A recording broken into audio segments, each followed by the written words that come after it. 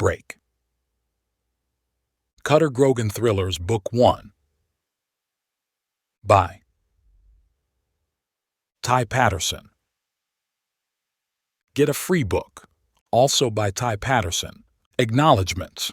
Quote, Chapter 1, Chapter 2, Chapter 3, Chapter 4, Chapter 5, Chapter 6, Chapter 7, Chapter 8, Chapter 9, Chapter 10, Chapter 11, Chapter 12, Chapter 13, Chapter 14, Chapter 15, Chapter 16, Chapter 17, Chapter 18, Chapter 19, Chapter 20, Chapter 21, Chapter 22, Chapter 23, Chapter 24, Chapter 25, Chapter 26, Chapter 27, Chapter 28, Chapter 29, Chapter 30, Chapter 31, Chapter 32, Chapter 33, Chapter 34, Chapter 35, Chapter 36, Chapter 37, Chapter 38, Chapter 39, Chapter 40, Chapter 41, Chapter 42, Chapter 43, Chapter 44, Chapter 45, Chapter 46, Chapter 47, Chapter 48, Chapter 49, Chapter 50, Chapter 51, Chapter 52, Chapter 53, Chapter 54, Chapter 55, Chapter 56, Chapter 57, Chapter 58, Chapter 59, Chapter 60, Chapter 61, Chapter 62, Chapter 63, Chapter 64, Chapter 65, Chapter 66, Chapter 67, Chapter 68, Chapter 69, Chapter 70, Chapter 71, Chapter 72, Chapter 73, Chapter 74, Chapter 75, Chapter 76, Chapter 77, Chapter 78, Chapter 79, Chapter 80, Chapter 81, Chapter 82, Chapter 83, Chapter 84, Chapter 85, Chapter 86, Chapter 87, Chapter 88, Chapter 89, Chapter 90, Chapter 91, Chapter 92, Chapter 93, Chapter 94, Chapter 95, Chapter 96, Chapter 97, Chapter 98, Chapter 99, Chapter 100, Chapter 101, Chapter 102, Chapter 103, Chapter 104, Chapter 105, Chapter 106, Chapter 107, Chapter 108, Chapter 109, Chapter 110, more books, bonus, chapter from Powder Burn, author's message, books by Ty Patterson, about the author. 1. Everything could be used as a weapon. The covers and spine of a hardback novel, a rolled-up newspaper, the points of a folded sheet of paper. Any everyday object could be used to either attack or block. Cutter Grogan's eyes took in the surroundings as he walked down Lafayette Street, noting what could be used for offense or defense. That umbrella someone had discarded in a trash can, the empty cartons on the sidewalk outside a store, that vandalized phone booth on the corner with Grand Street. It could be used as cover. It was automatic, a habit so deeply ingrained from years of training and experience in far-off dusty and dangerous lands that he wasn't even conscious of it. New York in the summer, the insistent and never-fading sounds of traffic and the smell of fumes. He jaywalked the street to get to the sunlit side of Lafayette and closed his eyes momentarily to bask in the warmth. "It's not a park!" a passerby yelled at him and brushed past in a huff. He grinned. He had been to the world's top cities: Paris, London, Berlin, Rio, Jakarta, Tokyo. Wherever he went, he felt at home. But New York? It was where he began and where he ended. He donned his shades and carried on, waited at the intersection with Grand for the lights to turn, and when they did, proceeded to his destination, a bodega. There were many within walking distance, some even closer, but this particular one was his favorite. It was neatly maintained, tidy, and had the light smell of incense in the air. He knew its owners, but the deal clincher was the dessert counter. Fluffy pastries and cakes, chocolates that melted in one's mouth, all of them freshly baked by the owner's wife. They would set off calorie counter alarms if fitness gear had those. He glanced at his watch and hurried. An oven-fresh batch would be coming, and he wanted to be first in line. Not many knew of the store's delicacies. However, word of mouth was a thing, and the desserts often ran out as soon as they were displayed. He removed his shades, folded them, and placed them in an inner pocket as he squinted at the scaffolding outside the bodega. Construction on the building's upper floors cut visibility. A bell jangled when he entered. "Chang," he greeted the Chinese man behind the counter. "Cutter," the owner responded, his face creasing in a smile. He was in his 50s, his hair still thick and black, experience and hardship lining his face with tiny wrinkles. "Long time. You been going to some other store?" "Only if Lin Shun has run away with someone else. I come only for her pastries. You know that." "I don't know what she sees in him," said an elderly man from the next aisle where he was mopping the floor. "I've proposed to her several times." "Have you considered that perhaps you're old?" "Me? Old?" Cutter stood silently, enjoying their humor. Moshe, the arrival, was joint owner with Li Shun and Chang, an unlikely partnership on the face of it. The elderly man outranked the Chinese-American couple by close to 3 decades, though he was so fit only his wrinkled face and arms gave his age away. That night brought us together. Cutter had been on a late run several years ago, the streets deserted when the sounds of a scuffle had caught his attention. A narrow alley behind the bodega where buildings stored their trash bins. It opened into Center Street, several shadows moving in the dark. At the sound of his arrival, the figures had burst out and fled, but not before he had taken one man down and crippled him with a blow to the temple. A mugging gone wrong. Chang and Lin Shun's young son left bleeding on the ground. Moshe, then, a passerby who had tried to help, injured as well. Cutter called 911 and stayed with them until the cops and first responders arrived. He was with them when the paramedics shook their heads almost imperceptibly. Daniel Shun, the son, had died. He had waited in the hospital's hallway while Moshe was undergoing surgery that helped him survive the near-fatal knife wound to his kidneys. Cutter joined the bodega owners in their mourning, and as time healed, got close to them. Moshe became part of them when he stayed in touch and became a business partner as well when he bought into the store. Cutter clapped the elder man on his shoulder and looked at him critically. "He's still got all his teeth," he told Chang. "That ought to count for something, shouldn't it?" "Teeth? That's all he's got." Moshe was in incredibly good shape for his age. He ran half marathons and was an active participant in neighborhood walks. Any other person would be content with being a silent partner in the business, not the elder man. He helped out wherever he could. Stacking shelves, cleaning up, even behind the checkout counter if needed, though he didn't prefer it. He feels claustrophobic there. He doesn't like it. Cutter stepped around the older partner when he resumed wiping the floor. Moshe's sleeve slid up his forearms, and there it was, faded numerals tattooed on the inside of his left arm. Many thought it was old ink, badly done.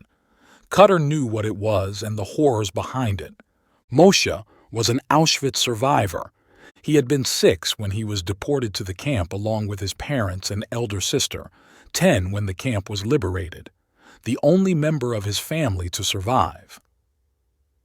Cutter went to the dessert counter and inhaled the aromas. A woman came from inside the store and wiped her hands on her white apron. She hugged him hard and checked him out. He could see his reflection in the glass covering the delicacies. 6'1", styled, dark hair, green eyes, clean-shaven, tea tucked into his jeans, lightweight sports jacket, rubber-soled sneakers. Because of his deep tan, he could easily pass for someone from the Mediterranean region. or the Middle East, South America, North Africa, a vast range of geographies. Only a handful knew what his genealogy was. Lin Shun, Chang, and Moshe were among them. "Haven't seen you for a while." Lin Shun went behind the display cabinet and waited expectantly. "Been away." "Vacation?" "Something like that. Rescuing a hostage from a Colombian cartel. That was some holiday." Her eyes sharpened at his tone. They lingered on him. "No injuries?" "Nothing gets past you, Lin Shun," he admitted ruefully. "None, this time." She looked at him searchingly and then got down to business. "Pineapple and banana pastries. New recipe. They have come out well. You should try them out." "I'll take 2 of them, and my usual." Coconut-sprinkled fruit cupcakes were his go-to dessert. He licked his lips unconsciously as Lin Shun packed them in a brown paper bag. He was taking it from her when it happened. 2. "You! Hands in the air!" a voice yelled. Lin Shun gasped. Her eyes widened. Her hands trembled as she raised them. Cutter turned slowly, bag in his left hand, as the blinds on the store window came down, darkening the interior. The dessert display was the short leg of an L-shaped counter that ran down the side of the store and ended where Chong stood behind the register. One man faced him, a black bandana over his nose and mouth, baseball hat covering his head, shades over his eyes, a gun in his hand, waving in the air. Just him? Who rolled down the blinds? As if in reply, another man came into view, similarly dressed with a gray scarf around his face, gun on Moshe, who shuffled from behind the central display stand, mop still in hand. 2. "Hands! Raise them!" the first man shouted.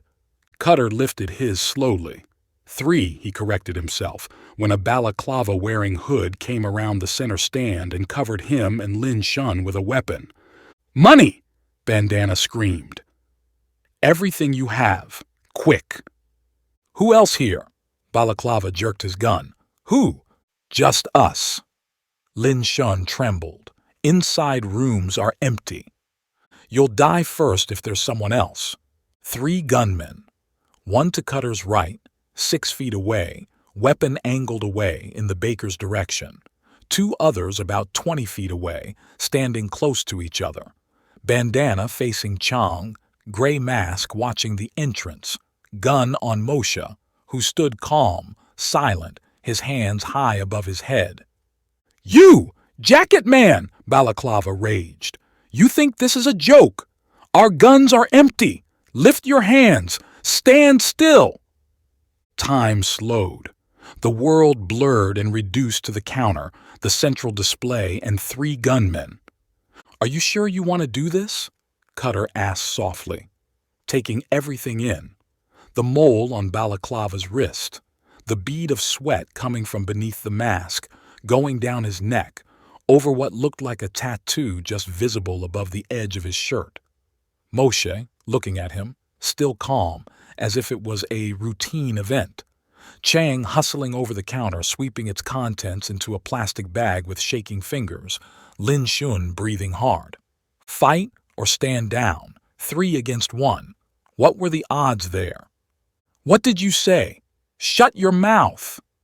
Balaclava lunged forward, his face twisting beneath his mask in anger, the gun rising to barrel whip Cutter. Fight it was. It came over Cutter instantly, a detachment of his mind from his body as it observed dispassionately, got neurons to fire impulses to axons that released chemicals that triggered muscles, all without conscious thought, in nanoseconds. One long step to his right, letting go of the brown bag, whose fall caught Balaclava's attention. Right-hand fingers folding to extend knuckles, which throat-punched the attacker as his left hand came down, clamped the gun wrist in a vice-like grip and twisted it away from Lin Shun. And as the gunman fell, choking, gasping, the weapon came free and into Cutter's hand, which extended in a straight line, tilted slightly to give better control, eye to sight to body mass of gray mask, who was half-turned, mouth opening in shock as Moshe dropped to the floor. The first round sent the gunman staggering back. The second slammed into Bandana's chest. One more to make sure he stayed down. A brutal kick to Balaclava's head to prevent him from rising, Crouch walking over to the payment counter to check that Bandana wouldn't be a threat. Gray mask wasn't a problem. Moshe had jammed the handle of his mop against the man's throat and a leg over his chest as the man moaned in agony. Cutter's worldview widened to take in Chang, who had sagged against the wall, sweat streaming down his face. Time caught up as Lin Shun rushed to her husband and held him tight. Moshe shook his head reproachfully. "You should have warned us." 3. NYPD rolled up with sirens and flashing lights, the full treatment. Paramedic wagons turned up as well and pronounced that Bandana, Gray Mask, and Balaclava would live. The cops questioned Cutter and the bodega owners, went through CCTV footage, took his prints, measured distances, and bagged the gun and shell casings. Threw several speculative looks at Cutter. The detectives arrived half an hour later in an unmarked car. They conferred with the first responders, inspected the interior of the store, watched the camera recordings, and made several calls. Checking if we are in the system, Cutter thought as he stood outside the store with the bodega owners. One of the new arrivals, a Hispanic-looking woman, threw him a sharp glance as she spoke into her phone. Her partner drew close to her and they talked in low tones before heading towards them. "They found out about you, Cutter," Chong murmured. Moshe grunted in agreement. "Di Fiore," the woman introduced herself and gave out her card. "That's Griffin," she said, introducing her partner, who seemed to be younger.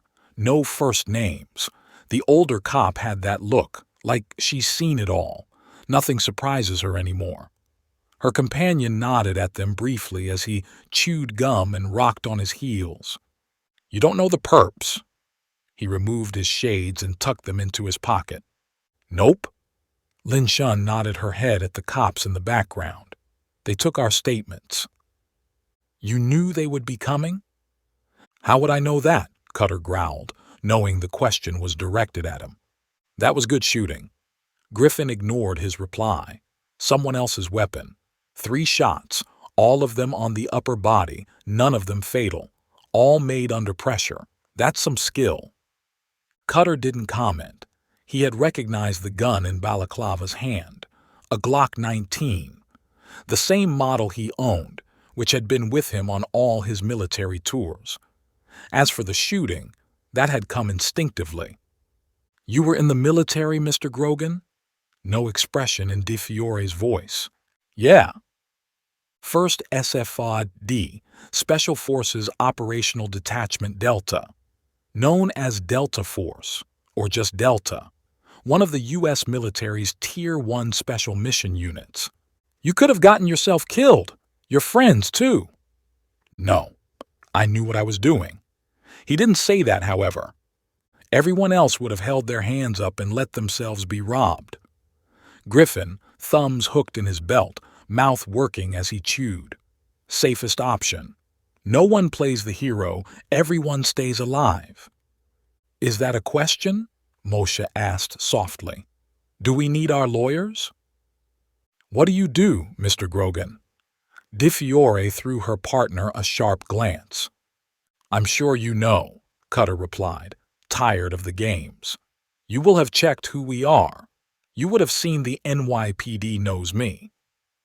"A fixer." Griffin, who seemed to have gotten over his partner's nonverbal rebuke. "That's what you said last time, when you were questioned. That's still what you do?" "Yeah." "You saw these thugs come in and went into fixing mode? Is that how it works?" "We're done here," Chang cut in. "You got any more questions? Ask them with our lawyer present." "You seem okay. Any civilian who got held up at gunpoint and witnessed a shooting would be shaken. But you, your wife, and Mr. Sternberg seem perfectly fine." "You want us to feel sorry for the thugs?" Lin Shun retorted scornfully. No, ma'am, but Griffin's eyes glinted. Other people would have shivered. They would have gone into shock. You folks, it's as if you've had a day in the park. You've looked us up, Chong sneered. You know this isn't our first time. We've been held up before. We've also been mugged. Mr. Grogan came to your rescue. Yeah, that's in our files. Cutter felt rage wash over him. That wasn't much of a save. They lost their son. He was about to speak when Moshe sensed his fury and put a hand on his forearm. He controlled himself and breathed in deeply, once. Time was when cops didn't harass the innocents. Di Fiore stiffened at that. Her face flushed. She threw a hard look at her partner. We're done here. We'll take statements from the gunmen and might want you to come down if we have any more inquiries. We aren't going anywhere, Chang replied brusquely, hard eyes on her partner. Cutter watched them leave, the older cop's back straight and stiff as she spoke softly to her partner, seeming to rebuke him. Griffin's lips curled when their eyes met, and then he was inside the car. Their tires squealed and they were away. Cops! Moshe shook his head. Many of them are good. That one has issues. Can't argue with that. You all? He turned toward his friends. You're okay? Of course, said Lin Shun, who had gone inside the store and returned to answer his question. We kicked some ass, and you dropped my pastries. Here. She handed him another brown bag. Don't lose this one. I won't, ma'am. He mock saluted her, and that was when the TV crews and reporters arrived. 4.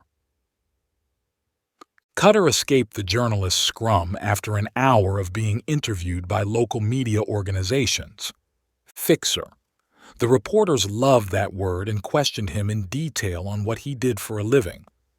That will be the headline, Chang had said, winking at him as he was leaving. Fixer saves bodega. He didn't mind the brief publicity. Name recognition was good in his business. It was how clients heard of him. They came to him because law enforcement couldn't help them. Or wouldn't.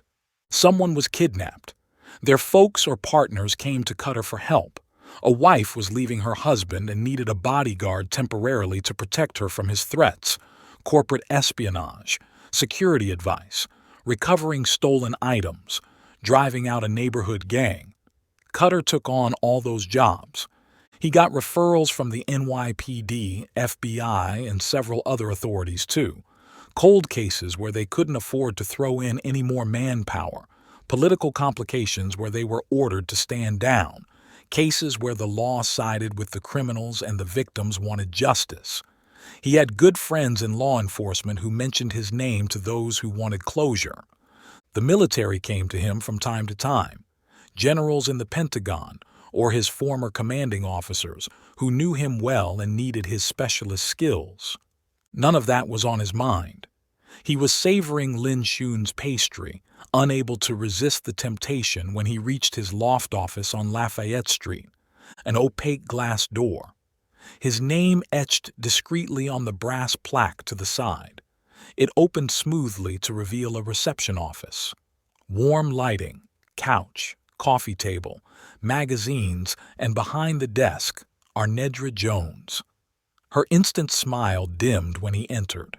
Her dark eyes narrowed at the brown bag he was carrying and at the sight of his hand hastily wiping his mouth. There had better be some left for me. Save the best for you. He handed her the bag. She scoffed and opened the bag, and when her smile burst, it was as if the sun had risen. He went past her through another opaque glass door to the inside office. Hardwood floor, high exposed beams, exposed brick, colored throws and rugs, comfortable seating. He went to his desk, brought the screen to life, grunted on finding there was nothing requiring urgent attention, and leaned back in his swivel chair. He shook his head when he saw Arnedra's silhouette outlined. She sat out there by choice, despite his insistence that she occupy the larger office alongside him. He had come across her as she was being violently robbed in Central Park late one night. The muggers had been beating her up when he arrived. He had broken the arm of one of them in the brief scuffle that followed and kicked the groin of the other. They had escaped when he turned his attention to the fallen woman. She was bruised and bleeding from a split lip and gashed eyebrow, but grabbed him when he made to call the cops. "Don't," she told him. When he looked at her in astonishment, she glared fiercely. "They'll question me. What a black woman is doing alone this time of night in Central Park. Some of them will imply I brought the mugging on myself. I don't need the hassle." Cutter had tried to protest, but she had remained adamant.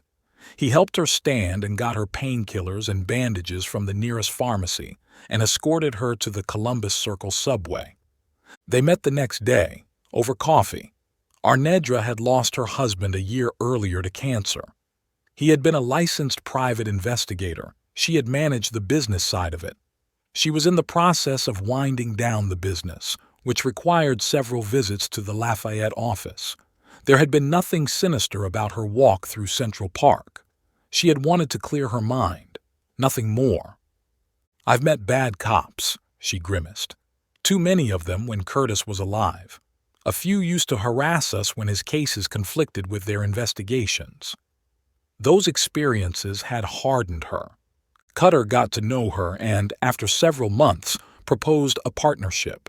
He would buy into the business as an equal partner with her. Private investigations? She had raised her eyebrows. We'll restart Curtis's business? No. He hadn't wanted to go through his backstory, but Arnedra had a way about her. "I've been to prison," he explained, bringing up his past. Everything. No holding back. Only a handful knew of it. Her eyes were moist when he finished. She held out her hand and, when he shook it, ordered another round of drinks. "But what shall we do?" she asked when their coffees arrived. "I want to help people," he had said. "You're a celebrity," Arnedra said as she walked over to him. She picked up a remote from his desk and turned on the wall-mounted TV.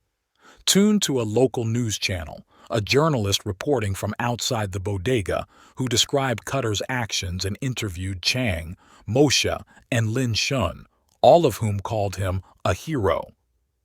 That should get the phones ringing. She switched off the screen and sat next to him. "How was Columbia?" She side-eyed him, noting the faint lines around his eyes. "I'm here. The daughter is safe, back with her family. We got a bonus check." "You had to shoot it out?" "A few cartel thugs. No one I'll lose sleep over." She caught his chin, turned him to face her and examined him. Was satisfied when she saw nothing but exhaustion. Nothing that a good sleep couldn't cure. "You need to find someone," she said softly. She followed his eyes when they dropped involuntarily to the drawer. She opened it and took out the photo. A woman laughing into the sun, black curly hair falling onto her chocolate shoulders, eyes dancing in mischief. Riley Grogan, Cutter's wife. Arnedra shivered involuntarily when she recalled how she had lost her life. She caressed the photograph, put it back in the drawer and shut it.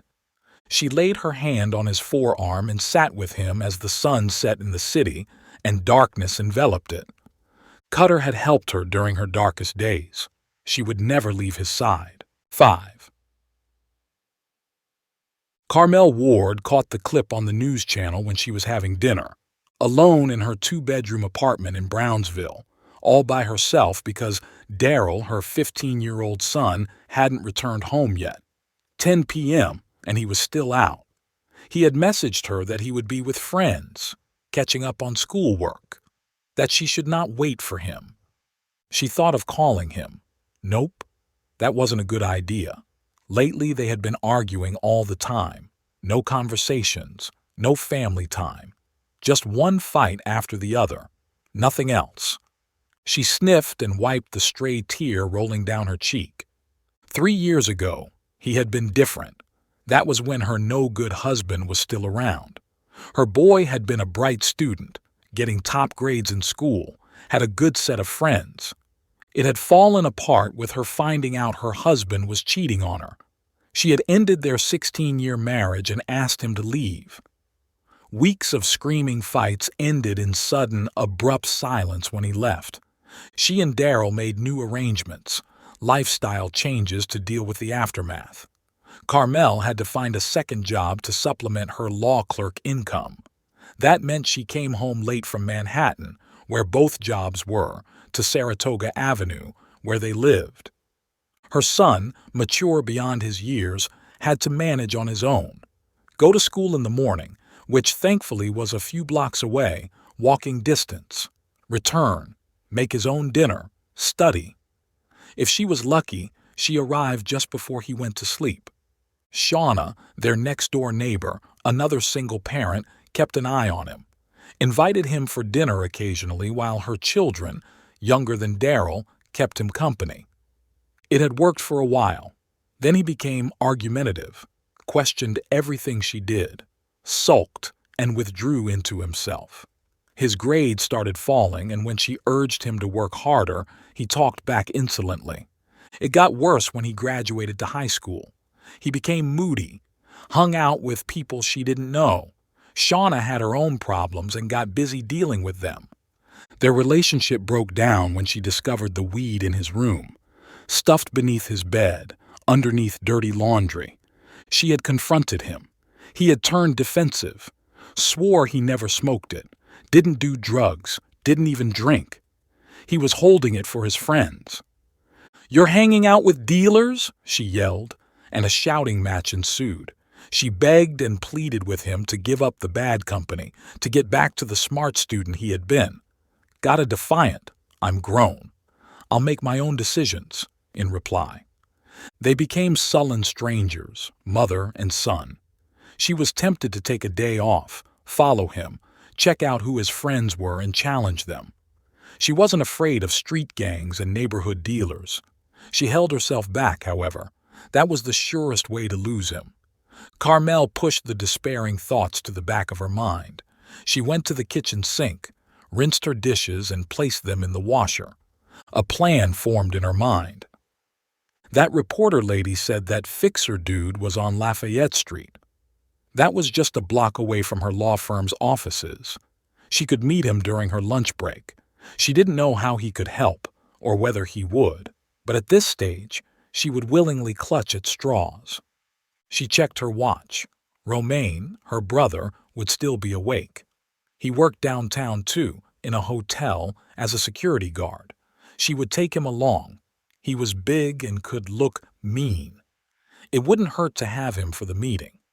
She prepared meals for the next day and packed them in boxes, one for Daryl and one for her, showered and hit the bed, tossed and turned until she heard the front door open and Daryl's stealthy footsteps.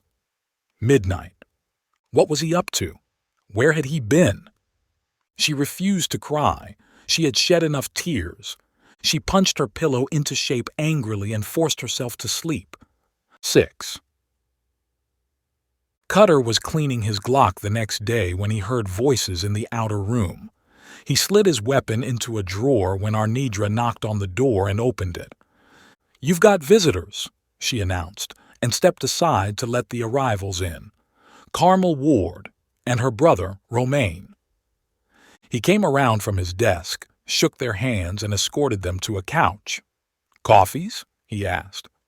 "I'll get them," Arnedra said, and made to move to the kitchen.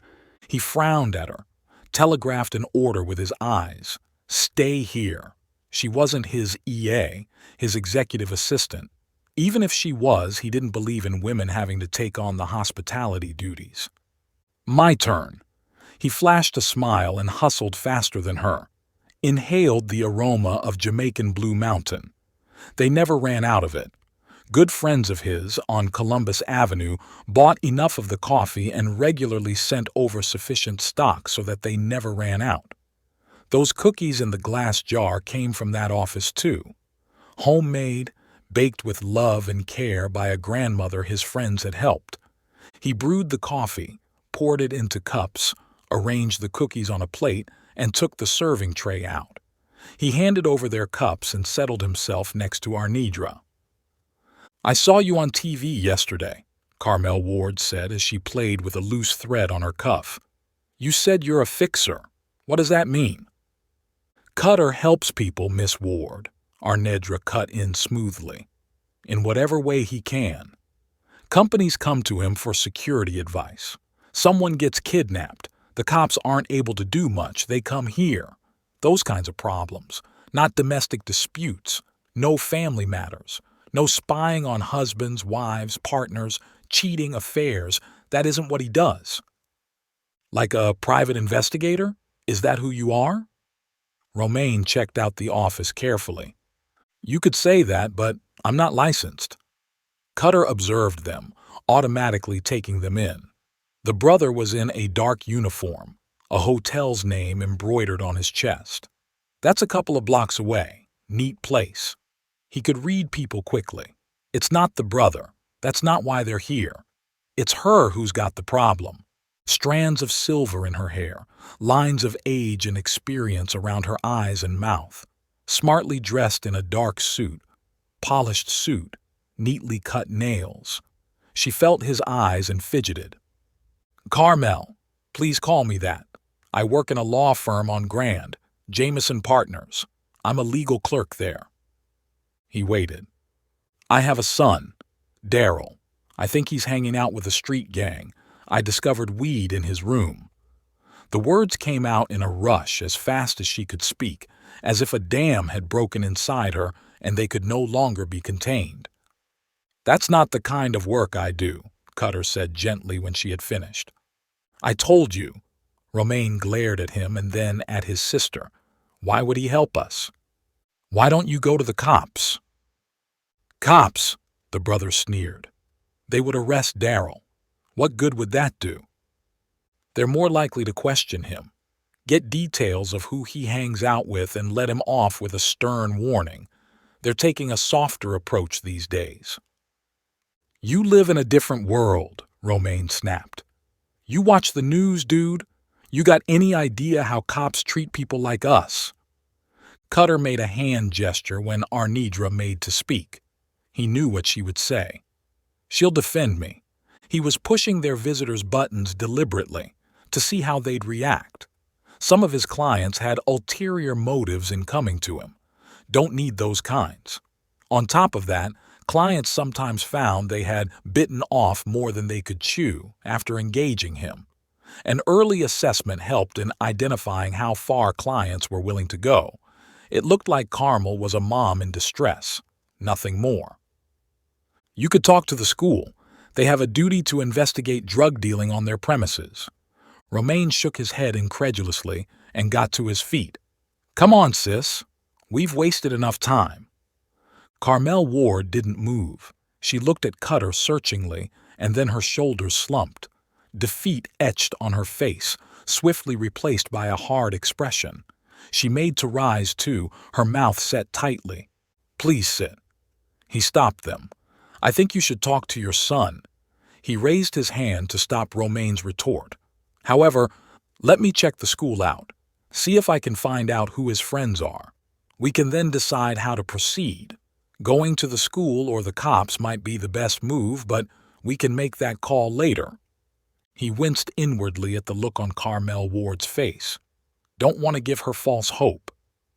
Ma'am, he said, choosing his words carefully, I may not be able to help much. I'll have to find out. I have money. Her lips trembled. We can discuss fees. Later, once I know what we're dealing with. Thank you. You don't know how much this means to me. I haven't been able to sleep. She stopped herself, regained control. When she stood up, her voice was businesslike, professional. You'll let us know. I will, ma'am. Arnedra side-eyed Carmel Ward as she led them out. She had no kids, but she could relate to the mother. She's alone, too, just like me. I know that feeling of helplessness. Romaine stopped in the reception area, sneered at her. Is this like a white knight thing for him? He jerked his head toward the inside office. She stared at him. Cutter's father had been an alcoholic, a bystander who was killed in a gang shootout in Brooklyn. His mother had fallen into depression and had turned to drugs. ACS, Administration for Children's Services, had taken him away when he was 4 years old.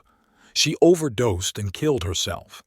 His childhood memories were of being bounced from one foster family to another. Years later, when he was in the military, he traced his roots as far as they would go. Sierra Leone, Native American, Irish, Italian, French-Canadian. His genes were from all over. "I represent the United Nations," he had told Arnedra, chuckling in one of their early meetings. He had changed his surname to his mother's, Grogan. No one recollected who had given him his first name, but it fit. "White Knight?" Arnedra repeated. She ignored Romaine and turned to Carmel. "If you believe that, call it off." "No." The mother shook her head decisively. "We're good. We'll wait for Mr. Grogan's finding." "Cutter," Arnedra corrected her. "We don't do formality here." Perhaps one day they would learn who he was. It wouldn't be from her, however. It's not my story to tell. "What was that about?" Cutter asked when she returned. "Nothing. Small talk. She's distressed." "Yeah. We can help her?" "I don't know," he shrugged. "If it's school kids messing around, sure. If it's an organized crime gang, you've taken those on too. Let me do a surveillance run. We need to look her up as well." Standard practice, checking into who their clients were. Not just to see whether they could pay, but also to make sure there was no shady past. "I have enough of that in my background." He grinned to himself. "Don't need any more." He went to his screen and began typing. Stopped. He had access to several databases and had sources within the NYPD. Heck, he knew Bruce Rolando, the commissioner. They had good history. But there was an easier way to do a background check. "I need some information," he said when his call connected. "What do you think we are?" Beth Peterson snapped from the Columbus Avenue office. "Your personal assistants? 7. Carmel Ward's employer occupied the 6th floor of a red brick building. Lamar Jameson, founder, headed the firm and worked with 5 other partners. Class action, property disputes, complaints against the city, housing. No criminal or divorce cases.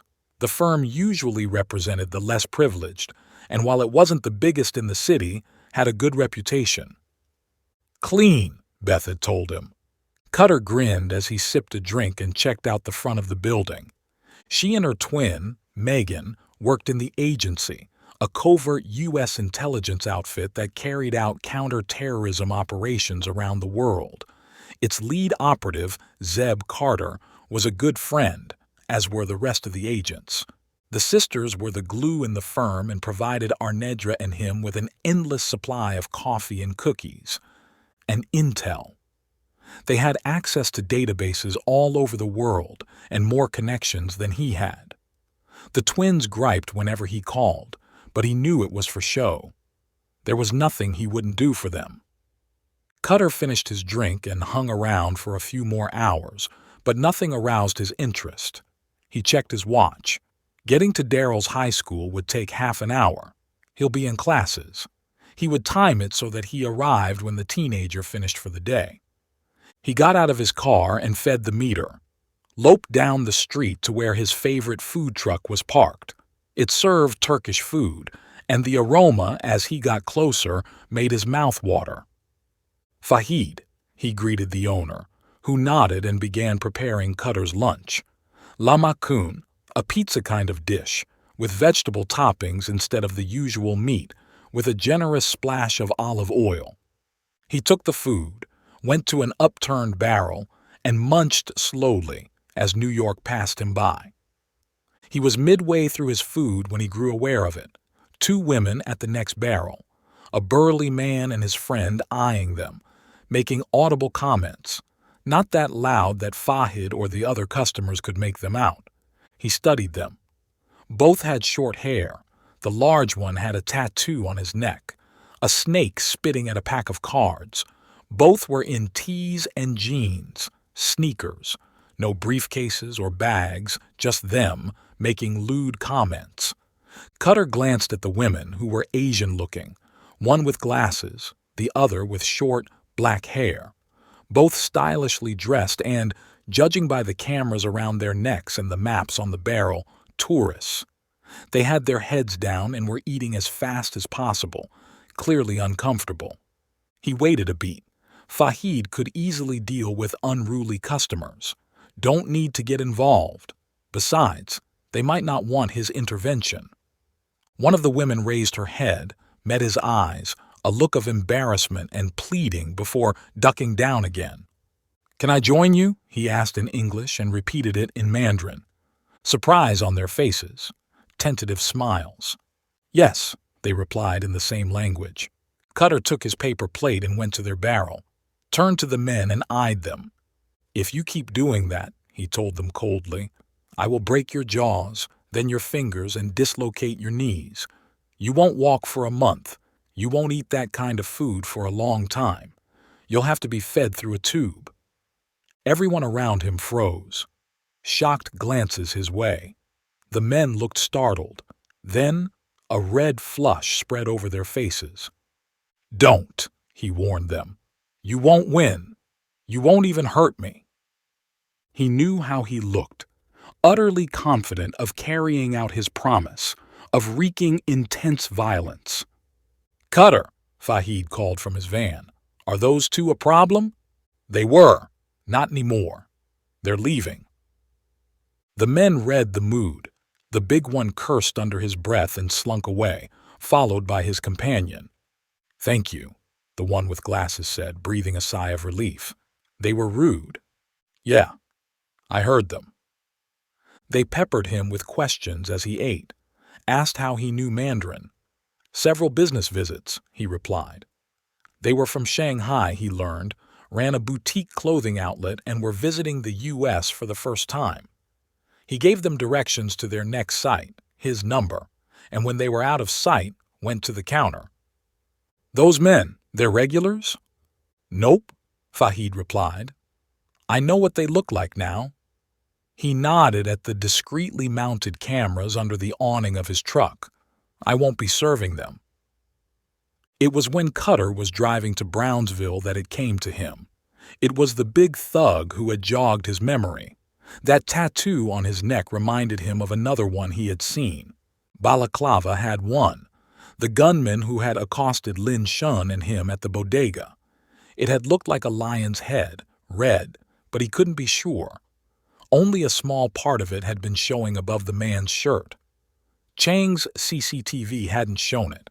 Wrong angle. He searched his pockets. Yeah, the detective's card was there. He dialed her number one-handed. "Di Fiore, NYPD." Flat tone. No greeting. "Cutter Grogan." He gave her a moment to place him. "Yeah, the fixer. How can I help you, Grogan?" "Those men, what happened to them?" All three got bailed. A car honked angrily from behind when he instinctively jammed on the brakes. It overtook as the driver flipped him the finger.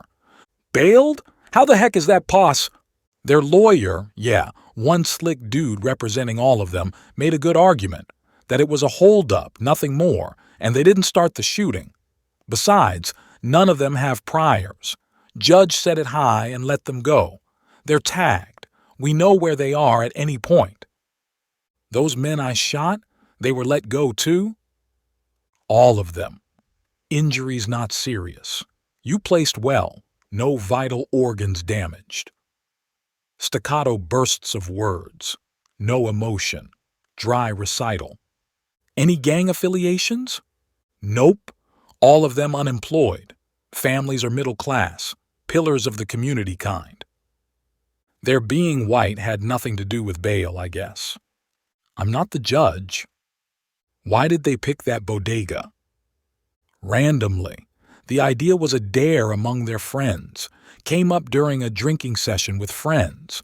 We're questioning them. Guns belong to their fathers." "You have their names." "Sheely Boyce, the one closest to you." "Balaclava." Cutter nodded unconsciously. "Travis Pupius, first man you shot. Gray mask." Chad Tuttle, the second gunman. Bandana. Why are you sharing so much? A long silence, only the sounds of his tires humming and the surrounding traffic. Because they're out. You'll let me know how the investigation goes? No. She hung up. Cutter took the Manhattan Bridge as he pondered DeFiore's revelations. Sighed, finally. She's not at fault. The detective had to deal with the system, like anyone else. They'll go to trial and get convicted for sure. It was when he was parked near Daryl's high school that he remembered. I didn't ask her about the tattoo. 8. Daryl's school was on Pitkin Avenue, a half-hour walk from Carmel's apartment. Cutter parked his car in a vacant space on Saratoga Avenue and strolled the same route that the mother said her son took.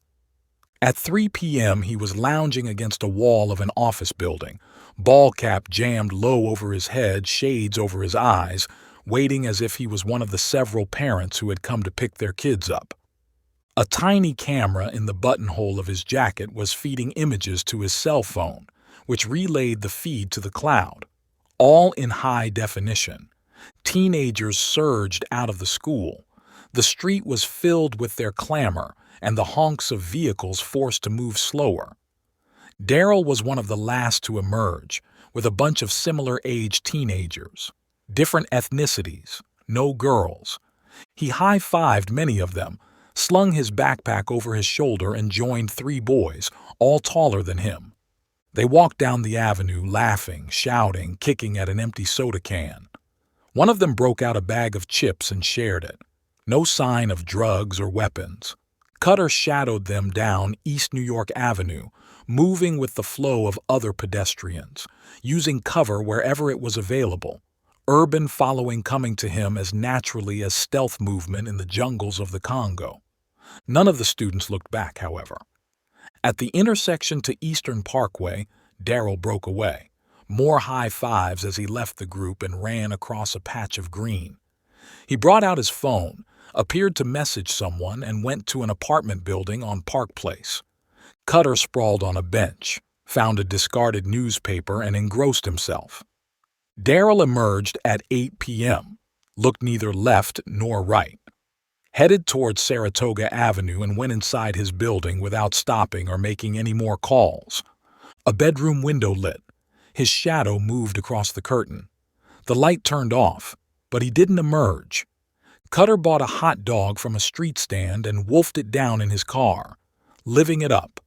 A shadow moved at 10 p.m., slow, head bowed, weary. Carmel Ward. She entered the building and another street-facing window lit up minutes later. Cutter gunned his engine and drove back to Manhattan, to his apartment, which was on the same street as his office. He showered, turned off the lights, sat on the windowsill and watched as the city slept. 9.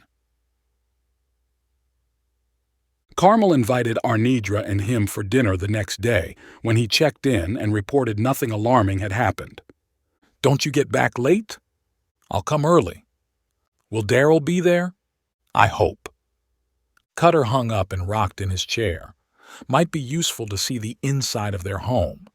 Get a feel for how Daryl lives. We're going for dinner, he said, going to the outer office. Lord, his partner made a show of fluffing her hair. It took you this long to ask me out. He rolled his eyes. Beth, Megan, Arnedra. They loved to yank his strings. The house was warm and cozy when they arrived at 7 p.m. Carmel graciously accepted their bottle of wine and ushered them into the living room. Went to the kitchen and returned with a tray of appetizers and glasses of wine. Cutter doesn't drink. He'll take whatever juice you might have, though. You quit? No, ma'am. I never started. She laughed and returned with a glass of orange juice. He thanked her and checked out the books on a shelf while the women talked. Philosophy, some fiction, academic texts. Daryl used to read. A lot, Carmel said from behind. Cutter nodded, noting the past tense. He wandered to the window. Yep, that was the one with the street view. 3 stories above ground level. You want to look at his room? Won't he mind? It's my house. Her eyes flashed. She led him down the hallway past the kitchen, a bedroom, and opened the door to a second one. Cutter nodded when she excused herself and went to join Arnedra. First impressions registered. A desk filled with books, chair skewed at an angle, posters of rappers on the wall, laundry on the floor, neatly heaped in one corner, a closet whose doors were ajar. He opened them further with a finger and noted the folded clothing on shelves. The room was surprisingly well kept, despite the pile on the table. Shoes arranged against the wall, bed made up, night lamp turned off. He dropped to one knee and peered underneath the bed. Nothing but a storage box that seemed to contain childhood toys. He went to the desk and tapped the space bar on the laptop's keyboard. A screensaver sprang to life. A random system-generated picture. Cutter rejoined his host and sat at the dining table at her beckoning. She asked about his past. He skirted around it, and then Arnedra launched into stories about her times with Curtis. The conversation flowed easily after that. Daryl entered the house when they were on coffees. He greeted them sullenly when his mom introduced them. "They're helping me with something." He nodded, didn't ask what it was about. "You joining us for dinner?" "I had something at Shane's," he replied, and disappeared into his bedroom. Carmel's shoulders slumped briefly. She smiled automatically when she felt Cutter's eyes on her. "Were you like that at that age?" "I was trying to survive in foster homes. All teenagers go through that," he lied smoothly. He didn't tell her about his surveillance report. What's there to tell? Besides, that was just one day. It was different the next day. 10. Brownsville, part of Brooklyn, wasn't the kind of New York neighborhood featured in travel brochures. Tourists weren't interested in seeing its public housing. It had one of the highest crime rates in the city. Lack of new development, empty lots, and abandoned housing projects contributed to an air of grimness. Cutter had seen enough desperate localities in his life that the seedy, run-down, trying-to-survive character of the area didn't register. He was shadowing Daryl the next day, after school. The teenager had hung out with the same bunch of students from the day before, but after a while had set off with a Hispanic-looking one. The two walked and talked, doubling over occasionally at a joke. Straight down Pitkin, a right on Rockaway Avenue, where they stopped at an abandoned parking lot, a group of young men hanging around, late teens, many of them puffing on spliffs, light catching on their jewelry. One of them greeted Daryl's companion and slapped palms with the student. Cutter slowed. A long line of cars on the street, many of them damaged. There wasn't much cover for him. "I can sprawl on the sidewalk, act like a homeless person." He didn't have to, however. A smaller group peeled off from the men and sauntered down the street, Daryl between them. Down Belmont, other passers-by skirting around the group, a few women talking back angrily at their comments. One of the youths shoved Daryl towards a pharmacy. He stumbled. His smile faded and turned sullen when the man gestured.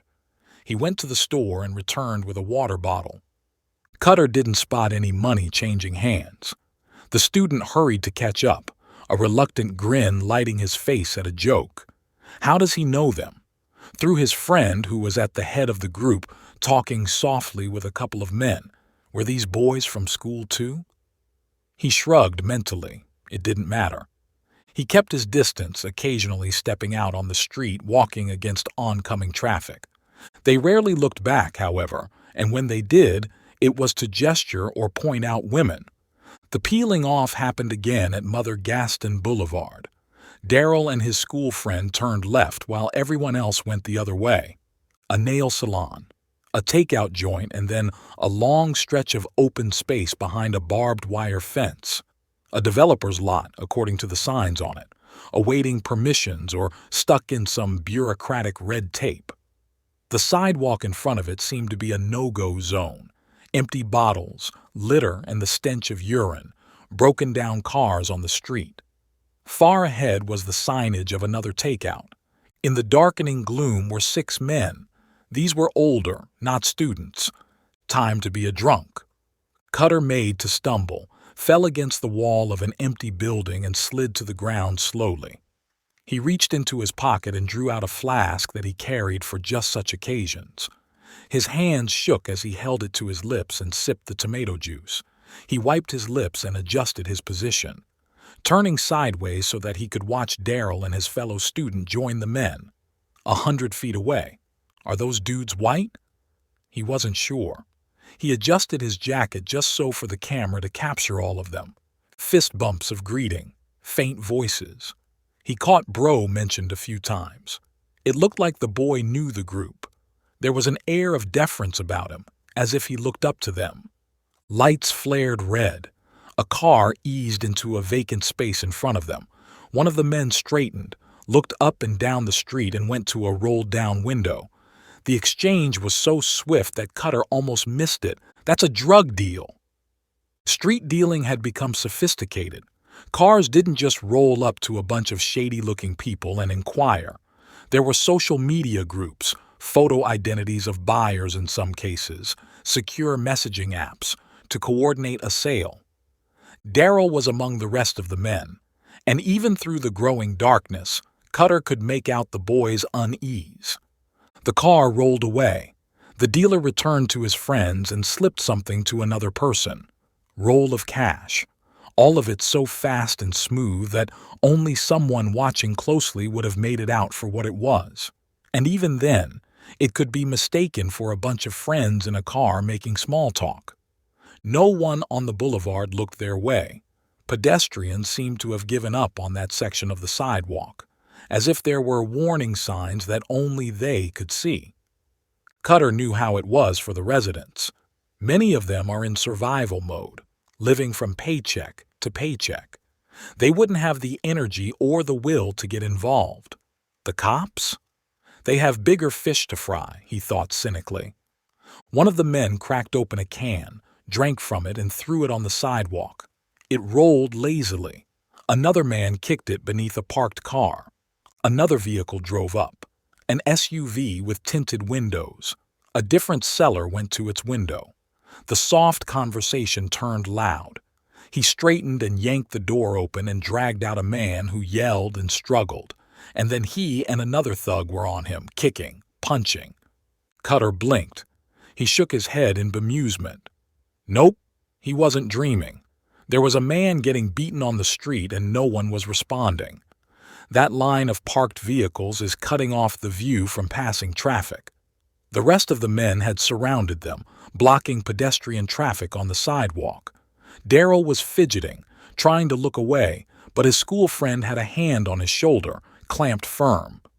Cutter whipped out his cell, the burner that he always carried in addition to his usual phone, and dialed 911 instinctively. Man being attacked in Brownsville. I can see guns and knives, he embellished, and gave the location. Oh my God, they've cut him, he cried out in alarm and hung up. That will bring the cops. He pulled out a bandana and wrapped it around his face. Was getting ready to rise when the victim was hauled to his feet. He was punched and shoved back to the vehicle.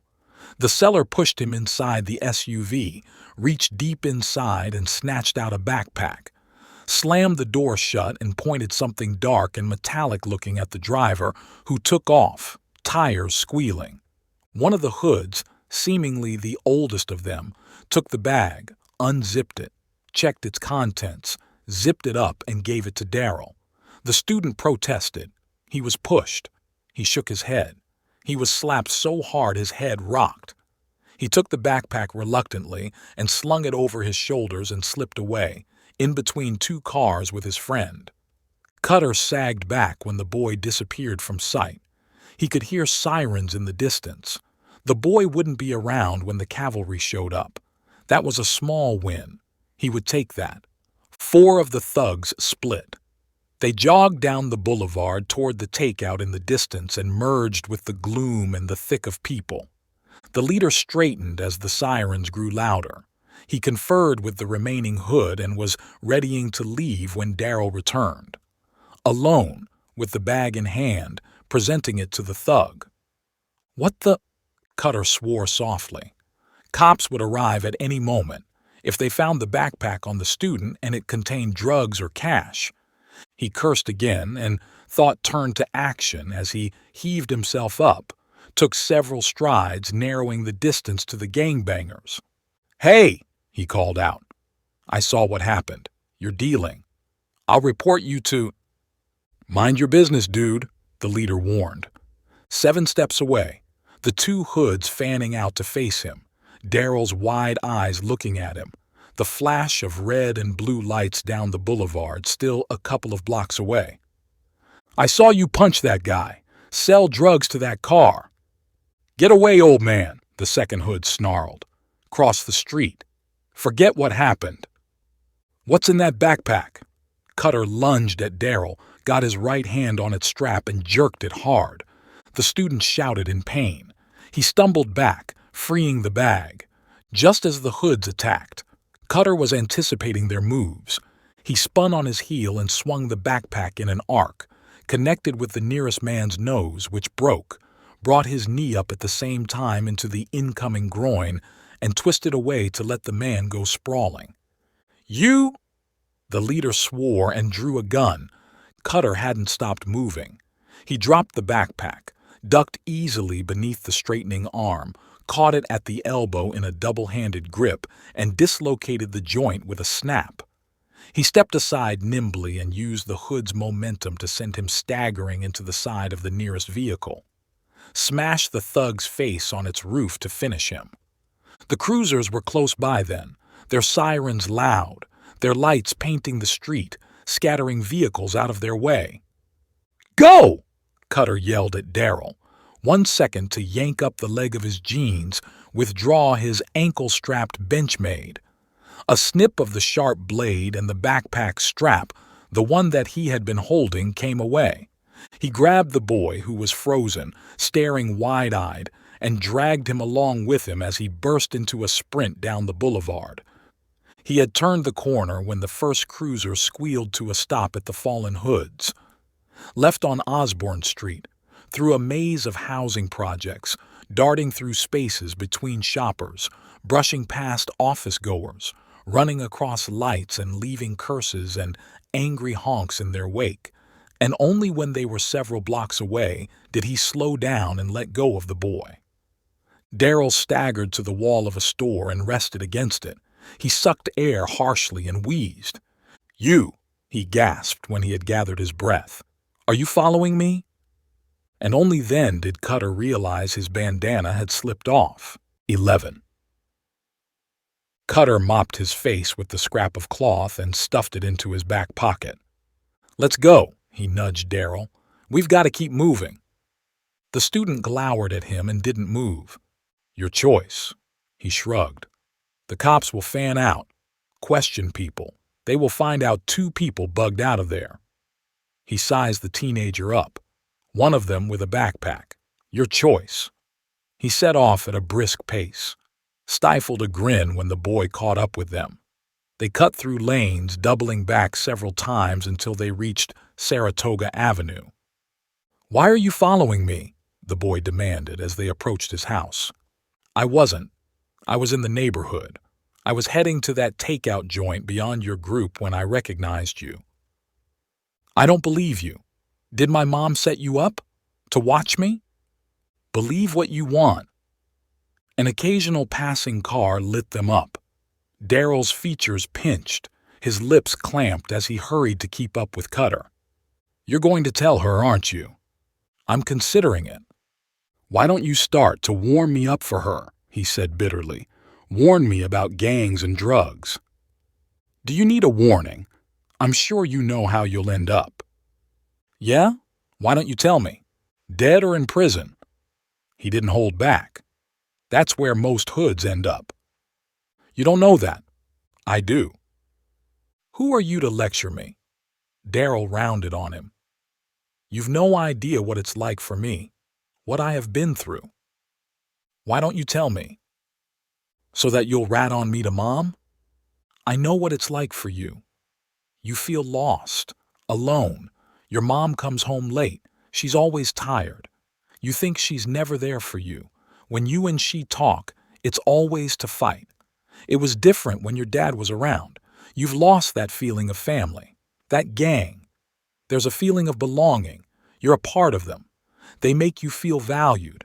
You're someone with them. I've seen it. I have lived it myself. I knew you would do that. Make stories up for me. Daryl, Cutter said, softening his voice. You think you're all alone, that it's you against the world. The gang is your escape. It's never like that. Those dudes, they're using you. They wanted you to carry that backpack. What was in it?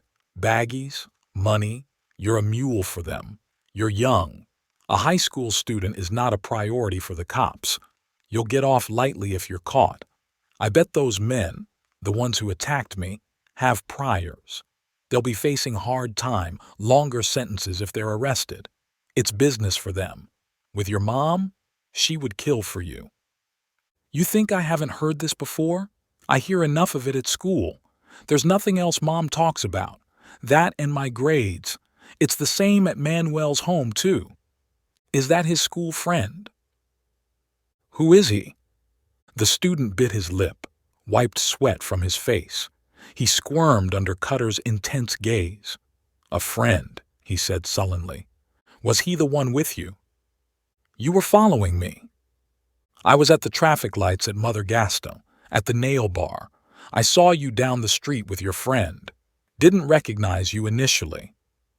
You were there all along? We didn't see anyone. You wouldn't. Your buddies didn't show any street skills. I must have crossed the boulevard. Like I said, I was there on business. Manuel, he must be some friend. He stayed out of it. Why didn't he take that backpack? He was arrested once. He was let off with a warning. And you're clean. Daryl flushed. He looked to his right, at his apartment building far down the street. I can make my own decisions. I can see that. You don't have the right to. Yeah, and I'm not telling you anymore. You'll die or go to prison. Not my business, he said callously. Tell me something. If that gang means that much to you, why did you refuse to take that backpack? They had to force you. And why did you return? You had second thoughts? A stubborn look came over the student. He set off down the street. He doesn't want to admit that. He thinks it will make him look weak. Back off, Cutter told himself. Yet another lecture isn't what he needs. Why did you cut that? Daryl nodded at the strap in his hand. It's got your prints. Mine, too. And unlike you, I have no interest in jail time. Been there. Done that. That silenced the boy until they reached his building. He reached the door, hesitated, and turned back. Will you tell my mom? Daryl's face shone with perspiration. His shirt was dirty and stuck to his lean body. His trousers and shoes were scuffed and his school bag kept slipping off his shoulder. He jammed his hands in his pockets, but not before Cutter saw them shake. He scared. He read the boy for what he was in that moment, a 15-year-old whose world had collapsed when his folks split up, a teenager who had gotten himself in deep and didn't know how to extricate himself. It will break her. The boy nodded dumbly, a pleading look on his face. Call me. Anytime. He handed over his card. For anything. He walked away in the darkness, wondering what he would tell Carmel Ward and how he could get Daryl out of the gang. 12. Cutter was in his apartment an hour later. He washed up, went to the kitchen and rummaged through the refrigerator, removed 3 eggs and made a French omelet, a generous sprinkle of spices, a taste for which he had developed while in Asia, poured himself a glass of juice and settled down for his dinner. Home was a 3-bedroom apartment on Lafayette, a brisk walk from his office, funded from the proceeds of fixer missions for millionaire clients. A long couch in the sitting room, a Persian rug on the floor, mahogany dining table, kitchen outfitted with modern fittings, no decorations, just the one photograph of Riley by his bedside. That was enough. He carried her within himself. What more did he need? He turned on the TV and followed the news as he ate. Kevin Rubin, presidential candidate, being interviewed on a talk show. Cutter turned the volume up and listened. He was running as an independent and, despite his outsider status, had gathered an enormous following all over the country. He got more screen time than the candidates from the mainstream parties. President Morgan, serving out his second term, got far less coverage. He had a fascinating backstory. Family who had made it big in oil, inherited wealth, white supremacist in his early years, gained notoriety while in college and at the start of his career in hedge funds. He went on radio shows and drew fans, built on that platform and started his own newspaper. He was a celebrity, dated Hollywood stars, those who didn't mind associating with him, lived a flashy life. By the time he was in his 30s, there wasn't anyone in the U.S. who hadn't heard of him, and then it came crashing down. He was arrested for white-collar crime. He had defrauded his business partners in an investment firm. He served a year in prison and came out as a reformed person.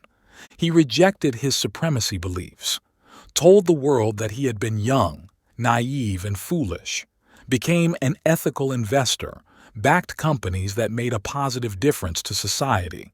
A few of his companies made it big, and that catapulted him to billionaire status.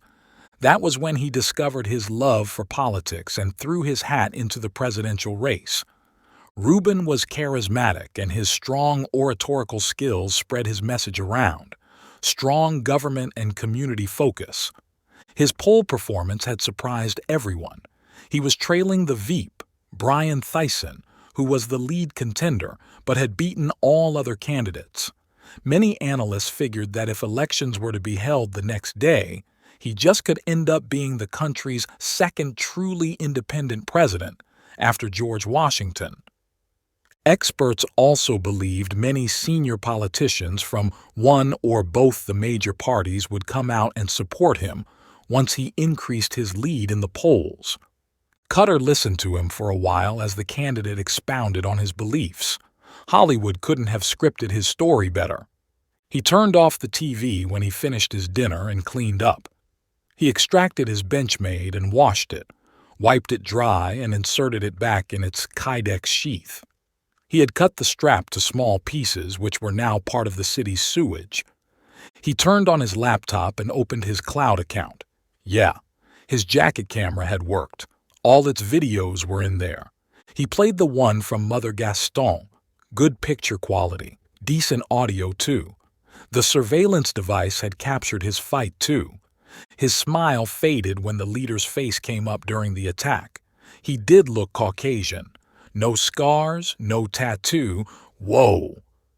Cutter straightened and paused the video, wound it back and played it again. His camera had captured Leader's profile when he had sidestepped just before crashing him against the car. There, on the neck, a lion's head, well etched, similar to the one he had seen at the bodega. He tore his eyes away from the screen and made a call to a cop who owed him favors. Mother Gaston. Yeah, we found a backpack underneath a car, full of baggies. Some oxy, most of them meth. And the dealers? No one there. Someone reported a knifing, but no bodies, no perps, just the drugs. Leader and his man got away. 13. What will you tell her? Arnedra, the next day in their office, when he had finished recounting his surveillance. Carmel? Cutter made a face. Nothing for now. I think I connected with Daryl at the very end. He just might quit the gang. I'll shadow him some more, see what he gets up to. If he's still hanging out with them. I might confront him. Leaving criminals isn't easy. I know. You'll work something out. He shook his head at the utter confidence in her voice. It's not as straight up as giving up a club membership. You'll come up with something. Di fiore, the detective barked when he called her. No howdy. No, how are you? No, I missed you. I didn't miss you. Cops were like that. They loved him but pretended they hated his guts. I'm hurt. I meant to ask you the other day, he continued when she didn't respond. Boyce, the man I shot. Did he have a tattoo on his neck? Why? Come on, Gina, he coaxed. Yes or no? Di Fiore, she told him bluntly. We aren't friends. It won't end there. You'll ask what kind if I say yes. You'll ask more questions. Finding out her first name hadn't been hard with his contacts. So, that's a yes. Why do you want to know? Do I tell her about the gang? Can I keep Daryl out of it? Off the record? I'm an NYPD detective. Nothing's off the record. You know I have contacts. I can find out easily enough. Ask them. She hung up. Cutter sighed. He had been doing a lot more of it ever since he had come across this detective. He ran through the list of people he knew. Nope. He couldn't ask Rolando. He was too high up, and besides, he didn't want to compromise his friend. There was another detective, someone he had helped. Wayne? Cutter, how are you, buddy? That was more like it. Gina Di Fiore had probably skipped NYPD's tips on being polite training. I'm good. How are the kids? Killing me, responded Wayne Poser, detective second grade with SID, Special Investigations Division. Why did I think I had to shoot for 3? How's Millie? Millie Poser, the cop's wife, ran a charity for street kids, one of whom Cutter had helped leave a gang. She's spending more time at the shop. You think she's got someone on the side? I'm sure of it. 12 years of marriage hadn't dimmed the couple's romance. You made the news. The kids told their friends about you. They're the cool crowd now. I haven't seen them in a while. Hey, you know Di Fiore? Gina, yeah. She was my mentor a while ago. Cutter grimaced. Of all the cops to pick on, he had to call Wayne. He'll be close to her. A problem? No, nothing to do with her. I'm chasing a lead and it reminded me of the holdup. I called her, and yeah, she's a badass. She didn't help? Nope. You want to know something? Not if it will put you in a tight spot. Ask me. I'll decide. That holdup. One of the dudes had a lion's tattoo or something that looked like it. You want to see what exactly it was? Yeah. I can do that, but you got to turn up for dinner. Deal. Keys clicked. Poser hummed beneath his breath. He grunted abruptly. His chair squeaked. You'd better talk to Gina. Huh? That's all I can tell you. And he hung up. 1 Police Plaza, 1 PP, downtown Manhattan. HQ to the NYPD, where Major Cases, a Psi-D team, was based. Cutter frowned as he approached the brutal-looking concrete building which stood out from its surroundings. Major Cases didn't investigate bodega holdups, bank robberies, hijackings, kidnappings. That's what they deal with. Why is she looking into this? He walked around the building to the Avenue of the Finest, where the exit of the parking lot met Pearl Street, bought a drink from the coffee joint and leaned against the metal framework of the awning overhead. He fingered his phone. He could ask Poser, but he doubted the detective would give him any more intel, not from the way he hung up. He could ask Beth or Megan, and they could easily check out why Di Fiore was investigating a small case. They could also look up the tattoo. Nope to that, too. They had their missions. He sipped his coffee as he considered what he knew of Di Fiore. Detective first grade, the senior-most rank. Recipient of several medals and awards. Got covered in national media for her role in taking down a bank robbery gang. Highly reputed cop who was going places. No one mentioned her attitude, he thought, grinning to himself. Or maybe that's just for me. He straightened at 7 p.m. when he spotted her car, a silver Chevy, nosing past the concrete barriers. She's alone. That was good. He stepped out on the exit road, drink in hand, hoped that she wouldn't shoot him or run him over. The detective seemed to say something to herself, and then her flasher lit, and she rolled to the side. She rolled down her window. Are you stalking me? Nope. I... How did you know I would be here? That this is my car? I have my ways. Like calling your friend, the Commish.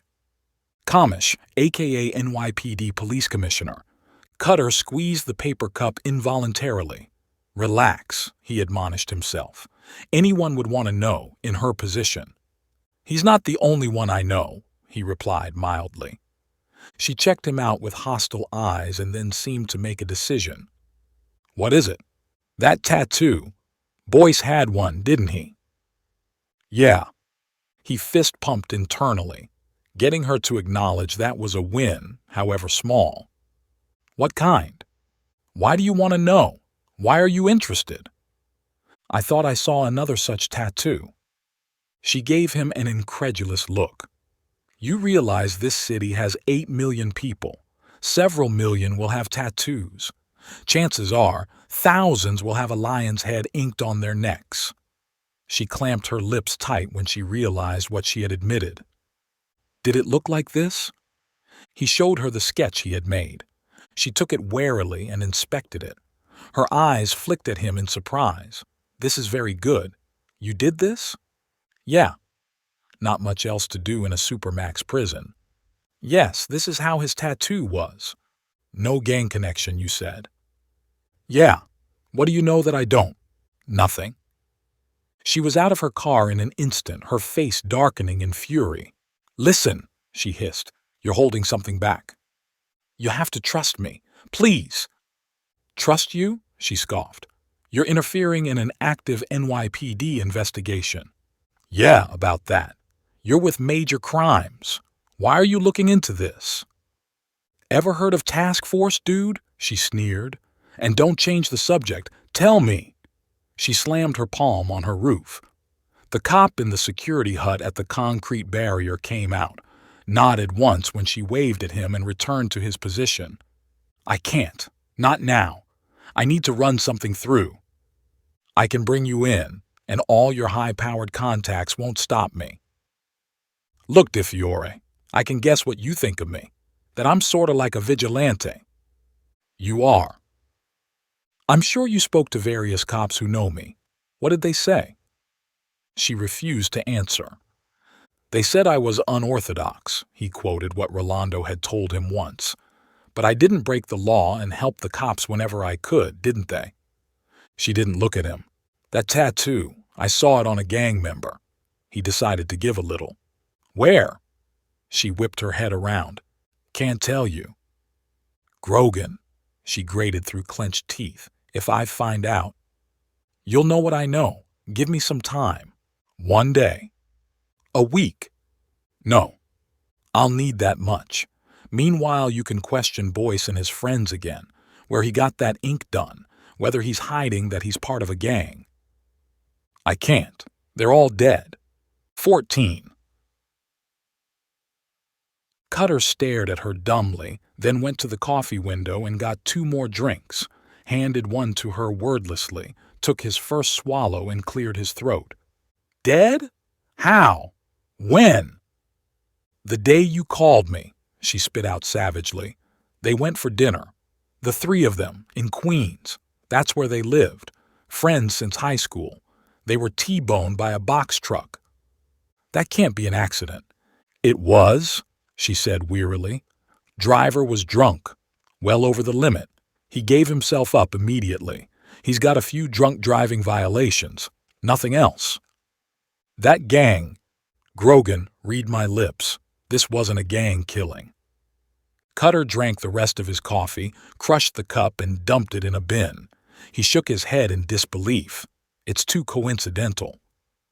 That happens. Her lips twisted in a sly smile. Poser sits behind me. I can hear his calls. I knew he was talking to you. I messaged him, asked him how he would like to get back to patrol.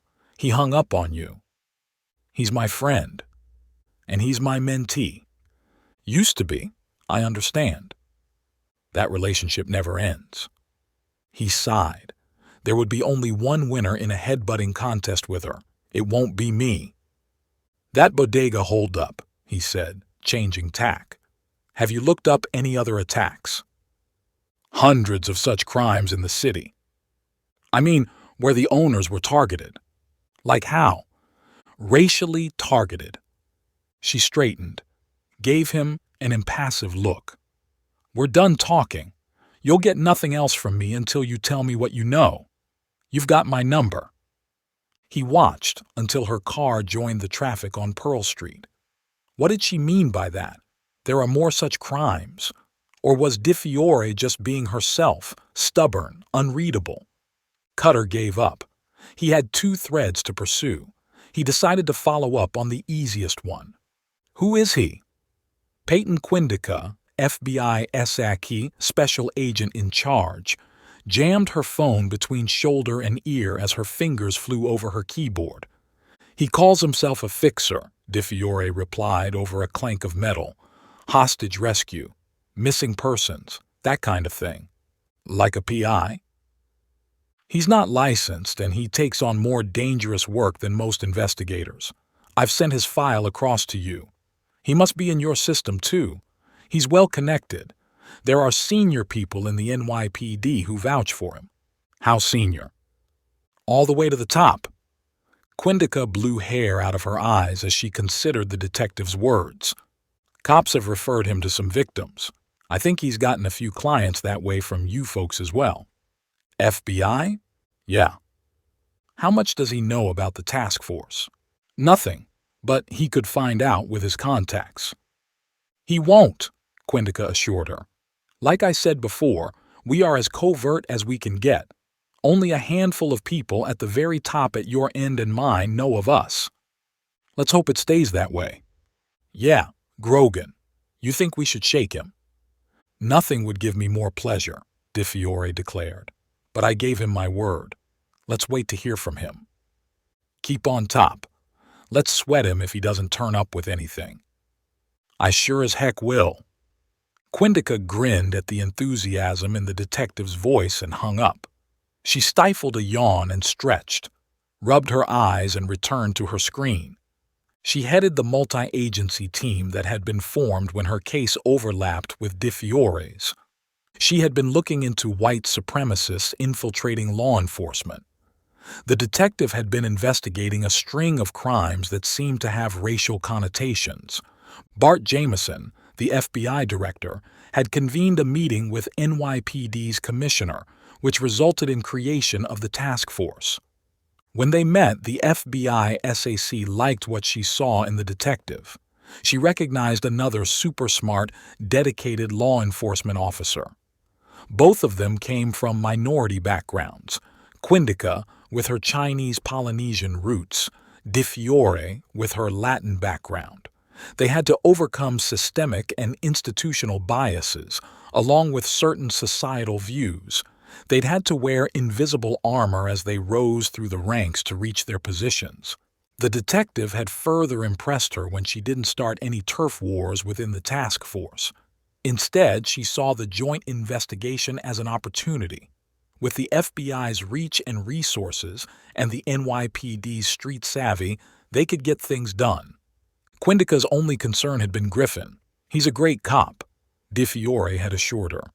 That act he puts on, getting in people's faces, is just that. The SAC didn't make a fuss, and as she came to know the NYPD team, she found the detective was right. Progress had been slow and there was little to show for their suspicions, other than Gina's cases. She cracked her knuckles and massaged a crick in her neck. They had come across the red lion tattoo on some of those arrested, all of them white perps. No known link to any gang, however.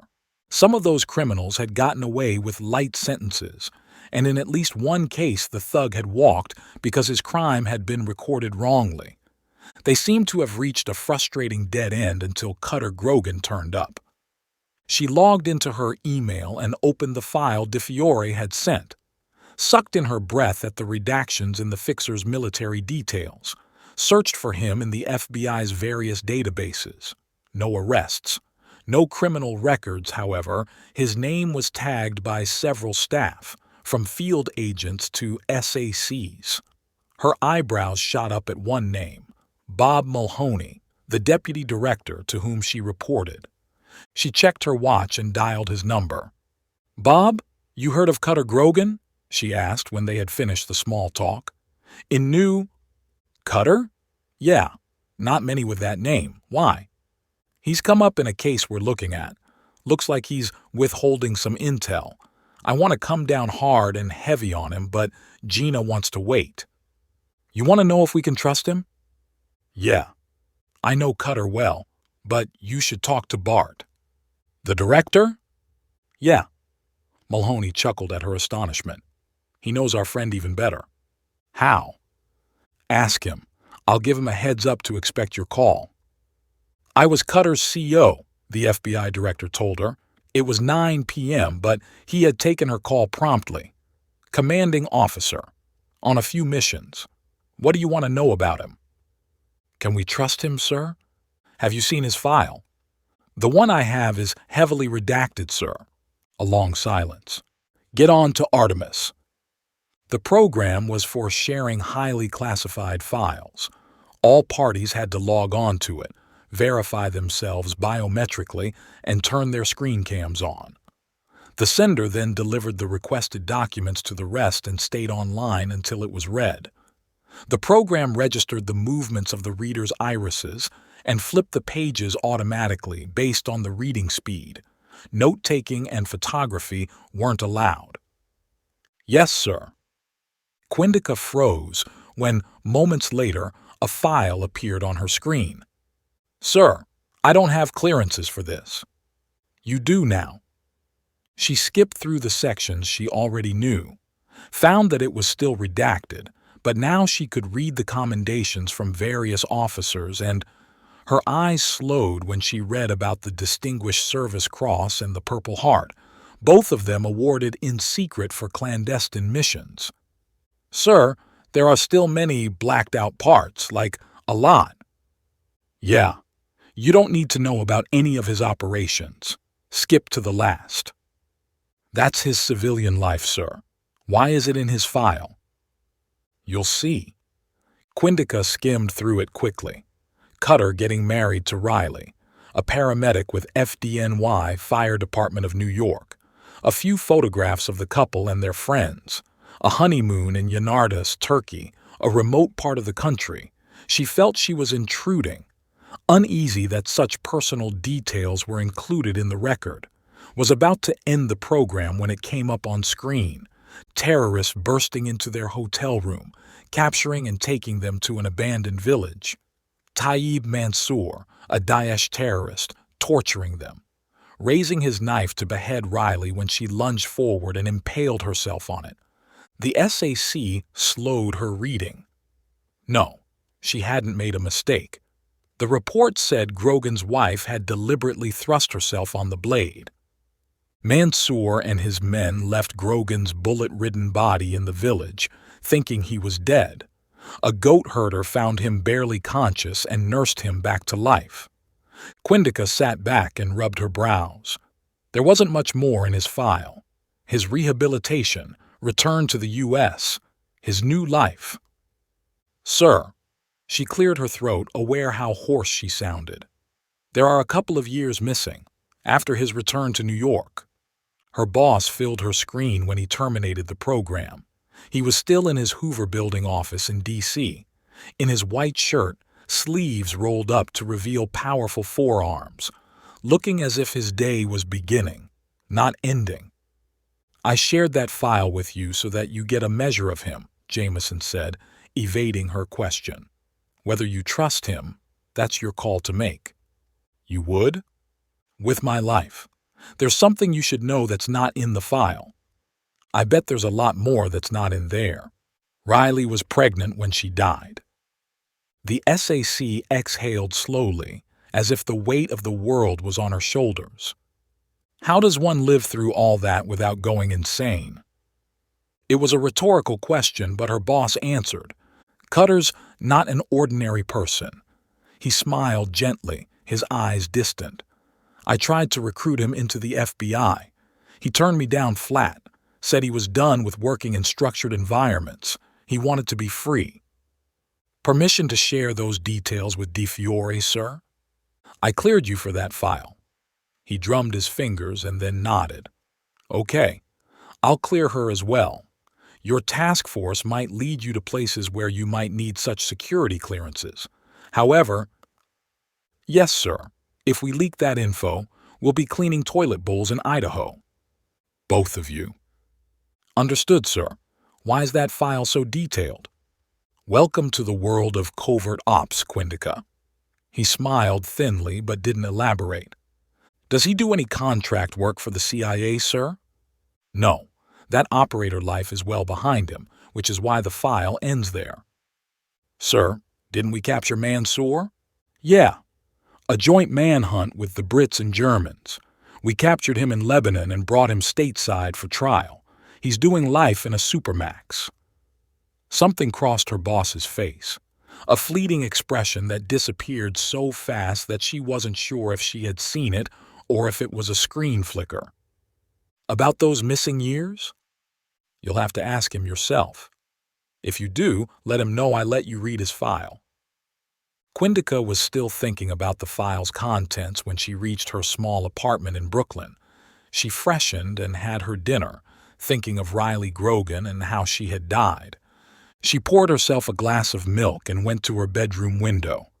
If she stood on her toes, she could see the lights of the bridge above the rooftops. She was a veteran herself. She had served in the 82nd Airborne and had one tour of Afghanistan under her belt. She had left the Army on her return, wanting to try a different life, and applied to join the FBI. She passed the selection test, and the rest was history. She and her girlfriends had vacationed in Yanartas, famous for its natural fires that burned from vents in the rock. It was splendid isolation, nothing but the sky and nature, ideal for bonding with the earth and with friends. She finished her milk, rubbed the calluses on her fingers absently, and, as the night grew, thought about what made people who they were, 15. Cutter Grogan, unaware of who Peyton Quindica was and her insight into him, was tailing Daryl Ward the next day. The easier of the two lines of investigation he could pursue. He had worked it out. The only way to protect the boy from his involvement was to present that leader to the cops, which meant he had to find out where the thug hung out. He could ask Daryl, but there was no saying the student would cooperate, which was why he was back on the street. A false nose and contacts in his eyes to hide their natural green, a disguise that would fool even keen observers. Following them in his rental vehicle, watching them in his mirrors as they walked briskly down the sidewalk. Keeping up with them wasn't a problem. Traffic was slow on account of the school. A car went the other way, a pounding beat pouring from its speakers and open windows filling the street. The driver reached his hand out and stylishly high-fived his friends as he drove. That's why gangs thrive. He followed the car in his mirror as it continued down the street, honking as it turned the corner. Gangs offered image, status, and a feeling of belonging to those who were vulnerable. He put the thought behind him as he located Daryl, who was with Manuel again. The other student was talking earnestly, gesticulating as they walked. They were going a different route, down Pitkin, left at the lights at Herzl Street and toward Betsy Head Park. Past it, beneath the overhead subway line on Livonia, and there the two students stopped. Behind a line of cars, leaning against the metal fence, chewing gum. Tailing them was a practiced art. He overtook them, slid into vacant spaces, and waited for them to catch up. A train passed above, its rattling and clanking drowning every other sound, and in that flood of noise, a dark car rolled to a stop next to the boys. Leader got out from the passenger side, a bandage on his forehead. The rear door opened and two hoods emerged. Same dudes from Mother Gaston. The three men approached the students, stopped a couple of feet away. Cutter noted the way the thugs formed a protective shield around Leader, hiding his actions from the street as much as possible. Daryl dropped his eyes when the man confronted him, kept his head down. He flinched when the thug jabbed his shoulder with a finger. Leader looked around casually. Didn't seem to spot anything threatening. Backhanded the boy, splitting his lip. Raised his hand to strike again when Manuel intervened, talking fast. The other hoods closed in. One of them, the man who had pulled a gun the other night, spoke softly at his boss and nudged him towards the car. Leader went, but not before gesturing savagely. Cutter was too far away to lip read, but it was obvious what the man was saying. He's angry, blaming Daryl for the lost drugs, probably threatening him as well. He watched as Manuel pulled the boy away from the railing. They jaywalked across Livonia and went down Strauss Street. He watched the teenager's slumped shoulders until the line of cars hid the students. When he looked up, Leader's car was pulling out. Cutter nosed out and let an SUV go past. The vehicle carried just the driver, and through its rear and front windows he could see inside the dealer's car. Leader was still raging. He waved his hands angrily as he addressed his men. His elbow sure healed fast. Or, I didn't dislocate it.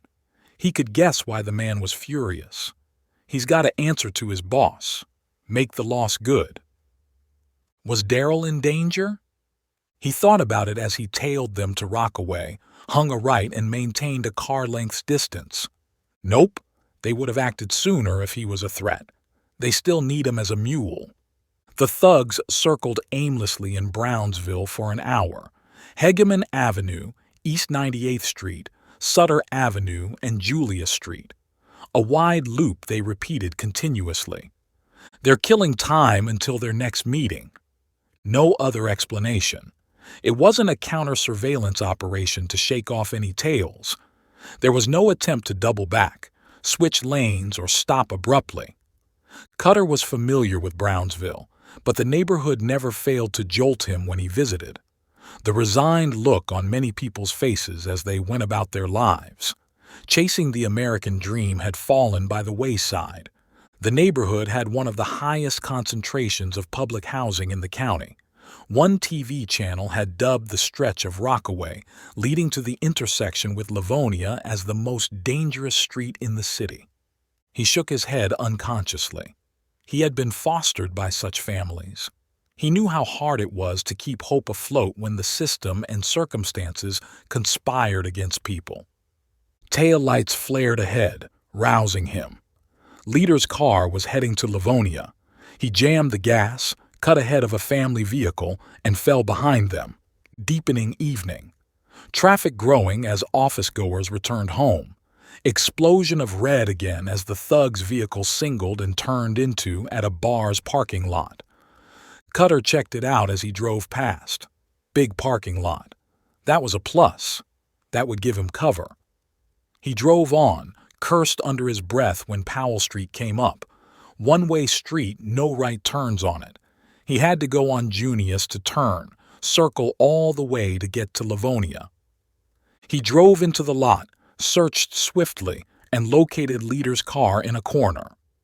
Cutter parked in the same row, several spaces away, and brought his phone out. Clear line of sight through the windows of the vehicles in between. Gunman and driver were out, leaning against the vehicle, puffing spliffs. Leader was on his phone as well, nodding a lot, deference in his posture. They made no move to leave. Cutter waited as well. 10 p.m. The bar was emptying. Cars beeped as their owners keyed their fobs and headlights came on. 2 cars still between the hoods and him. Still no move to leave.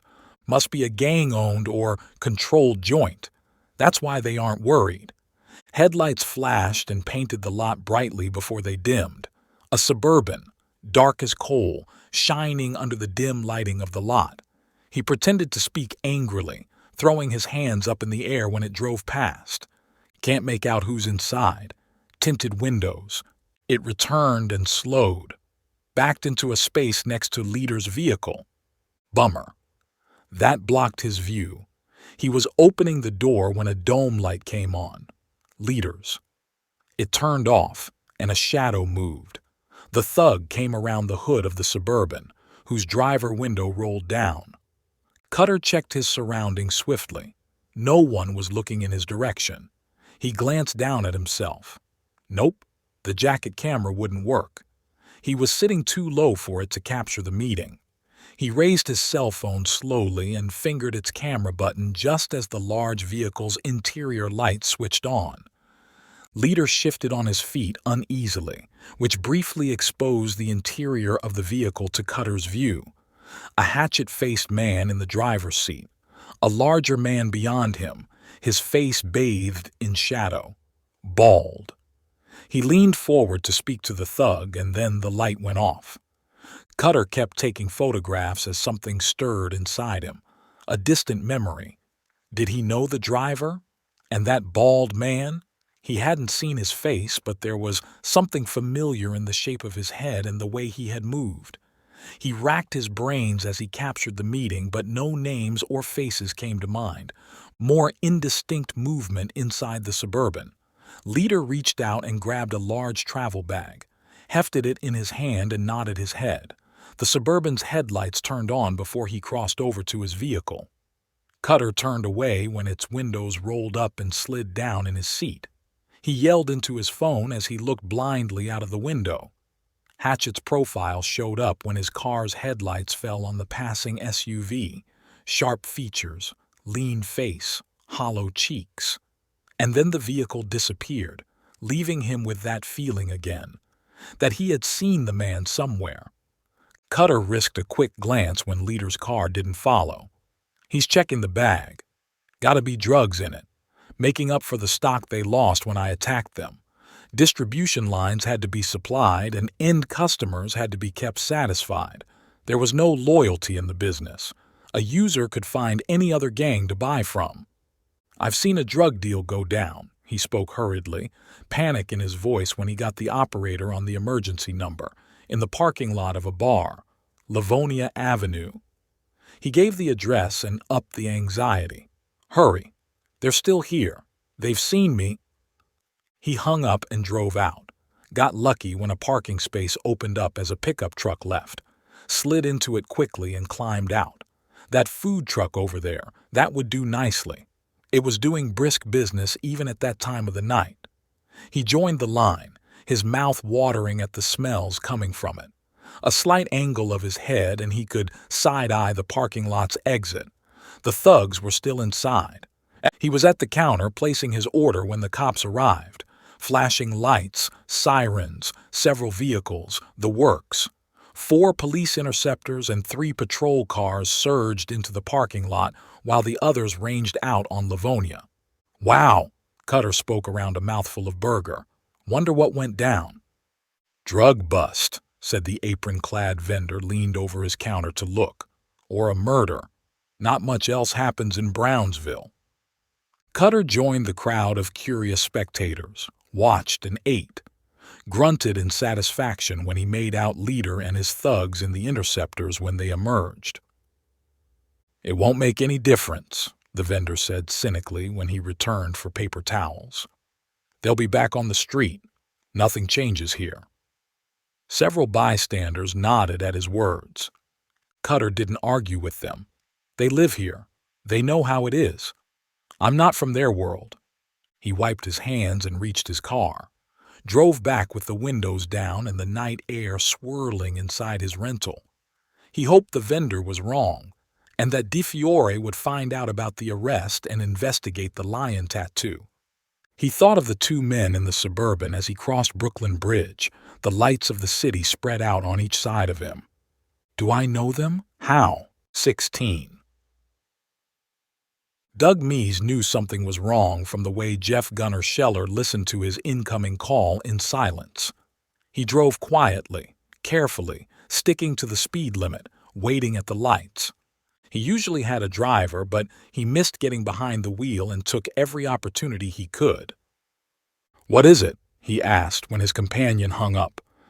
Davis! He spat out the name like a curse. What happened to him? He and his men got arrested. At the bar where we met. Mees froze. He scanned Park Avenue rapidly, and when Gunner pointed at a vacant space, drove into it. That's not good. His voice sounded calm, still. That was good. Panic and fear were the enemy of reasoning. He was famous for never losing his cool.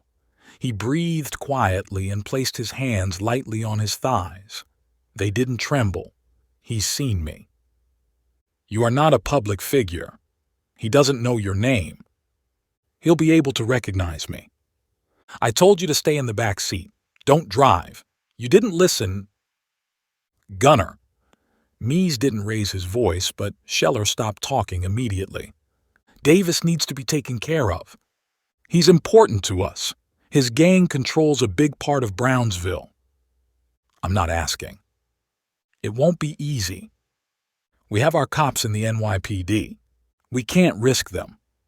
We can't risk him giving me or you up. He won't do that. He's been in the business for a long time.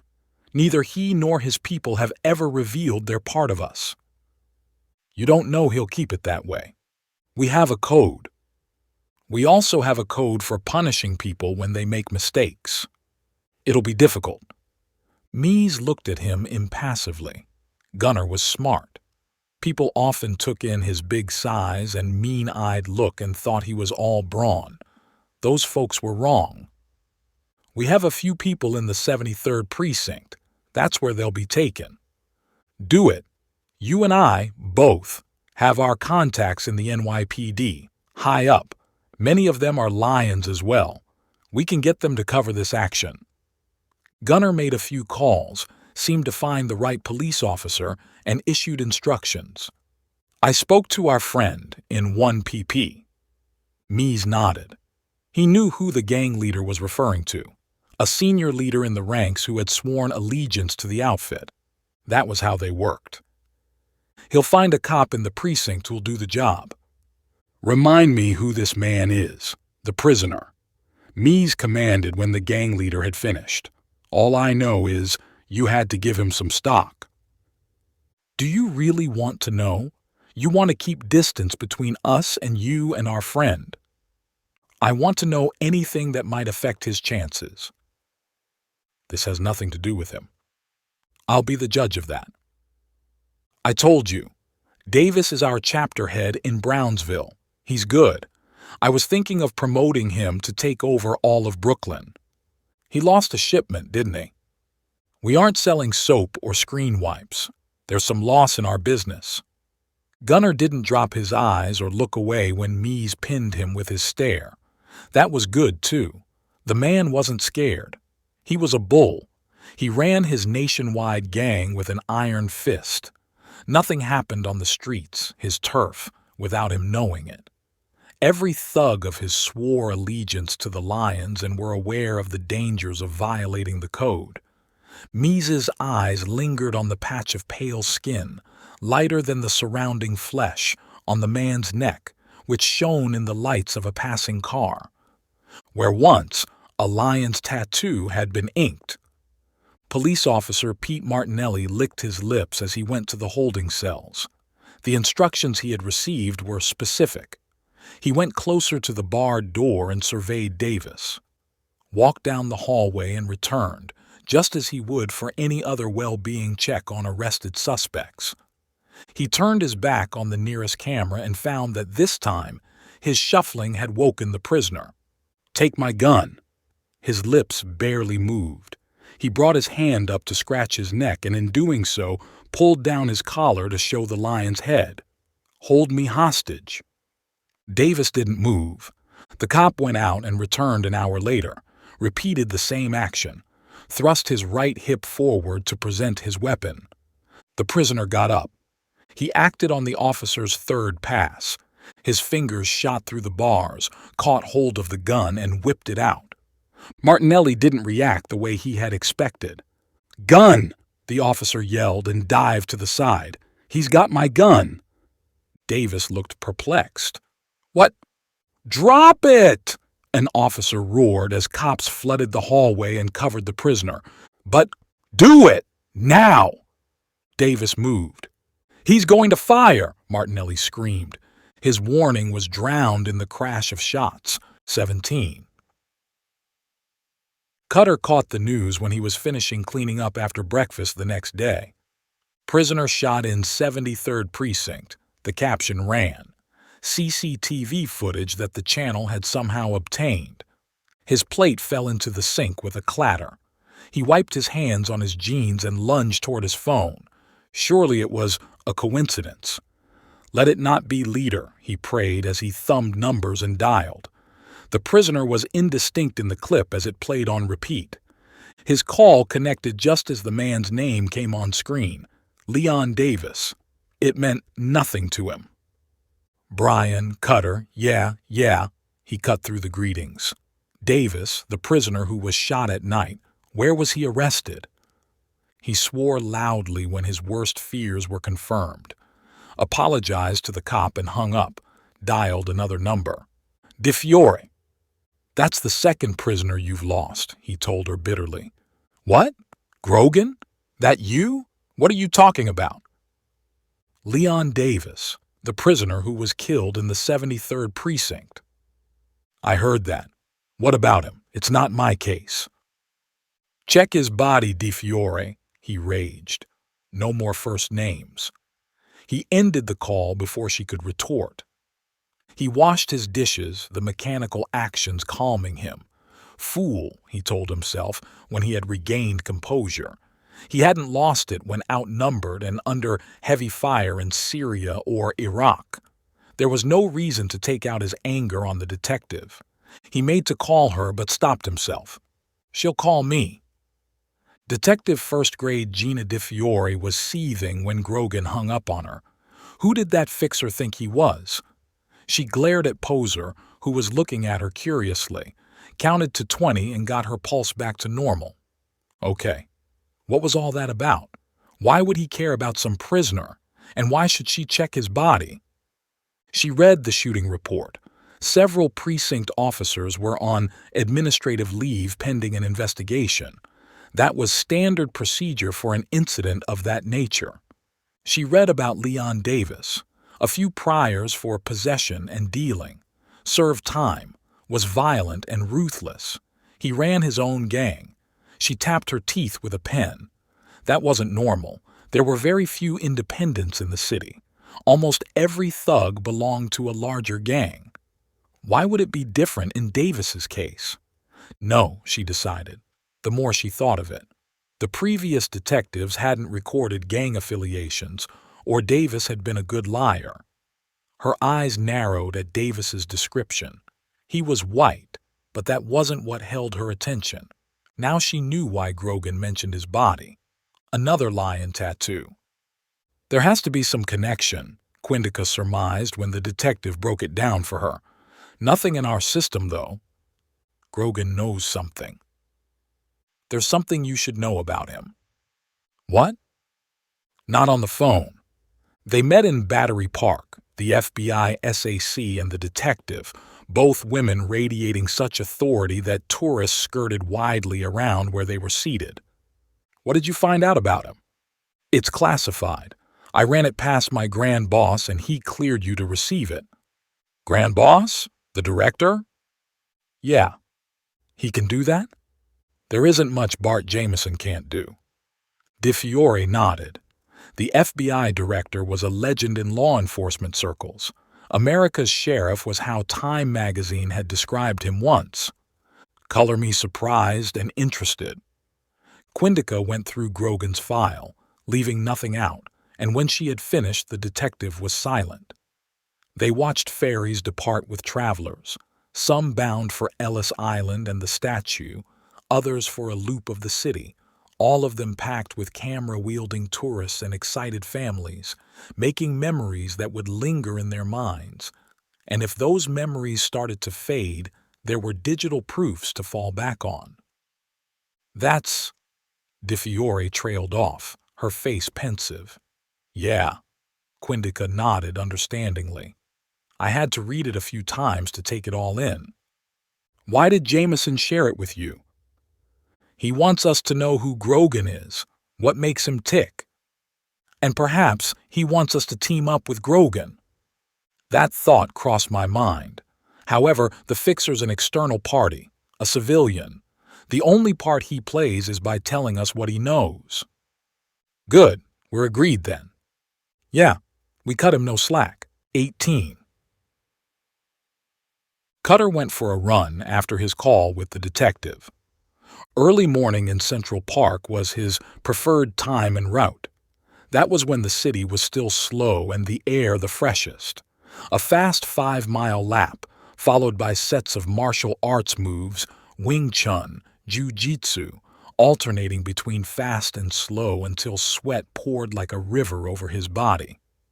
Over time, he had gained a few fans, regulars who stopped to watch him practice, and a few kids tried to ape his moves. He didn't go to the park. He hit the streets, a backpack over his shoulders, strapped tightly, threading through people, running in automatic mode, letting his mind float free of his body, heading to the East River and then the Hudson, a wide loop that spanned the breadth of the city. He walked the last few blocks, allowing his body to cool. His footsteps echoed in the basement car park of his building.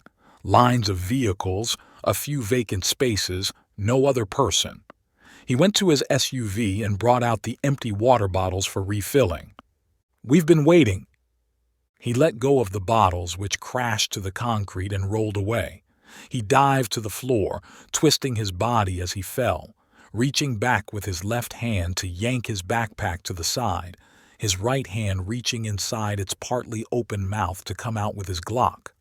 He landed on his chest, one hand to brace his fall, the other straight and true, training the weapon on the speaker.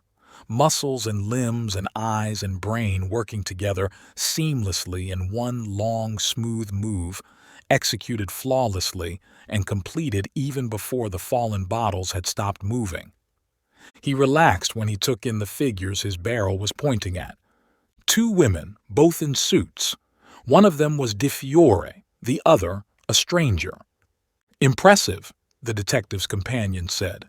"Grogan has many talents, as we are finding out." Cutter got to his feet and returned his Glock to his backpack. "I hope you've got a permit for that." The cop stopped a rolling bottle and kicked it back toward him. He ignored her comment, stooped and collected them with one hand. "You were waiting for me?" He took in the second woman. Silky, dark hair cut straight to her shoulders, black eyes that studied him expressionlessly, light complexion, no makeup, lips thinned in a flat line, the same height as Di Fiore, the same build even, lean, straight posture, the suit's well-cut jacket falling to her waist, a glint of a belt buckle, leather shoes that gleamed in the garage lights. "Now, we were out taking in the sights," the detective replied sarcastically. "How can I help you?" "You can tell us what you know about this tattoo," the stranger said. "You got Davis," he replied, addressing Di Fiore. "You can start from there. She's some kind of cop as well, senior. But heck, he wasn't going to respond to the newcomer, not unless she's introduced. He could play their game. He's dead. I can't help you anymore. You wanted a week, and I delivered in 2 days." The detective's brows came together in amazement. Then her face cleared. "You called it in." He didn't answer. "Grogan," the other woman said softly, dangerously, "you had better tell everything you know. Now." A man entered the car park from the elevator entrance. He looked at them, startled, read their body language, and skirted wide of them before heading to his car. "And you are?" he challenged her. "FBI, Special Agent in Charge Peyton Quindica." Cutter sized her up, and then the detective. "Task Force." He recalled what the cop had said when they had met at her parking lot. "Yeah, Peyton heads it. I report to her." "What's this about?" "Need to know," the SAC sneered. "And you don't need to know." "It was good meeting you," he told them, and headed to the elevator. "Grogan," Di Fiore sighed. "We need—" "I'm listening." "You're obstructing a federal investigation," Quindica growled. "Arrest me." "Don't think I won't." "Grogan, you do us a favor. We might be able to help you sometime," the cop cut in quickly. "I won't need your help." "We know about Yanartas." That detached feeling swept over him instantly as he spun on his heel, his hand instinctively reaching for his backpack to draw his weapon. Stop! His hand fell away limply. He breathed, in, out, in, out, until the thundering of his blood faded and the city's sounds returned. They're doing their job. I would have used that intel if I was in their shoes. The door behind him opened. Another office-goer talking loudly on his phone. He barely gave them a glance as he ordered someone to buy all the stock of some company. "We can go to your apartment. 6th floor, isn't it?" The detective waited until stock buyer drove out. "This place will get busy." "Only my friends come to my apartment," he told her pointedly. "We're stuck. Dead end." Quindica's hands twisted in the smallest gesture of helplessness. Cutter thought about it for a moment. What do I have to lose? He was good as long as he didn't mention Daryl or Carmel. Besides, it didn't hurt to have more cop and FBI contacts. He nodded and led them to the elevator and up to his apartment. Noticed the way they took it in quickly. Saw the surprise in their eyes, which they hid just as quickly. They must have thought I lived like a slob. "I need to shower," he told them. "Kitchen's over there." He nodded toward the hallway. "Help yourself to coffee." "This place would go for millions," Quindica mused. "How is it that a soldier can afford it?" "Money laundering, that's my main gig. The fixer business, that's just a cover." He couldn't help but chuckle at her look. Pinned Di Fiore with his eyes.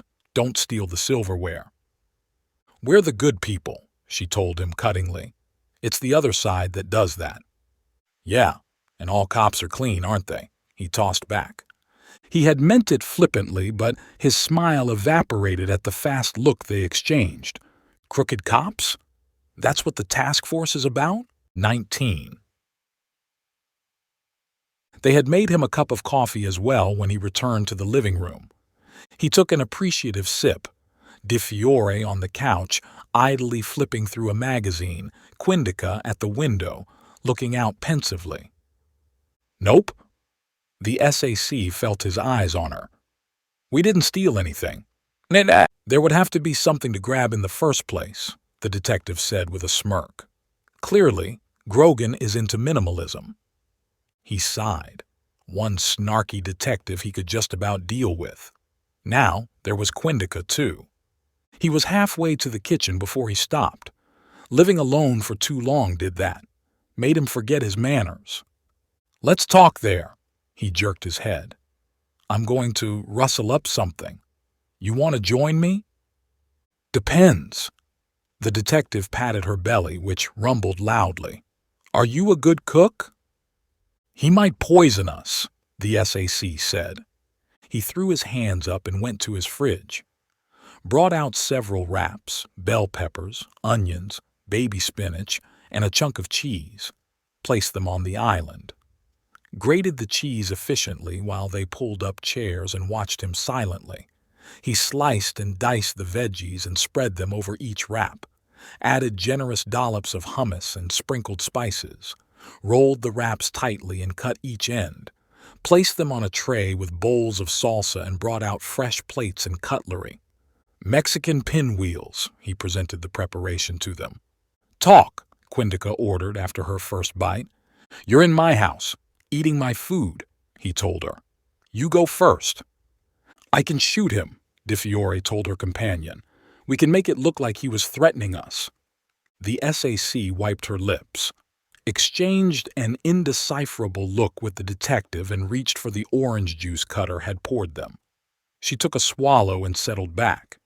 "We are investigating white supremacists in various police forces in the country. NYPD is my focus." "Not just that," the cop joined in. "Racial crimes as well. We have a broad remit." Cutter was still when his visitors outlined how the two threads they had been pursuing merged and became the task force. "We came across that tattoo in some earlier cases. All white men, holdups, burglaries, assaults, a few killings as well. No links to any gangs, however." "Not just that," the FBI agent said bitterly. "Many of them walked with very light sentences. Heck, some of them weren't even arraigned." "Dirty cops?" He turned cold. Dirty judges as well, we suspect, but there's nothing we can prove. It's too circumstantial. Can't you question those perps? We would, if we could find them. Or if they were alive. Yeah, DeFiore read his look. Those who walked or served their sentences have dropped off the radar. Those who were in prison died in fights. Cutter took their empty plates and cutlery, rinsed them, and placed them in the dishwasher. He wiped the kitchen island and washed his hands. Enough time for him to get his thoughts in order. There were always dirty cops, bad apples, who were dealt with harshly when they were discovered. But what they are talking about is much more than a few individual cases. Your turn, Quindica glowered at him. It looked like his lunch hadn't mellowed his guests. They're called the Rising Lions, he briefed them. A white supremacy group started in prison. That tattoo was their symbol. Its leader is dead, a ruthless killer. He served 25 years and when he was released, was killed in Florida. Stabbed, decapitated, body burned. The gang died with him. There was no other leader to take over. The few you arrested, if they were all white, must have been part of the gang. Yeah, DeFiore nodded. They were all ex-cons. They served time in various prisons across the country. Who was the leader? Jeff Scheller. Gunner. That's what they called him. Killed his stepfather when he was 17 years old. Quindica looked up the name on her phone. Assaulted a prison guard and got into several fights. Sentence got reduced when he turned snitch. He was released 4 years ago. His intel led to the arrest of a serial killer, brought down a drug gang, and the release of a few wrongfully convicted innocents. Where was he in prison? The detective asked. Colorado, ADX Florence. The federal Supermax prison was the most secure in the country. Colloquially known as the Alcatraz of the Rockies, it was where the most notorious and dangerous convicts were sent to. The Unabomber, the Boston Marathon bomber, and El Chapo were among its inmates. 100 miles south of Denver. No prisoner had escaped from the facility in its 26-year history. How do you know all this? The FBI agent turned to Cutter. I was an inmate there. 20. Cutter couldn't help grinning at their slack-jawed expressions. You were in AdMax? DeFiore gasped. United States Penitentiary, Florence Administrative Maximum Facility. The official name for USP Florence AdMax, shortened to ADX because the formal name was a mouthful. 2 years. The missing 2 years, Quindica breathed. Cutter cocked his head at them, wondering what she meant, and then nodded when he connected the dots. You read my file? Yeah. That's classified. You're not senior enough to have the clearances. The director shared it with me. He eyed her and the detective thoughtfully. It looked like DeFiore knew about his past, too, judging by the lack of surprise on her face. Bart shared all of it? Your missions were redacted, your return to civilian life, that's all I could read. Artemis? She nodded. The program had been designed for just that purpose, to allow highly confidential intel to be shared between agencies even if the readers didn't have the requisite clearances. He felt reassured. His former boss hadn't stepped out of line. You know what'll happen if you two spread it? All kinds of hell. How much do I tell them? He weighed the pros and cons. He was fiercely protective of what had happened in the past, and only a handful of civilians were aware of his full backstory. He had told the bodega owners because they had become part of his life. Bruce Rolando and Bart Jameson, Zeb and his crew, they knew as well. He didn't regard them as civilians, however. We get it. DeFiore read his silence. Most people won't understand what you went, though. They'll show sympathy. You don't want that. Her lips curled into a warm smile briefly. You won't get it from us. You know something that could help us. If those 2 years are relevant, we want to know. Cutter sized them up. They have been through a lot, too. He could guess how it was for them. They've had to work twice as hard. Unwanted attention from men, lewd humor. They've had to put up with all that. This doesn't go beyond you. We're law enforcement, Grogan, Quindica replied flatly. Not journalists. I was undercover in ADX to get close to Mansour and other terrorists there. We suspected there were several sleeper cells in our country, however we had found nothing. That's true, the SAC told the detective. I remember that hunt. We spent hundreds of man-hours, kicked down so many doors but got nothing. Zilch. But all the while, the chatter was strong, that these cells were planning an attack. Why you? De Fiore wondered. Mansour would have recognized you, and I can't even imagine the state you were in. He didn't clarify who that meant. They weren't read into how the special operations world works, and he wasn't going to educate them. Didn't want a trail that would lead back to our military or any agency. This was after my return to the States and leaving the military. I was a civilian, was highly motivated, and had the experience. He shrugged. It hadn't been that easy. There had been heated discussions with intelligence officers. Too personal had been tossed back at him several times. It is, he had shot back, but do you have anyone better? His linguistic skills and looks had been the clincher. He spoke not only Arabic but also several other Middle Eastern languages fluently and could easily pass for someone from the region. An elaborate cover had been prepared for him. He was a Daesh terrorist captured in Syria who had been convicted in a closed-door trial and sent to ADX.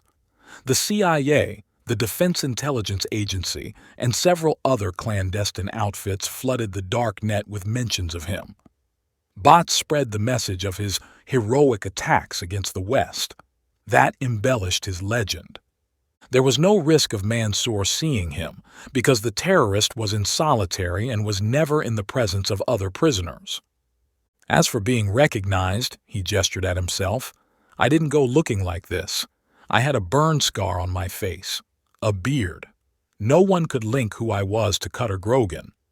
I used to see Scheller in the yard, the workout space. He didn't use the gangster's more memorable nickname. That would have been normalizing who the criminal was. We used to work out there, the only recreation we had. He was like a bull, large, bald.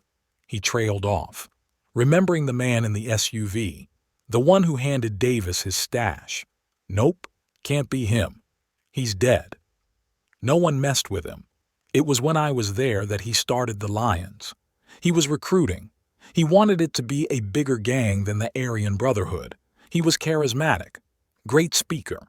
Several cons joined. He made it like an exclusive club.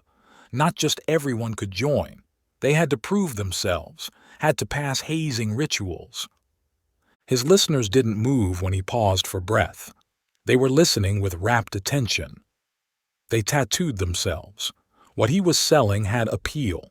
Word spread to other prisons, and that's how you saw those lions on those perps. There was a rigid code, however. No one was allowed to speak about the gang to the public, enforced by death, which is why there's no coverage.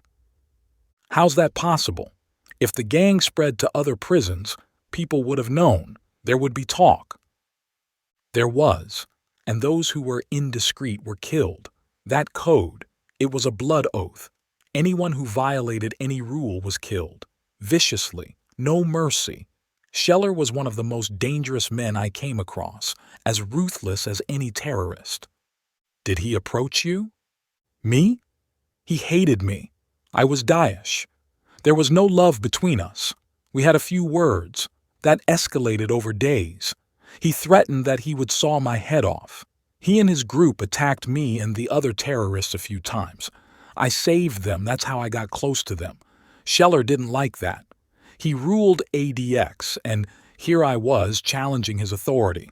But the other terrorists were behind me, and he couldn't do much short of attitude, words, and random fights. Cutter's visitors hung on to every word, taking everything in. His neighbors' voices filtered from outside. A car honked loudly on the street. His fridge sighed in the kitchen, but they weren't distracted. There was another fight, a big one.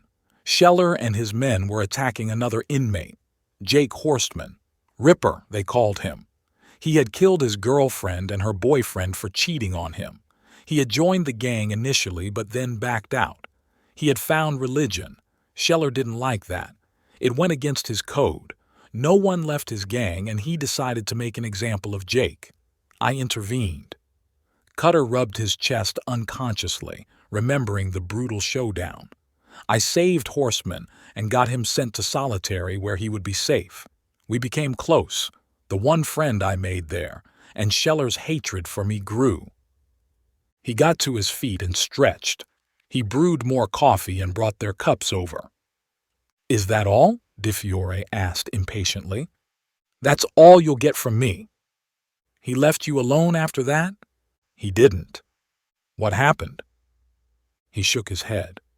He wasn't going to tell them about the long nights when he forced himself to stay awake, listening keenly for the slightest movement, the hurried showers in the bathrooms, the cozying up to the terrorists. No, his time at ADX was a bleak, violent stretch of time. He wasn't going to relive his memories for anyone. The detective changed tack. Why didn't the lions survive after him? Scheller was everything. He was the leader, the organization. He ran everything. The smuggling, the cell phones, the paid killings, the recruitment in other prisons, everything went through him. He was the sole decision-maker. Other gangs had a structure, an organization that wasn't dependent just on their founders. The Lions had the same philosophy as other white supremacist prison gangs, but without Scheller, they were nothing. "You're sure he's dead?" "He is." Quindica held up her phone. I checked. Scheller was killed in Miami shortly after his release, a bar fight that escalated in the parking lot. Gruesome murder. "The gang could still be around," Di Fiore mused. "They aren't," Cutter insisted. I followed up on Scheller's death. "Besides," he turned to the FBI agent, "they would have come up on your radar." "Not if they were still operating to their code," the detective objected. "Don't forget Boyce. He didn't have a criminal record. He must have heard of the Lions somewhere." "That's a common tattoo. We don't know if he was in the gang. Davis was a lead, but—" "Don't go there," the detective warned.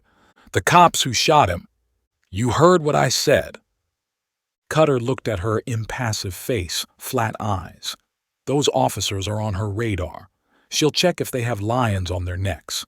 She'll tear their lives apart, see if they're dirty." "The NYPD, the feds. You hadn't heard of the rising lions before today. Why?" Her scowl showed that the thought had struck her. "Is there anyone who could know about the lions?" Quindica broke the silence. "We'll reach out to our informants." She looked at Di Fiore, who nodded. "But chances are, they won't know anything." There is someone, he thought, but he didn't say anything.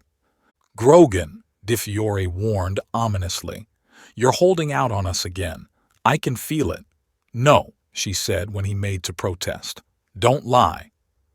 "We're on the same side," the SAC urged. "We are." He looked at them in mock surprise. "News to me." He raised his hands in surrender when the detective's face darkened. "Jake might know." "Jake?" Quindica asked, confused. "That man he saved," the cop replied absently, "from Scheller in ADX. Why would he know?" He became something like a priest to the inmates. They went to him, unburdened themselves. He gained their trust because he never snitched, and that helped him when I left. He became untouchable, even from Scheller. Any inmate who raised a finger to him would get it from the other convicts. "Let's go ask him." Di Fiore slapped her palm on the island and got to her feet. "Where is he?" Her face fell at Cutter's reply. "In ADX. He's serving life." Silence. The women looked at each other and then at him. "He won't talk to us, will he?" Quindica guessed. "Nope."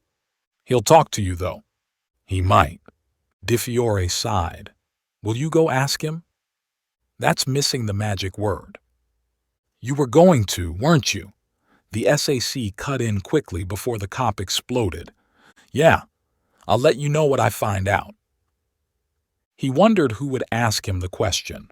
Bet with himself that it would be Di Fiore. Not because Quindica was any less smart, but the cop knew him longer. "Did you get the intel from the terrorists?" the detective asked. "Yep, her." He congratulated himself for guessing right. "Yeah, we shut down several cells. No," he clarified when the SAC's brow wrinkled. "We made it look like intel from anonymous sources, concerned citizens. That's how we hid the ADX connection from the feds." "What about Mansour?" Di Fiore again, persistent. He could see why she was a highly regarded cop. "I killed him." The detective sat down in her chair heavily. "But I don't understand. He's still in ADX." "That's what the world thinks. At some point, there will be a small news item that he died of natural causes," Quindica guessed. "Something like that. So that he doesn't become a martyr to his people." "Was it worth—" Di Fiore's face flamed in embarrassment and she waved her hand as if to retract her question. "Mansour coming at us in Turkey was no accident. He was hunting me. I had wiped out several of his people, had destroyed his camps. My name got leaked somehow. Terrorists knew who I was. I was on their kill list." "That wasn't in your file." Quindica frowned. "Nope. Not everything goes in there. It's not like Hollywood shows it." He breathed deeply. "I can only guess that's why Riley did what she did. She wanted to take the act away from him." "Closure?" He smiled bitterly. "That's what you were asking, right? That's a selfish thought. It doesn't bring the victims back. Am I glad he's dead? Heck, yeah." "So now you know." He regarded them impassively. "But not everything. We don't know how your prison record doesn't show up in the system. I'm guessing ADX won't have anything at its end either. How did you get close to Mansour? You said he was in solitary." "No, you won't get those details. Not from me. Ever. How it went down with the terrorist. No civilian would know that." "We both took an oath." Quindica nodded at her companion Gina and I. "When we joined our organizations. You weren't worried when you told us what you did?" "No." "Because?" "It isn't the first time you've looked the other way." "How do you know that?" Di Fiore fired at him. "I can see it in your eyes. Besides," he grinned, "you aren't the only ones who have contacts." "You met me for the first time today." Quindica narrowed her eyes. "You think I was only bathing when I went to take a shower? I know the kind of cops you are." "What kind is that?" "My kind." "We aren't friends, Grogan," Di Fiore told him decisively. "We'll never be. I still think you're a vigilante." With that, she strode out of his apartment along with Quindica. 21. Cutter was back at what was turning out to be his usual after Di Fiore and Quindica left, shadowing Daryl. He was in the same big-nosed disguise and in another rental car. The student came out when school finished for the day. He hung about with his friends and, when Manuel turned up, spoke briefly with him. Shook his head several times when the boy spoke and turned his back on him and walked away. "Is he quitting the gang?" His friend watched him uncertainly and then went the other way, toward Mother Gaston, while Daryl headed home. Cutter followed him until the boy went inside his building. 4:30 p.m. His mother would have a pleasant surprise when she returned, unless he goes out again. Daryl didn't. He remained inside when it turned dark and was still at home when a dark figure came up the street, climbed the steps to the building tiredly, and went inside. Cutter watched her shadow move in the apartment. Another silhouette appeared on the curtain. They hugged, and then the room turned dark. He was driving in Manhattan when his phone rang. He thumbed it and put it on speaker. "Thank you," she said softly. "For what, ma'am?" "For whatever you did. He was home when I returned." "I didn't do anything, ma'am." "I knew that's what you would say," she scoffed. Her voice dropped. "What was he involved in?" He stared blindly ahead as a red light approached, slowed to a stop. She was his client, but he had promised Daryl. "I'm still working on it, ma'am." He evaded her question. "It's going to be a long, hard journey. Today is not indicative." "I know," she sniffed. "You are not going to tell me, are you?" "It's complicated." "I knew it." She sighed. "How bad is it?" "Ma'am, your son's at home?" "Daryl's sleeping." "Go look at him and then go to bed yourself. He's with you. That's all you need to know for now." "Your fees?" "Later." "This isn't over yet." He rolled down the window when she hung up and let the night air swirl inside. Daryl must have heard of Davis's death. Is that why he was ignoring Manuel? He's now finding out gang life isn't glamorous? Time would tell. In the meantime, he had a visit to Florence Admax to arrange. 22. Doug Meese sat in his robe the next morning and read the morning newspapers. Kevin Rubin had held a big rally in upstate New York the previous night. Well attended. Many cops had cheered when he declared the police forces needed more support. A huge roar from the crowd when he said he would make the country safer. No policy details. His campaign was based on popularity and rhetoric. Candidates from both major parties opposed him, but that didn't seem to dent his polling. The Veep, whom the president was backing, was still ahead with a double-digit point lead over him, but commentators said Rubin could narrow the lead soon. Meese folded the papers carefully and placed them on his breakfast table, adjusted the edges so that they were parallel to the tables. Perfection mattered. Went to his bedroom and dressed.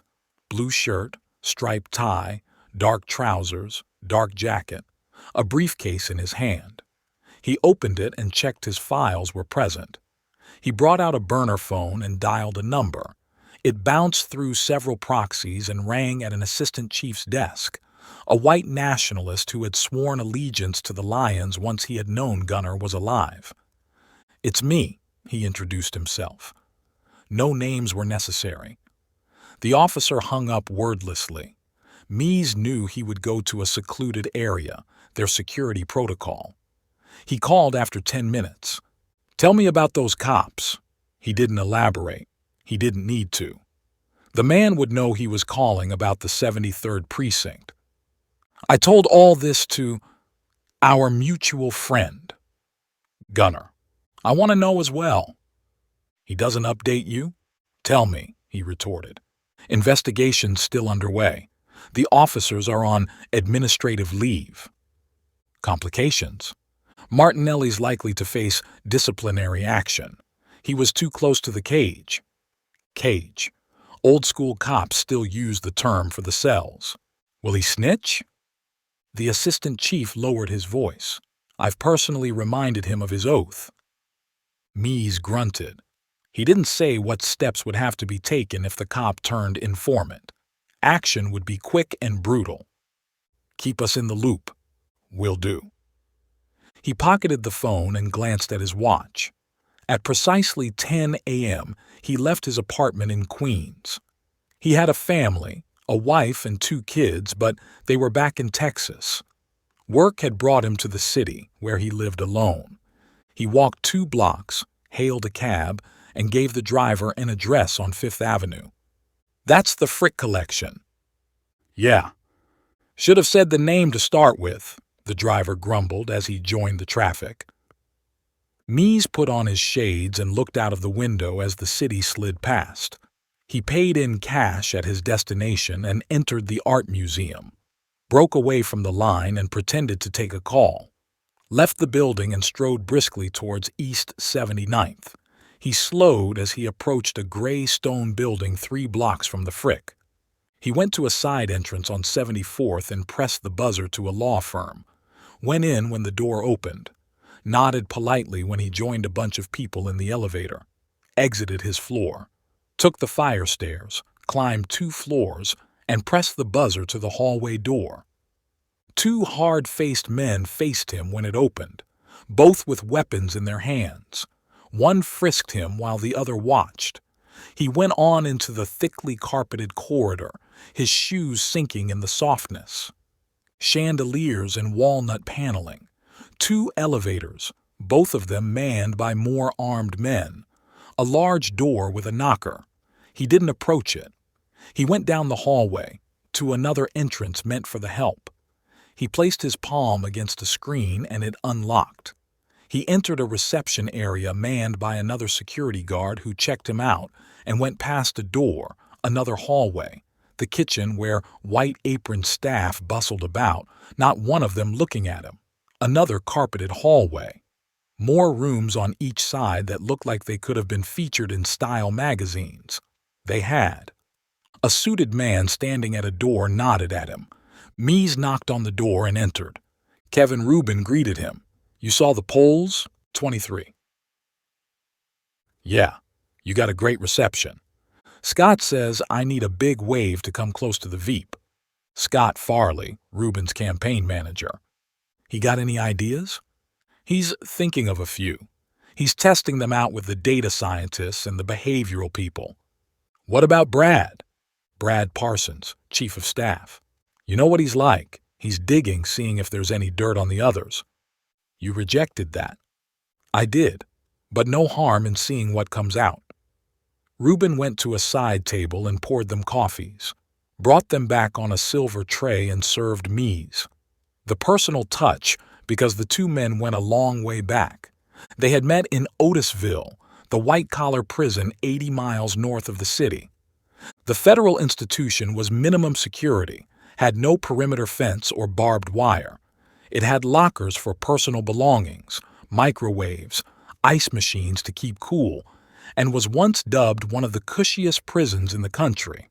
It was one of many such low-security facilities where Wall Street convicts, lawyers, accountants served time. Mies, a partner in an accounting firm, had been convicted of tax fraud and had met Rubin while serving his time. His first sentence to the other man was, "I'm a registered member." "Of what?" "Your club." Mies lowered his voice. They had bonded over prison life, had found they had similarities. Both strongly believed that they were born to rule, and those from other ethnicities were to be ruled. Both were razor-sharp smart and ambitious. They complemented each other.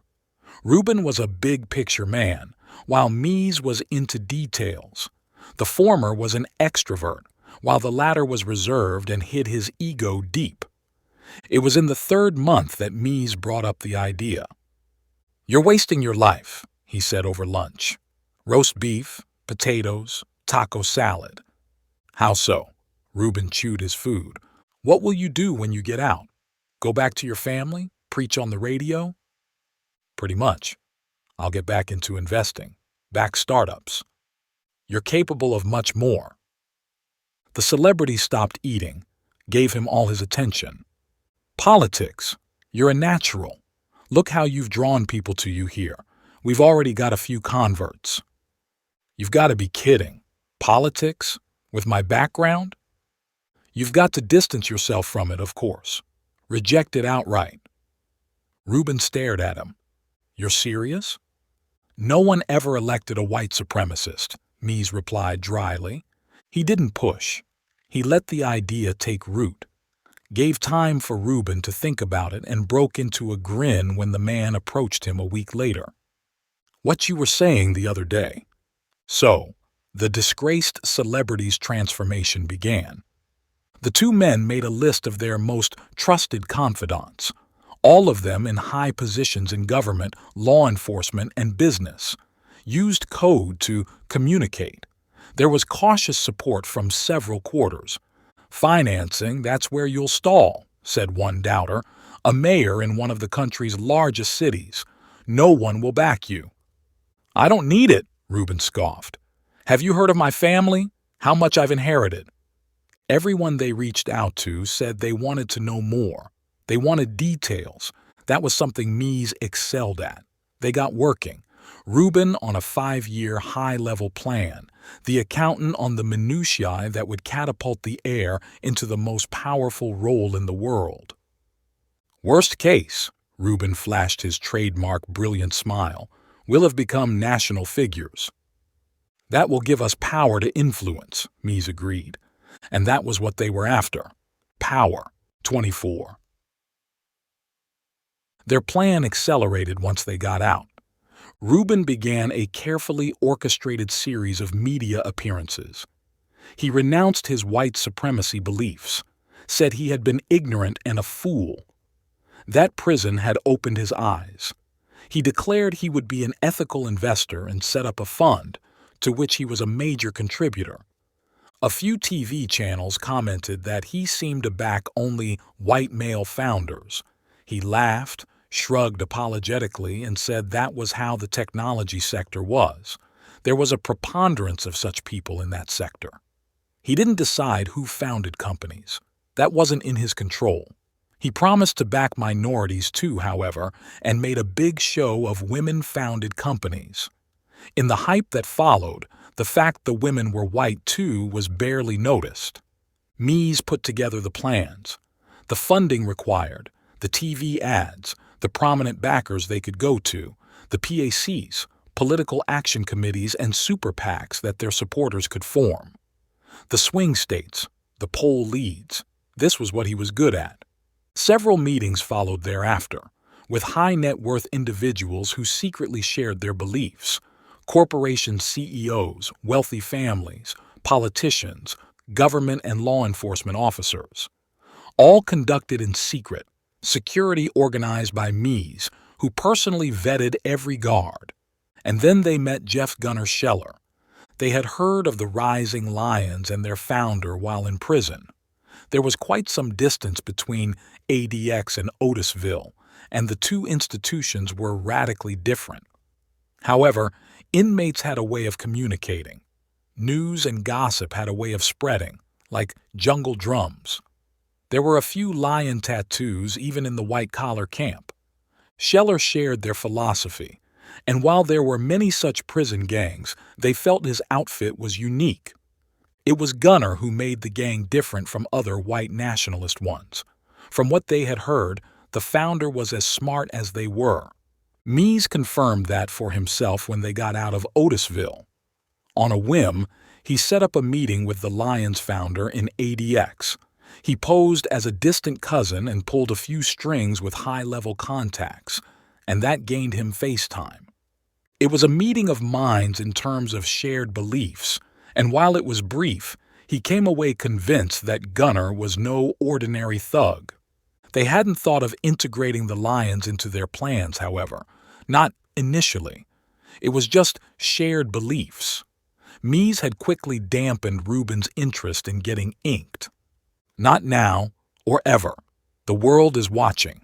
Your tattoo will ruin everything we're aiming for," he warned, and that had convinced the wealthy heir.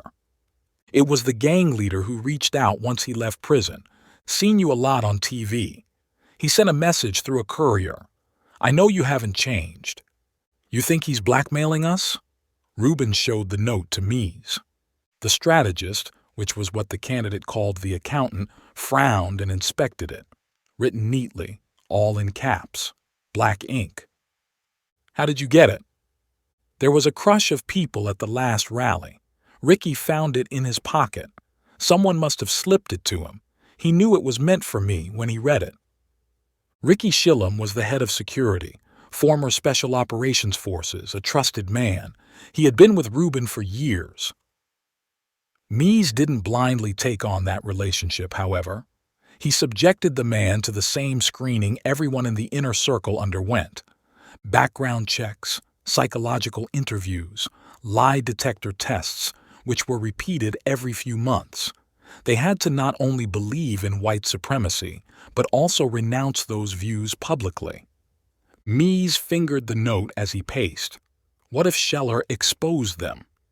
"He's got nothing, no proof," he thought out loud. "The people we met, they won't snitch. They've got as much as us to lose. Their reputations, lives, families, businesses, jobs. They'll lose everything if they leak. Nope, I don't think he wants to finger us." "You met him when he was inside." "A brief meeting. It didn't mean anything. Let's hear him out." Mies organized it in Florida, a dinner in a restaurant outside Miami. He booked the entire venue and got Shillem to mount security. The Lions man arrived with 4 companions, all of them hard-eyed and ex-cons, judging by their looks and the ink on their bodies. They submitted themselves to the pat-down. Their guns and phones were taken away, and they were wanded to check for recording devices. The 4 men waited outside with Shillem while their leader proceeded inside. Scheller seemed to fill the dining room with his size. The tattoos on his bare arms, serpents, dragons, crosses, writhed whenever he moved, and his biceps filled out his shirt. The lion on his neck rippled when he drank or swallowed. Mies was struck again by his presence, by the feeling that he was capable of immense violence. It wasn't the first time that Reuben had met hardcore criminals, but he could sense the candidate was impressed too. "Long time, Mies," the Lion's founder said softly. His smile was a mere twist of his lips. "Call me Gunner." He nodded at Reuben. "That note." The strategist cut to the chase. His previous meeting with the Lion's founder had been so brief that there was nothing to catch up on. "What did you mean?" "What I wrote. I can see through you, both of you. I know what you're doing." "What's that?" "Power grab. If Reuben wins the elections, and that's a big if, you can change this country." "How?" Gunner looked at the bar, where photographs of the staff were mounted on the wall. Many of them African Americans, a few of Asian and Hispanic origin. He didn't say a word. His cold smile conveyed what he meant. "Relax," he rumbled after a moment. "I'm not here to out you, and save your protests." He held up a palm the size of a shovel when Reuben made to protest. "Finch, in Arizona, he told me about both of you." Mies considered his words. The man Gunner had mentioned was a multimillionaire who owned a chain of retail stores. He was one of their secretive backers. "How do you know him?" "Let's say my people helped him out with a problem, something the cops couldn't do." The strategist played with his fork absently as his thoughts raced. Reuben was still, silent at his side, but he knew the candidate was also thinking hard. If Finch had told Gunner about the meeting, it meant he knew the Lions man well and trusted him. "What do you want?" "I want in. When everything shakes out, I want to be at the dining table with you." "What does that mean?" "I don't know at this stage, and neither do you. The size of the meal," he grinned mirthlessly, "depends on how the elections turn out. We can work out the details then." "I don't think," Reuben broke his silence. "You need me." Mies looked at the gangbanger as if seeing him for the first time. There was more to the man, much more than his appearance suggested. "Explain." "I can help," Gunner replied simply. "I have 50,000 people in my gang across the country, some of them in prison, many of them out." "Yours is a criminal outfit," Mies retorted. "We've distanced ourselves from our past. We can't afford to be linked to gangs." "I didn't say we need to parade our alliance. No one needs to know about it. I'm waiting for that explanation, how you can help us." "You need the muscle we can provide. You need our activities." "How so?" Gunner wrapped his fingers around his glass and drank his wine. He wiped his lips with a paper towel and threw it on the table. "You need a platform. We can provide it." "Be specific." Reuben shook his head. "What do you mean?" Gunner's smile was feral. "My people can start a crime wave in the country, target minorities and their businesses. Take that and run with it. Strong government, strong cops. That will be your message." Mies stared at him. "Of course, 25. Mies took the cup from the tray and sipped his coffee. They had hired Farley and Parsons once the campaign gained momentum. The same vetting procedure along with a new wrinkle. Everyone in the campaign had to sign a tight confidentiality agreement. The men were good, experienced campaigners who had worked on several high-profile candidacy runs and delivered. They brought in the experts, fundraisers, the people profilers, pollsters, videographers, influencers, media managers, bloggers. Key campaign team members traveled with Rubin all over the country and appointed volunteer cells to statewide activity. TV ads, billboards, newspaper advertising, leaflets. The Rubin campaign had everything that the mainstream parties had. No one other than a highly vetted inner circle of people on the candidate's team knew of Mises' existence. One of Rubin's companies, a technology firm in Silicon Valley, had erased the Rising Lion's internet history. That had effectively turned Gunner and his people into ghosts. It had removed all traces of Mises as well, after his release from prison. Nothing existed of him on the internet. DMV had no record of him, since he didn't own a vehicle or have a license. Social Security had a name for the address he lived at, but it wasn't Doug Mises. I met our friend. The candidate's eyes sharpened. I think we agreed we wouldn't meet him, not until this was over. He's in town. I know that. I needed to get out of the apartment, needed some air, relax. No one saw us. I followed security procedures. How is he? He's good. He didn't tell the candidate about Davis. That was a detail Rubin didn't need to know. Not when he was embarking on a tour of several cities. This wave Scott's talking about, he mused. Our friend could help. Like what he proposed when we met him first. Yeah. I like it, Rubin said after a while. Does he have the people? The Lions have grown, you know that. One reason for that is the way Gunner works. He'll bail out anyone who goes to prison. If the judge doesn't grant that, he'll work on his connections and hours and try to lighten the sentence. Worst case, someone goes to prison. He'll make sure their families are taken care of. That's how he gets loyalty. And that oath. He's taken on some disposables as well, hasn't he? Disposables. Youngsters of different ethnicities. Labeled that because that's what they were for the gang. They used them for street-level activity, no great loss if they were arrested or killed. Those recruits never rose higher in the gang. Yeah, he needs to expand. Do it. Whatever idea Scott comes up with will be on top of Gunner's. Mises met the Lions man in Melrose, in the parking lot of an abandoned building. Just the two of them, with several lions guarding the place. It was owned by one of Rubin's companies and was empty that time of night. The car rocked on its springs whenever the large man shifted. A problem? He asked. The polls, the strategist explained. We're behind. Isn't that how it's supposed to be? The lead narrows as the election nears. It'll be difficult to make up if the gap's too big. The Veep hasn't done anything wrong so far. That's because Morgan's campaigning for him, Gunner scoffed. The president's popular. It's natural that some of that will rub off on the vice president. Agreed, but nothing we can do about it. You want us to get active on the street. It will help. You have people you can afford to lose. Gunner's nails rasped on his stubble as he scratched his jaw. I'll need to send felons, he figured aloud. That will get the maximum impact. Yeah, and they'll have to be white.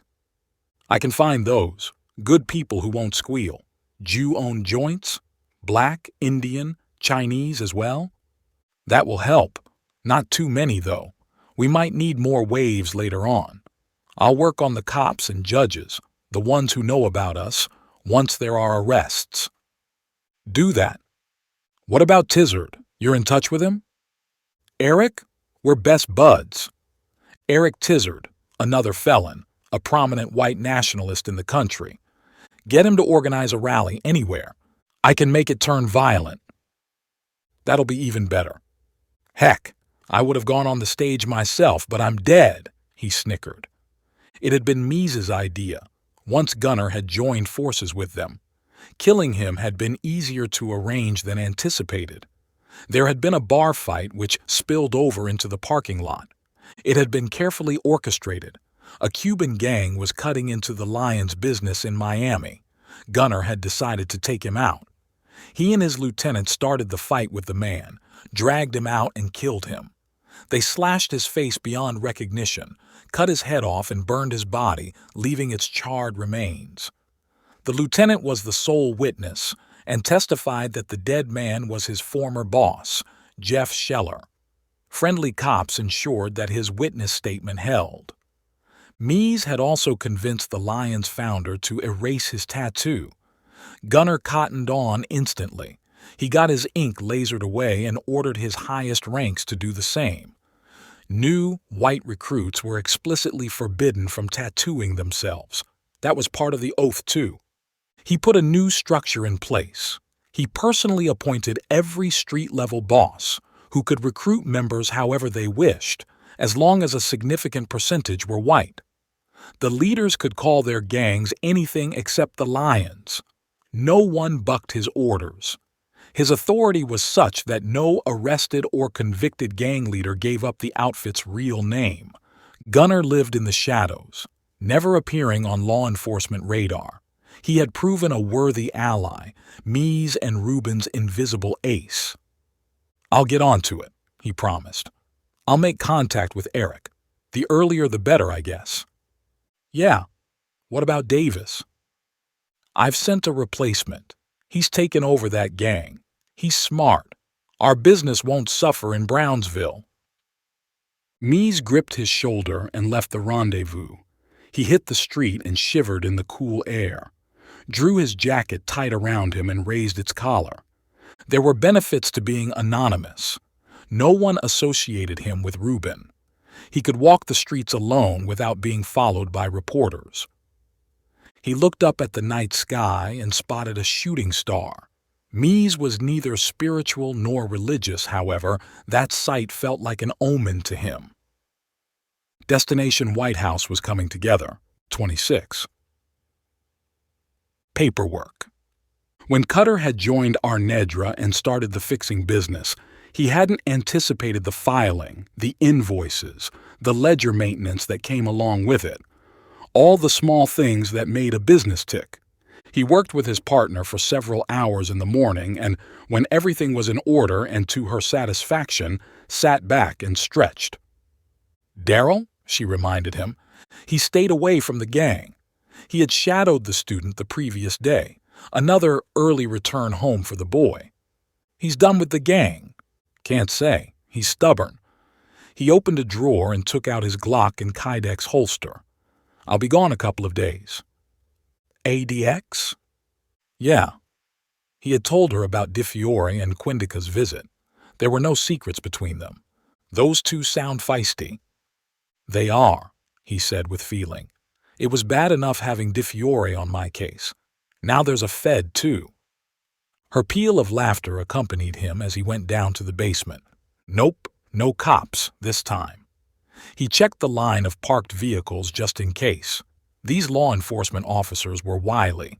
He climbed into his vehicle and set the navigation to Newark Liberty International Airport. 20 minutes.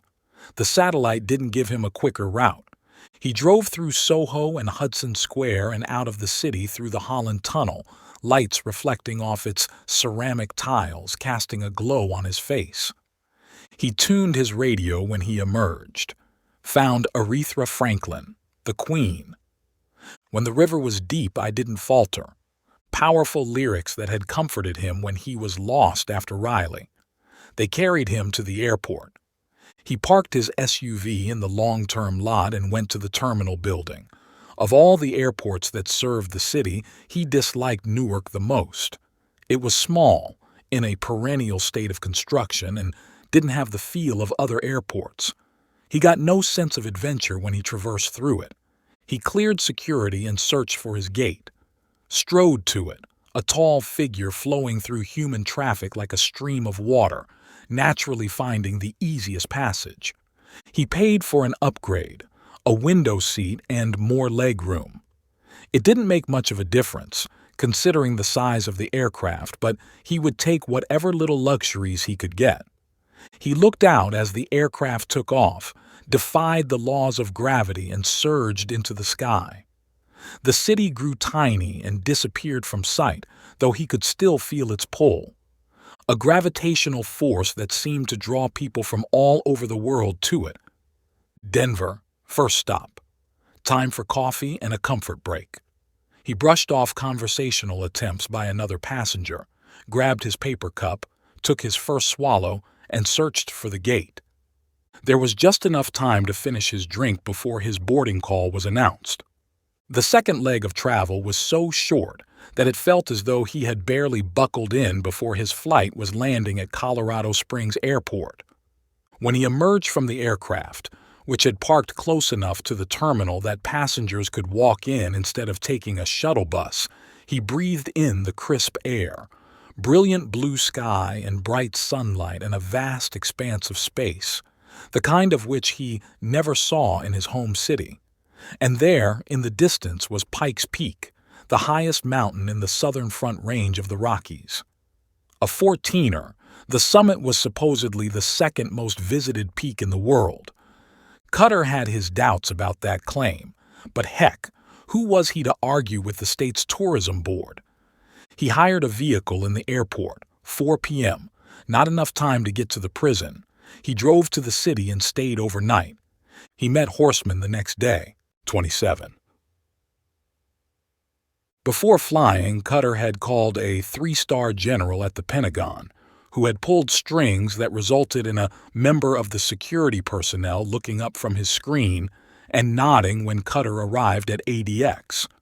His name was on the visitor list. He folded his shades and was escorted inside by a prison officer, someone new to him, to a small room next to the warden's office, not where the inmates met family and friends. 2 chairs, a metal table separating them, the furniture bolted to the floor. A jug and 2 glasses of water were the only embellishments. "You need anything?" the prison officer asked. Cutter couldn't help smiling. The general's got juice. That's why he's being polite. Warden must have instructed him. "Nope." He waited. Watched a spider crawl up the wall. Similar insects had kept him company in his cell. A clanking of chains and a shuffle of footsteps. 2 guards escorting the man he wanted to meet. They pushed him inside the room indifferently and shut the door. They'll be waiting outside, alert for any noise, ready to break up any fight. Jake. He greeted his friend and hugged him over his cuffed hands. "You missing this place?" the inmate responded sardonically. Cutter studied him. The prisoner was lean, pale from the lack of sunlight, stubble over his cheeks. His eyes were sunken but bright, faded tattoos on his arms and above his vest. Horseman had stopped inking himself once he found his faith. He didn't preach it, didn't force his beliefs on others, accepted that his religion wasn't the only one. His calm manner was what drew other inmates, and his explaining his faith, breaking it down in simple, relatable language, was why he had gained respect. "I missed you." Cutter reached out and held his friend's hands, which gripped him back. "How are you holding up?" "You know me, Cutter. One day after the other. Prisoners come and go. I'll die in here." No drama in his voice. He had long accepted what he had done and the consequences, knew that whatever he did wouldn't bring back the couple. He carried that burden every moment of his life, but at the same time didn't allow that to drag him down. "You made a life for yourself?" "Yes, I take on cases where I can help people." He broke it down for his friend, what he did in New York. "A fixer, huh?" Horseman smiled. "I like it." His face turned serious. He jerked his head in the direction of the cells. "What you did there, it brought you peace." I told him who I was once Mansour was dead. He had secured a last meeting with the convict before leaving prison and then had revealed his identity and why he had been in ADX. The inmate hadn't been surprised. "I knew there was something different about you," he had replied. "You didn't come here all the way from New York just to see me." "No, it's Gunner. I need to know everything about him." Horseman's face tightened. He glanced involuntarily at the ceiling. "Recording devices are turned off. You can do that?" "Yes." "Gunner's dead, last I heard. His lions are still here?" "Some. They're serving life too. That gang's disbanded, though. They don't even call themselves that anymore. Is that why you're here?" "A few lions have surfaced in New York. They targeted Jews, Asians. You know who they go after. Those arrested got light sentences. A few died, and some even got away. They said they were from that gang." "No, but their ink gave them away." "That's a common enough." "Yeah, I know. But they're victims, all of them minority communities. Feels like Gunner's outfit is back in play." "You think someone started the gang again?" "It's possible." "I would have heard something." A shadow crossed his face. "What is it?"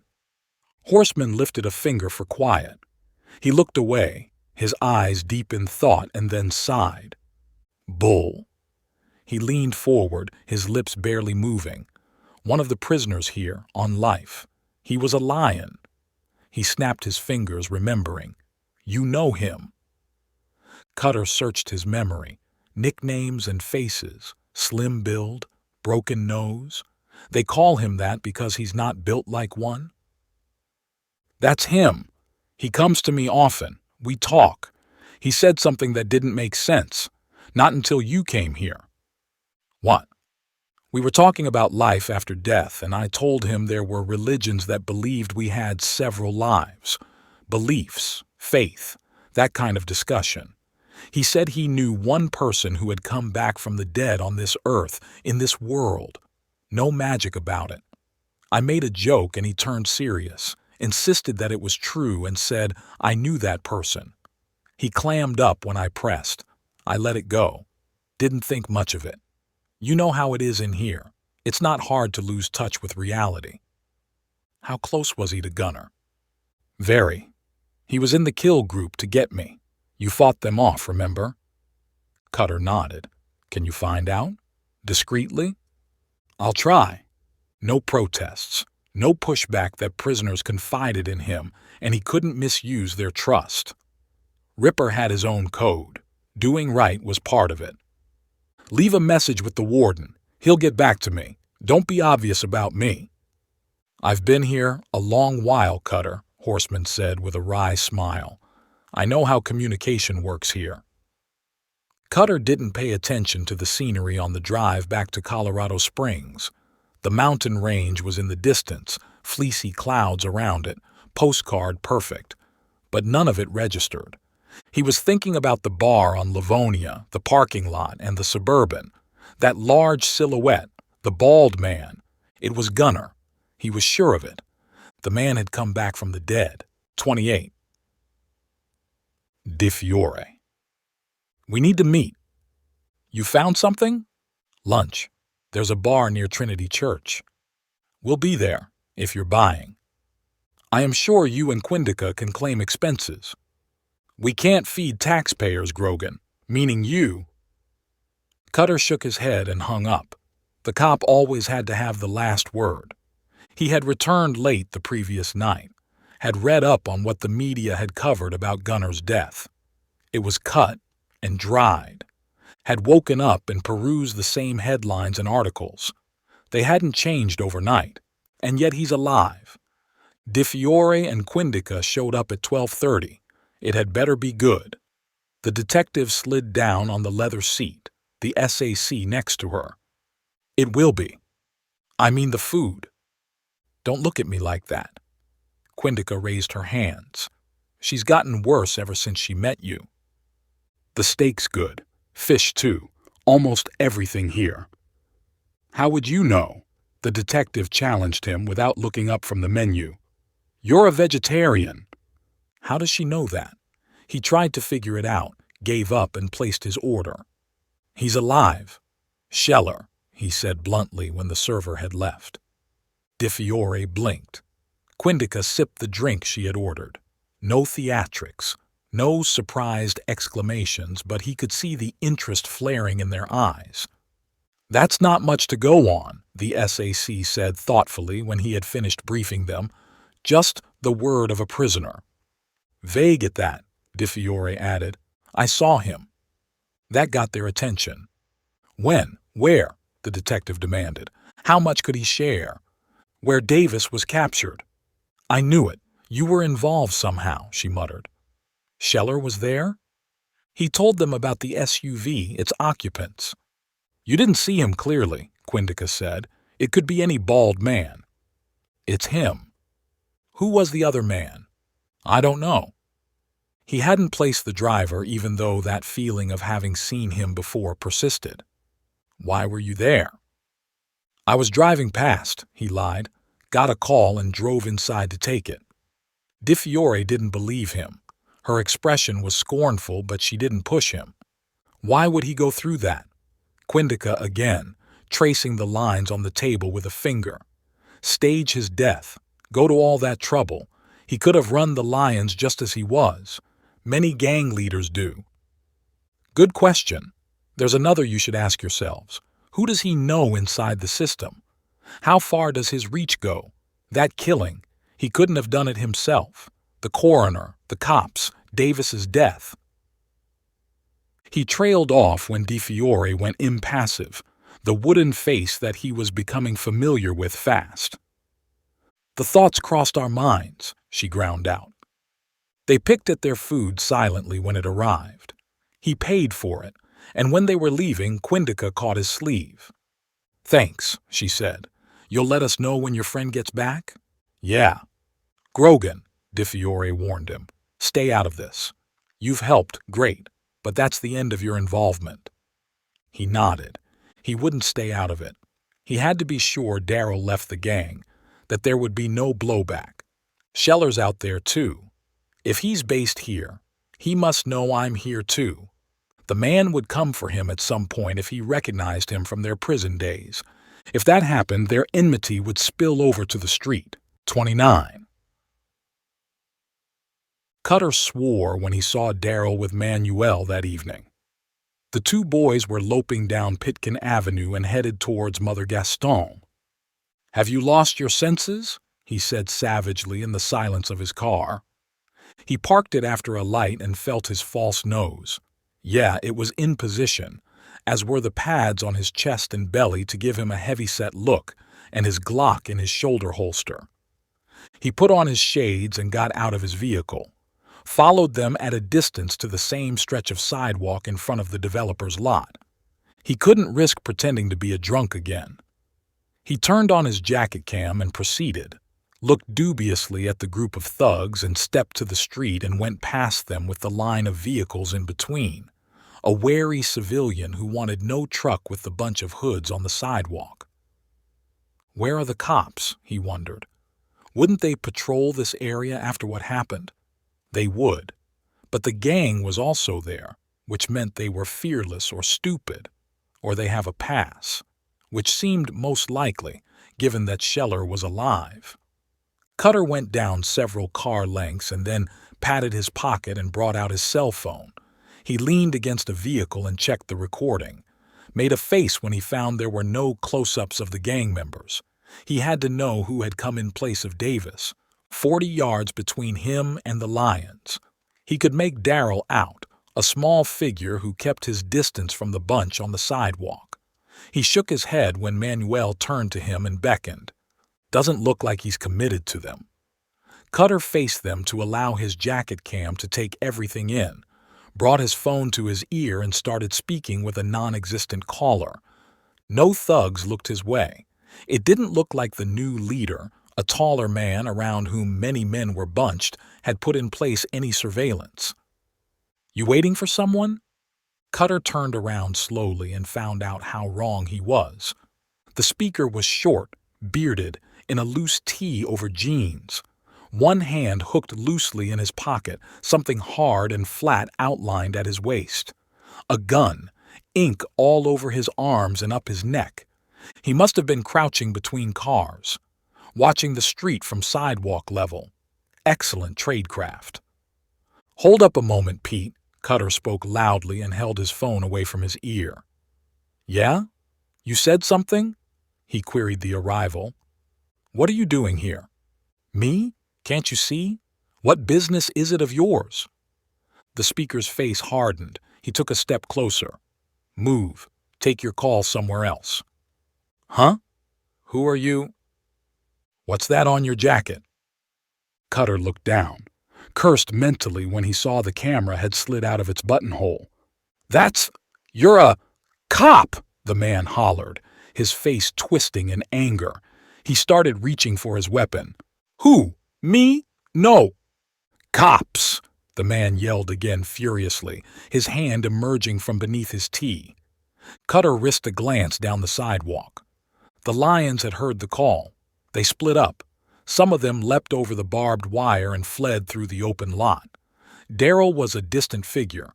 It looked like he had run at the caller's first shout. Some heavies hustled down the sidewalk, determined looks on their faces, looking to support the sentry. The leader, there he was, along with a few hoods. He had threaded through the parked vehicles. Can't let him escape through the traffic. Need to find out who he is. No time to fight. Gun! Cutter roared. Shooter on street. Christ, he's firing. He shoved the startled thug against the vehicle as several passers-by screamed. He leapt over the vehicle's hood and landed on the street. A car blared angrily. Tires squealed. Call the cops, he shouted and pointed wildly at the thugs on the sidewalk.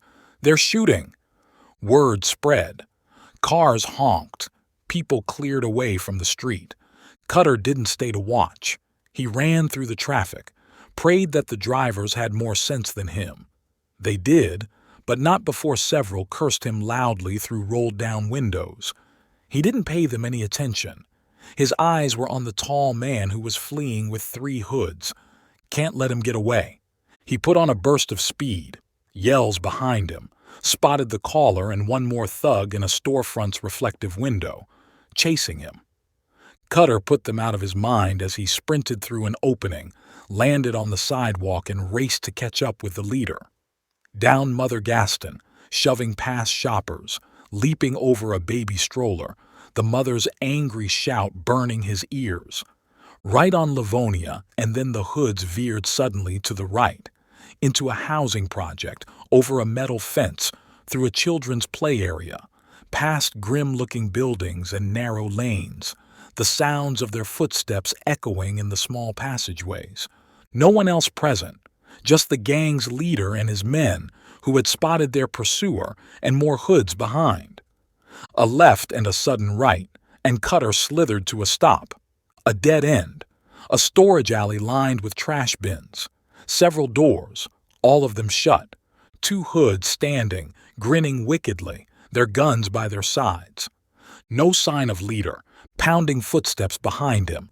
Caller turned the corner and entered, along with another hood. 1 against 4 mean-looking hitters, all of them armed, flanking him. Flight wasn't an option. I'm a cop. Cutter raised his hands. Backup should be here soon. Nails and Cerro? Caller asked. Got away. One of the 2 thugs nodded at a door. The sentry reached for his gun. Violence it would be. 30. Cutter had no fear of being killed.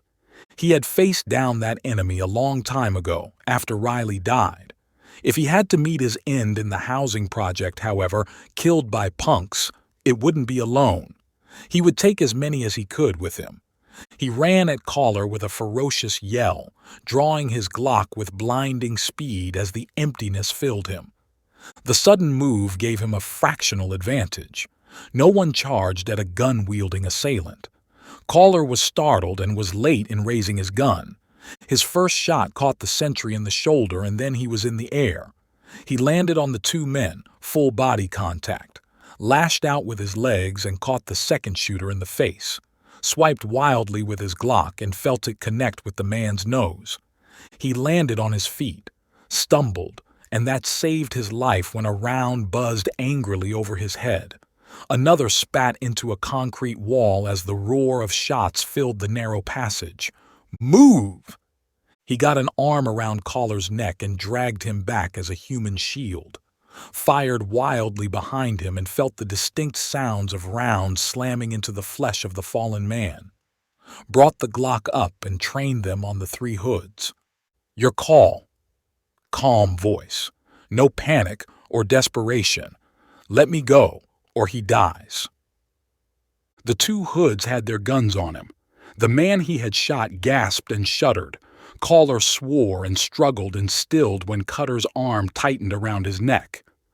"You can't escape, pig," one of the hoods called out. "You'd better give up."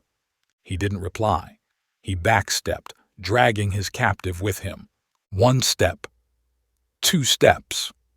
He got closer to the mouth of the alley where a bigger lane ran that led to other buildings.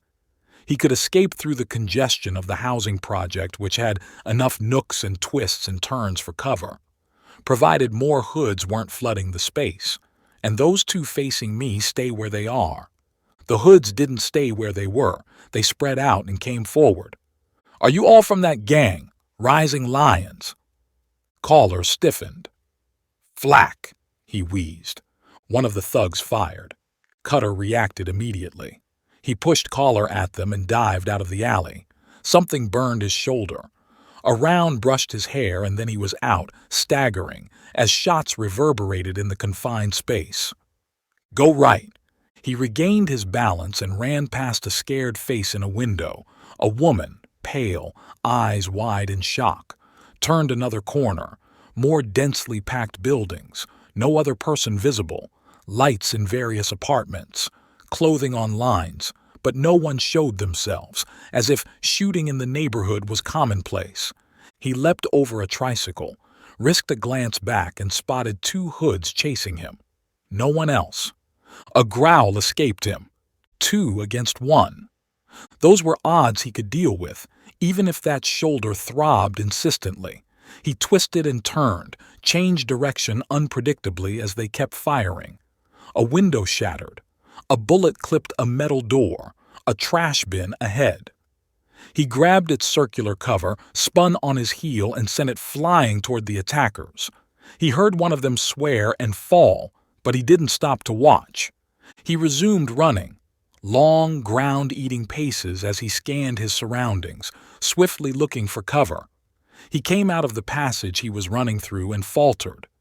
Open space ahead, a parking lot. Vehicles filling several spaces.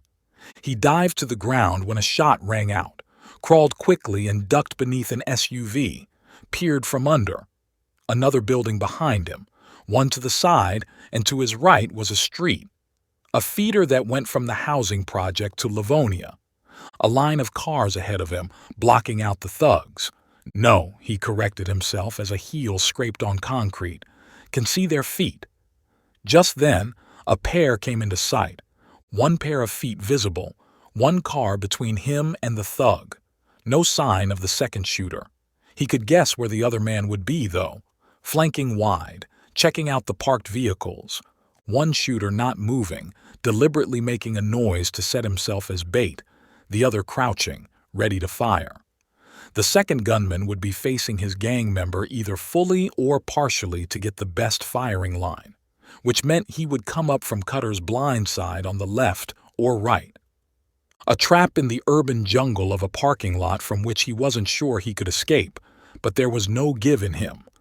It was in his blood, in his genes, from when his ancestors had fought and died in distant lands, and Delta Force had shaped that animal instinct to the point of a spear. Without conscious thought, Cutter took the bait. He slithered quietly, taking care not to brush his clothing against concrete, moving on his toes and one hand, the other holding his Glock, breathing shallowly, every sense firing. Open space between his SUV and the vehicles ahead of him. He peered cautiously around a tire. No sign of the second gunman. A burst of speed, a fast crawl, his Glock ready, and then he was underneath a Cherokee. Next to it was the pickup truck beyond which feet stood. Cutter moved carefully, the smell of concrete and gas and burned rubber around him as a riff of air blew and cooled the sweat on him. Under the truck, recon to see if the second gunman was visible. Nope. He's behind some vehicle, hidden by its wheel well. Feet was there, however, right in front of him, standing too close to the pickup. An elementary mistake, the kind made by someone with no real combat experience. Cutter's left arm shot out like a whip, curled around the man's ankles and yanked hard. The thug fell with a startled grunt. His head crashed to concrete. A swift body dragged forward, a vicious elbow to his throat, a shoulder roll despite the stinging burn from the injured joint, to get to his feet and go behind the truck's bed. A whisper of movement a car away. On his 3 o'clock, his blind side when he had been prone, just as he had guessed. Cutter's body uncoiled like a spring being released. He rose in a controlled motion to let just his head show, and there the gunman was, his upper body exposed over the roof of a black sedan, his eyes searching where his friend had been. By the time he spotted the threat, it was too late. Cutter triggered twice, ducked and fast-slapped a new magazine, ran around the truck, back to the line of cars where he had hidden, crouched behind a vehicle and snatched a look. The thug was down. He crab-walked, ready for a feint, but the man was sightless when he stood over him. Both rounds had taken his throat out and left nothing but flesh and blood and entrails on his neck. Another crab-walk back to feet, only to find that man was dead too. It looked like his head had crashed so hard on the concrete that the fall had killed him, and if that hadn't, then the throat jab had finished him. Cutter didn't let himself relax. He ghosted out of the parking lot, ready to take on more hostiles if they showed. They didn't.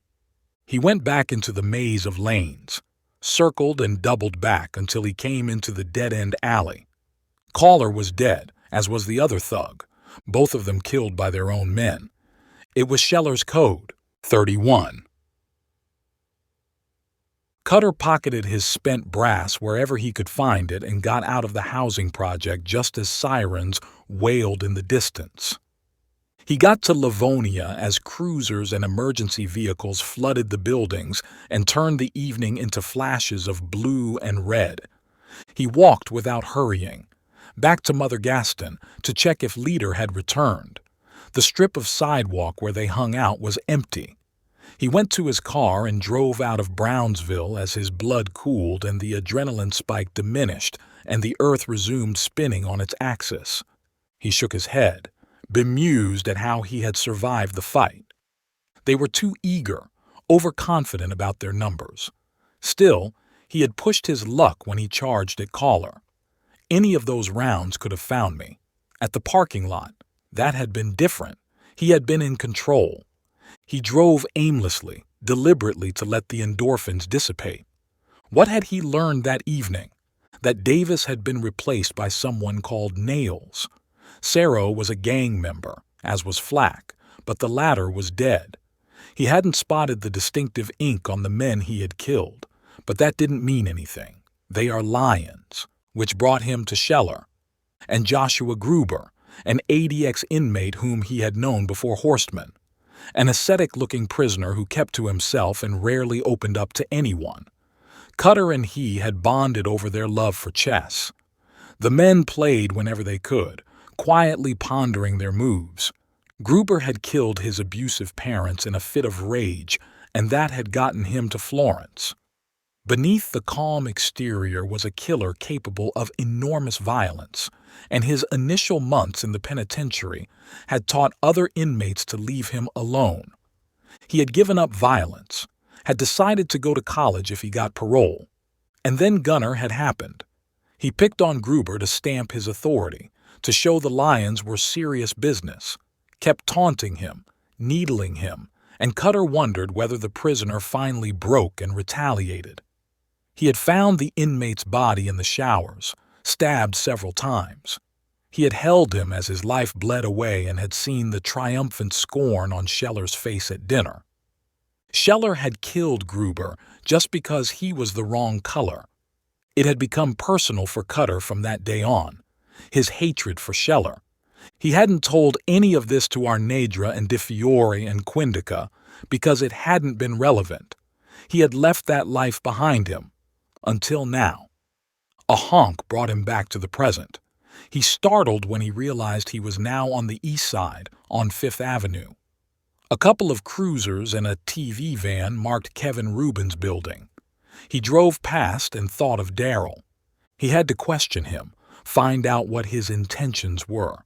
If the boy had made his mind up to quit the gang, then his job was done. What of Scheller? He would leave the gang founder to DeFiore and Quindica, he decided. It still was personal, but those two were more than capable of bringing the man down. He would wait to hear from horsemen and present them with the intel, then watch from the sidelines. Later, much later, he would wonder how events might have turned out if he had taken a different direction. 32.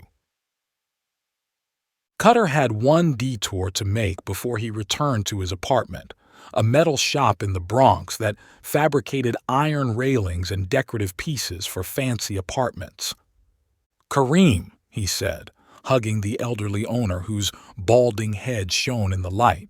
"It's been a long time." "And whose fault is that?" He winced when the man grabbed him by the shoulders, the burn reminding him that his wound needed attention. "Look at you," Kareem said. "Your skin's sticking to your bones. You need Nyla's cooking inside you." They laughed when Cutter's belly rumbled just then. "You need something?" "I need to be alone," he told the owner, who nodded in understanding. "Don't be a stranger." Kareem patted him on the back and led him to an inside workroom and left him alone. Cutter donned a face mask and gloves, brought out his Glock, bent over the gun and spent casings and cut them to small pieces, tossed them into a ball mill, collected the fine powder and threw it into a small furnace. The holster, jacket, camera, and gloves went into the fire, too. He waved to the workshop's owner as he left, then drove back to his apartment where he inspected his injury. It was a graze, as he had suspected. It would heal soon. "I got away easy. Any lower and it would have been more serious." He washed his wound, showered, and prepared a simple dinner. The TV news featured a rally in Arizona. Eric Tizard, a prominent white nationalist, was spewing rhetoric at a crowd when someone pounded on Cutter's door. He checked his phone. Nope. No one had called him. 8 p.m. in his building, that required buzzer entry from the residents. He sighed. Who else could it be? He opened the door and an angry-looking DeFiore was there, along with Quindica. "Your skin will sag and wrinkle," he told the detective. "What?" she ground out. "That look on your face. It will age you."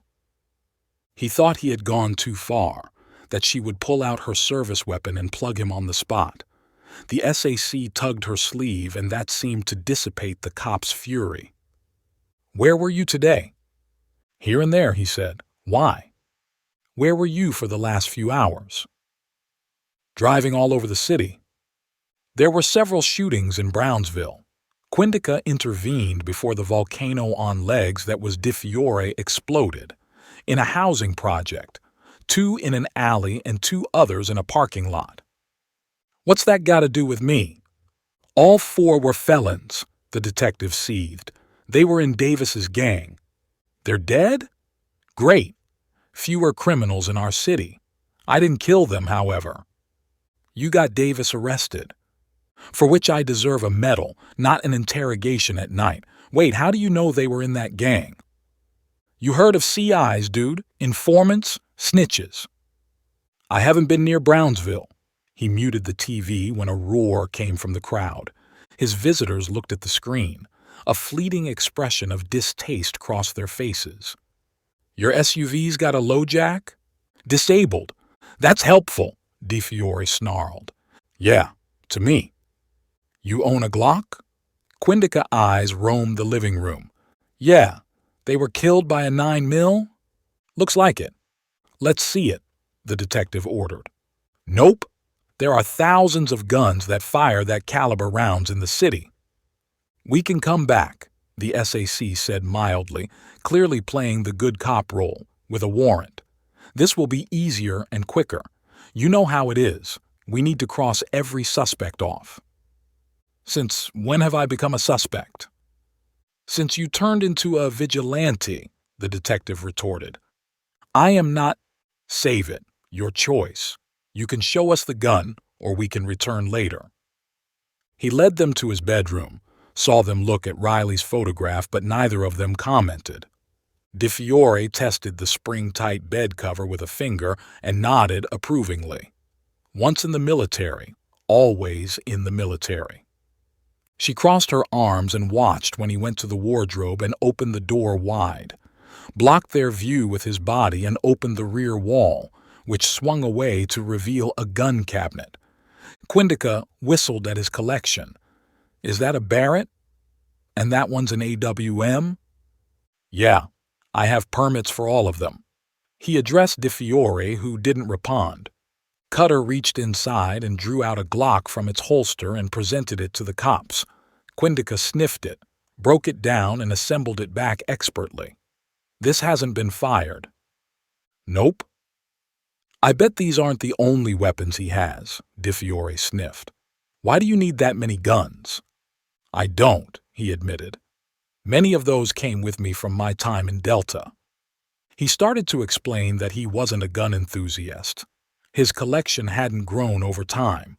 DeFiore was right. He had other weapons, stashed in caches all over the city, but that was only because of the business he was in. A gun was a tool, one he used as a last resort. He had even taken rounds because he had been late to fire, not the time for it. Will your phone back you up? That you weren't in Brownsville? He took them back to the living room, unlocked his cell, and handed it over. You're not protesting, DeFiore said as she inspected its location history. I find that suspicious. Suspect away all you want, he growled. I don't care. He had anticipated such heat ever since the cops had appeared in his case. His cell phone was rigged to forward calls to burners that he carried with him. The throwaway that had been with him in Brownsville had gone in Kareem's furnace as well. What's brought this on? He asked his visitors when the detective tossed his phone back. Shit's hit the fan, she said bitterly. Internal Affairs are looking into Davis's killing. That's muddied things for us. These Brownsville killings, looks like Scheller is tying up loose ends. Your friend the commish isn't happy. He wants results. You're on the FBI's task force, right?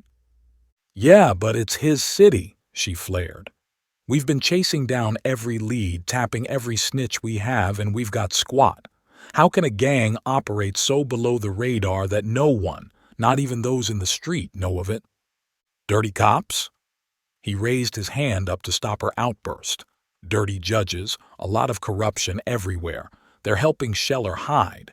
And then he's got the loyalty. He's a thug. How does he have that kind of reach? Beats me. Cutter shrugged. It's something I've been thinking about too. How can we buck that? She sounded defeated. Even with Peyton's resources, we haven't gotten anywhere. You keep plugging away. Cutter found it ironic that he was encouraging the detective, a cop who disliked him. You keep doing what you're doing. Someone, somewhere will give way. Not everyone will be as committed to him as he thinks or wants. Someone will open their mouth and he'll kill them before we get there. That's what has been happening all along. She flicked her hair back savagely and straightened her shoulders. The momentary flash of despair was gone.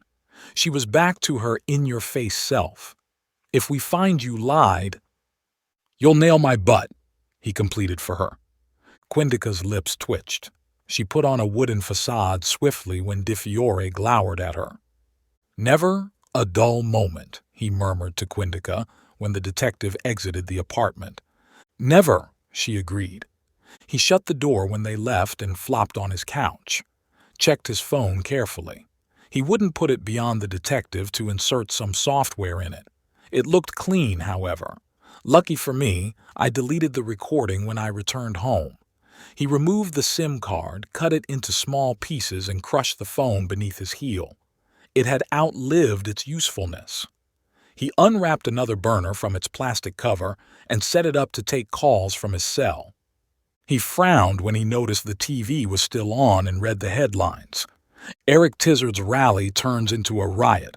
Protesters fight with his supporters. "Doofus," he snorted when the state's governor came on and urged calm. "What did you expect would happen?" Cutter turned off the TV and yawned. Just before he fell asleep, he wondered how Daryl was. 33. Daryl was thinking of Cutter. He had told Manuel he was quitting. "Man up," his friend replied. "Tell that to the boss." And that's why he had gone along to Mother Gaston. On arrival, however, Davis's replacement, someone called Nails, didn't even look at him. He was talking to the most senior members, getting a breakdown of the gang's activities and key people. When one of the hoods yelled, "Cop!" Daryl fled. He'd had enough. He wouldn't be returning to the gang. Cutter was right. There was nothing for him in that group. It had been seductive initially. Being given responsibility, made to feel important. That hadn't lasted. "They'll kill me," he shivered. "They won't let anyone walk away. They might kill Mama, too." He sat up abruptly. Did that mean he had to go back to the gang? Until he was killed or arrested? Because he knew those were the only two outcomes for him. He racked his brain, scrunching his face in concentration. Surely there must be a way. Could he get witness protection? That's what happened on those TV shows. Dumbass. That's only if I become a witness. What did he know that was so important? Nothing, he told himself bitterly. He could give up Manuel, who he was finding was not that much of a friend. He could tell the cops where Nails and his men hung out. They'll know that. There are cruisers going up and down the street. They'll have noticed the gang.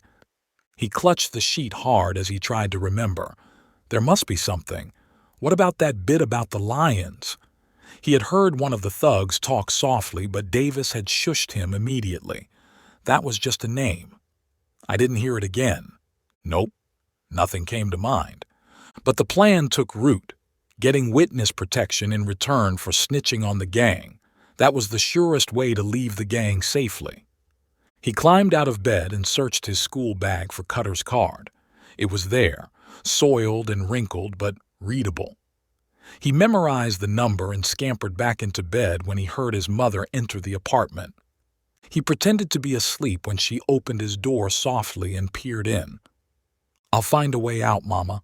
I won't let you down." 34. Steve Nails Patchy tracked back several times until he was sure he was alone. He went to Mother Gaston and entered the developer's lot by climbing over the fence, waited in the darkness until he heard footsteps. Gunner came through the neighboring building, a large figure looking ominous in the dark, two figures with him who stood back. "What happened?" the Lion's founder growled. "There was an undercover cop," Nails told him. He had seen his boss snap the neck of a snitch. His large hands had gone around the man's throat and broken it with a mere twist. He wasn't scared, however. He was part of Gunner's inner circle, had been recruited personally by the man, and had proven his loyalty and worth. 4 of your men against him, and yet he got away. "They're dead, Gunner." "They might have snitched." "I know those men well. They wouldn't have. And even if they did, what did they know?" "Our name. We've kept it off the street so far." "There are enough gangs with similar names, Gunner," he scoffed. Took a step back when he saw the expression on his boss's face. "I mean," he said conciliatorily, "it won't mean anything to the cops. Anyhow, I know they didn't talk. I got my people to question everyone in those neighboring buildings. A few residents watched what went down from their windows. No conversation." "You're sure?" "Yeah." "Describe this cop." "I didn't see much, but Cerro got a good look. He was tall, over 6 feet. Big nose, big everything, bulky, but he could run." "White?" "Tanned." "Won't the cops on our books know who he was?" Gunner stared off in the distance and didn't reply. "I'll find out," he said. "Any blowback from Davis getting killed?" "None that you have to be worried about. Protect your turf, do your business, and you'll be fine." "Got it, Gunner." "You got any Jew shops here? Indian or Chinese takeouts?" "There are a few. Pick your best men. Attack them. Just in Brownsville? I know several all over the city. I don't care where, but let me know the stores. I'll run them past other cells so you're not stepping on someone else's territory. There's a bodega in Brooklyn. Best cakes I've eaten. It's on Lafayette Street. I'll check and get back to you. What's special about this one, other than the cakes? Owned by a Jew and a Chinese couple. Gunner stared at him. Jew and Chinese owners? Yeah. I had the same reaction when I heard. Hit it. I'll do it myself. This is urgent. Needs to go down in the next 2 days. It will be done. Use your senior men. No disposables. They'll all be white, Gunner. That's the point. Understood. Remind them of the code. If anyone's caught, they clam up and wait for help. Gunner departed as silently as he had arrived. No fist bumps or chest thumps. He wasn't into that. Nails left the building and made a call. Saro, he told his aide, get everyone together tomorrow. We've got work. 35. Cutter was relaxing on his office couch the next evening. Of course, he didn't put it that way when Arnedra sniffed at him. I'm thinking, he told her solemnly. I know, she said snidely, of food or sleep. Nothing else on your mind. You've closed the Daryl assignment? That's what I'm working on. Uninterrupted, he emphasized, hoping she got the hint. If she did, she chose to ignore it. She placed her hands on her hips and gave him an angry look. Cutter, if you don't get your ass... His phone rang, an unknown number. Cutter! A young voice panted. Yeah, who's this? Daryl. You've got to do something. They're attacking stores. Hurry, call someone. Whoa, he sat up with a jerk. Back up a moment. Where are you? Are you safe? Cutter, listen to me. I'm safe. I was with the gang in the evening, just listening, not doing anything, I swear on Mama. Nails drew the hitters around him, gave them instructions. They're supposed to hold up stores, get their cash and run. He was going downtown himself, a bodega on Lafayette. I remembered. That's near Mama's office. Words spilled out of him in a rush, like water from a broken dam. Where's this bodega? Did he say anything else? He said something about cakes. Cutter was off his couch in an instant. He cupped the phone between shoulder and neck and jerked open his drawer to remove his Glock and holster. Do you know which other places will be hit? No. When I heard about this one, I ran off to call you. Nails said he was going there himself. Yeah. When? About half an hour ago. Cutter pictured the boy, sweating, frightened, but he had made the call. Daryl? Yeah, do something. Please. You did good. He hung up, was out of the office in 2 strides, heard Arnedra calling the emergency number, and then he was in the elevator, punching the button for ground. He tried De Fiore, got her voicemail. Several stores in Brownsville are going to be held up. About now, he said tersely and hung up. Left a similar message for Quindica. Tried the bodega. Cursed loudly when he got nothing. Moshe didn't pick up his cell. Neither did Chong or Lin Shun. Cutter sprinted. He zipped up his jacket when he saw a woman's eyes widen at the sight of his gun. Half an hour. Enough time for Nails to have reached the convenience store. Was that why its owners weren't answering? Had something gone wrong? He burst past a red light threading through a narrowing gap between traffic. Got an earful of curses and snarls. He tried the numbers again. The detective, the SAC, his friends. Jammed his cell in his pocket when no one answered. Slowed when the bodega came into sight. The warrior took over, checking out the street. Everything looked normal. No. Those 2 men standing near the store, talking casually. They didn't belong. No one hung around like that. Not that near the entrance. The blinds were down too. He's here. The animal took over. 36. Got a light, bud?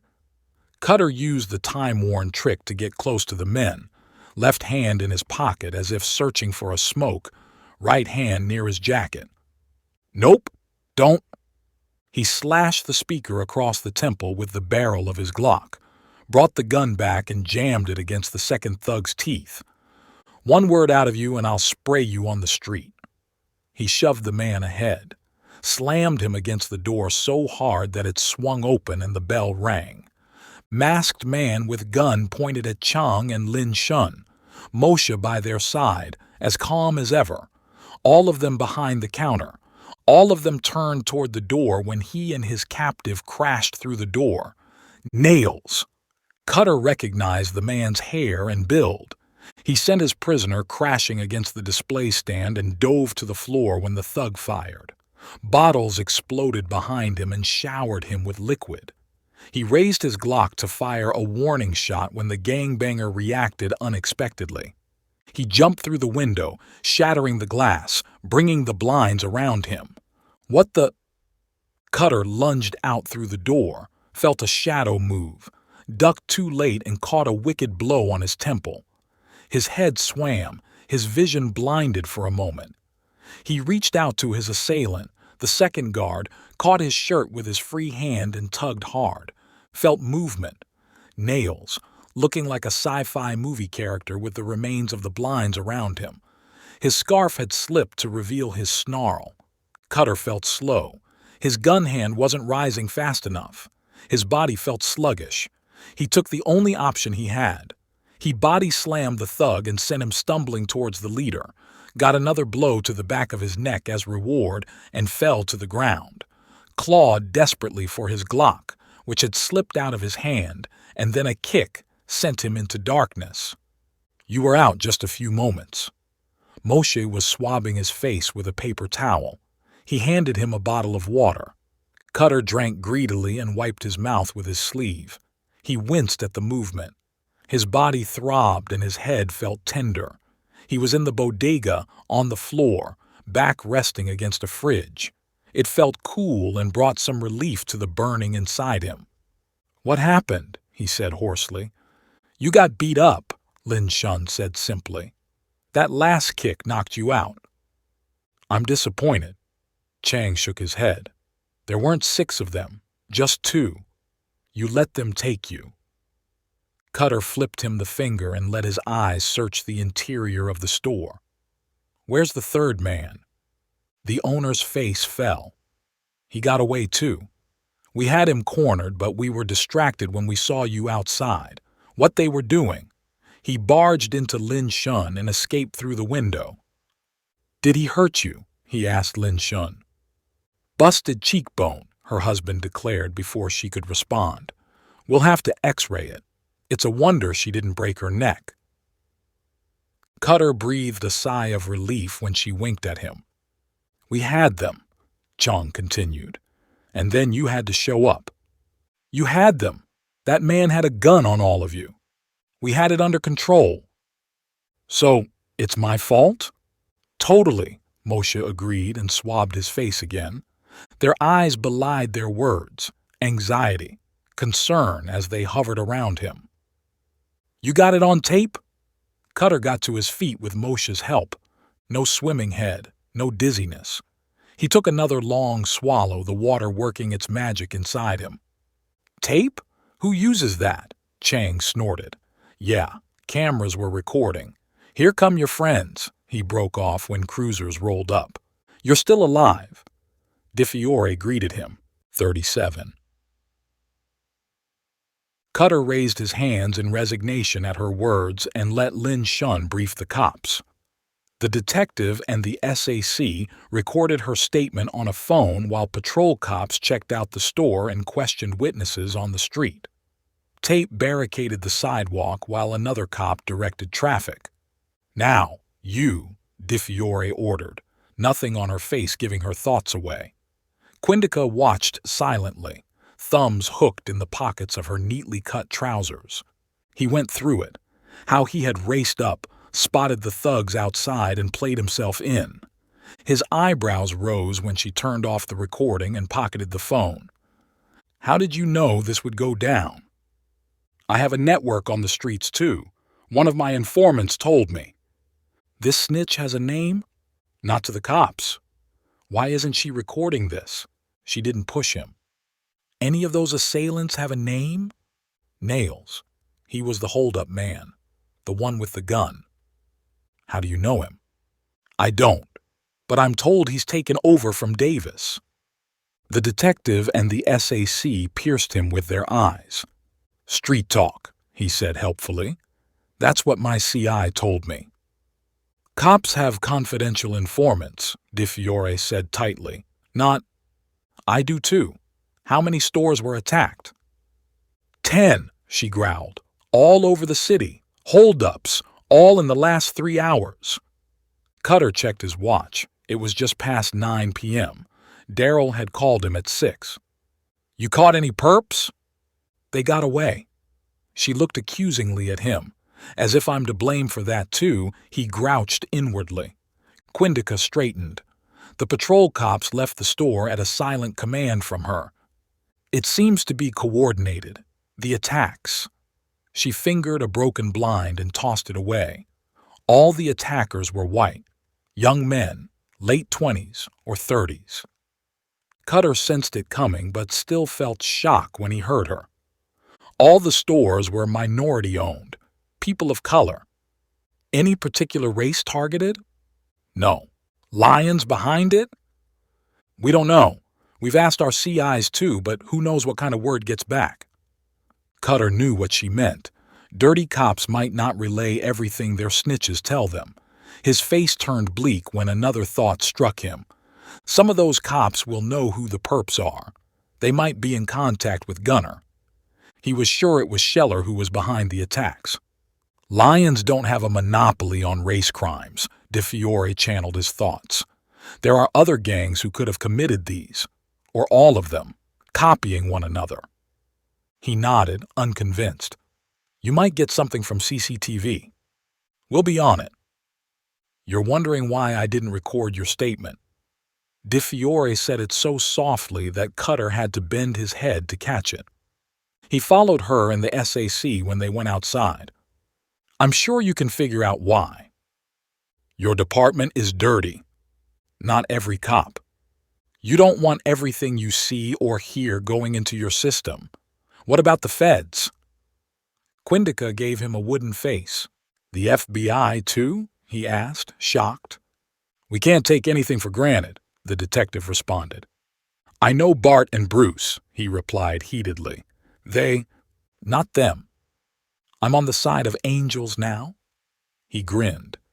No, DeFiore said flatly. But this, your inside info, that's what we want from you. Nothing more. What I said earlier stands. Don't go rogue. Don't run your own investigation. He mock saluted her, but that didn't bring any smiles. These cops were hard. He turned away from the gaggle of onlookers and reporters on the sidewalk being held back by tape and the cops. He'll know you're involved, DeFiore said in a parting shot. Trust her to cheer him up. He, Scheller, who, if he watched TV, would see Cutter's face plastered on the local news. 38. Nails met Gunner at the same location on Mother Gaston, late at night. It was a low-risk location. They got a free pass since most of the cruisers that patrolled the area were in their pockets. This man, any chance he was the same one? The Lion's founder asked. Nope. This one was younger, different features, green eyes, looked like a model. A model, his boss snorted, wouldn't take on armed men. You got any injuries? A few glass splinters. Took 'em out. Nothing serious. Your men? They'll recover. I'll check out who this man is, too. He might be a bystander, an off-duty cop, anyone. Gunner rarely watched TV. Otherwise, he would have known who the mystery man was. 5th Avenue, he told his driver as he buckled up. All 10 attacks had gone well. None of his people had been apprehended. The cops would check security camera footage and would identify a few criminals, but they wouldn't find those men. His lions were good at operating beneath the radar. right underneath everyone's noses, but unseen. "Slow down," he commanded when they were approaching the Frick Collection building. He searched the sidewalk and spotted a figure. "Him," he directed. The SUV slowed enough for Sidewalk Man to get inside. "I heard about it." Mies, the arrival, congratulated him. "Nothing else on TV but these attacks. Disturbing rise of hate crimes, one channel called it. It would have been if we had killed anyone. I gave explicit instructions on that. No shooting." "Yeah, our supporters wouldn't have liked that either. It would have drawn too much heat." "How is he?" Gunnar jerked his head in the direction of Central Park. Reuben. Mies knew who he meant. "He's got interviews lined up tomorrow. Tizard's rally, the riots, these attacks, he'll focus on those. Parsons and Farley both think we should get an uplift in the polls." "What do you think?" "This alone won't be enough. The election's still several months away. We might need more drastic action." "From my people?" "Yeah. We're here to serve." Gunnar's smile was evil. 39. "That took courage." Cutter patted Daryl on the back. "Calling me." The boy didn't respond, didn't meet his eyes. They were on Chester Playground. He had followed the student after school. No Manuel, no joining the gang. The boy had flung his backpack on the grass and broken open a bag of chips when he approached. "How did you find me?" "I followed you after school." "Is that what you did earlier too?" "Nope, I told you about that." The boy emptied the bag and stuffed it into his pocket, drank from a bottle of juice which went back into his bag, wiped his hands on his trousers. "Why did you snitch on them?" He took his time replying. "It didn't feel right." "Huh? And what you did before, with the gang, that was right?" Cutter didn't voice his thoughts, however. "That number you called me from, I didn't recognize it. I used a stranger's. I told them mine ran out of juice, that it was an emergency. I couldn't risk calling from my phone. Nails might want to check all our phones later." "Smart," Cutter said admiringly. He meant it. "How does witness protection work?" Cutter jerked his head up in surprise at the question. "Why?" "Answer me," the boy replied stubbornly. "You tell the cops or the feds something. If it's important enough that it will lead to many arrests, they'll give you a new identity, a new life, and protect you." "Will they give it to Mama and me?" "Daryl," he said sharply, "you took the first step in getting out of that gang by calling me. You need to end it with them. Stop going. Ditch Manuel." "You think it's that easy?" "It is. They won't let me quit like that. I know what they did to another kid. Leon, he cut his face up. That must be Davis." "You saw that?" "No," Manuel told me. "He did it in front of the gang, as a lesson to them. You've been in a gang before. It's not like just another job where you go to your boss and tell him you're quitting." Anger in his voice, but also fear and the sheen of tears in his eyes. "I have to do this my way." "Daryl, no, stop following me, stop advising me." "You're a kid." Cutter grabbed his elbow and jerked him around. "You are way out of your league here. The smart thing to do is stop going. If they come to you, call me and call the cops." "What if they do something to Mama?" "That's not how gangs work. They don't want heat." "You don't know this outfit. Think of your Mama." "I am. I'm doing this for her." Daryl flushed when a few heads turned in their direction. He shrugged free, grabbed his backpack and ran away. Turned back and pointed a finger at Cutter. "And if you tell Mama, I'll—" He raced away. Cutter watched him till he disappeared from sight and then cursed himself. "Way to go, dude. You had him. You could have convinced him. No, you had to patronize him. It was the surest way to alienate a youngster. Was Daryl serious about WITSEC? He pondered about it before shaking his head. The federal witness program was the most secure one. Several states had their own versions, New York included. However, those programs were less extensive than the one operated by the marshals. Quindica can get him under the federal program, but what does he have to offer? Nails? That wasn't good enough. The cops could get the leader on their own. Cutter swore loudly again and got a reproving stare and a click of the tongue from a mom. He got to his feet and trudged back to his car. He was back to square one. He would have to find a way to get Daryl out before he endangered himself. I can't tell Carmel either. She'll talk to him, and that will alienate him further. He had to find another way. Maybe I'll wipe out the gang myself. It was a flippant thought, but it stayed in his mind. 40. Gunnar did eventually turn on his TV. He settled in on his couch and watched the candidate on various channels, expressing outrage at the spate of hate crimes. We need to come down hard on these criminals. Our cops are fighting a losing battle. The justice system is skewed in favor of thugs. He passionately outlined how he would change the system, provide law enforcement the tools to battle crime. The live studio audience clapped and cheered enthusiastically at his statements. If the elections had been held at that very moment, Reuben would have won. The gang founder grunted in satisfaction. It looked like his people's actions had worked. However, he agreed with Mies. The attacks wouldn't be enough. The Veep and the other candidates would come back with policies and tangible proposals to address national issues. If Reuben had to ride a wave of emotion, there had to be something bigger happening. More drastic than attacks, like Mies had said. He reached for the remote to turn off the TV, then paused. An interview with someone who called himself the Fixer. Good-looking dude. He had stopped an attack on a convenience store in Lafayette 2 weeks ago. His eyes sharpened. Hadn't Nails held up? He snatched his phone and dialed a number. "The Fixer! Is that him?" he barked. His aide, clearly thrown off by the abrupt question, took his time. "You saw him on TV. His name's Cutter Grogan. I made the connection, too, after we met. It was him." "You held up the same store that had been attacked just a couple of weeks ago? By our people?" "I didn't know them, boss." Gunnar clenched the phone so hard that the veins on his hands popped out. He forced himself to relax. It wasn't Nail's fault.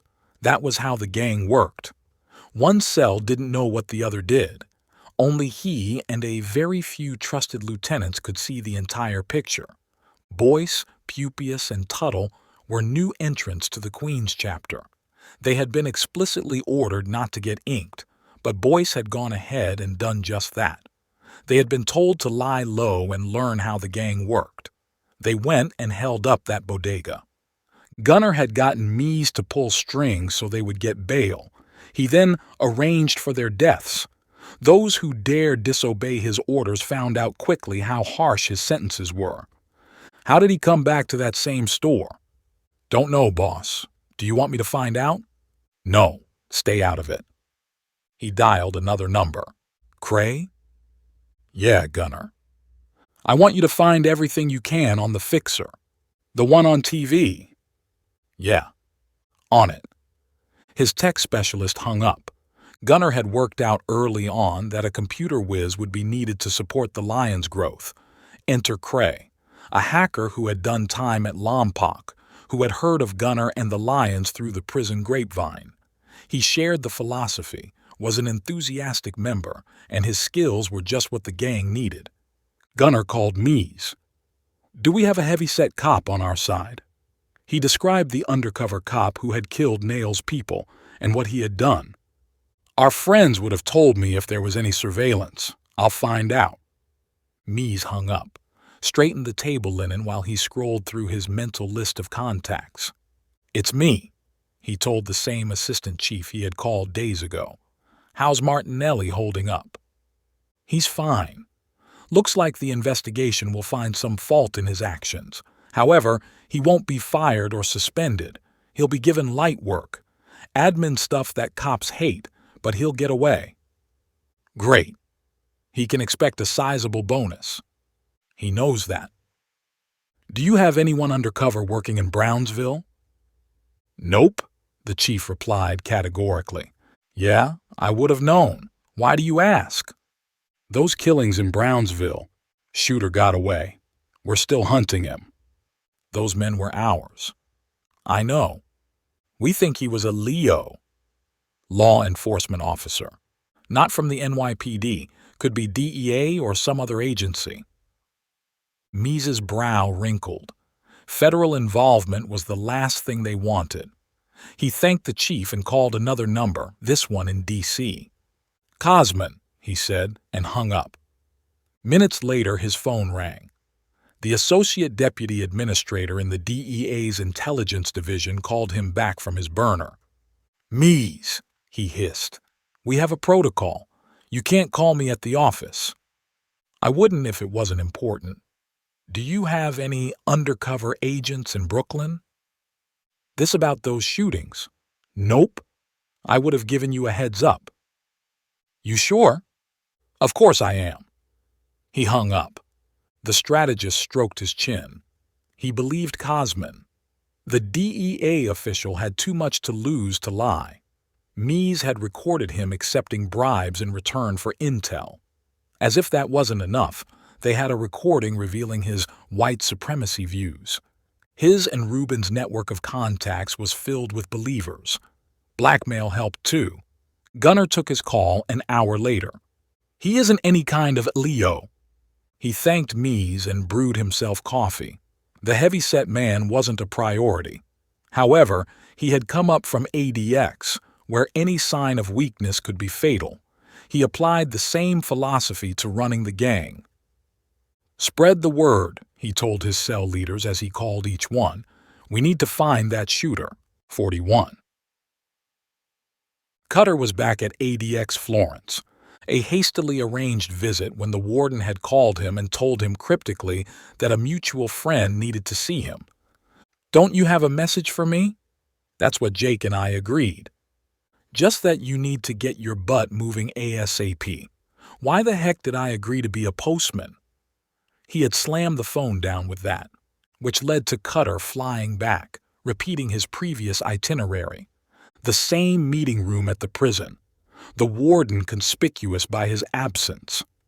Horseman arrived with his retinue of guards who waited outside the room.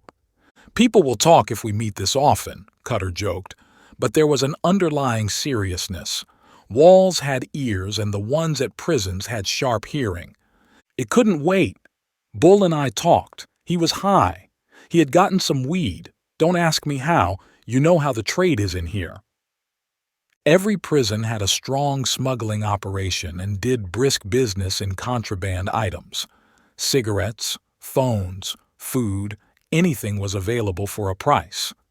Our friend's definitely alive. Horseman lowered his voice. All I had to do was talk of a second life and Bull started off. He used Gunner's name. No, but he described him. Who else looks like Scheller? Cutter agreed.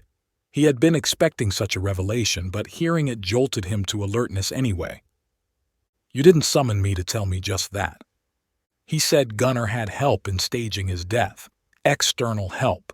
I took that to mean someone from outside ADX, and that, he leaned forward, he was working on something big, very big. What could be bigger than running a gang while the world thinks he's dead? Beats me.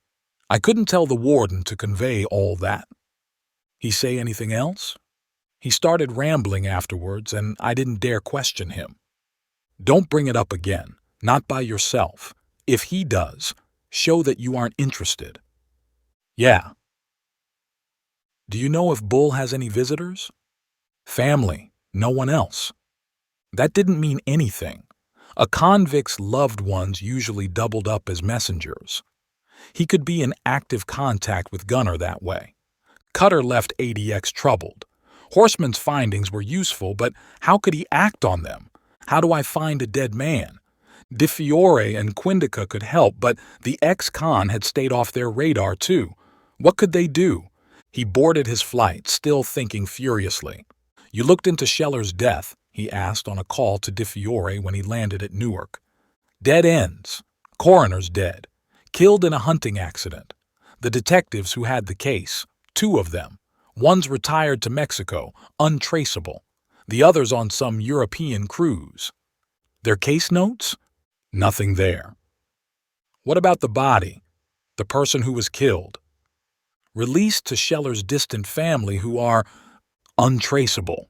You got it. 4 years is a long time, even in today's world with the internet and all that. What about the man he had a fight with? I bet it was his body. He's disappeared, too. Yeah, DeFiore said bitterly, and we can't reopen the case because that might alert Scheller. Why are you asking all this? I met Jake today. He broke it down for her swiftly. I've just landed, in fact. Outside help could mean anything. It means those who helped him had no prison connection. That's rare. Criminals and ex-cons move in a small circle. Civilian contact is usually friends and family or employers. No, this is different. There's nothing to go on there. Don't I know it, he cursed. He would blame himself for what happened next. 42. Prison walls did have ears. They had eyes too, and ADX was no different. The prison guard who had signed Cutter in had a sweet thing going. He got a cut of the prison's drug trade, several baggies each week that he sold outside for a hefty profit. All he had to do was call a certain number and feed some information. Harmless intel, which was how he justified it to himself. Besides, many officials had side gigs going. His revealing some inside juice. What harm did it do? Wasn't America the land of free enterprise? Yeah, Grogan, Cutter, C-U-T-T-E-R. He spelled it out. Came down twice. Met just one prisoner. Ripper. Sorry, that's what we call him. Jake Horseman. Sure, will keep my eyes peeled. He hung up and returned to his station and checked out the visitor log on his screen. Were there any other names off whom he could make some profit? His information reached the Colorado Lions cell leader, who passed it on straight up. It reached Gunner, who was touring the city in his darkened SUV, checking out his cells, making sure that business was rolling smoothly. The Lions founder had just finished killing a defector, a gang member who had switched allegiance to a rival outfit. Bury him in that development lot, he ordered as he wiped his hands on a rag, then set fire to it. The one with fresh concrete by the river. It should still be wet. He climbed into his vehicle, which creaked beneath his weight, and signaled his driver to leave. Looked back at his men, who were wrapping the dead thug in a tarp. There was no room for traitors, not in the Lions. The fool got what he deserved. He reached into his pocket absently when his phone trilled. Recognized the burner. Yeah? He went still when a cell leader relayed him the ADX news. Grogan? Ripper? Yesterday? You're sure? He bit back a curse. Of course his man was sure. Everyone in his gang knew not to feed him false information. Do nothing for now. Keep an eye on who else visits him. He looked blindly out of the window when the call ended. It was the third time this fixer dude had come up on his radar. How did he know Ripper? And what had the convict told him? Gunner kept track of his enemies. Most of them were dead, and the few who were alive were in prison, which made it easy to keep tabs on them. His well-oiled network in ADX was his eyes and ears, his tripwire. Perhaps it was time to change its function, turn it into a weapon. However, he had to know more first. Cray? He growled into his phone. What have you found on Grogan? He's like a private investigator, boss, but without the license. He's based on Lafayette. How big is his outfit? Just him and his partner, a black woman. Black? Yeah. Family? Girlfriends? Boyfriends? None that I could find. No social media presence. He doesn't even own a credit card. Owns his apartment on Lafayette. Owns it? Yeah.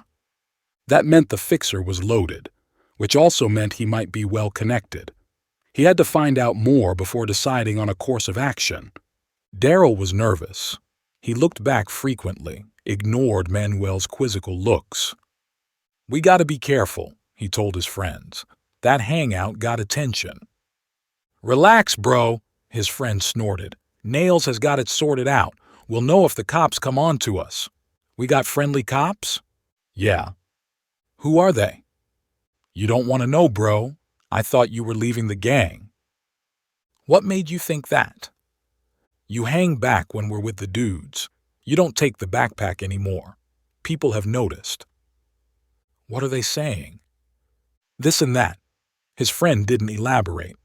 "I'm committed." "That's good, bro. That's our family." Daryl plastered on a smile and followed his friend to the gang's hangout on Mother Gaston. He was seeing Manuel in a new light.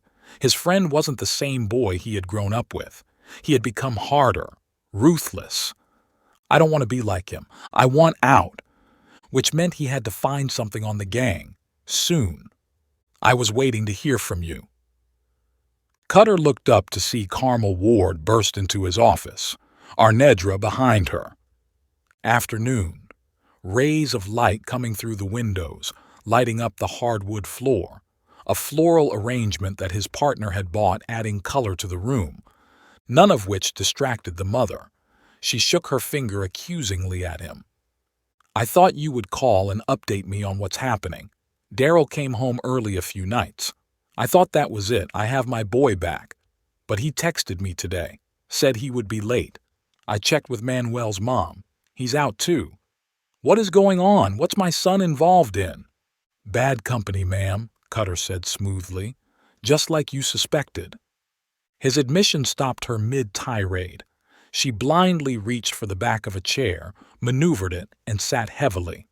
"Like a gang?" she asked hollowly. "I don't know yet." He hated himself for lying. "I'm still figuring that out."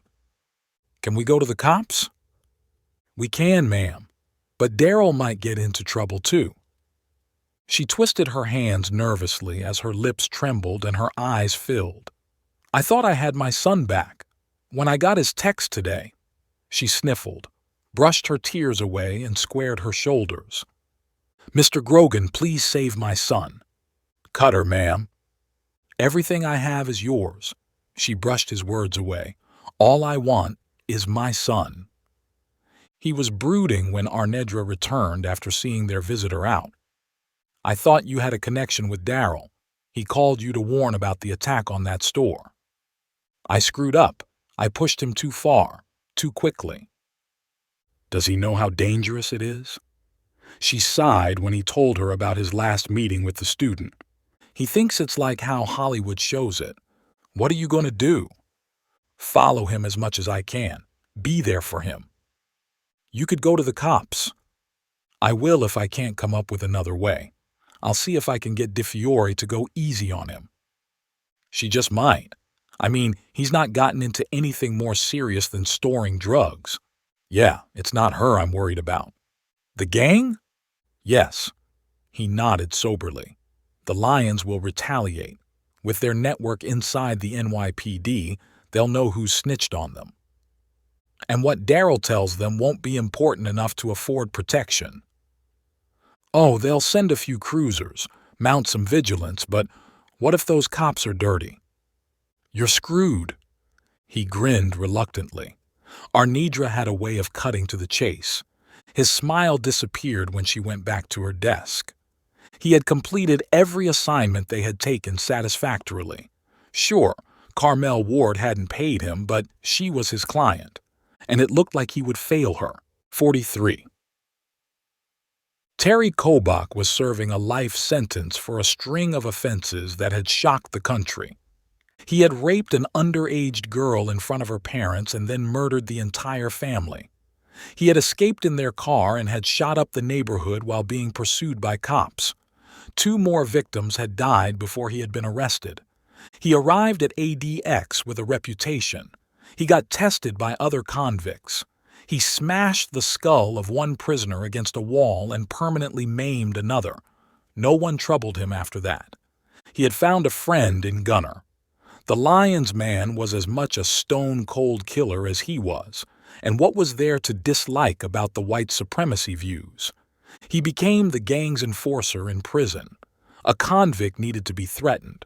All Kobach had to do was look in that menacing way, and most times that did the job. Sometimes he had to take more direct action, like plunging a shiv between the ribs or in the jugular. In return, he got an unending supply of smokes, weed, and his choice of cell when he wasn't in solitary. Violence and killing didn't bother him. He was already serving life. What else could they do to him? The message came to him, words whispered hurriedly in his ears during dinner. "You're a popular man." Horseman turned in the yard to see Kobach leering at him. He put down the weights he was exercising with and wiped his sweat on his sleeve. The killer had been one of his attackers, along with Gunner, when Cutter had intervened. The two men had kept their distance when both Scheller and his friend had left prison. "That so?" "Yeah. I heard you got 2 visits in less than a week. The same person. Surprise, surprise. He isn't family." Horseman's skin prickled. How did the convict know of his visitors? Was he being watched? "What's it to you?" "Funny you ask me that. I was wondering who this man was and what he meant to you." Horseman realized with a shock that they were alone in the yard. No other prisoners, no guards, just him and one of the most dangerous men in ADX beneath the beating sun. He raised a hand to wipe his brow, and that was his mistake. It left his chest exposed, enough of an opening for Kobach, who hit him with a clenched fist, the knuckles of his hand jabbing deep into his solar plexus. Horseman doubled over. He reached out to stall his attacker's progress, but his hand was yanked and twisted so hard that a scream escaped him. It got cut off abruptly when Kobach's knee smashed into his jaw. "Tell me, Ripper," the man crooned in his ear. "You know you want to." Cutter was driving to Brownsville when a pair of dumbbells crushed Horseman's ribs. He was adjusting his shades and following Daryl and Manuel when a weight fell on his friend's testicles. He was crossing Mother Gaston to the other side when Horseman's ear was torn off. Everyone breaks. Everyone has a point at which the brain shuts down the body to preserve its resources and decides to give in. Horseman reached his when his 10th toe was broken. He sobbed and confessed everything about Cutter to Kobach, who listened and left the yard when he ran out of words. Only then did the guards rush in, along with paramedics. 44. Gunner got the news when he was having dinner in his Bronx apartment. He stopped eating and focused on the voice on the phone. He was dimly aware of faint sounds from the outside, hushed noises of traffic, but they didn't break his concentration. Ripper said that? That Grogan was Farhan Zaidi? Yeah, he admitted to it. He would have said anything to stop the torture. There was no reason for him to say that name. I wasn't asking him about Zaidi. Any problems with the guards? No. Where's Ripper now? In an emergency room. You know where they are. Keep track of him. I'll get back to you. Gunner pushed away his half-eaten meal and steepled his fingers. Zaidi, the very same terrorist who had intervened and saved Ripper from the lions. The same man who had protected the other terrorists from Gunner. He didn't realize he was grinding his teeth until his mouth felt sore. He stopped himself and unclenched his fists. Zaidi, the most bitter enemy Gunner had in ADX. The man he had vowed to kill, though he had failed to get the opportunity. The terrorist had simply vanished mysteriously one day. Zaidi and Grogan were one and the same. But why? "Cray," he barked into his phone. "Can you match 2 people, see if they are the same? That facial recognition stuff?" "Yeah, if I have images for the 2 men." "Grogan is one of them. The other is Farhan Zaidi."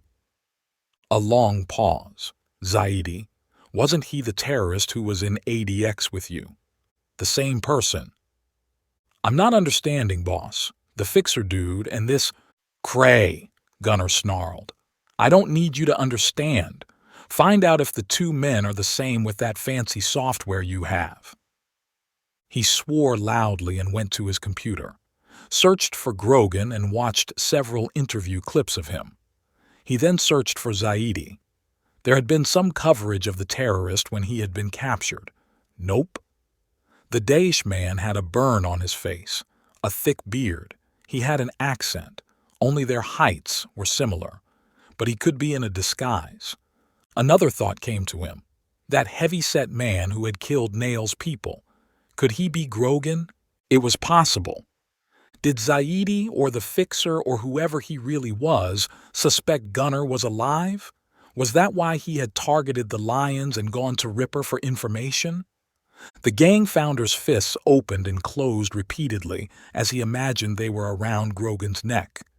There was unfinished business between them, which he would end his way, by killing the man, slowly, painfully, and mercilessly. But first, he had to know more. "Can you get to Ripper's room?" he asked Kobach. ADX might have been the most secure prison in America, but money talked there too. Gunner's people had access to phones and contraband and could get special privileges for themselves. It will be difficult. More guards will have to be bribed, the medics too. I'll make arrangements. You'll have no trouble with them. Is he conscious? I guess so. I didn't kill him. Go to him. Ask him about Zaidi. Why was the man in prison? He was a terrorist. Where else would he be? Kobach, Gunner thundered. Why did his people talk back? I don't need you to think. Leave that to me. Ask him that question. And once he answers, do what those terrorists do. 45. Cutter returned from his recon without finding anything of substance. He had tried following Nails after his meeting with his men, but the gang leader had a protective ring around him and he couldn't get close, not without turning the street into a gunfight. He had shadowed their vehicle but broke away when he found a second gang ride tailing Nails. That's to spot tails and warn Nails. Placing a tracker on his ride wouldn't have worked either. He had noticed how the thugs checked out their vehicle before climbing into it. He was restless. Daryl had been with the gang, with Manuel. The teenager had headed home when the gang split up. Cutter barely paid any attention to the news on TV about the surge in the polls for Reuben. He paced his apartment and peered through the window. The sight of the city didn't calm him as it usually did. He punched his pillow into shape and tried to sleep. Nope, that didn't work either. He got out of bed with a curse, slipped into his gym pants and headed out of his apartment for a late-night run. He hoped some muggers would accost him. He was in that kind of dark mood. It was when he had completed a fast 10 miles that he realized what was bothering him. A premonition. His inner radar was pinging faintly, warning him of an incoming threat. But from where and from whom? Kobach slipped out of his cell at 10 p.m. and went down the hallway. Sounds of snoring and mumbling, someone crying, another prisoner praying loudly, a voice angrily calling out for silence. Normal night sounds at ADX. He tested the gate at the end of the corridor. It opened. No alarm went off. No guards came racing to put him down. He went through more hallways and crossed a large reception area, shook his head in admiration at Gunner's clout. Guards didn't look up from their screens when he passed. It looked like the security cameras had been turned off temporarily. He entered the emergency medical section. No nurses or doctors. Bright fluorescent lights. Doors to various care rooms. He entered the last one. Ripper, on his bed, plugged into various pieces of equipment with tubes running out of his hands and nose. He went to his victim, who was breathing stertorously, and slapped him lightly on his cheek. "Hey, horseman! You awake?" It wasn't tender, loving care, but Kobach wouldn't know what that was if it bit him in the butt. "Ripper?" he growled, louder. Sure, he had free passage, but the guards couldn't turn a blind eye forever. The prisoner's eyes flickered. He jerked and moaned when he recognized his attacker. "No, no," Kobach protested. "No more beating, I promise. I need to know just this. Why was Zaidi in prison?" He grabbed Ripper's chin and stopped him from looking away. "Don't make me angry," he said softly. "Don't make me start again." He wrinkled his nose when the prisoner soiled himself. "You're scared. That's good. Now, tell me what I asked. Be good." He coaxed and threatened and squeezed on the man's injuries until Jake Horseman gave up his last remaining secret. And then Kobach removed the hacksaw blade from his sleeve and got to work, and when he had finished, he whistled as he returned to his cell. Several hours later, he was beaten by the guards and sent to solitary, but by then it was too late. He had what Gunner had wanted. He had relayed the information, and what could the authorities do? Send him to death row? He had no fear of that. 46. Grogan! Cutter spun around, reaching for his gym bag, the previous night's unease still strong in him, until he recognized the voice and the two figures in the car park. Of all the places to meet, this is where... He trailed off when he read them. Di Fiore and Quindica, normally impassive, but something in the way they held themselves. "Something's up, Dar?" He cut himself off before he could complete the name. They didn't know of the boy. There was no need for his name to be mentioned. "He doesn't know," the detective said. "Nope," Quindica agreed. "Inside." She jerked a thumb in the building's direction. "Hey," he protested, "you want my coffee? Just ask." That didn't get a rise. He ushered them inside and gestured at himself. "Whatever you want to tell me can wait until I shower. You know where the kitchen is." A freshly brewed cup was waiting for him when he joined them in the living room. He nodded in thanks, took an appreciative sip when Di Fiore reached for the TV's remote and turned it on. He was about to make a crack about her being at home in his apartment when the words died on his lips. Brutal killing in Adex, Florence. Prisoner beheaded. The banners cycled on repeat as the host broke the story of Jake Horseman's gruesome death. Someone exclaimed and moved. Quindica. Her words didn't register. She came to him and wiped his wrist with a towel, cleaning up the hot coffee he had spilled, the burn that he wasn't conscious of. Horseman was dead, killed in prison. Little else registered. The drink tasted like ash when he sipped it unconsciously. He put it down and moved away from the cops, crossed his arms across his chest and watched the report over and over again until Di Fiore switched off the TV. "We thought you would know." He didn't respond. Now he knew what that premonition had been about. He welcomed the coldness, the distant feeling that swept over him. "I didn't. I rarely watch the news." He was conscious of the sharp glance she threw. He was grateful for their silence, that they didn't offer meaningless platitudes. His friend wouldn't come back. His death wouldn't be lessened by any words. "The reports are of a prison fight," Quindica briefed him impassively. "Horseman was in emergency care after being brutally beaten." She described what had been done to his friend, waited for his reaction, and, when he didn't respond, continued. "He survived that attack. A prisoner got to him at night and did that."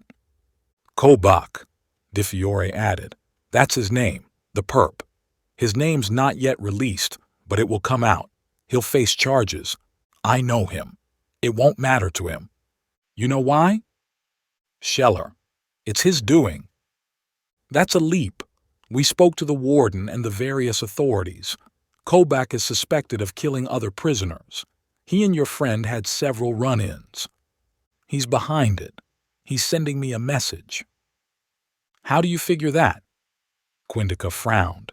He didn't elaborate. Di Fiore sucked her breath sharply. "Zaidi." "Yes," he smiled bitterly. "Scheller found out I had met Jake. He wanted to know who I was. He sent his enforcer to ask questions." "The beheading." The detective paled. "He knows you were impersonating a terrorist. He might come after you. I'll arrange protection. Patrol cars." "You'll do no such thing," he cut her off savagely. "Grogan," she replied heatedly, "this isn't Syria. It isn't the Wild West. You'll take our protection. I don't need it. You want him to come after you, Quindica guessed. You, Di Fiore jabbed his chest with her forefinger, will not do anything that will risk our investigation. I don't care how personal this is for you. Do you understand? She bellowed. He couldn't help smiling despite the circumstances. Yes, ma'am. She was right. Their investigation couldn't be jeopardized. But that didn't mean he couldn't help them. 47. We need to meet, Gunnar called Mies. Come to the parking lot. No, our friend needs to be there too. That will be harder to arrange. Make it happen. It's that important? Yeah. They met in a private club in the Bronx that was owned by a lion. Reuben was in the neighborhood to make a speech, and after he glad-handed supporters, his team drove Mies and him to the establishment. He met more fans there, smiled for the cameras, thanked people for their support, and signed ball caps and shirts. He went to the bathroom with Mies while his bodyguards waited outside. This had better be important, he told Gunnar when the Lion's leader came out of a stall. It is. You heard about the killing in ADX? Yeah. Mies looked at him curiously. You knew the victim. I tried to kill him. He was saved by another prisoner. Where's this going? Reuben glanced at his watch impatiently. What's a prison fight got to do with us? You'll find out if you listen. The candidate flushed at the menace in Gunnar's tone. He was no stranger to violence, and the gangster didn't scare him. He's an ally, he reminded himself, nodding imperceptibly at Mies's warning glance. The floor's yours, he smiled winningly. Ripper, the dead man, said something interesting. There was a prisoner in ADX, Farhan Zaidi, a terrorist who he was close to. Huh? Reuben gestured, puzzled. A terrorist and a criminal were friends? Unusual, Gunnar agreed, but it happened. Anyhow, it turns out Zaidi wasn't who he was. He wasn't a terrorist. Who was he then? He was a plant, an undercover agent. A cop? No, military, some kind of covert operative. Why? He was in ADX to get inside intel from the other terrorists there. Got it. Undercover operations happen, Mies said. What's special about this? You've heard of Tayyib Mansour? Who hasn't? The strategist grunted. There was a lot of publicity when he was captured. Mansour was at ADX too. Was? Gunnar grinned. Yeah. This undercover dude posing as a terrorist killed him. His smile widened at their stunned expressions. This was a hit sanctioned by our government? Looks like it. And there's more. He paused dramatically. That man, the military operative, is in New York, he said triumphantly. He's some kind of celebrity himself. He calls himself a fixer, someone who gets things done. He was on TV recently. His name is Cutter Grogan, 48. We can use this. Reuben stroked his chin thoughtfully as Gunnar answered Mies and his rapid-fire questions. This must have been a Defense Intelligence Agency mission, or some other covert agency, sanctioned at the very top. SecDef would have signed off on it. President Morgan might have been involved too. Nope, we can't use it. Not right away. Mies waved in the air. What? Gunnar stared at the strategist. Why not? Everyone believes Mansour is still alive. Imagine the headlines, the demands on the politicians to explain this. There will be a public Senate hearing at the very least. It will hurt President Morgan, Reuben agreed, and the Veep too. We can drag him into the controversy. However, we are doing well at the moment. This is our secret weapon. We reveal it at the right moment, which isn't now. He clapped Gunnar on the shoulder and smiled genuinely at him. Great work. They had come a long way from that first meeting in Florida. There was mutual trust and respect. Who else knows about this? My computer specialist, Gunnar answered Mies. Just him and me. Cray. Yeah, he can be trusted. Everything good on the street? What is it? Reuben asked sharply when the Lion's man hesitated. Grogan. He might suspect I'm alive. What do you mean? How? Gunnar told them about the bodega holdups and Nail's gang. That shooter could have been anyone, Reuben objected. You have nothing to link him to Grogan. Yeah, but Mies checked with NYPD and the DEA. They haven't deployed anyone undercover. That doesn't mean anything. Our people in there might not know of the operation. Why is Grogan interested in you, if it's him? Mies jammed his hands in his pockets and rocked on his heels. We have history from ADX. Reuben brooded for several moments when Gunnar finished his story. His mind raced as he thought of the campaign implications. Mies was similarly occupied when he looked at his strategist. Why now? The former accountant asked finally. What's made him suspicious? You've been dead a very long time, a good few years. He was out of prison before you. I know where he works, where he lives. I can get Cray to do some digging. Find out. Reuben nodded. Discreetly, without exposing yourself. For all we know, his appearances at that store were coincidental, and that undercover man is from some agency. That's the most likely explanation. Mies glanced at his watch and straightened. We've been here too long. Stick to the script, he warned the Lion. No vengeance run on Grogan. The past is behind us. Information only. That's what we need on him. What if he's coming for me? If he was, do you think we would be here? He's got nothing. Stay low. Don't go after him. It'll risk everything we've been working on. Reuben shook Gunnar's hand warmly, put on his campaign face, and left the bathroom with his strategist in wake. What do you think? He whispered when they were in his car. Let's see what he comes up with. I don't think we have anything to worry about. Will Gunnar go off the rails? No. He's too disciplined for that. He's with us all the way. Even if he does, Reuben nodded in understanding. They wouldn't have come that far in the campaign without the Lions. However, everyone was expendable, and if push came to shove, even Gunnar could be dealt with. He's not the only gang leader we know. Gunnar waited until he heard a discreet knock on the bathroom door. One of his hitters opened it and nodded, indicating the coast was clear. He went out through the rear entrance and climbed into his vehicle. Lafayette Street, he told his driver. He wanted to check his enemy out, see where he lived. Mies had warned him to back off, but what did the accountant know? He had done time in a cushy prison. Gunnar snorted in disgust. The strategist and Reuben, they hadn't been through what he had. Cutter Grogan was the only man who had stood up to him, had diminished him in ADX. The Lion hadn't forgotten that. He had a code to live up to. Destroy enemies. Nope.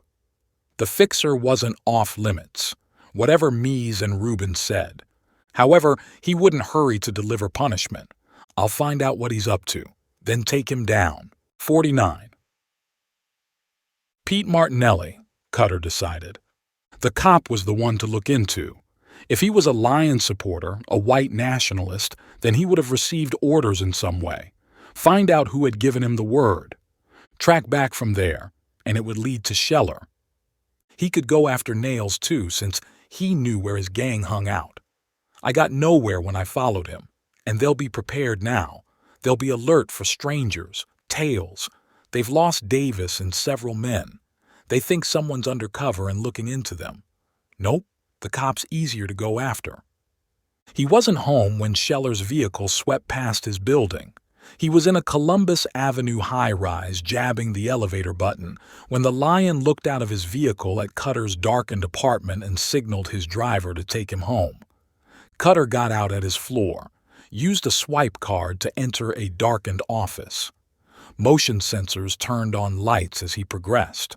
Warm-colored throws on the couches, rugs on the floor, a golfing strip by the floor-to-ceiling windows overlooking the street, a basketball hoop on a wall, baseball bats, balls and gloves, A snooker table. It was unlike any office he had visited. He went to the pantry and brewed himself a cup of Jamaican and went to a desk, pressed the keyboard to bring the screen to life and typed in his password. Scratched his head when it was accepted, but the screen remained blank. A wall of blue with the cursor in the center. No directories, folders, or menu of any kind. He jabbed several keys. Nothing happened. Looked beneath the desk. Nope, no tower drive. Surely there was a way to access the computer's secrets, but he couldn't find it. He was hunched over the keyboard when his radar warned him. He wasn't alone. The screen was the non-reflective kind that didn't show him who or what was behind him. Cutter slid his chair back on its wheels, kept his hands down to indicate he was no threat, and turned slowly. A large man watching him impassively, skin gleaming underneath the lights, biceps bulging beneath his sleeves, T stretched tight across his chest. He was motionless, an air of menace around him. I wasn't stealing anything. Cutter didn't make any sudden moves. No response. Another man came up and stood beside him, equally large and muscled, neatly trimmed beard, hard-faced, neither of them sporting any weapons. Heck, with their size, why would they need guns? Two more men came up, good-looking, smartly dressed, as if returning from a photo shoot, one older than the other. A fifth person joined them, dark brown hair, clean-shaven, lithe and panther-like as he approached. "What's up?" A woman's voice came from behind them. "He steals our coffee," the first entrant said. Cutter thought he heard the windows reverberate at his growl. "Then he steals our computer time." "Computer time?" he protested. "Is that even a thing?" None of the men smiled. Three women came up, one of them petite, the others identical-looking twins. One of the sisters looked at him, then the screen, and read the scene instantly. "Didn't get anywhere, huh?" "It isn't working," he said defensively. "Shall I throw him out?" The first speaker glowered. Cutter got to his feet. It looked like things would turn ugly. "About that coffee," he tried placatingly. "I was thirsty." "You could drink water." "Why would I when there was coffee?" The speaker had no comeback. His face broke into a wide smile. He came forward and grabbed Cutter in a bone-crushing hug. The second man thumped his back so hard he thought his ribs cracked. "Move!" Beth, the woman who had spoken, ordered. He gave way for her to occupy his seat while Zeb, the lean operative, shook his hands. "You've become a stranger," said Chloe, the petite woman, and she kissed his cheeks. "I was traveling." "Columbia," said Roger, the younger of the two men who looked like models as he fist-bumped him. "Broker," he nodded at the older man, "and I were talking about it. That was some mission. I was lucky to get away alive." He tested his shoulders. They worked, despite Buana's hug. He felt his ribs discreetly. Bear's back thumps hadn't cracked any. "So," Megan, the elder twin, surveyed him quizzically, "why are you stealing our computer time, as Buana put it?" Cutter took them in. Zeb's team. The most lethal covert operatives he had come across. All of them lounging casually, but he knew those looks were deceptive. They could go from zero to action in the blink of an eye. "It's something I've been working on." He was deliberately vague. "They have their own missions. No point in dragging them into my problems." "And you thought you could come here, check out whatever you were looking for and leave," Beth said scornfully. "Something like that," he admitted sheepishly. "We were out for dinner. We had just finished when the alarms chimed on our cell phones. It wasn't hard to figure out who had broken in." "Break in?" he protested. "You gave me access." He knew if he had been a perp, the reception would have been very different. Buana wouldn't have stood there giving him the hard eye. He would have taken direct action. "What are you looking for?" Megan, to the point. He hesitated. "You're among friends," Zeb told him mildly. Cutter looked at them searchingly and then decided. Heck, They deal with classified intel all day. They meet President Morgan regularly. He could confide in them. I'm looking for a cop, Pete Martinelli. This is related to why you were on TV, Chloe guessed. Sort of. And he launched into an explanation of everything that had happened. Hard to imagine someone could carry that out for so long, playing dead. Roger picked up the basketball and twirled it on his forefinger. Scheller is no ordinary criminal. Cutter turned when a chair squeaked. Beth, rolling herself forward to her screen. Her fingers flew rapidly over the keyboard and a program appeared on the screen. How did you do that? We gave you access to the office, she smirked, not to Werner. Werner, their artificial intelligence program that seemed to be hooked into every national and international database and could perform wonders, according to the twins' description. Martinelli, she mumbled to herself as she typed rapidly. This him? She pointed at the picture of a cop on the screen. In his 40s, thinning hair, leathery face, hands hooked into his belt, swaggering for the camera. Yeah. She looked up another file, checked out a few media articles, and nodded to herself. That's him, 73rd Precinct. Her fingers danced. Another file came up. Bayside, Queens. She wrote down his address and passed him the note. Lives alone in a 2-bed. Divorced. His wife's got custody of his kids. Teenagers. A daughter and son. Doesn't look like there's any love there. You got that from his file?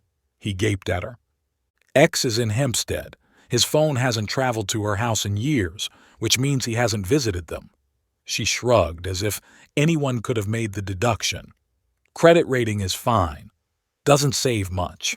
Is on top of the alimony payments to his wife. No unusual transactions in his bank account. No big purchases on his cards either. That's all you wanted? Yeah, he said with feeling. That was like magic. That's what we do every day. She grinned cheekily. Doesn't look like he's dirty. Not from his financials. If he's into white nationalism, it isn't about money. Yeah, Zeb agreed from the couch where he was sprawled deceptively still. Why would Scheller go to all that trouble? Why fake his own death? Beats me. You need backup, bud, Bear asked him. I'm going to check Martinelli out. Nothing more. Not for him. With Daryl and this Nails and his dudes and the Lions. Nope, he grinned, not looking to raze the city to the ground. He chuckled when Buana gave him a look of mock disappointment, hugged them, and made to leave. Stopped before he reached the door. Forgot something, he told them and went to the kitchen. Stuffed 2 coffee bags into his pockets and left. Hey, we don't own the plantations, Broker yelled at his back. It's for Arnedra, he explained to sarcastic laughter. You think he needs help? Chloe looked at Zeb. Cutter? Help? He's a one-person wrecking team. How's he holding up? Megan pursed her lips thoughtfully. It doesn't go away. Zeb knew she was referring to Riley's death. You get better at dealing with it, that's all. They nodded, knowing he was speaking from experience. It would have been good to have him. Bear went to the window to look down the avenue. People were ant-sized figures from this height, making it impossible to recognize anyone. I offered. He declined. He's a loner. Takes one to recognize another, Beth smirked. Zeb raised his hands. Hey, I'm here with you all, aren't I? The subject of their discussion was having a similar conversation with himself. That office, the team, it brought back good memories. On top of that, Zeb, the twins, all those operatives, they were good friends. Did I make a mistake in turning him down? He pondered this as he crossed at a light and got to his vehicle. He shook his head unconsciously. He had quit the military because he wanted to get away from the order, from others planning his life. This is how I want it. Just me, 50. Pete Martinelli lived in a quiet neighborhood. Very little traffic on his street. Kids going to school early in the morning. Moms and dads rushing to their workplaces. No hoods hanging around, no loud beats thumping from passing vehicles. 7 a.m. the next day.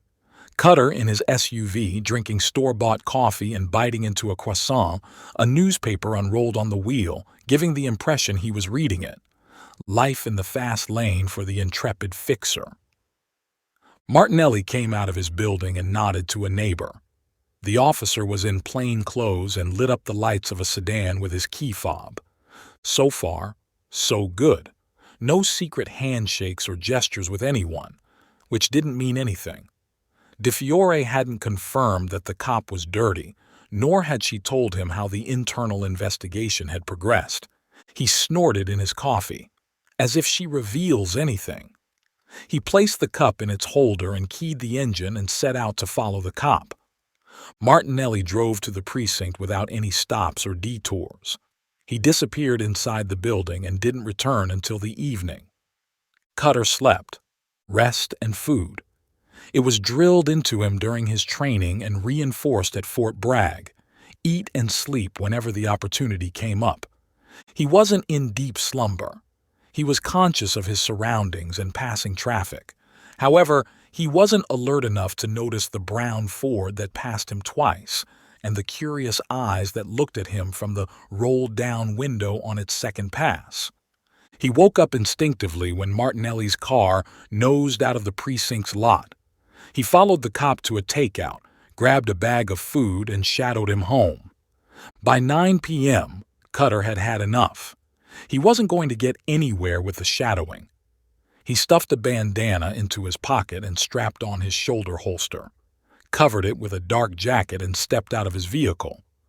Waited for a resident to card the keypad, made a show of patting his pockets, shrugged and rushed inside before the door closed. He went to the mailboxes and pretended to check for letters while the resident waited for the elevator. He raced up the stairs as soon as the man disappeared into the car. Martinelli was on the 6th floor. His apartment the third door from the stairway entrance. Muted sounds of conversation behind one door, a TV playing in another. Cutter checked the ceiling. No cameras. He bent his head and tied the bandana across his face, slipped on a pair of gloves, buzzed the cop's apartment and moved away from the peephole. Muffled footsteps. A faint, "Who's there?" The footsteps faded. He pressed the bell again. The cop returned. He seemed to curse and unlatched the door, at which moment Cutter shouldered it. He heard it slam against Martinelli, who grunted, but by then he was inside, his Glock trained on the cop. 51. Martinelli's eyes widened at his sight. "What?" Cutter jabbed the gun against his chest and pushed him deeper inside the apartment, alcohol on the man's breath. The source was a half-empty bottle on a table in the living room, a glass beside it. "Anyone else?" he growled in a deep voice. "Who are you?" Martinelli lunged toward his cell phone and went sprawling on the floor when Cutter kicked him. He grabbed the cop by his collar and flung him onto a couch, which protested against the sudden impact. "Who else is here?" he grated. "No one. Do you know who I am? I'm a cop." Cutter slapped him hard, a blow that split the officer's lips. "I ask the questions. We heard you've been talking. We warned you." "Who are you? Who told you that? What are you talking about?" Martinelli cowered when he raised the Glock threateningly. "Pipe down," Cutter warned him. "You know what this is about." The cop took in the dark, menacing figure, felt his mouth with trembling fingers and stared at the blood on them. "Davis," he shuddered. "Crump sent you. You've been talking too much, making threats, demands." "No, I've kept quiet. I've spoken to no one but the investigators. I stuck to the story. I told Crump. I know our code. I'm a lion myself. I haven't—" Pounding footsteps outside the door. The animal took over. "You said you were alone." Cutter looked up, whirled toward Martinelli and slapped him again to keep up the pressure. He darted to the window. Backyard. Steep drop. The door crashed open. Two hoods shouting, yelling, their faces masked, their guns rising. Cutter didn't stop to talk about the weather. He threw himself out of the window just as 2 rounds blew past him and shattered the glass. Wind rushed past him as he fell with his left arm outstretched. It caught the sill of the window beneath Martinelli's and broke his fall with a jarring shock to his shoulders. He dropped again as a head appeared and shot at him wildly. Another ledge to break his fall. Desperate twist to shake the thug's aim. And then he was on the ground, rolling, stumbling to his feet. He ran around the building's corner, got to the front, a quiet street. A brown Ford that was half on the sidewalk. No heads peering out of windows. The sounds of shots hadn't registered on residents yet. He hurried to his SUV, thankful that he'd had the presence of mind to slap false plates on it. Got inside his vehicle and tore away. Memorized the Ford's number as he drove past. "Who was that? What did you tell him?" Nails asked the cowering cop. "I don't know. Who are you?" The gang leader reached forward almost lazily, caught Martinelli by his shoulders and lifted him effortlessly. "What did you tell him?" he hissed. "Nothing. The officer choked when Nails punched him in the throat. He fell to the couch and wheezed desperately. Tears ran down his cheeks as his hands shook and his body trembled. "He had a few minutes with you. Surely you told him something." "I swear. I don't know who he was. I asked him if Crump had sent him." Nails stiffened. "You used his name?" "Who the hell are you?" The gang leader shot him in the forehead. "Put it across his body," he snapped at his thug, who was pulling a note out of his pocket. He tied a scarf across his face and brandished his weapon as his men joined him outside. Neighbors scrambled into their apartments at the sight of them, and by the time the cops were called, Nails and his men were away. Cutter drove to the nearest fast food joint. He parked in its lot and hurried to the restroom. He checked that he was alone and washed his Glock in the sink, dried it against his jacket and holstered it. Returned to his car and drove back to Martinelli's building to find it was flooded with cruisers and FDNY vehicles. He nosed into a space, grabbed his now cold cup of coffee and joined a bunch of onlookers. "What's up?" he asked a bystander. "Neighbors heard shots." "That happen often here?" "Nope. You're new?"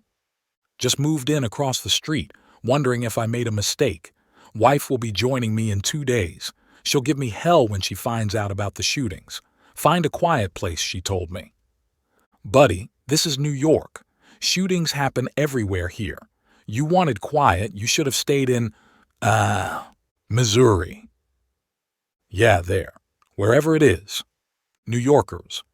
They had that welcoming attitude. Cutter's eyes narrowed when he overheard a soft conversation nearby. A woman talking with her friends. "Yeah, I knew him. Martinelli, same floor. I heard the shooting, called the cops. Looked out to see these men with masks. Went out when they had gone. His door was open. I called for him. Went inside and saw he was dead." "You should go to the cops," one friend urged. "Give your statement." "No way." She shook her head stubbornly. "I'm not getting involved in whatever went down. Those men looked like gangbangers." Cutter drifted away and dumped his cup in a trash bin. "Martinelli was alive when I jumped out. Those hoods must have killed him. Why?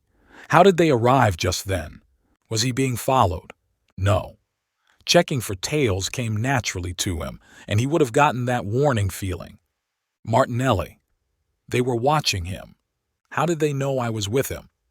He thought about it as more cops filled the street. "They didn't," he concluded.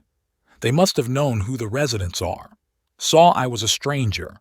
Decided to check on Martinelli. It was how he would have played it."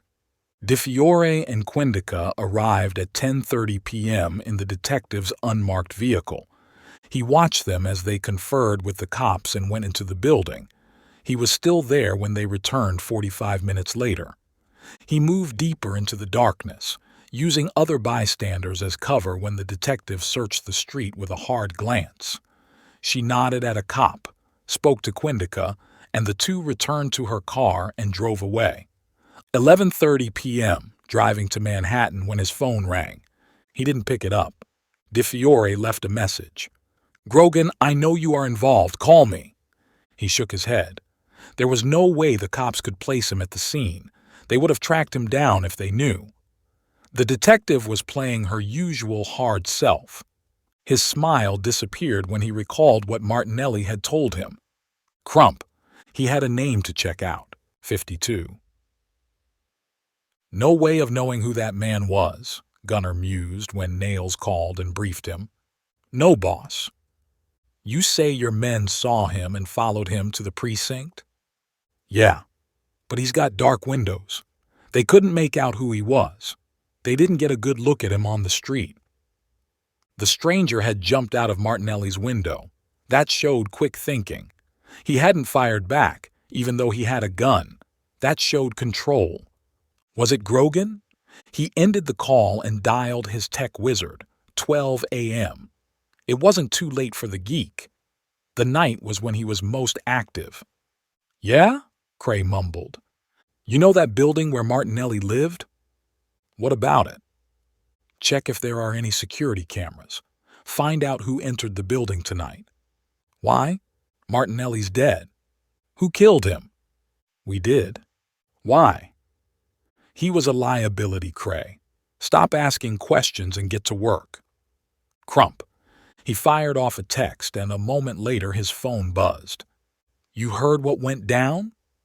You killed a cop!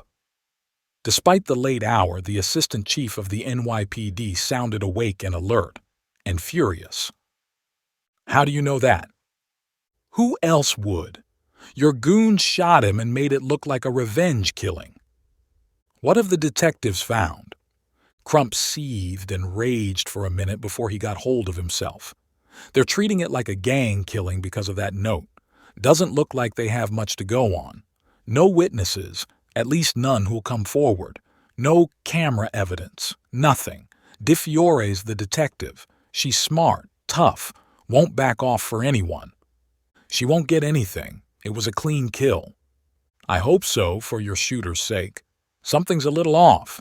There's a Fed hanging out with her. An FBI agent?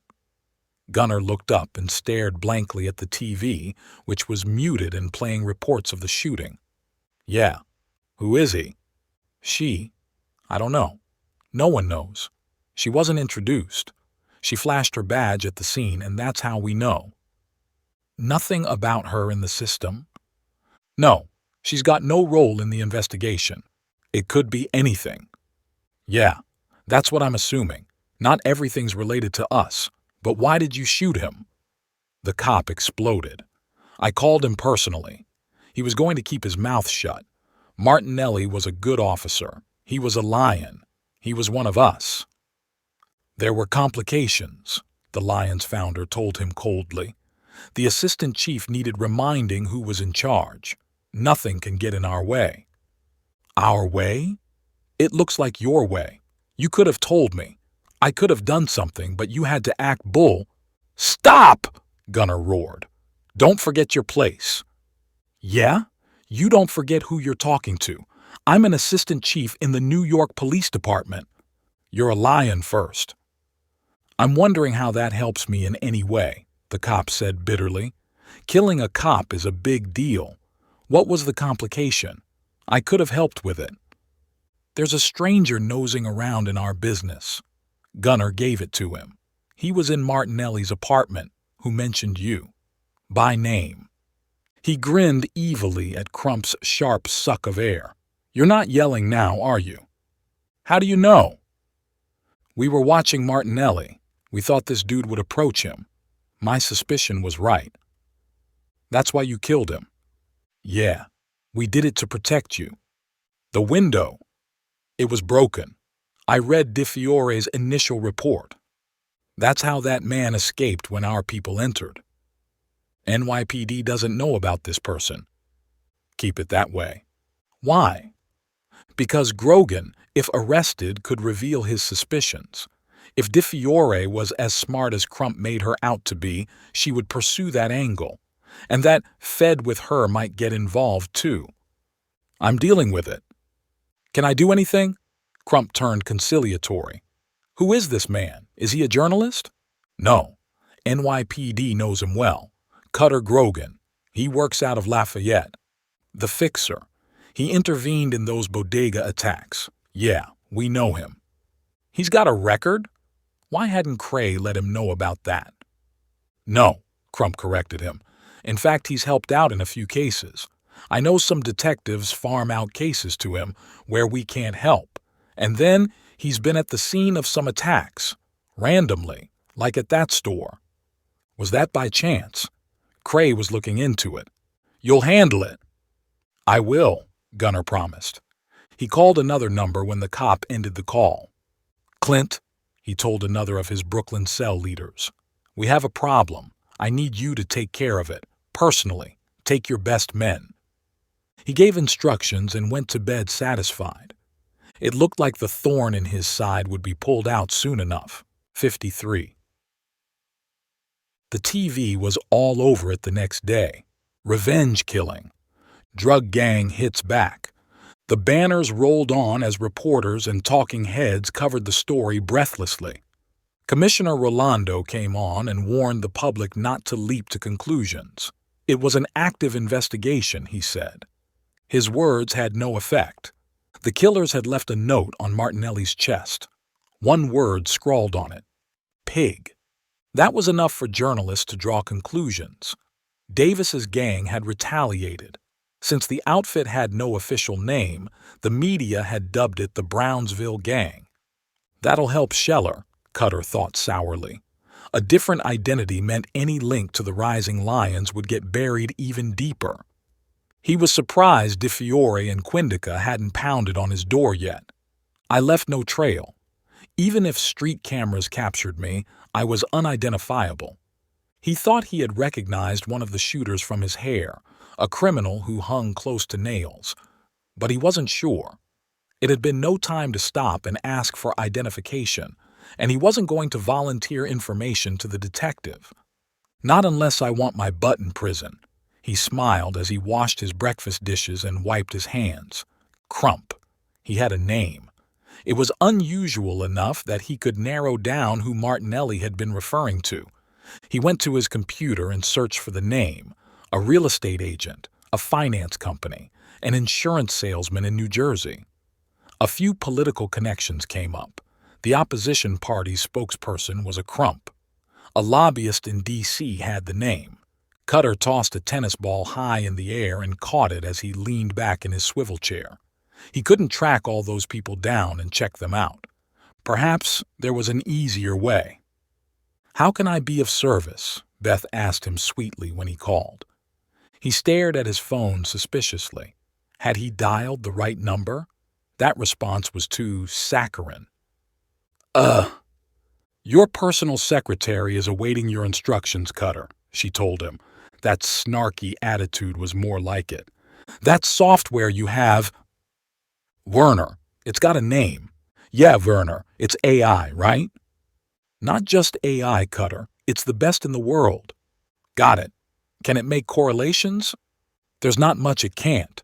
Sarcasm, he decided. He would take the twins' attitude any day over this overly sweet and helpful approach. He hoped this was a passing phase, but he didn't tell her that. "If I give a name—" "Yes, Cutter. Werner can tell the probability of such a name connected with a particular case." He nodded and then realized she couldn't see him. "Who is it?" "I don't have all day," she told him, the slightest trace of impatience in her voice. "Crump." "Is that the first name or second?" "No clue." "Do I hang up and wait for her to get back?" He was still thinking about it when she spoke. No sweetness, no sarcasm. "Cutter," she breathed, "this feels ugly." "Why? Who is it?" "Dennis Crump is who it is. Assistant chief in the NYPD. It made sense, Cutter mused. Scheller was into details, a micromanager, but he wouldn't communicate with Martinelli directly. That would be someone else. Who better than a senior cop in the department? Crump was the assistant chief of crime control strategies, a rung away from the head of the department. He had power, access to intelligence on operations across the NYPD. He wouldn't have interfered in Martinelli's investigation, but he could have subtly influenced it. How high do the lions go? Cutter thought bleakly. Do I tell Bruce? What could the commish do, however? It's just my word, and I was present at a crime scene. They'll treat me as a suspect. Going to his friend wasn't an option. He would have to tackle Crump. Hard, fast, give him no time to react. That was the quickest way to get answers and find out where Scheller was.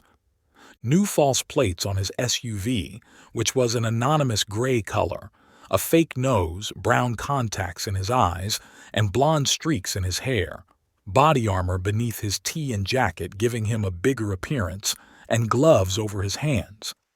It was late evening when Cutter drove out of his building to Brooklyn to the address Beth had given him, a row house on Linden Boulevard. He parked his vehicle a block away and walked as night fell. Checked every parked car on the street. There was no way he was going to be caught unawares again. No figures in any of the vehicles, no suspicious-looking men. Crump's house was the first in the line, to the right. A high wall separating it from the next block of residences. A small front yard with a waist-level gate. Red brick wall at the front that looked brown under the street lighting. Dark windows at the front. Cutter passed it once, saw nothing out of the ordinary, and returned for another recon run. The cop lived with his family, he recalled from Beth's info. Wife, 2 school-age daughters, clean financials. It was on the third pass that it came to him. 54. Crump's driveway was empty, which was odd given that he had left 1 pp. A call to one of Cutter's NYPD's contacts had confirmed that, had also affirmed that the assistant chief was very much a family man. He went home straight after work, no deviation from his routine, which was the subject of many stale jokes. That door and gate, both were open a crack. A dark line at the jamb where the former would have sealed shut normally. There could be any explanation for the wrought iron entrance to the yard, but the main entrance? He carried on walking, checking everything out with a heightened awareness. He circled back when nothing triggered his animal sense, reached into a pocket as if checking an address, and slipped inside the gate. No outcry of alarm. Floodlights didn't turn on to pin him down. Cutter went down the side path that ran parallel to the boundary wall, which was so close he could stretch out his arms and touch it, as well as the outer wall of Crump's house. Windows at eye level. He could make out the dim outline of the entrance hallway. The next room seemed to be the living room. He squinted to see past the reflection. That flat shape was a TV, a couch, another long cedar, some shapes on them. He cupped his hands to the glass to see better, stumbled back in shock at what he saw. You! 2 men came from behind the house, down the path he was on. 3 others emerged from behind him. They were in the house, waiting for me. He was trapped between 2 groups of masked men, all armed but with guns pointing downwards. So sure were they of his surrender. Don't bet on it. Cutter drew and fired at the 2 men and then at the 3 behind him, shooting deliberately wide over their heads, making some of them drop, the others dive for cover. A slim opportunity for escape that he grabbed with both hands. He went up. He jumped high in the air, braced his legs against the partition wall in the house, Jackie Chan'd up the sides of the house using his legs and hands to spider climb swiftly. Got both feet on top of the concrete separation, where he paused briefly and fired at the hoods to keep them at bay. He got a few shots in return as they yelled in startled surprise at his move. That turned to anger quickly, but by then he had leapt high in the air to grab the frame of a satellite dish that was fastened to the building's side, which took his weight and heaved himself to the roof. A shot slammed into his side just before he reached the top, making him gasp for breath, while another tore the heel of his shoe, and then he was over the side, safe. He lay panting for a moment, and that's when he heard sirens approaching fast. His side felt like a tree trunk had crashed into the side of his body. The body armor had stopped the round, however, and it didn't seem like any rib was broken. He peered cautiously over the roof's edge and reared back instantly when he spotted some of the shooters climbing up. He got to his feet and ducked low, breathing harshly as he drew air into his lungs, his chest hurting with every heave. He lumbered over the roof toward the end of the houses. The sirens grew closer as his ribs got used to his rapid inhales and exhales. They still hurt, but he ignored the dull burn. It wasn't the first time he'd been shot in his armor, and it wouldn't be the last. The night lit up with flashes of blue and red as voices and the sound of doors and windows being slammed floated up to him. A shout from behind him. Two men silhouetted in the dark. He shot at them swiftly, making them duck, and zigged and zagged as he leapt over piping and trash and circled cooling fans on the roof. He reached the end of the long stretch of residences and snapped a glance back. No pursuers. It seemed they had fled, gotten away before the cops had sealed all exits. He could hear the growing presence of police on the street. Neighbors will tell them of shots on the roof. That'll get them to seal the entire block. He'd have to go into flight mode. The narrow alley between his row of houses and the next was a steep drop. He couldn't climb down the way he had come up. The next line of houses wasn't close enough. What was that dark line, though? He hurried to the rear of the roof and thanked his luck when he found it was a drain pipe. Held his breath when he grabbed it with his hands and let his body swing down and slam against the side of the house. That sent a fiery jolt of pain through his chest, but the drain pipe held. It creaked ominously on its fastenings but didn't collapse. He slithered down as fast as he could, gritting his teeth against the burning of his palms, and after what felt like an eternity, dropped to the ground. Cutter cursed when a dog barked somewhere. He blindly ran down the alley, away from Linden Boulevard, thanking his luck again that the cops hadn't reached its mouth yet. It would only be a matter of time, however. He swore to himself when he reached a wall, ran at it and scaled it, dropped into a garden. Another dog joined the chorus. He heard voices. Lights turned on in the backyard. He didn't dare look behind him lest his face be illuminated. He was disguised, but why take the risk? He raced to the end of the yard, leapt over another fence to land in a narrow passage between another line of row houses. He squeezed through the slimmest opening between two walls and almost sobbed in relief when it opened into Catton Avenue. No cops there. He dusted off his clothing and straightened his walk as much as he could despite the torn heel in his shoe. His body cooled, the sweat on his face started drying slowly, and his ribs settled into an angry twinge. He fished out his cell.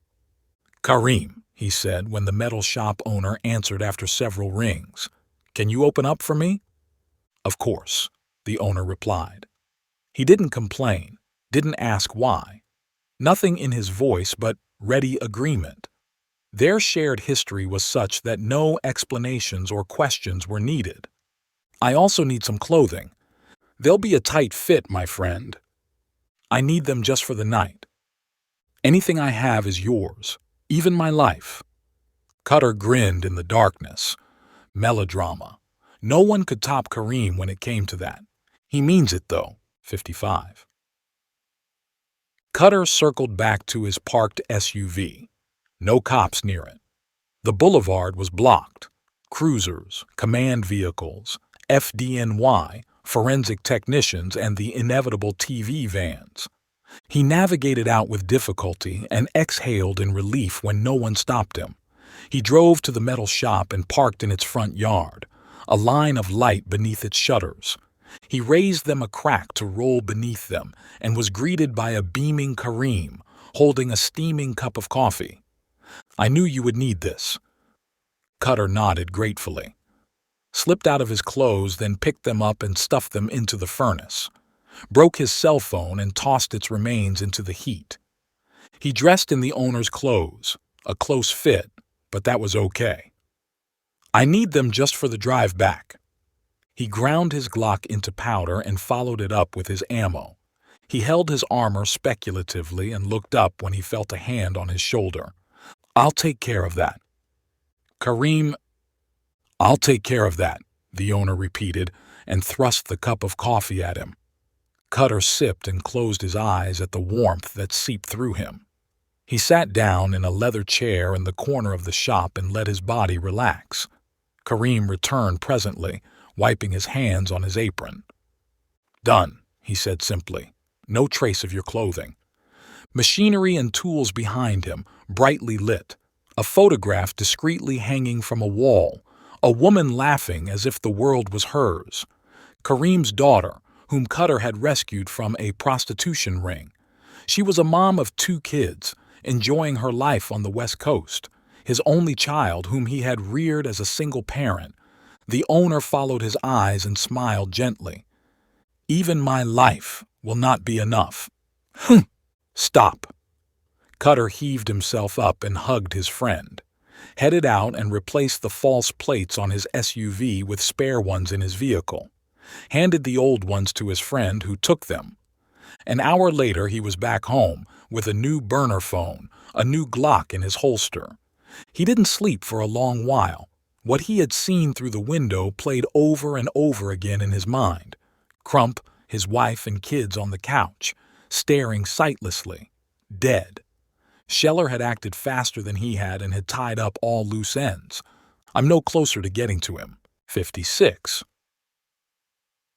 Attack was the best defense. Cutter was confident there was no way the cops could link him to Martinelli's and Crump's homes and deaths, but he decided to take the bull by its horns. He would confront the cops. He steamed onto the 8th floor of 1PP using a visitor pass that a friend had arranged. Stood outside a glass-walled office until he got the attention of its occupants. "What are you doing here?" Di Fiore greeted him furiously when she opened the door. He barged past her, nodded shortly at Quindica, whose only reaction was a twitch of her lips and a dancing light in her eyes. "Out!" the detective barked, jerking her thumb at the room's other occupants. "Sorry, folks," Cutter told them as the cops streamed out. He had interrupted a briefing in a meeting room. He helped himself to the coffee on the side table and munched on a biscuit. They had nothing on Beth's beverage and cookies, but he wasn't complaining. "We're waiting," Di Fiore told him icily. She and the FBI SAC, their arms crossed against their chests, leaning against a wall, a whiteboard behind them with names and dates and several details scribbled on it. "I'm waiting too." "This isn't some game, Grogan," she hissed. If a voice could freeze, he would have turned into a life-size block of ice. "You burst into our office, interrupt us." "Because Martinelli is dead," he interrupted her. "And this assistant chief in Brooklyn. What was his name? Crump? He and his family were killed. Did he have any connection to the officer? What's going on?" It was difficult to thunder with a mouthful of biscuit, but he managed to pull it off. It didn't have the result he wanted. "We don't answer to you," Quindica said frostily. Her amusement at his arrival had disappeared. "You don't, but I'm involved. Your only involvement is to follow the news and our press statements, like any other New Yorker." He made to rise but sat down when Di Fiore wagged a finger at him. "Can you read the room?" The sense of urgency was unmistakable when he looked through the glass. Tense faces as cops worked the phones or sat at their screens. No smiles, no jokes, no water cooler or hallway conversations. "That's our task force. How you got on this floor, I've no idea. Can you see anyone idling?" He couldn't. "That's our answer. We are working our butts off and thank you for visiting us, but we can't help you." "Why was Martinelli killed?" he asked stubbornly. "He won't go," Quindica said. "No, not unless we throw him out," Di Fiore agreed. "That would make a scene. Our team would wonder who he was." They must be thinking that already, the way he entered. "I'm right here."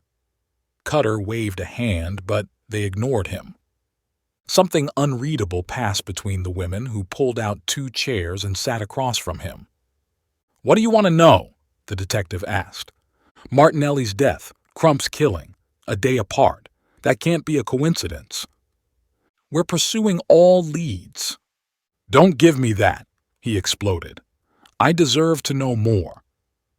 You deserve nothing, she said flatly. Her hostile gaze flickered to Quindica's, and that same unreadable look passed between them. The gang killed Martinelli. That seems to be obvious going by our investigations. Scheller's tying up loose ends, he guessed. She nodded. But why now? The SAC thought aloud. Why wait all this time? Why plug him that night and not before? There was someone with him in his apartment, the detective took over. Someone escaped through his window. Cutter congratulated himself on his poker face. Neighbors saw this person? No. Her hair flew out in a circle when she shook her head. No cameras either. There's no other explanation for the broken window. She caught herself before she revealed too much. We've canvassed the street, sought out information, but... He nodded. Crank calls would have flooded their system. Besides, I was careful. They've got nothing to go on. Crump? He reminded them. We don't know, she said slowly. Like you said, it's coincidental. But there was no note on the body, nothing to link it to a gang killing. White supremacist? We're looking into it, but so far, nothing. They don't advertise themselves, he said bitterly. Not the ones that senior. That's your case too? Yeah. Kamish and her boss, she nodded at her partner, want daily updates. What do you have for us, Grogan? The SAC pinned him down with her dark eyes. We told you what we got. It's your turn. You'll throw me into prison if I tell you anything. Street's quiet. Too quiet. He shrugged. My snitches have clammed up. Tell us something new. I don't have anything. Other than the fact that I know for sure Crump was a lion. However, there was no way he could admit that. I'm sure the assistant chief was in Scheller's gang, he said carefully. How do you figure that? Quindica and DiFiore's poker faces were as good as his. If there was a stranger in Martinelli's apartment... There was, the SAC interjected flatly. He might have fingered Crump to this intruder. Scheller's men must have arrived as he was interrogating Martinelli, which was why he had to escape through the window. The shooters questioned the cop, who confessed he mentioned Crump. They killed him. Scheller then ordered the hit on the assistant chief. He paused as if to ask, "How am I doing?" They didn't reply, but neither did they contradict him. They must have worked it out the same way. Why did they kill his wife and kids? Quindica's rage cracked through her stone visage. They had nothing to do with whatever went down. That's how he works. He demands utter loyalty and enforces it with extreme violence. Crump hadn't exposed him. He could have. Scheller acted preemptively and decided to send a message at the same time. His gang isn't like the others. Families aren't off limits. He ran his fingers through his hair restlessly. We're missing something. Jake, my friend in ADX, remember what he said? That Scheller was working on something big. Killing an assistant chief, executing his entire family is big enough, DiFiore snarled. Nope. That was him covering his ass there. There's got to be something else. If you find out, you'll let us know. Don't you think you're forgetting something? What's that? He asked Quindica. Scheller knows that intruder escaped with Crump's name. What can that man do? Cutter challenged her. Go to the press and say Crump got Martinelli to shoot Davis? He has no proof, just his word.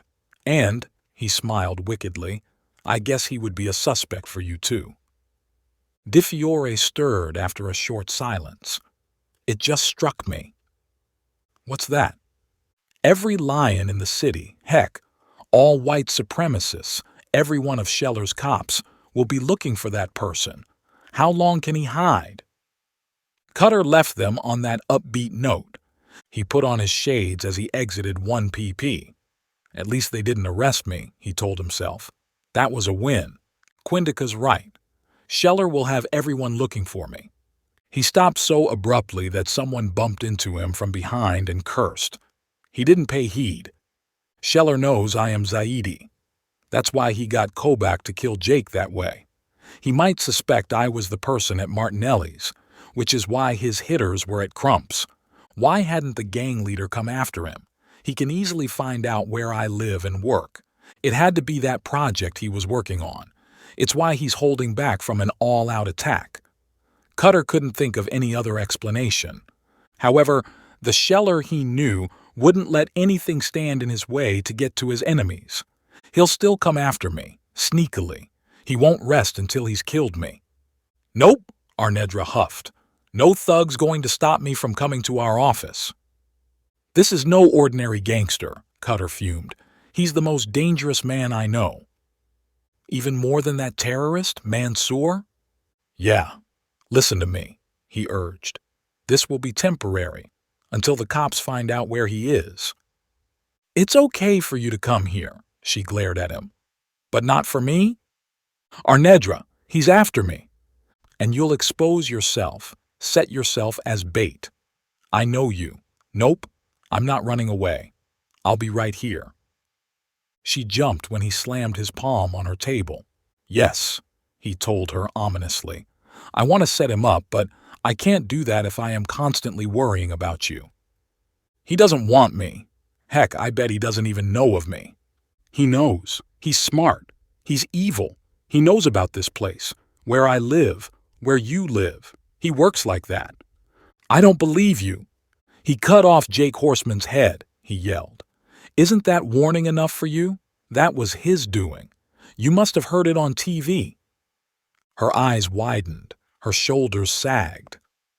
They said it was a prison fight, she whispered. The killer wanted revenge. Yeah, Scheller got his killer to make it look like that. He ordered the hit. She wet her lips and looked away from his stare. I can't risk you, he said gently. Did you hear about that cop and his family? In Brooklyn.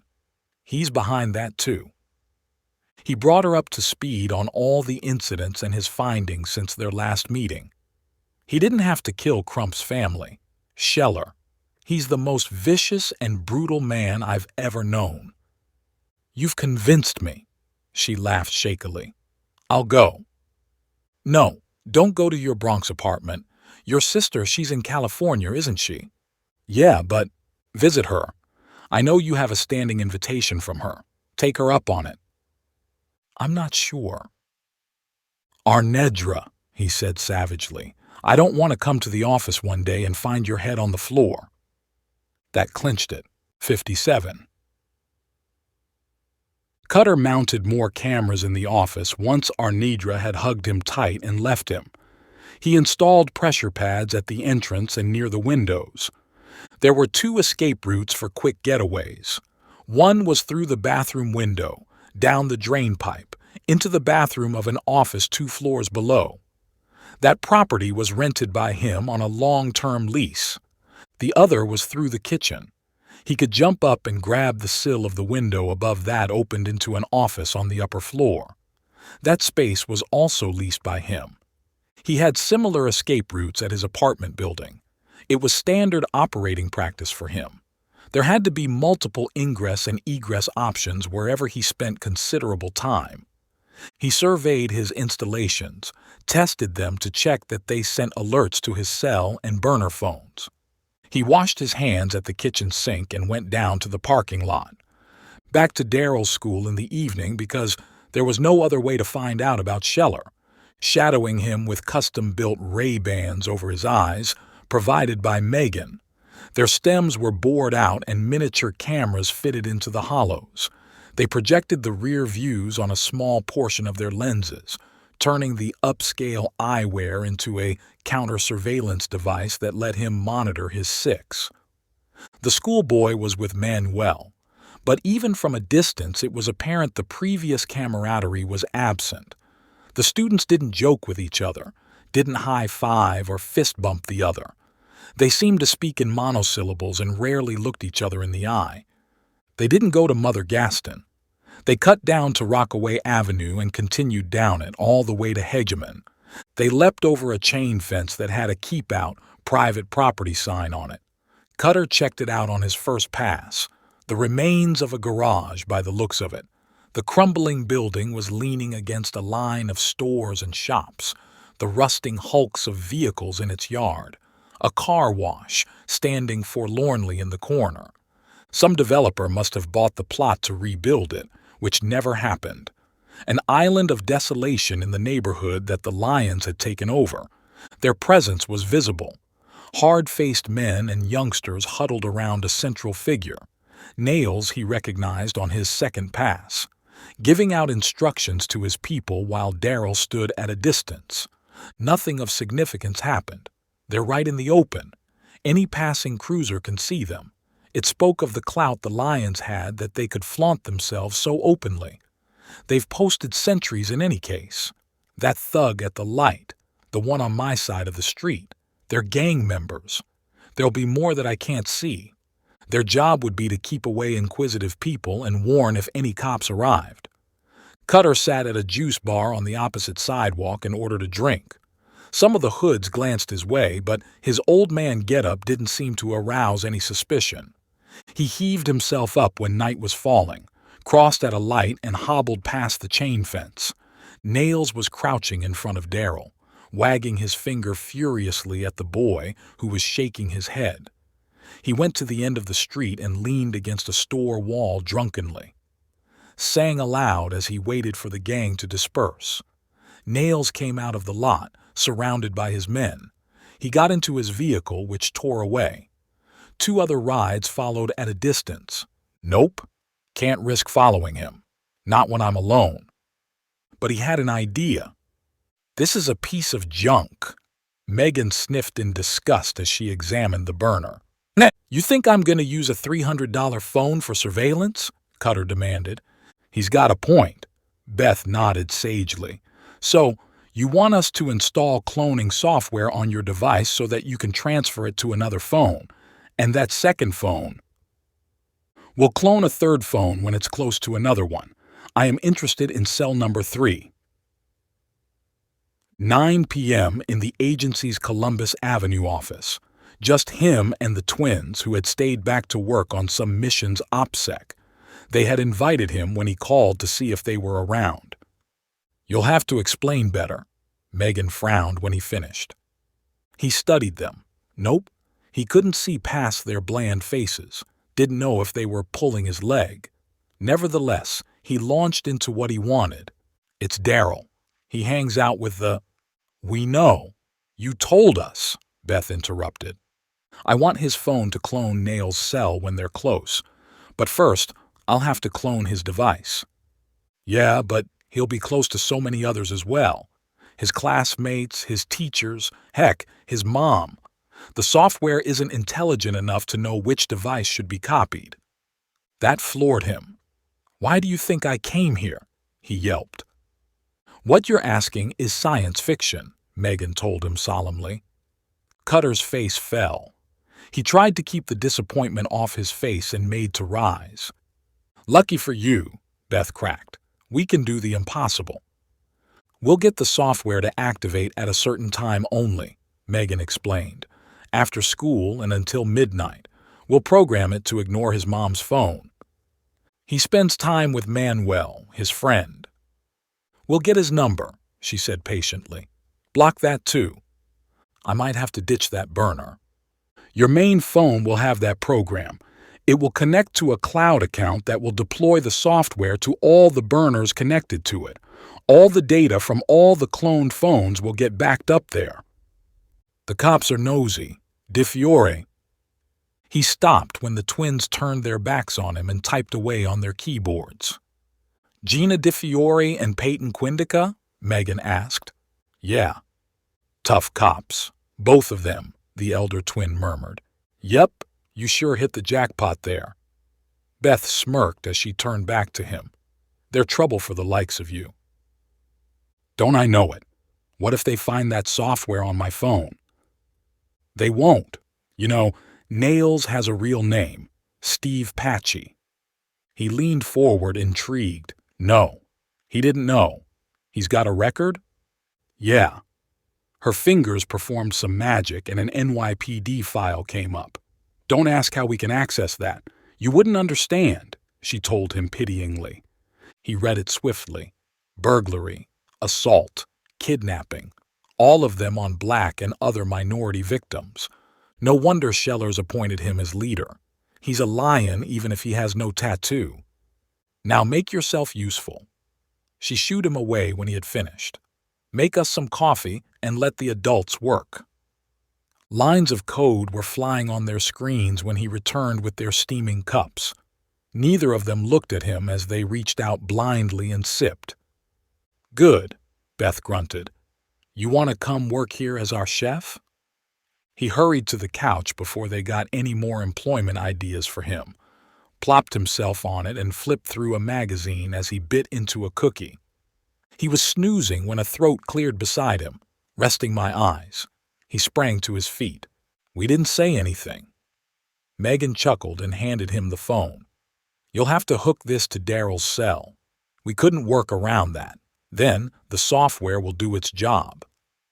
It will upload everything from all devices to that cloud account you gave us," Beth told him as he pocketed the device.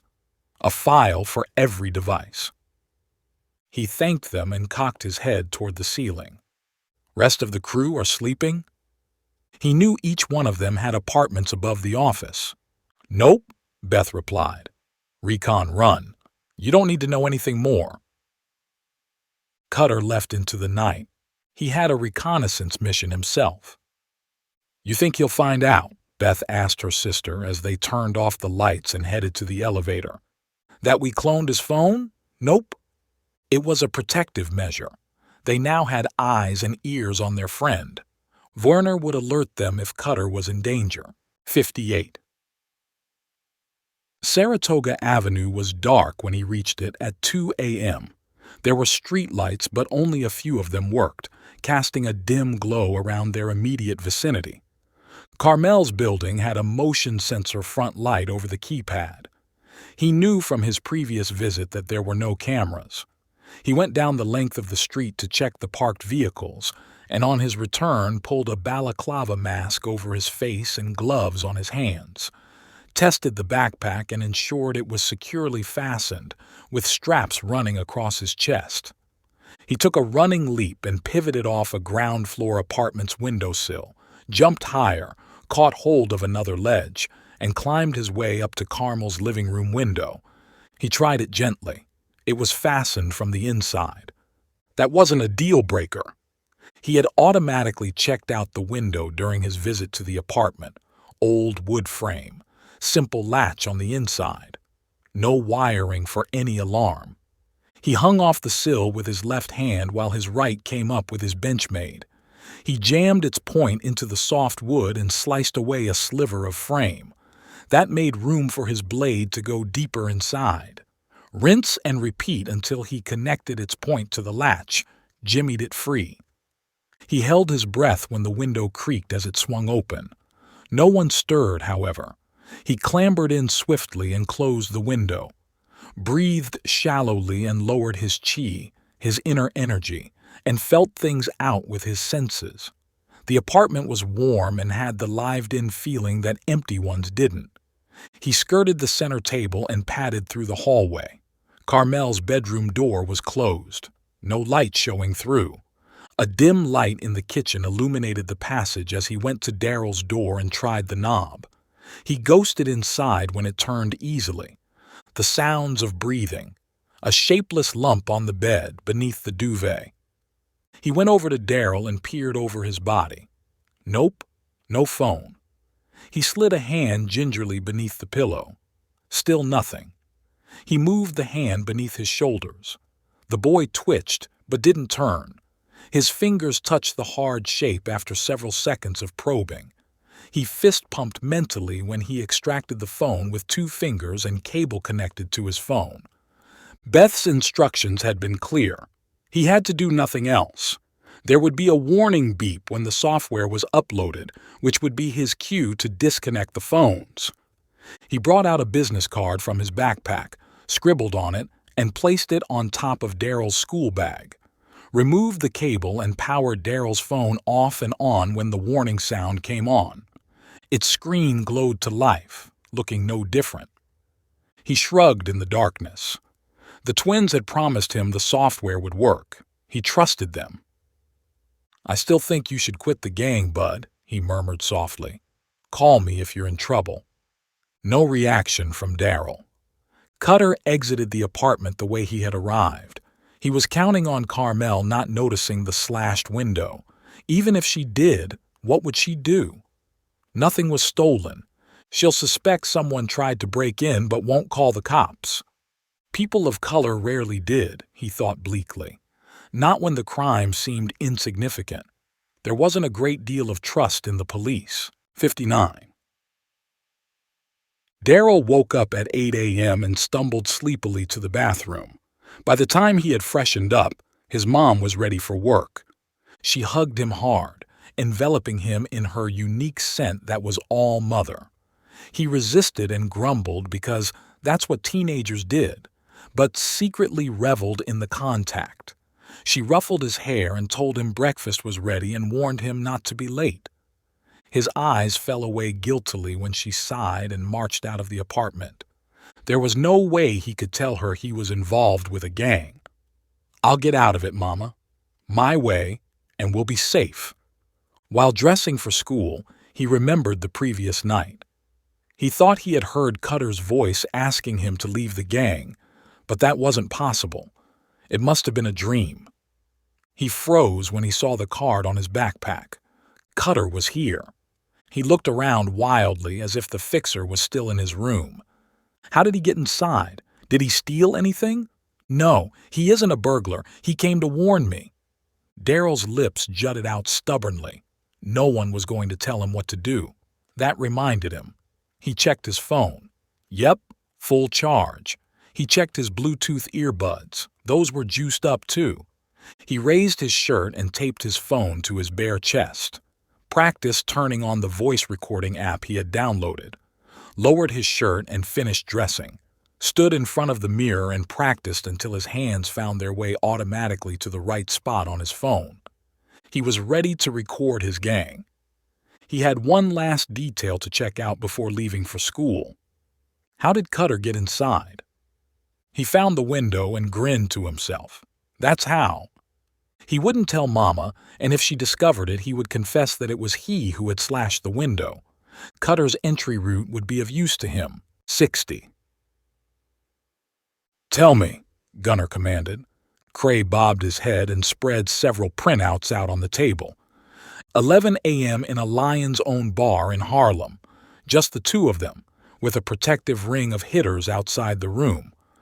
"That bodega Boyce and his friends held up," the tech expert began as he held up a photograph of the store.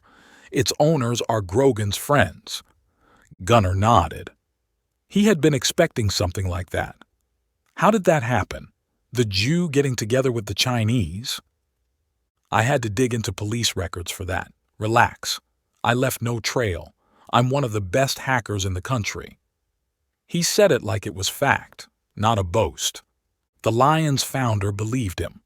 The National Security Agency's crypto analyst had rated Cray's skills highly and had declared him to be a security threat.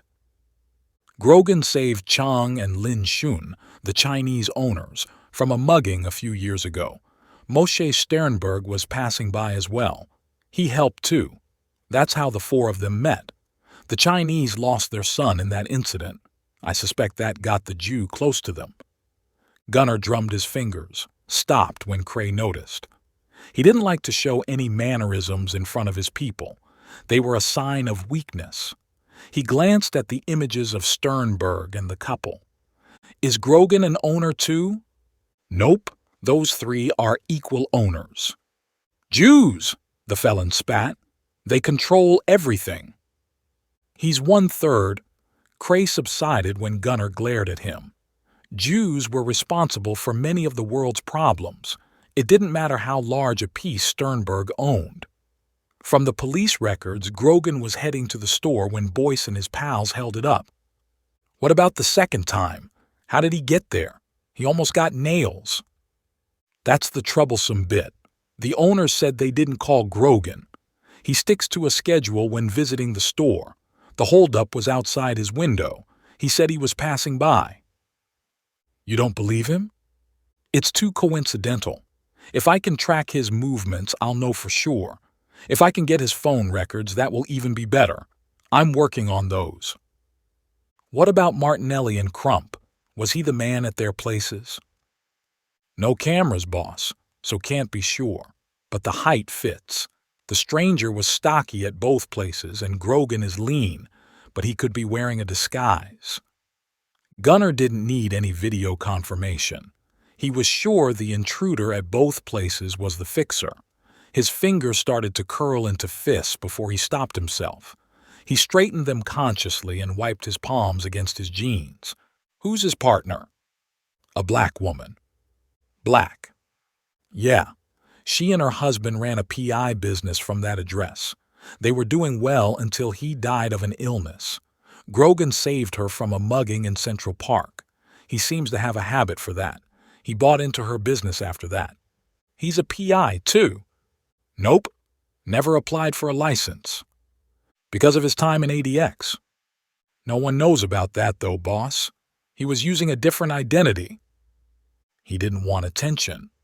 Well, he's not shy about giving TV interviews. Arnedra Jones, his partner, is the one who runs the office while Grogan does the field work.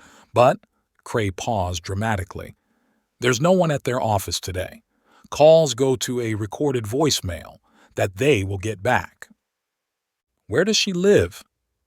Bronx, 3 blocks from where Warren hangs out. Warren, one of their cell leaders in that borough. Get him to check out her building. Ahead of you, boss. Her apartment's empty. I got her phone, tried it, no response. I got Warren to send some of his men to look it up. They posed as construction people she had booked a job with. Neighbors said she left in a hurry yesterday. They don't know where. I hacked into a few airline manifests, but no record of her. Grogan's taking precautions. Ripper, maybe we shouldn't have killed him in that manner, boss. Looks like he knows you're alive. Gunnar's eyes blazed. If I want advice, I'll ask for it, he rapped out. Cray raised his hands in a whatever-you-say gesture. I found something else about him. I told you he was Delta. Yeah, tell me something new. His file, the one I could hack into, was redacted. So? That's common. They do that to hide the operations. I know that, but I got a trail of who else handled that file electronically.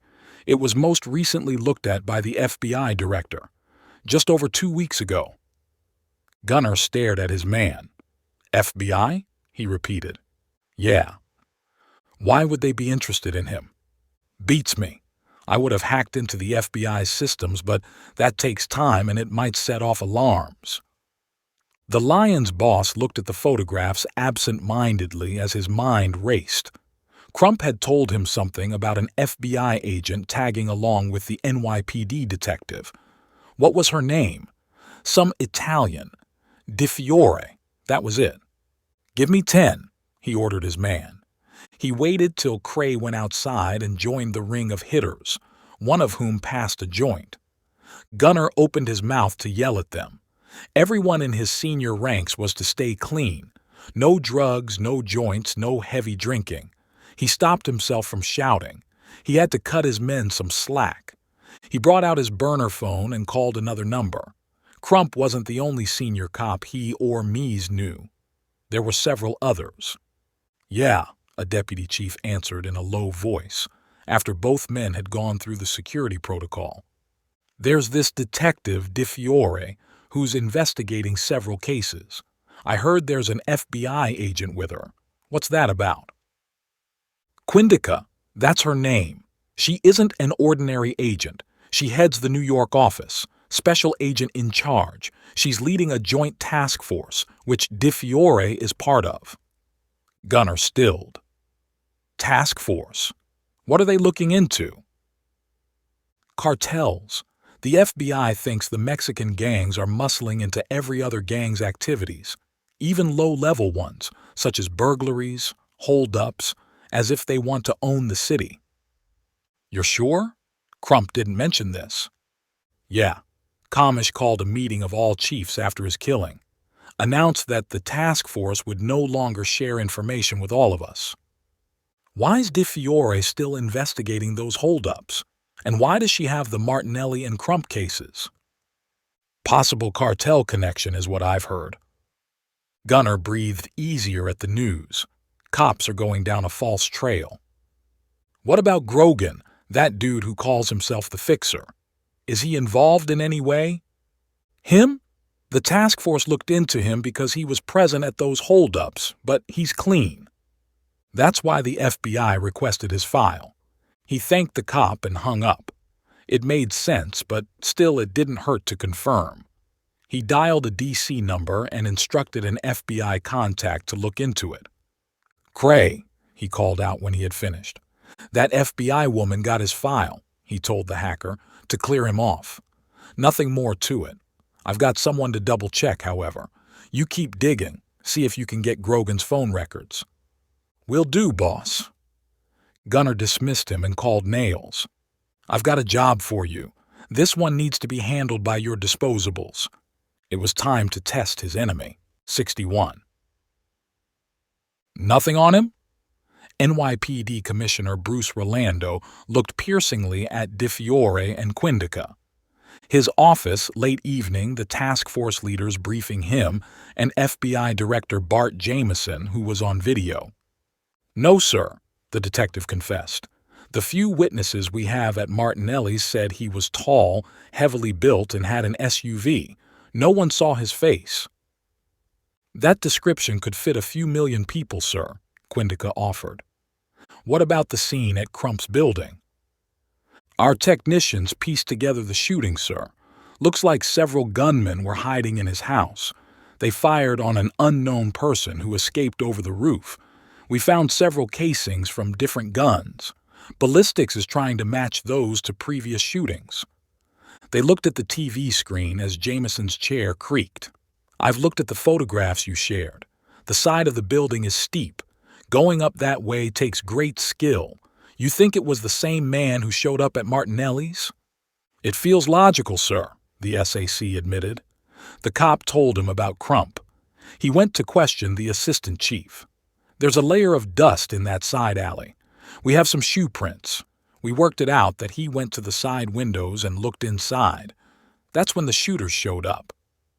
"Crump was dirty?" She hesitated and glanced at Rolando, who nodded impassively. "Yes, sir. He and Martinelli. But we have no proof. We suspect there are many cops and FBI agents who are white nationalists, which is why we requested for you and the Kamish to go public about what the task force was investigating, to throw a false scent." Jameson waggled his fingers, acknowledging the implied thanks in her words. "And all this ties back to this secretive gang, the Rising Lions." Quindica didn't show any irritation or impatience at covering the same ground. Her boss, as well as the commissioner, were clued in from day one of their task force. The director repeating the questions didn't mean anything other than that he was thinking aloud. "Yes, sir." She briefed them all over again and waited while two of the most powerful law enforcement chiefs in the country pondered silently. "You didn't know of this gang before?" "No, sir," Di Fiore said, backing up her partner. "We still don't. Cutter Grogan told us about it. Until then, all we had were the tattoos on several perps who had gang connections, but none of them bore that name." "Was it Cutter at Martinelli's and Crump's places?" "He's capable of escaping that way. He prefers a Glock." "We checked his gun, sir, after the Brownsville shooting. We've checked his movements, too. He wasn't near the cops' houses." "A man of his capabilities and connections," Rolando mused. "It wouldn't be difficult to fake all that. What do you two think?" "I don't like what he does, sir," Di Fiore admitted. "That's no secret, Gina," the commissioner chuckled, momentarily lifting the tone of the meeting. "Yes, sir, vigilante behavior and all that. But I don't think he killed Martinelli or Crump. That's not who he is. He's helping you, isn't he? Without him, we wouldn't have known of Scheller, sir." There's no proof. All this is speculation, Jameson reminded her. Yes, sir. She didn't take it as a rebuke. The director was stating a fact. It would help if one of you called Grogan and asked him outright. You have history with him. He wouldn't lie to either of you. We could then eliminate him as a person of interest for good. Cutter was at the window, looking down at Lafayette when the call came. Sir? He asked, surprised that the caller was Jameson. Cutter, you've been busy, his former CO said. Going on a shooting spree. Yes, sir, at the range. Got to stay in practice. A pause. I'm on a conference call with Commissioner Rolando, Detective Gina DiFiore, and my New York SAC, Peyton Quindica. You've met them. I've had the pleasure, yes, sir. Cutter, I'm going to ask you a question. You need to answer truthfully. Know that this is being recorded. Yes, sir. Did you kill Martinelli and Crump? No, sir. Were you at their residences? No, sir. Will you take a lie detector test? DiFiore fired. Yes, ma'am. Any time. Thank you, Cutter, Jameson said formally. I don't need to remind you of your security status. I'm aware, sir. This call, all my discussions with Detective DiFiore and SAC Quindica will remain confidential. Have a good night, Cutter. To all of you as well. He grinned when he hung up. I bet DiFiore instigated him to do that. He wasn't worried about the lie detector test. Controlling his mind and body had been an essential part of his training, a vital skill that had helped him survive in numerous missions as a covert operative. He would ace whatever test the FBI or the NYPD threw at him. 62. You didn't think of asking me or our friend before acting. Mies raged at Gunner. The Lion's founder had finally responded to his calls and messages and had arrived at their rendezvous, the Melrose Building parking lot. There was no time. My men found Martinelli had mentioned Crump. I had to act. You could have told me, the strategist fumed. Yeah? What would you have done? I would have spoken to him. Did your contacts in the NYPD tell you there was a stranger in Martinelli's apartment? He got away. It's likely he knows about Crump. Nope, I did the right thing. You can't kill cops. He was a lion, both of them, Gunner replied fiercely. They knew the risks they took when they signed up to the gang. They're not like your white nationalist friends. We take our oaths seriously. Mies jammed his hands in his pockets and kicked furiously at a non-existent pebble on the concrete. What's the blowback? He growled. Have you thought of that? There's none. Cops are going around chasing false leads. Mies brooded for a moment and then shrugged dismissively. You heard about Tizard? About his rally in the city? You set him up for that? Nope. You want us to get involved? I'll come back to you on that. A repeat of Arizona may not help us much, but this will be too good to pass up. Let me know, Gunner replied, and walked away. Mies thought of calling him back, of patting him on the shoulder, making friendly with him, but the Lion's ride was disappearing before he could react. Let him go. The closer the elections get, the more frayed our nerves will be. Tempers flaring occasionally wasn't something to be worried about. Will he go rogue? That was something he was worried about. Gunner going off script could wreck the campaign. No, he decided. He's got as much to lose as us. In any case, he did the right thing in killing Martinelli and Crump, and in not telling us. We have to keep our distance. He walked out of the parking lot and put the Lions out of his mind. He had a bigger problem to deal with. Could they carry off the campaign on their own? Did they need to have support from big hitters from either of the other parties? And if so, which one? If they went down that route, they would have to choose which party to court. That would be a difficult choice to make. Mies walked a long time in the night as his accountant brain coldly looked at the facts and weighed the pros and cons, unaware of what his Lion's ally had started. 63. The alarm sounded at 3 a.m. In a Hollywood movie, it would have sounded a few times and Cutter would have thrown off his sheet to reveal a woman next to him. He would have rubbed his eyes and searched for his phone. He wasn't in a movie. He woke, instantly alert, the animal inside him going into fight mode in a heartbeat. He thumbed his phone and brought up the camera feed he had set up in his apartment. 3 hooded figures at his door, their bodies hiding what they were doing. No one else visible in the hallway or stairs. He moved quickly as he watched, slipped into his combat trousers and strapped his armor over his vest. The Glock went into his shoulder holster, Benchmade into his thigh strap. A baton went into a sheath on his other leg. He slipped out of the apartment he was sleeping in, the one above his residence, just as the thugs picked the door to his home. He was impressed. That's a high-security lock.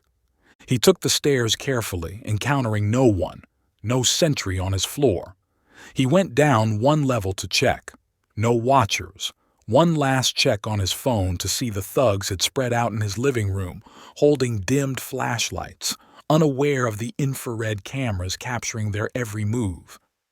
All of them with masks, gloves, and guns, 10 feet from the door. Cutter slid the phone into his pocket, unlocked his door, and burst inside. His left hand reached out to flick on a switch that turned on intense halogen lights as he let out a roar for added effect. Shock in their postures. The nearest man stiffened as he started turning. The others were slower to react. "Who are you?" 2 long strides to first man, his baton coming up in a slashing blow to knock the man's gun from his hand. A long sidestep to hit second man in the neck in the same motion and kick him in the groin. Third man was quick. He leapt back and brought up his gun arm and triggered, but Cutter had dived low and, with a loud yell, body slammed and crashed him against the wall. "Need them alive." He headbutted the man, felt the spray of blood on his face as the thug's nose and lips split, felt a shout behind him, twisted desperately, and sent the attacker heaving towards first man, who was lunging toward them.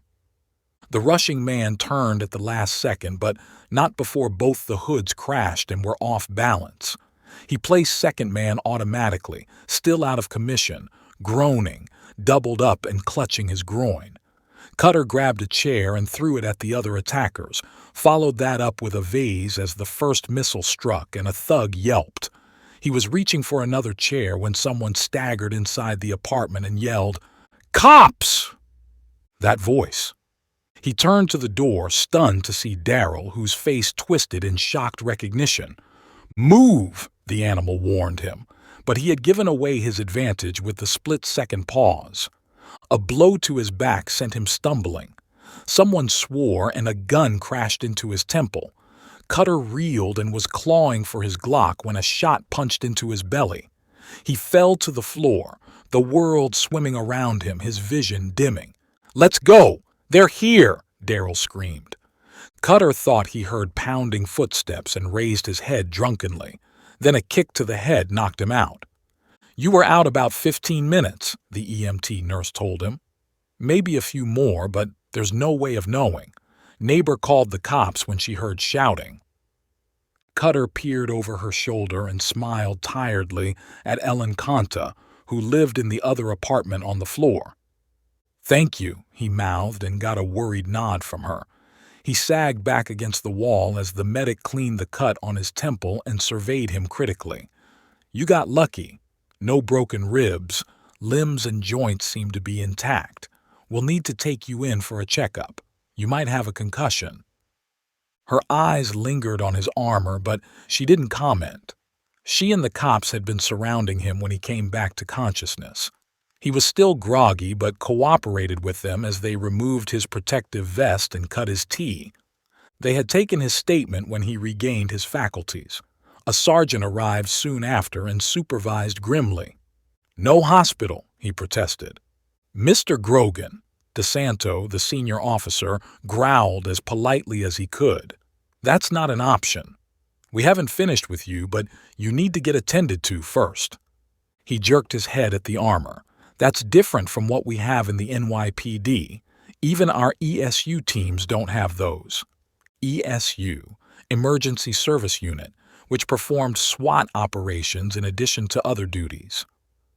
"I was in the military," Cutter said, gritting his teeth and fighting a wave of dizziness as he got to his feet. A leftover from those times. It took 2 more hours for Cutter to clear his hospital scans, no concussion, and finish the NYPD's questioning. He produced his gun permit, gave them a copy of his camera footage, and produced a copy of the rented apartment's lease. "I've always had it," he told the skeptical cops. "The kind of work I do. I get a lot of threats. I moved to that apartment the day after I tangled with those thugs at the convenience store, the ones who escaped. They probed and questioned, but he wasn't giving anything more away. Finally, he put on an exasperated look. 'I'm the injured party here. Shouldn't you be focusing on my attackers?' He dragged himself out of bed at 8 a.m., and after freshening up and feeling human again, he went to Ellen and thanked her for her help. "I didn't know what to do," she said, clutching his arm. "You lay still and there was blood on your face." She was 70 years old and baked him a Christmas cake each year. Flippancy wasn't the tone to take with her. He thanked her again. He was biting into his toast when there was a pounding at his door. "You're alive," Di Fiore said, greeting him with her customary warmth and concern as she swept in, along with Quindica. "Someday I'll ask her who buzzes her in." He ignored them and finished his breakfast as they checked out his living room. He had cleaned up on his return from the hospital, but there were scuff marks on the wall and the remains of the chair and the vase were still in a corner. "Show us the one above," she demanded when he was pouring coffee into 3 cups. He took them up wordlessly and stood aside while they inspected the rental apartment. Their eyes swept over its barren interior, skimmed over the mattress and the sheet. Quindica nodded imperceptibly at the detective, who led them out and back to his apartment. He handed them their mugs and took his first sip of the day.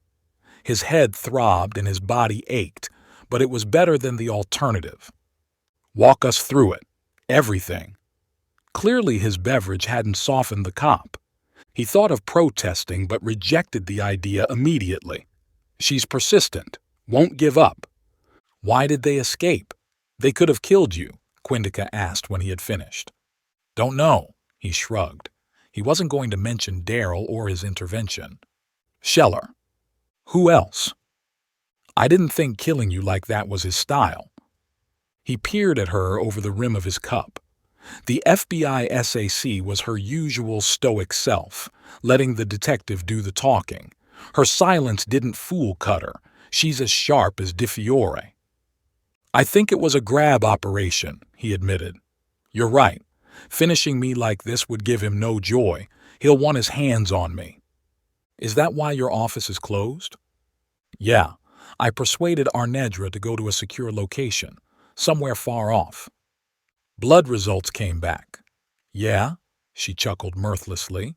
"Your friend, the commish, expedited the tests once he heard it was you." The cops had swabbed his face when he had told them some of the blood on him was from one of the attackers. "Nothing," she said bitterly. "He isn't in the system. No prints. They were careful." "And good," he pointed out. "That's one of the best locks on my door. They picked it just like that." "You could have shot them," Quindica said. "We saw the video. You had them. You had your Glock on you." "He wanted them alive," her partner interjected. "He would have questioned them, tracked back to Scheller." "Would you have shared his deets with us?" the SAC queried. "Of course." He spread his hands widely. "After killing him, 64. Daryl was distracted the whole day. He had crept back into the house late at night and crawled into bed, shivering with fear.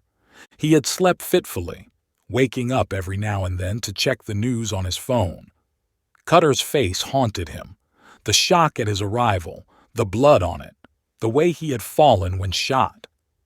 The media picked up the story at 9 a.m. that the fixer had been attacked at his home. The crushing weight on him lifted when he read the NYPD statement that Cutter Grogan was injured, but not seriously. He went through the motions of the day, and when Manuel nodded discreetly at him in the evening, he joined his friend with almost a skip in his step. Nails was furious when they arrived at the Rockaway meeting point, but that anger wasn't directed at him. In fact, he patted Daryl on the back. "That was good work," he complimented. "Without your warning, these—" he turned scornfully at the three perps— "would have been arrested. You couldn't take down one person," he spat at them. But, surprisingly, he said nothing more about it. He discussed gang activities, distribution, and the daily take, and then dismissed them. Daryl split from Manuel and hurried back home. He checked his phone discreetly when he was away from the gang. Yeah, everything was recorded. However, it still wasn't valuable enough to grant him and Mama witness protection. I need to give them Nails in action, or his boss. He had tried to find out who that mysterious figure was, but Manuel had shut him down every time. He pretends to know who that is, but I think he doesn't know either. Only the senior, white hitters knew, and they wouldn't give him the time of the day. The 15-year-old sighed and turned the corner to Sutter Avenue and yelped when a shadow crossed the street to meet him. "Cutter!" He took Daryl's arm and marched him to his SUV, went around the hood and climbed into the driver's seat.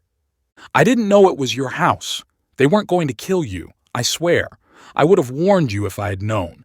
I shouted when I saw Duke." "Duke, is that the one who shot me?" Daryl shivered at the way Cutter's voice had gone soft, like a panther going into stealth mode before pouncing. "I can't give their names." He looked away from the intense green eyes and the bruised face. "You're in deep trouble. I kept your name from the cops, but how long do you think it'll take them to piece it together? That a boy was there too? They'll check out security cameras, ask neighbors. The detective who's in charge, she's very good." "There are no cameras there. Nails confirmed that. We got away clean." "Why were you there?" "I told you. They wanted to get you and bring you to Nails." "Why?" "I don't know. I swear," he said, his voice rising when Cutter looked at him in disbelief. "To kill me?" "No. He was clear on that. No guns, no knives. They were going to knock you out. Duke." He had already blurted the name. No point hiding it anymore. He said, "You attacked them. They acted in self-defense. They didn't know you were wearing armor." "So, they would have killed me if you hadn't arrived." Daryl looked away in shame. "You didn't answer my question. Why were you there? Why did Nails send you and not anyone else?" He looked at Cutter in surprise. "Because we're disposable."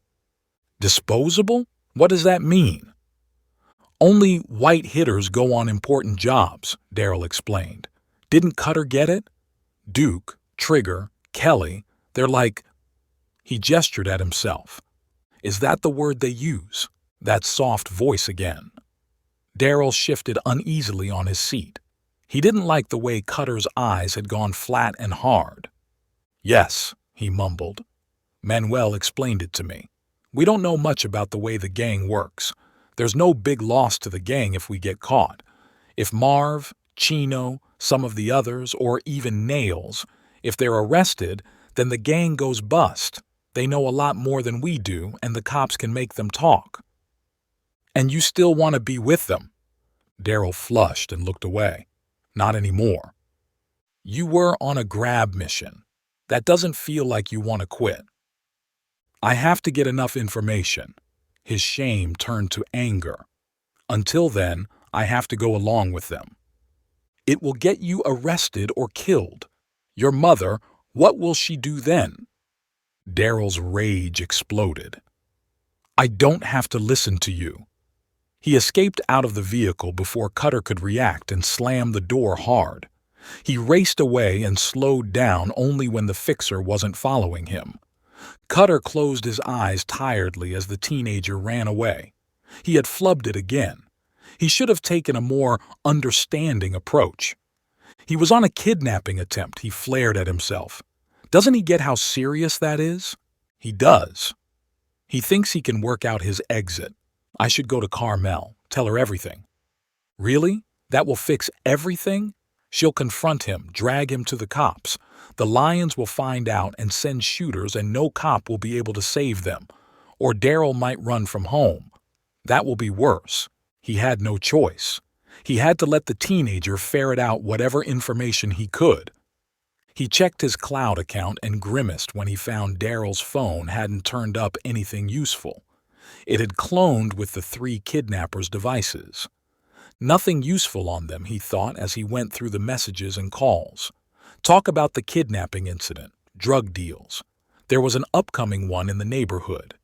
He created an anonymous email account and emailed the details to DeFiore. She won't know it's from me. He was connected securely to the internet, and the email provider bounced the message off several servers before delivering it. Kelly, Trigger, and Duke. He could go for them. They were older and might know where Nails hung out. He gunned his engine and drove out, his lips tight as Daryl's description came back to him. Disposable, 65.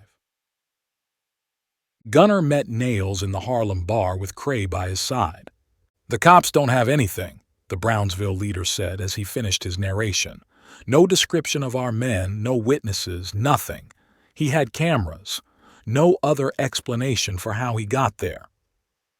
I thought you checked out Grogan's apartment, the Lions boss addressed the hacker. I didn't go there. I would have spotted his security setup if I had visited. How badly is he hurt? Nails asked. TV says he's recovering. No other details. I called a few contacts. Gunner sipped his beer and wiped the foam from his lips. He was wearing armor. Nothing broken. Just a cut or two. We can go again. I can send better hitters. No, he'll be alert. Cops could have a protection detail. I've got something, Cray announced, and turned his laptop screen toward them. He played a video clip that showed Grogan running down Lafayette, his phone to his ear. That was over a block away from the bodega. When was this? Nails' holdup. That day. What am I looking at? Gunner growled, even though he had worked it out. Police reports say he was passing by when he sent something off and confronted Nails' watchers. This video doesn't back him up. He's running to the store. He's making calls. You hacked his phone? No, but I've got the store's records. Their line was busy. Grogan didn't get through if that's who he was trying. That video, he wasn't passing by. He knew there was a holdup going down. How did you get this video? Cray smiled slyly. There's an amateur photographer and blogger on Lafayette. He's writing about life in the city. I tracked him down and found he's got a video camera pointed at the street. 24/7 throughout the year. That clip is from his feed. Cops don't have it? Nah, he snorted. This dude's got history with him. He's not going to help them. You know what this means? Gunner turned to Nails. You have a snitch, Cray cut in. You're reaching, the Brownsville leader protested. He could be running for any reason. Heck, he could be going to the bodega for a cake. We know he's friendly with the... His voice trailed off under the founder's slitted-eye glare. My gang isn't the only one that held up stores that day, he tried again. All the Lions cells did that. No, but you got interrupted. No one else did. Boss, I agree with Cray. You have a snitch. Find him. Bring him to me. Nails swallowed and got to his feet. No one challenged Gunner, especially when he was in this kind of a mood. And deal with those 3 hitters, the ones who failed to get Grogan. The Brownsville man nodded stiffly and went out of the bar. You really want to do this, boss? Cray asked when they were alone. Do what? Get rid of Duke, Trigger, and Kelly? They're the men who went for Grogan, he added when Gunner gave him a mystified look. We don't tolerate failure in the Lions. But this was a test, boss. You said it yourself. You wanted to see how alert the fixer was. I wanted him captured as well. They're black, aren't they? Yes, boss. What are you complaining about then? I'm not. Cray backed off. Too many bodies. That's what I'm worried about. No one will worry about them, Gunnar said dismissively. About this snitch. He's low level, I'm sure of that, the hacker said quickly, eager to move on. Otherwise, Nails himself would have been arrested by now. That's what I figured too. We can set a trap, however. Gunnar, interested, made a tell-me-more gesture. Tizard's rally here. We could let our gang know that you'll be there making a brief appearance. It'll get back to Grogan, Gunnar mused. But he may not turn up. He knows the kind of people who turn up. The event can turn hostile, violent. Anyone could get hurt. He will, boss. I've studied him. I have created a psychological profile for him. It's too big a bait for him to pass on. He won't be alone. He might come with cops. Doesn't matter who he comes with. We'll let him get away. Snatching him in front of hundreds of people, even if they are supporters, isn't safe. We'll get proof of a snitch, however. That's right, boss. Do it. And check out Nails' people, too. Everything about them. Where they live, who they hang out with, their phones. On it, boss. Gunnar went out and made a call from his vehicle. That rally, he told Mies when the strategist answered. It's going to get violent. I said I would get back to you on that. We haven't decided. I have. My men need some action, he replied peremptorily, and hung up. Grogan would escape, but not before he got roughed up. Gunnar smiled to himself.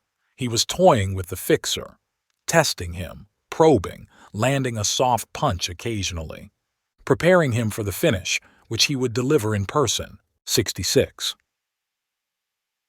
What is it? Reuben asked when Mies had hung up. It's Gunnar. The strategist helped himself to coffee and stood at a window admiring the Central Park view. He's decided his men are going to be present at Tizard's rally. I told him we were still thinking about it, but he said they would be there. It's the way he said it. He turned to the candidate with his cup in hand. He and Tizard go a long way back, Reuben shrugged. He's got to support his friend. Yeah, but you think he's getting out of control? Out of our control, Mies corrected him. From a campaign point of view, any violence is good. It'll play into our hands. If he wants to break away from us, what's our loss? We lose muscle. We can get that from other gangs. Not many of them share our views, what we really think. I worry he'll go after Grogan. We've told him to back off. Gunnar is his own man. Let's cut him some slack, see how he behaves. Mies nodded. Reuben had a point. They were too far into the campaign for them to make any changes. Besides, the candidate reminded him, he's got as much as us to lose. You've recorded all our conversations with him. Yeah, Mies brightened at that. Mutually assured destruction was great at controlling people. Cutter decided to go after Duke. Not because he shot me, he assured himself, but because he was the eldest. He might have some seniority in the gang and just might know more of its operations and who Nails reported to.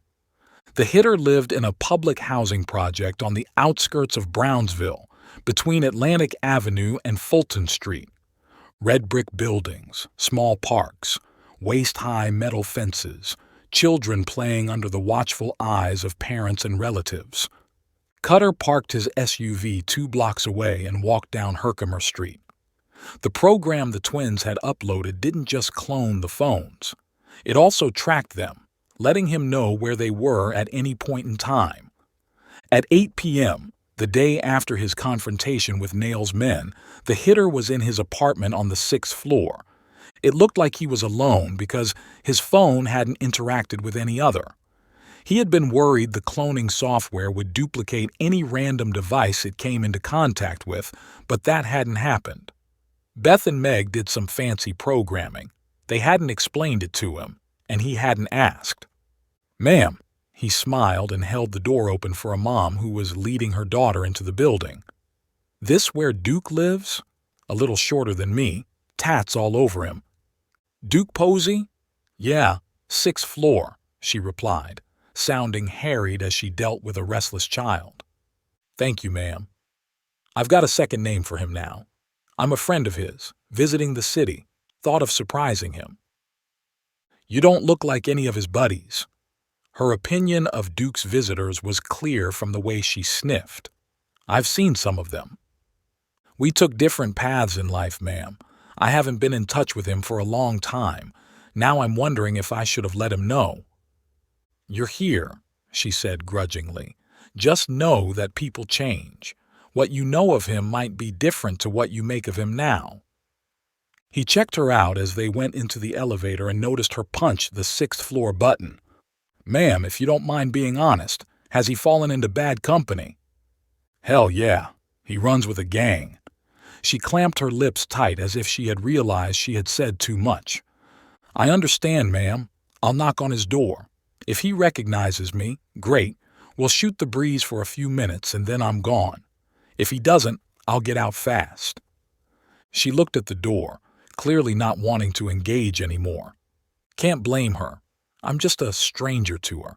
Must be thinking I'm with a gang as well. He had dressed down. A hoodie, loose tee, torn jeans, scuffed shoes. Tattoos that he had painted on his neck with washable ink. No other disguise because he wanted Posey to recognize him. His Glock was hidden beneath the outer layer, not visible to the practiced eye. He waited for her to exit when the car arrived at their floor. "That's his." She jerked her head left, toward the last apartment on the floor. Dim lighting, concrete floor, stale air, trash outside a few doors. "Thank you, ma'am. I'll try his phone first," he said, and exhaled in relief when she turned right, down the hallway to another apartment. He waited for her to disappear into her residence, then swiftly removed a thin cable that was fastened to his trouser leg, inserted one end of it to his cell phone, and then sent the other beneath the door, through the narrow gap between its edge and the floor. It was a cable camera that drew its power from the phone and fed back images in high definition. A darkened living room which was empty. Beats playing on a sound box. A hallway beyond which had light dappling on it. A shadow crossed it. Is that the kitchen? Is he there? There was only one way to know. He knocked on the door. The shadow moved again and a head cocked out into the hallway. Yeah, that was Duke Posey, all right. He pounded the door again, and that got the thug to come into the hallway, wiping his hands on his jeans. "Who is it?" "Open the door, man. Can't hear you. Got a thing going down." He roughened his voice and stayed out of the peephole's vision. "Trigger? That you?" A latch clicked. The door opened a sliver and swung back with force when Cutter shoved against it with his shoulder. "Hey, that hurt. Why did you—" Duke trailed off when he recognized his visitor. His eyes widened, fear in them warring with anger. He jumped back and looked around wildly, dived to a couch, clawed beneath its cushion, and came up with a gun when Cutter crashed into him. Can't let him use it. That would alert the entire floor. Nor did he want to kill the thug. He wanted answers, not a dead body. Duke was wiry and slippery. He twisted and turned as he tried to escape from Cutter's grip, kept cursing and snarling and kicking up with his knees in an attempt to dislodge his attacker. "I don't want to hurt you." The gangbanger wasn't listening. His neck muscles bulged as he tried to straighten his gun arm and bring it to bear on Cutter, who had one hand clamped around his wrist, forcing it away from him, and the other jammed on the thug's chest. He was forcing him down on the floor when the hood heaved up suddenly with all his strength. Cutter slipped. His feet skidded and he lost his leverage. He ducked as Duke's elbow came up towards his throat. It grazed his neck in a stinging blow, and when the thug reared up for a head blow, he let go to scramble away. The gangster pushed the couch away, roared in rage, and powered up off the floor to attack, just as footsteps thundered to the door. Didn't shut it. Cutter sensed the new threat and rolled away desperately on the floor to come up against the wall. At the doorway, a figure appeared, took in the scene with an exclamation, and fired 3 times. hitting Duke in the chest and sending him staggering back. Cutter dived behind the couch frantically when the newcomer turned in his direction. Rounds thudded into the wall, spraying concrete chips. He drew his Glock and was at the point of firing back when the shooter fled. Why didn't he shoot? The reason became apparent instantly when the hallway exploded in noise. Voices sounded in alarm. "Go shoot somewhere else," someone raged. "Who is Nail's boss?" Cutter asked urgently as he bent over Duke, conscious of time slipping away. All he got was blank eyes as the light faded in them. He moved quickly, checked out the window. No escape from there. Bathroom, kitchen, same result. Untidy bedroom. Window wide open to let air in. Yes, that was a possibility. Thought turned to action. He climbed out and let himself fall as more shouts sounded in the hallway, grabbed a lower ledge, let himself go again, repeating the same escape trick that got him away from Martinelli's. He fell on an uneven patch of yard and took stock of his surroundings. He was on the side of the building that faced a children's park. He counted back from the time the killer had shot Duke. The shooter had 3, maybe 4 seconds of lead. He burst into a sprint, crouching low beneath the line of windows. He ran around the side of the building and slowed when he came to the front. No shooter, no other person visible, though all the windows in the building had lit up and he could hear alarmed cries. Cutter cut across the small lawn and leapt over the fence, Glock in one hand, landed on sidewalk, peered cautiously over a line of parked vehicles. There! That was the shooter, walking swiftly, seemingly headed toward a vehicle. Cutter thought he recognized him from the doorway. He got further confirmation from the way the man held himself and his gait. It was Nails, 67. Cutter crouched and ran, using the vehicles as cover. The gangbanger was on the road, a good tactic since that gave him more space to escape. He wasn't looking left or right, nor was he checking his 6. He's focused on getting away, not letting him do that. He gritted his teeth as he checked through the windows of the cars to place the thug. An SUV seemed to be the Brownsville leader's target, no shadows moving inside. He came alone, the distant wail of sirens, no time to lose. Cutter powered off the roof of a low-slung car, using his left hand for leverage, his body swinging up and over it in a tight arc, right hand down his side holding the Glock. His move alerted Nails, who whirled around, his hand reaching inside his jacket. Cutter landed smoothly. He lunged forward as the killer's gun came out. His shoulder fell as the barrel turned towards him. With a roar, he crashed into Nails, sending him flailing back. He chopped up with his Glock against the gangster's wrist, sending his weapon clattering to the ground. But the blow and his uneven stance made him lose his gun, too. Furious with himself, he slammed the man against the nearest vehicle. They struggled, punching, grappling, each trying to gain dominance. A pair of headlights turned on and an engine whined, warning of a vehicle's approach. Cutter looked up momentarily. The dark shape of a car, a shooter lining up through a window. He reared back and grabbed Nails by his collar, ignoring the neck and belly punches. He swiveled awkwardly and flung the thug in front of the approaching car. Tires squealed as brakes slammed, but he didn't hang around to watch. He dived over the roof of the car and fell on the sidewalk just as the first round smashed into its side. He crawled behind the wheel well, swiftly, getting out of the way as more bullets searched for him. There was a protective shield of metal, carbon and rubber between him and the shooters as the line of vehicles gave him cover, and then the shooters were gone after another fusillade of shots. He scrambled back, slumped against a lamppost and caught his breath. Felt something warm and wet against his cheek and fingered his face. The cut in his temple had opened up. He looked up when a dog barked. Its owners, a couple, stood at a distance, shocked. "Stay back," he told them tiredly as the first cruiser rolled up. 68. "It wasn't me," Cutter told the stoic-looking Di Fiore and Quindica. He had already surrendered himself to the cops and had given his initial statement when the two arrived. The detective nodded to the officers and took charge. She led him to the children's park where he sat on a bench and answered her questions. "Witnesses placed you in the apartment," the SAC said coldly.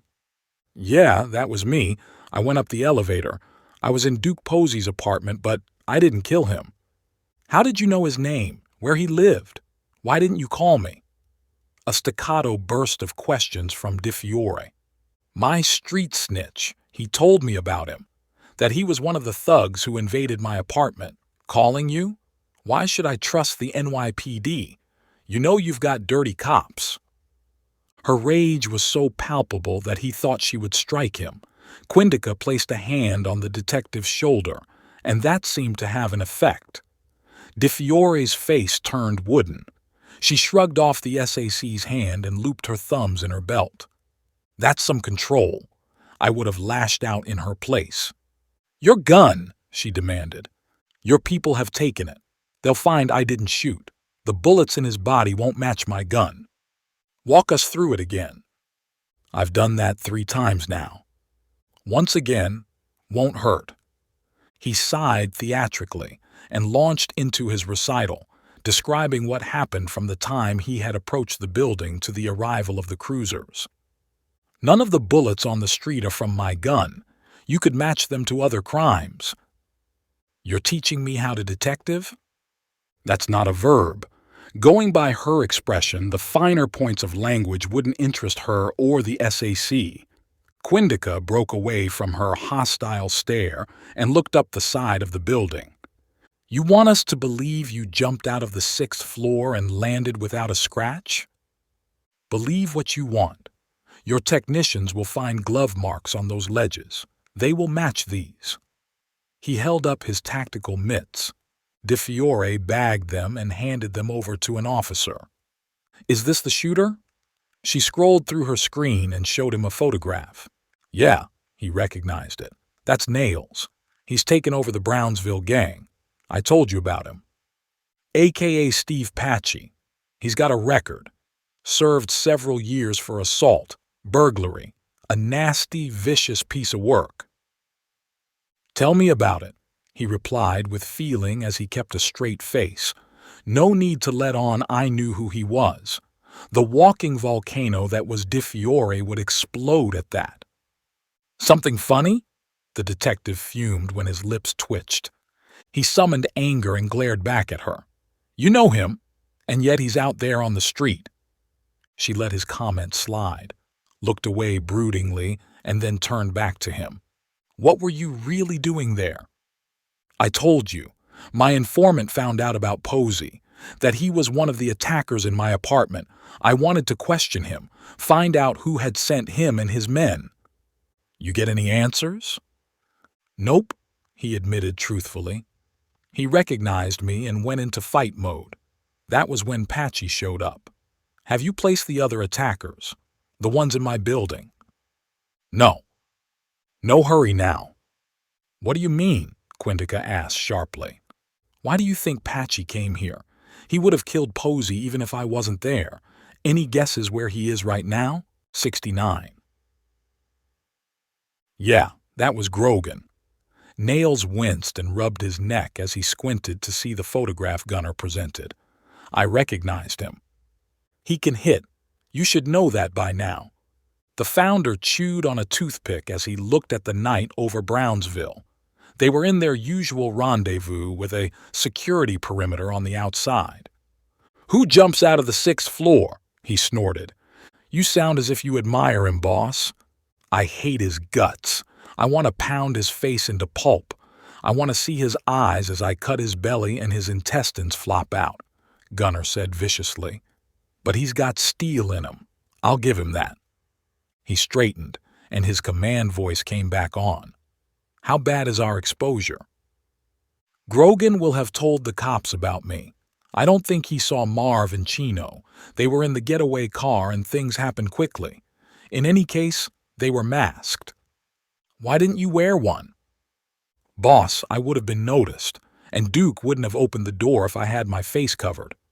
"Did he talk to Grogan?" No, they were fighting when I arrived. What about the others? Kelly and Trigger? The ones who were with Duke at Grogan's? Dead. I killed them. Gunner nodded thoughtfully. Nails had acted swiftly and decisively, and no damage had been done. What about your snitch? I'm working on it, boss, his man said defensively. But I'm not sure if we have one. He broke off when Gunner glared at him. I'm investigating, he mumbled. It'll take time. Let him do that, but I bet Cray will find out quicker. Then I'll decide what to do. He squeezed Nail's shoulder hard enough to draw a yelp. He was the boss. He had to show it. Make sure the message spreads. Those who screw up die. No need for that, boss, his man panted. They know it, and when they see we're short 3 disposables, that will hammer the message home. Grogan was right, DeFiore said dully as they stood outside the Williamsbridge building and watched the technicians load 2 bodies into their vehicles. Patchy cleaned up. Neighbors had reported gunshots and summoned the cops. They found 2 dead men in the apartment. Residents said the men went by the street names of Trigger and Kelly, who turned out to have records. Yeah, some of the occupants confirmed they had seen Posey visit and hang out with the men on occasion. No further confirmation was needed when the detective and the SAC arrived and matched the faces to the ones from Cutter's security cameras. We're too late. Every time, she raged beneath her breath. You know what hurts more? She turned to Quindica. It's Grogan. He's ahead of us. You think so? He hasn't gotten any leads, has he? He isn't passing them on to us. Someone sent me that email about the drug deals in the city. We busted them. You think that was him? Not his style. He would have called us. In any case, those were small busts. Sure, we got a few street dealers and stopped some powder going out, but nothing more. I'm sure he's as much in the dark as us. It's just that he's able to move quicker than we can because of his unorthodox ways. Don't defend him, she fumed. I'm not, but you know he's our ally. DeFiore turned away, not wanting to acknowledge that the SAC was right. Check out cameras, she snapped at the cops. Go door to door and see if anyone saw Patchy. No one will come forward, she thought bleakly. Scheller's always several steps ahead of us. 70. His phone wasn't on him, Beth told Cutter when he called the twins the next day. He had wondered why his phone hadn't cloned with Posey's during that fight, then decided to give his gray cells a rest and reached out to the Petersons. How do you know that? Check your phone. He tapped his screen to bring it to life and saw a photograph of a room, Posey's bedroom. A side table had the phone, as well as a gun beside it. You got this from the police reports? Phones can't clone at that distance, she said, evading his question. On top of that, those walls, the hallway. There's too much obstruction for the program to work. Daryl's phone has cloned just one more device other than those kidnappers, Manuel's, he said in frustration. By now, we should have gotten more. They might be switching their cells off when they meet. You thought of that? Guess not. Megan smirked at his silence. Daryl's phone finally yielded something later in the day. Cutter frowned when he played back the recording of the incoming call on the boy's phone. Manuel? Chin? No names, bro. I thought you knew that. Yeah, sorry. What's up? You and the new one, what's his name? Daryl. Yeah, him. You both will be required at the Elitist in 2 days' time. What's that?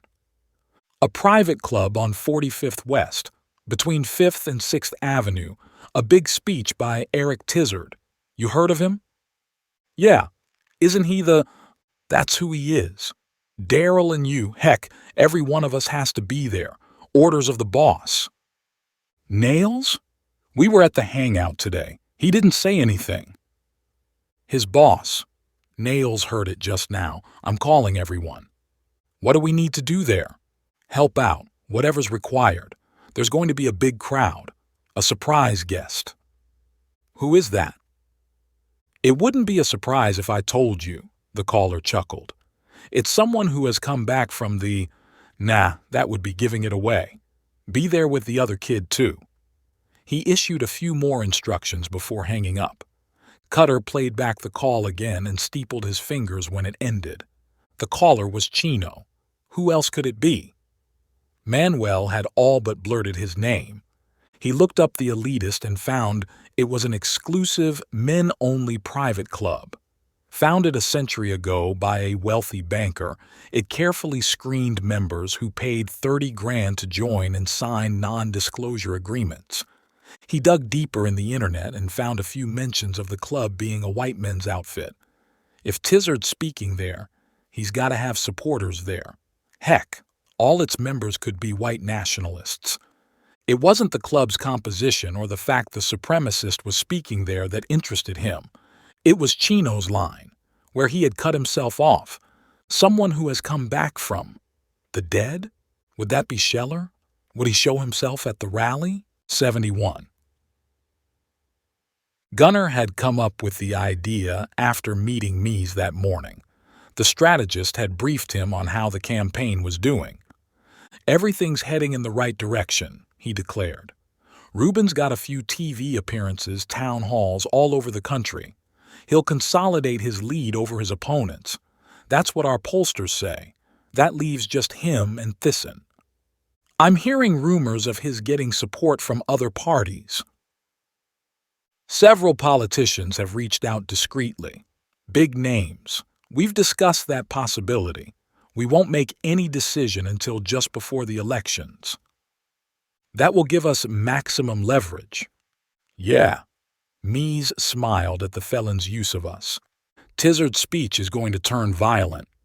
I thought he was supposed to be at a private club. We're going to allow a few protesters to enter. That will trigger the action. I'll get Farley and Parsons to book TV interviews soon after it's over. He can get some good sound bites out of it. What about Grogan?" "I'll deal with him." "We told you to—" "There will be no blowback. I'm going to sucker him into a trap. You'll have to trust me on that."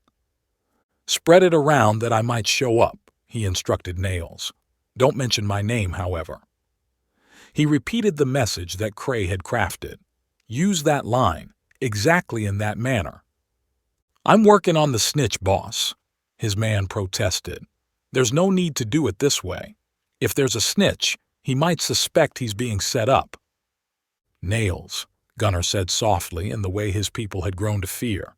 "I am not asking. I'm telling." And that had resulted in Chino's call to Manuel. Cutter learned that Eric Tizard's rally at the private club was no secret. Many media outlets were talking about it, and the dark corners of the internet where racists and haters gathered had a field day. Chino's right. It looks like there'll be a big turnout. Cutter cleaned his Glock as he thought of his options. Going to Di Fiore wasn't one of them. Should I go? Would Scheller expose himself? Why would he do that after playing dead all these years? Why now? It could be a trap, he answered himself. He's tried to get me before and failed. He figures I'll take this bait. He assembled his weapon and wiped it a last time with a clean flannel. He slipped it into its holster and stretched. Decision made. If there was even a remote possibility that Scheller would be there, he would be too. 72. "I feel like I'm imposing on you," he told Megan the next day when he arrived at the Columbus Avenue office. "We'll tell you when you're a pain in the butt, hotshot," Beth grinned. Her smile faded as she checked him out. "What you're planning is madness. None of us would go alone in such a setup." "I don't have a choice." He threw his hands up. "If Scheller does come there, I can alert the cops. If he doesn't, there's nothing lost. Except maybe your life. Which is why I've come to you. How can I get out of there alive?" 3 hours later, after poring over building plans and the club's layout, items not available to the general public, he had mapped out 3 escape routes. One was straightforward, through the basement kitchen and out the service door. The other was through the laundry room, hidden in one of the automated trolleys that rolled beneath a drying window from which he could climb out. The last was through the aircon ducting. First is obvious. Megan tapped her pen against her teeth. They'll block that off. The other two they might disregard because of your size. You'll be a tight fit for either of those routes, but you will get away. There's a fourth. He leaned over their shoulder and toggled the touchpad to bring up the roof. I can go up to that balcony, climb to that window that overlooks the roof. And then? Break through the glass and escape. Escape how? That's a 150-foot drop. That building is tall, no drain pipes, no window ledges, which seem to be your preferred mode these days, she snickered. I know how you got away in Tehran. It was his turn to smirk at the look on their faces as he referred to the covert mission they had carried out in Iran. The delivery man had his head down as his foreman yelled orders. It was a white-glove service that brought the best ingredients from select food retailers to the elitist. Chicken breasts, pork chops, spices, organic veggies, butter, and spreads. Whatever the club needed, the firm provided. The delivery man was a last-minute replacement, since one of his regular employees had fallen ill. The foreman had a list of manpower providers to address such a contingency, and the newcomer had come from such a company. Don't look in anyone's eyes. Don't talk, he shouted at his assembled men. Don't remove your gloves ever. Take those crates and stock them where you are told. Go. The men got to work like a well-oiled machine. They went to the rear of the truck, collected the deliveries, and went to the service entrance, where a uniformed man stood aside to let them through. An assistant manager directed them inside the club to place the stock. Cutter, the delivery man, stacked several crates of ingredients in the storeroom over multiple rounds. On his last trip, he went to the club official and showed him the label on the crate: window wipes and cleaners. Put that in the storage room as well, separately from the food. This goes up, usually, on the balcony. He spoke softly. Megan had checked out the staff in the club and found that the assistant manager was new. He wouldn't know much about its operations. I hope, Cutter thought, crossing his fingers mentally. I place it there each time. Makes it easy for the cleaners. They start from the top windows and work their way down. You know your way up? Yes, sir. Go quickly. Cutter hurried away before the man changed his mind. He wasn't worried about the cameras. The twins had arrived earlier and flown a drone near the club, which had EMP blasted the security devices. He could see uniformed technicians from a well-known protection services firm checking them out. He climbed the grand stairs that ascended from the side of the central room to the balcony that ran around the top.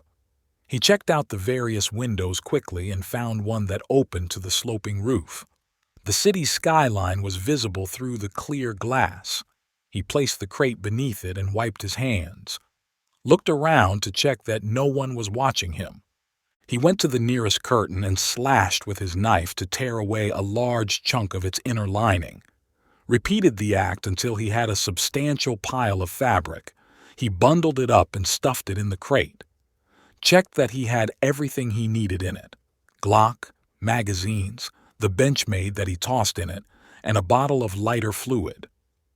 He paused a moment to admire the inside of the club. A transparent cupola of colored glass at the top, admitting natural light. Chandeliers dangling from a high ceiling, paintings on the wall and artwork on display stands. A polished wooden floor, a small stage for intimate performances. The club could easily hold 500 people, standing. Cutter returned the way he had come to find the foreman glaring at him. "You're late!" the man stormed. "We've got more deliveries to make." He climbed inside the van silently and joined the other stockers on a bench. He smiled to himself as it drove away. His getaway mode was in position, 73. "Circulate these to all your men," Gunner told his assembled cell leaders. It was a rare moment, his meeting all of them in person in the Harlem bar. The more people who knew he was alive, the harder it was to maintain his cover. But there were times when he had to show himself. He was confident his personality and their fear of him would ensure their silence. He handed a set of printouts to each leader.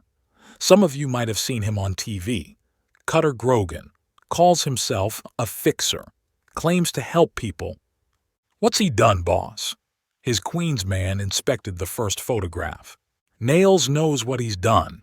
He's been interfering in our Brownsville operations. He didn't tell them about Martinelli. Other cells didn't need to know that. The first few pictures are of how he looks. The heavy-set man in the other drawings, that's him too, in disguise. We grab him? Nails eagerly asked. Yes, if your men see him at the elitist. He'll be there? He might. Why will he come there, boss? Nails drew back when Gunner glowered at him. He's smart, very capable, some kind of special ops soldier previously. He's violent. Try not to get hurt, and don't kill him. I want him alive.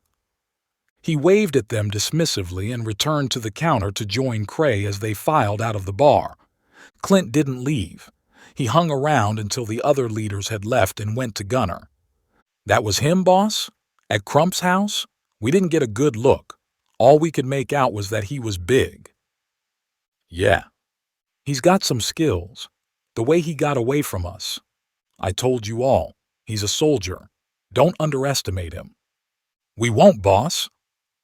Daryl tried hard not to tremble when Nails handed him the photographs. Cutter's pictures.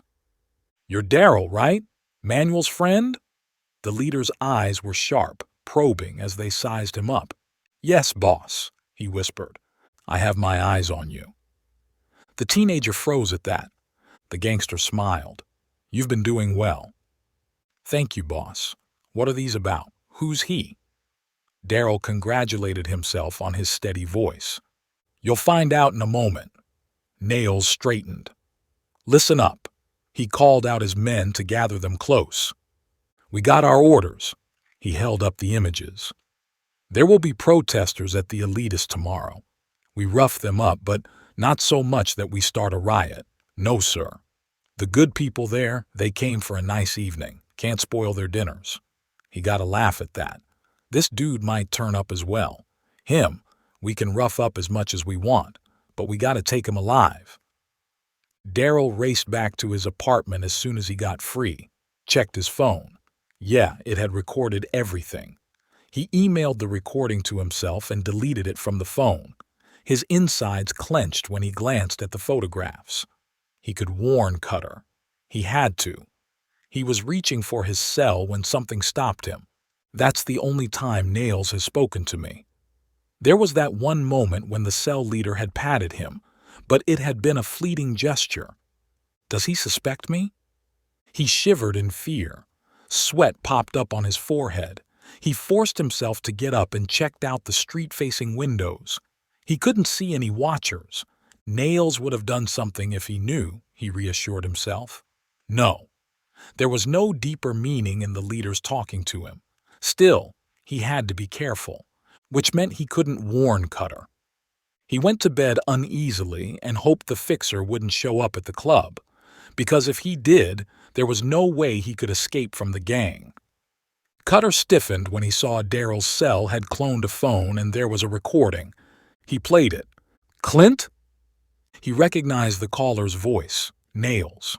Bro, what's up? What did the boss say? I saw you went back at the bar. I can't tell you, dude. You know how we work. Come on, Clint. We've been thick all these years. It's nothing to do with you or your gang. A long silence. All right, Clint sighed.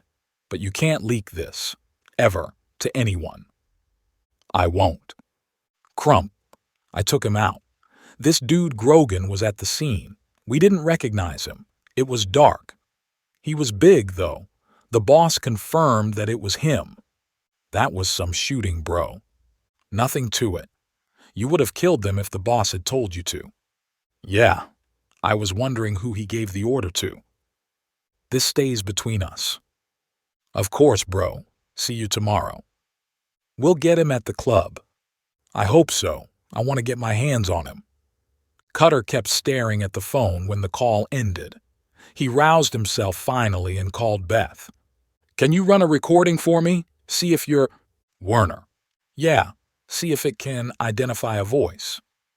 She seemed to sense something in his voice when she replied, businesslike. No teasing, no yanking his chain. "Send it over. Uploaded to my cloud account. I'll call you back." Cutter prepared dinner without conscious thought. His mind was racing as the call played in his mind. He knew Crump's killer. He could pass that on to Di Fiore and Quindica. It was a big break. Is it, though? There's still no link to Scheller. They referred to some boss. It proves these cells aren't the independent gangs the NYPD thinks they are. So what? What can they do? There might be other dirty senior cops who might alert the Lions. No, it was better he kept the call to himself. The last part of the conversation returned to him. They were talking about him. His guess had been right.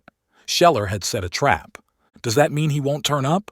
He thought about it as he ate hastily and cleaned up. The Scheller he knew from his ADX days wouldn't back out of a challenge. He will show up, briefly. Disguised, maybe, but he'll be there. He'll want to see me captured. "Clint Knowles," Beth called him. "He's got a police record, voice analysis on his NYPD interview." She sensed the question in his silence. "I've sent you a package. His photograph, his cop file, the works. He hangs out in Brooklyn but is no longer at the address the NYPD have for him. You can place the locations of those two phones, Nails and Knowles?" "Nope. I looked up the clone data. Nails' phone went offline the moment after this call. Knowles is too." "You know where they were before? They mentioned a bar." "I checked that out. Nada. These dudes are smart. They turn on their devices briefly. They seem to switch burners frequently. They can't keep using a new throwaway phone each day." "Yeah, no one can." She pondered that for a moment. "The way I see it, this was a new burner for Nails. That's why the software got only this call, and it was so important that he junked it and used another one." He heard an indistinct conversation at her end before she returned. "Sis thinks the same. Sis Megan, elder by a few minutes, who came on the call, her voice sharp. Cutter, they refer to some boss. Is that Scheller?" "I think so." "We'll keep trying, but I don't think we'll get anything more. These people have some smarts, way beyond an ordinary street gang." "Want us to send this to your cop friends?" Beth asked slyly. "How?" he growled frustratedly. "Leave that to us," she said sweetly. "It could be an anonymous tip. Do it.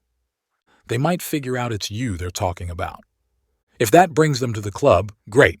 They'll get Scheller. If he shows up, I'm counting on it." 74. Cutter went as an elderly man using an invite the twins had conjured up for him. "It's legit," Beth told him. "We hacked into the club's member directory and found him. Old man, as you wanted." Vance Trent, the member he was impersonating, had made his money in banking, back in the days when Wall Street was like the Wild West. He was a reclusive millionaire and seldom turned up at the elitist events. Silvery hair, leathery cheeks, black eyes, a cane for walking, a smart suit. That was his getup. No Glock, Benchmade, or any other weapon. He couldn't risk their being discovered at the club's entrance. "I've got backup weapons in that crate. Whether I'll be able to get to them." He grinned sardonically as he exited the limo he had hired for the evening and ascended the stairs to the elitist's entrance. Several hard-faced men at the door, along with the uniformed usher. One of them took his invite and ran it through a barcode reader. Another man wanded him while a third patted him down. "Your phone, sir," the usher said, presenting a tray. "You can collect it as you leave." Cutter placed his throwaway in it and went inside the club. He nodded to a few other members and headed to the bar, ordered a drink and made a pretense of drinking it while he checked out the elitist. There were already more than 100 people, and it wasn't even 6 p.m., all of them white, ranging from the young to the old. A few women, but the crowd was predominantly male.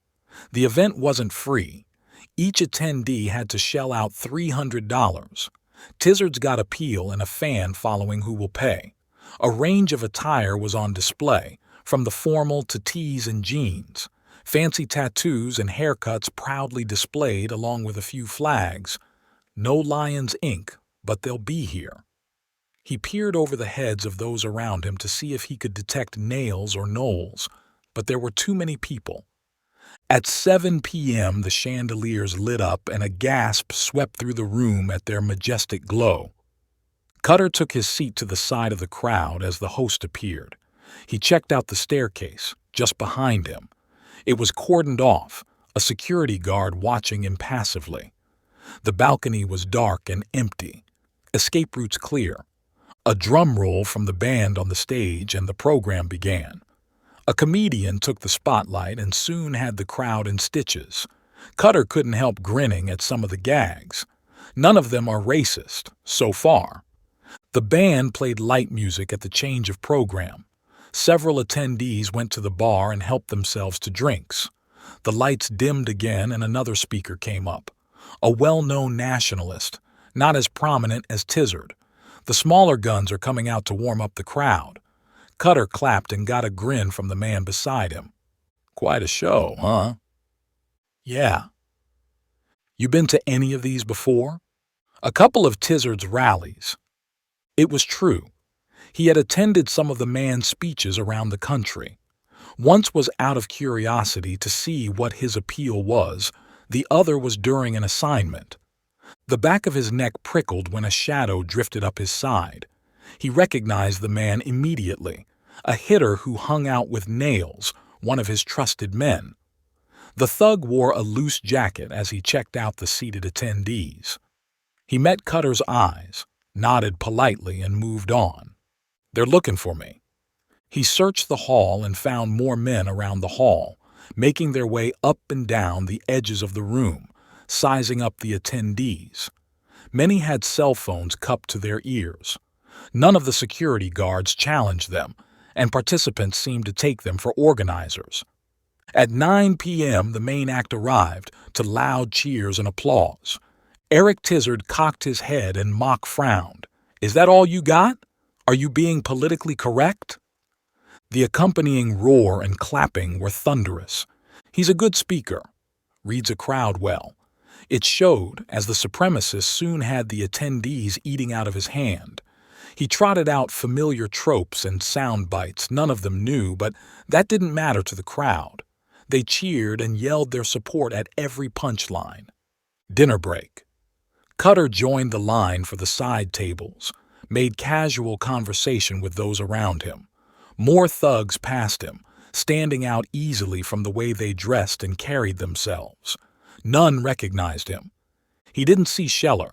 He'll be in disguise as well, though there's nothing he can do about his size. But he didn't see anyone who came close to the lion's founder's shape. There were large men, bald heads, pink and sweaty faces, eyes gleaming in excitement, but none was the ruthless killer from ADX. It happened as Tizard was winding down his second act, 75. A commotion at their backs, where the entrance was located. Loud voices burst out and a ripple swept through the crowd as a scuffle broke out. Cutter turned to see several protesters, young men and women holding placards and banners resisting the security guards.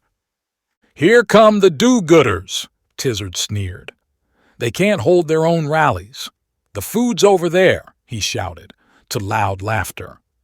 The fight should have been subdued quickly when the thugs joined the guards, but men rose suddenly from their chairs and several whipped out placards revealing who they were. Protesters masquerading as attendees. Their presence among the seated crowd lit a fuse. A burly man threw a punch. His target ducked and flung his chair. A woman screamed as brawls broke out. "That's it for the night, folks," Tizard called out hurriedly, as a bunch of men swarmed around him and took him away. Cutter edged to the side and watched in amazement as a free-for-all broke out in the hall. He ducked when a missile, a fork, came his way and disappeared behind him. "You're on which side?" A sneering face challenged him with fist cocked. "Mine." He took out the man with the hard edge of his palm and followed it up by jabbing hard with his cane in the man's belly. The attacker wheezed as he went down and was in danger of being trampled as the fight swept across the hall. Cutter yanked the man assaulting him and shoved him to the sidelines to safety. He stepped back as men and women flailed with the protesters, whose numbers seemed to have taken the organizers and the Lions by surprise. But the nationalists prevailed, and in a matter of minutes, the intruders were bundled out. Excited chatter burst out as the attendees mopped their faces. Why hadn't the cops come in? Did the Lions block their way? That couldn't be it. Maybe the fight was over faster than they could respond. Or, he thought bleakly, Tizard and the Lions had an agreement with the dirty cops. The supremacists would deal with the protesters themselves. "That was the icing," a man exclaimed. "I'd heard Tizard's rallies turned violent.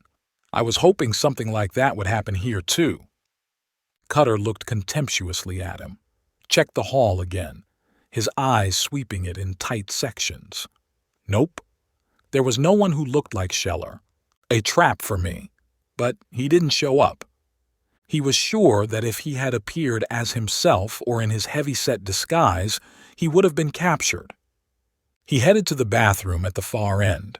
A long line of porcelain sinks in front of a large mirror, a row of stalls behind, a bunch of people, talking, laughing, gangbangers, judging by their outfits. He recognized a few from before, when they had been checking the crowd from the sides. They must be from other cells. Haven't seen any of them with nails. He didn't miss a step, put on a polite smile and went to the far stall. The thugs made way for him. An old man with a cane? No threat. He emerged from the stall and went to the sink, was washing his hands when a large man came up on his left. The stranger bent his face to the tap and pushed back the cap on his head. Cutter froze inside. "That's Scheller, 76. The stranger had a jowly face and a broken nose, but Cutter made him out from the way he moved. There was no mistaking the man's powerful build, the way he cocked his head, the sheer menace he exuded, for anyone else. His time at ADX had imprinted every aspect of the killer in his brain. Jeff Scheller was beside him, and he had showed himself. He was at the back of the stage during the change of sets. Moving furniture, Cutter realized. He had appeared and disappeared so fast his presence hadn't registered. "You had a good evening." The convict seemed to sense his scrutiny. "Got my money's worth." Cutter chuckled as he wiped his face with a soft towel. The Lion's man patted him on the back and went to the exit. "Take him down? How?" "He's got his men. I'm alone. Don't even have my Glock." And by the time he had finished arguing with himself, the ex-con had left the room and was surrounded by his men in the hallway. All but one of them. Clint Knowles stood near the door, smiling at him. Cutter recognized the hood immediately from the file Megan had sent him. "That a lion?" "Huh?" he asked, nonplussed. "That tat on your neck?" "That? Yeah." It appeared his collar had slid back to reveal the ink he had drawn on himself. "Lions," Knowles grinned. "They're everywhere. Common enough drawing." "That's all it is to you? An animal?" Cutter faced him squarely, his cane in his left hand. "Depends on who's asking. To many, they are just that. To some, they're a sign." "A sign? Of a return? Like a rising?" "He's verifying me, to see if I've heard of the gang." "That's right. I didn't know they were around in your time." "Son," Cutter said contemptuously, "you weren't born when I performed my first, what do they call it now? Hate crime? Yeah, that. I beat up." "You are one of us," Knowles breathed. "I don't know what you're talking about." "You don't know who was here, do you?" That man next to you. A Tizzard fan like me. Tizzard fan? Heck, Tizzard is a fan of him. That was Gunn. Say, who initiated you? That was Gunner? Cutter asked in awe. He took a step forward. Who inducted you into the gang? I've always wanted to meet him. He frowned and took another step. But I thought he died. I'm asking you. Cutter punched him savagely in the throat. Knowles's eyes went wide, and then he wheezed and gasped and groaned as he doubled over. Have just a few seconds before someone comes in. It was a big risk, questioning the hitter in the bathroom. He couldn't escape if more thugs arrived through the door. He had to grab the opportunity, however. Cutter grabbed him by his tee and hauled him up, jabbed the point of his cane in the thug's belly. Where's Gunner? He whispered. Where does he hang out? Knowles shook his head, blindly clawing at his throat, wheezing. Where is he? Cutter shook the thug, but the man was panting for breath. He swore and dragged him to the farthest stall and shoved him inside. Searching the thug, found his gun, a Sig Sauer, and pocketed it, straightened his clothing, patted his hair into place and went out of the bathroom. Spotted some of the thugs hurrying back. They're looking for him. Cutter sped up, his cane clacking on the floor as he headed towards the staircase. The hall was emptying as attendees went for the exit. Chairs tipped over, placards trampled, broken china, all the signs of a fight, but no sign of Scheller. Hey, you! Cutter didn't turn around at the shout. They found Knowles. It's him! He glanced back. 4 men, one of them pointing at him, a good 30 feet away. Several attendees between them and him. To his left was the staircase. That's him, the old guy. Cutter drew the gun at their approach and fired over their heads. Screams burst out. The orderly exit turned into a stampede. The rushing thugs were blocked by the fleeing attendees. He fired at the chandeliers. The largest one exploded and showered glass and crystal onto the floor. Cutter flung his cane away and sprinted, whirled for an instant when he reached the steps and emptied the magazine at the lighting and then over the heads of the fleeing people. The lions who had spotted him were trapped between the bathroom and the mass of people. Other thugs were jammed at the entrance. A gun went off wildly. Cutter raced up and went to the crate he had stored earlier. He had planned for buying some time and hoped his methods would work. He opened the box and brought out several smoke bombs and fake grenades. He tossed them into the hall and down the stairway, where they detonated satisfyingly and added to the chaos. He removed the bundle of fabric next and emptied the bottle of lighter fluid over it. He lit one end of it, and as it whooshed into flame, he ran to the edge of the stairs and threw it down the steps. The curtain lining burst into flame and burned brightly as it rolled down and settled over the lower steps. Panic, smoke, and fire. That got him the time he needed. He went to the crate and extracted the last item he would need for his escape, a base-jumping wingsuit. He climbed into it, conscious of the passing seconds. Several stray shots came his way as the thugs sought cover from the explosions and the thick smoke. No shooter had a clear line of fire at him, and all their rounds went wide. They'll soon find out that isn't tear gas and those aren't grenades. They would surge forward then, and the fire wouldn't be a significant obstacle. He shattered the window with Knowles's gun barrel and grabbed the Glock he had stowed in the crate. He threw the thug's weapon as far as he could in the general direction of the bathroom and turned to the window. It was a tight fit, but he managed to squeeze through without ripping his suit. Cool air bathed him, the loud sound of sirens on the street and escaping attendees shouting. He ran down the sloping roof and launched himself from its edge just as he heard thugs shouting and yelling from the stairs. A shot sounded, but the bullet came nowhere near him, and then he was away, flying over the streets of the city, navigating between high-rises and office buildings. There was the taste of sour ash in his mouth as he escaped. He had gotten away, but so had Scheller. I didn't recognize him when he came on stage. 77. "Where are you?" DeFiore called him at 3 a.m., her voice tight, clipped. "Central Park," he told her. He had landed near Grand Central, and while he had drawn a few strange looks from passers-by, no one commented. Even the sight of someone base jumping and landing near one of the busiest train stations in the city didn't faze New Yorkers. He had ducked into an alley and shrugged out of his wingsuit, which he stuffed into a trash can. He went to a hotel in his elderly person disguise and checked into the room he had rented previously. "What are you doing there, this time of night?" DeFiore asked. "Running." That was true. He had left the hotel in his running gear and backpack and was cooling down when she called. "Come to Columbus Circle. We'll meet you there." They drove up in her Chevy, came out and leaned against the car while he leapt over the railing and joined them, Quindica and the detective in their suits. No creases in their clothing, nothing astray despite the late hour. Only a faint shadow beneath their eyes revealed their tiredness. "What's up?" he asked. Casual, friendly, like he always was with cops. "Where were you this evening?" DeFiore asked peremptorily, as she always was with him. "Hanging out with some friends, not far from here." Beth and Megan had worked their magic to show his phone was in their office. They said they would back him up if they were questioned. He had frowned at that, but they had waved his protest down. "It's nothing," the elder twin had assured him.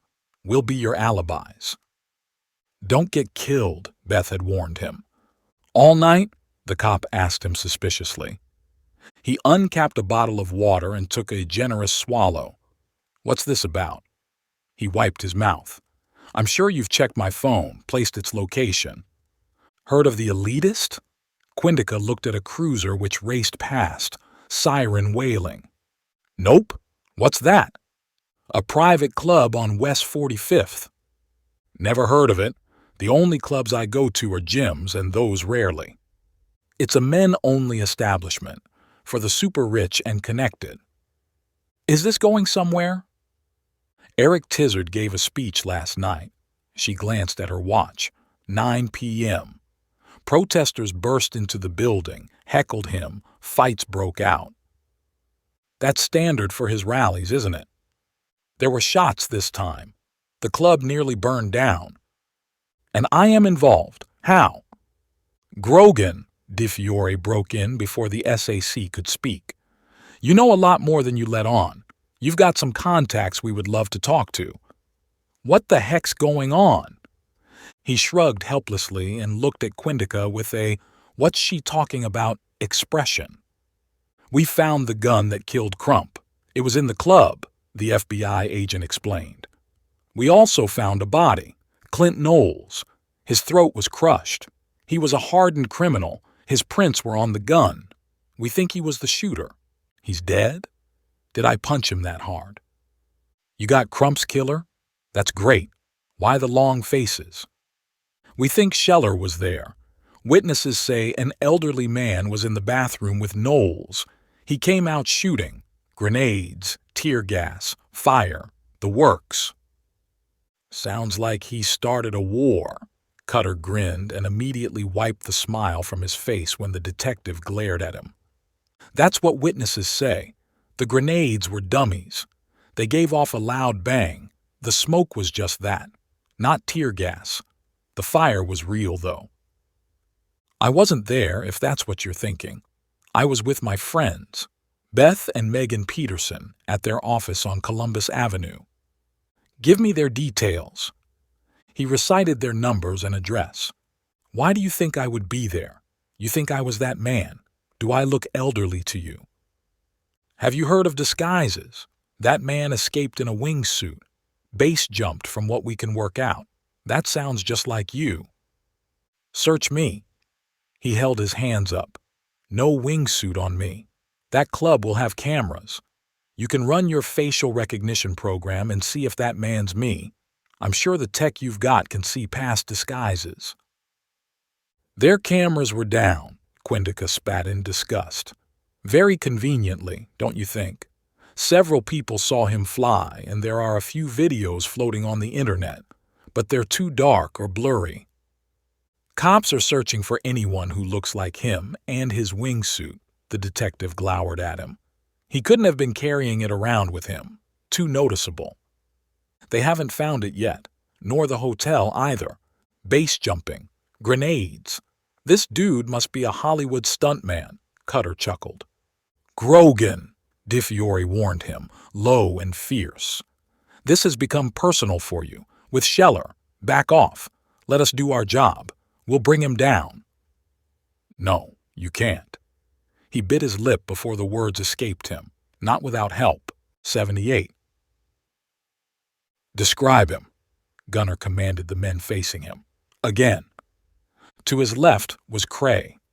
Nails and some of his crew were on the right.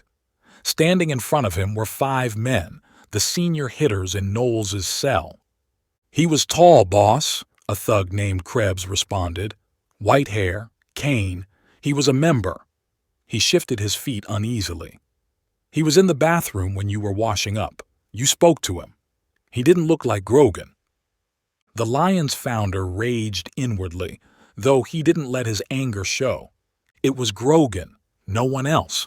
He was that close to me. I could have snapped his neck right there. He hadn't been paying attention. That was the only excuse he could come up with.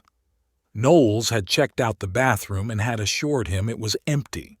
He and his men were joking about how they had crushed the protesters when the old man entered. No one took a second look at him. Not even Gunner. They were all on an adrenaline high after the fight.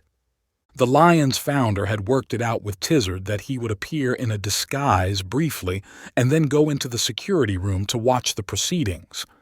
He hadn't spotted Grogan. Nails had been with him and relayed everything to him, while Knowles and the other cell leaders spread out their men and checked out the crowd. None of them had seen the fixer, and then the cameras had gone down when the protesters burst in. A glitch, the head of security informed Tizard's team. Grogan did that, Gunner swore at himself. Was he alone? He asked coldly. Yes, boss. Those weren't grenades or tear gas. His cop contacts had confirmed that. We didn't know that at the time, boss. Sweat broke out on Krebs' forehead. There were a lot of people. It wasn't easy to get to him. He was on the balcony. All of you were armed. How hard was it to shoot him? Not easy, boss, another hitter spoke up. He was in the shadows. We couldn't see him clearly. Gunner drew his Sig Sauer from his pocket and shot the hitter between the eyes and blew Krebs' head off in one move. His harsh breathing was punctuated by the sound of falling bodies. What are we? No one answered. What are we? We are the Rising Lions, his men thundered back. That's right. He glowered at the remaining men in front of him. We have survived and grown, despite no one knowing who I am. The world thinks I'm dead. We run drugs all over the country. We own cops and lawyers and bankers and politicians. And yet we couldn't capture one man. Go, he yelled at them, his face red. Find that man. The remaining members of Knowles' gang scampered out. Cray? Yes, boss. Give me a list of 5 men. I'll select one of them to replace Knowles. Yes, boss. Have you spoken to our NYPD friends? Nothing there, boss. They're looking for this man, too. They don't have any connection to Grogan. I'll have to plant that suggestion. Their investigation is all over the place, boss. The protesters, how they got inside, the fights, this old man. They haven't had time to make any progress. The lack of camera footage is stalling them. Grogan's working with anyone? He's a loner, other than that woman. Have you found anything on her? No, boss.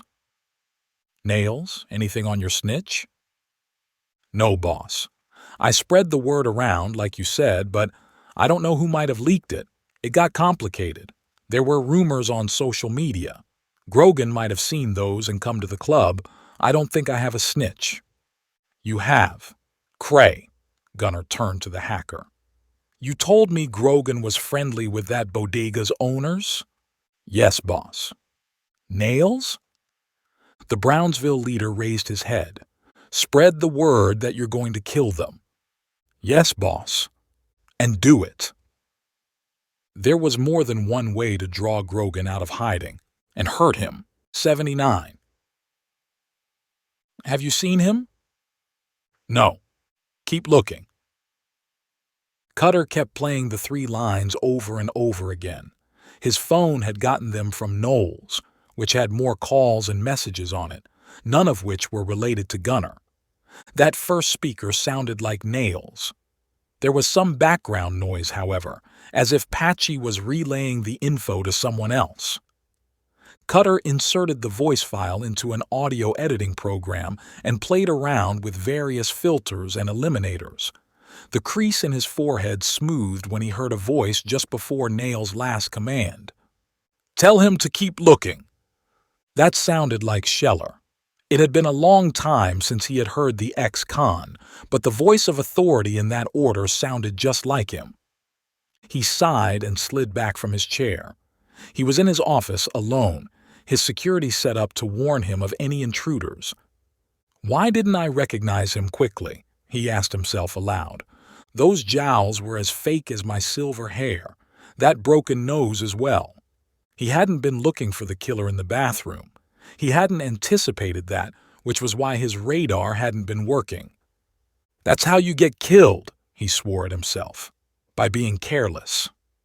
He had nothing, no way of discovering where Scheller had gotten to.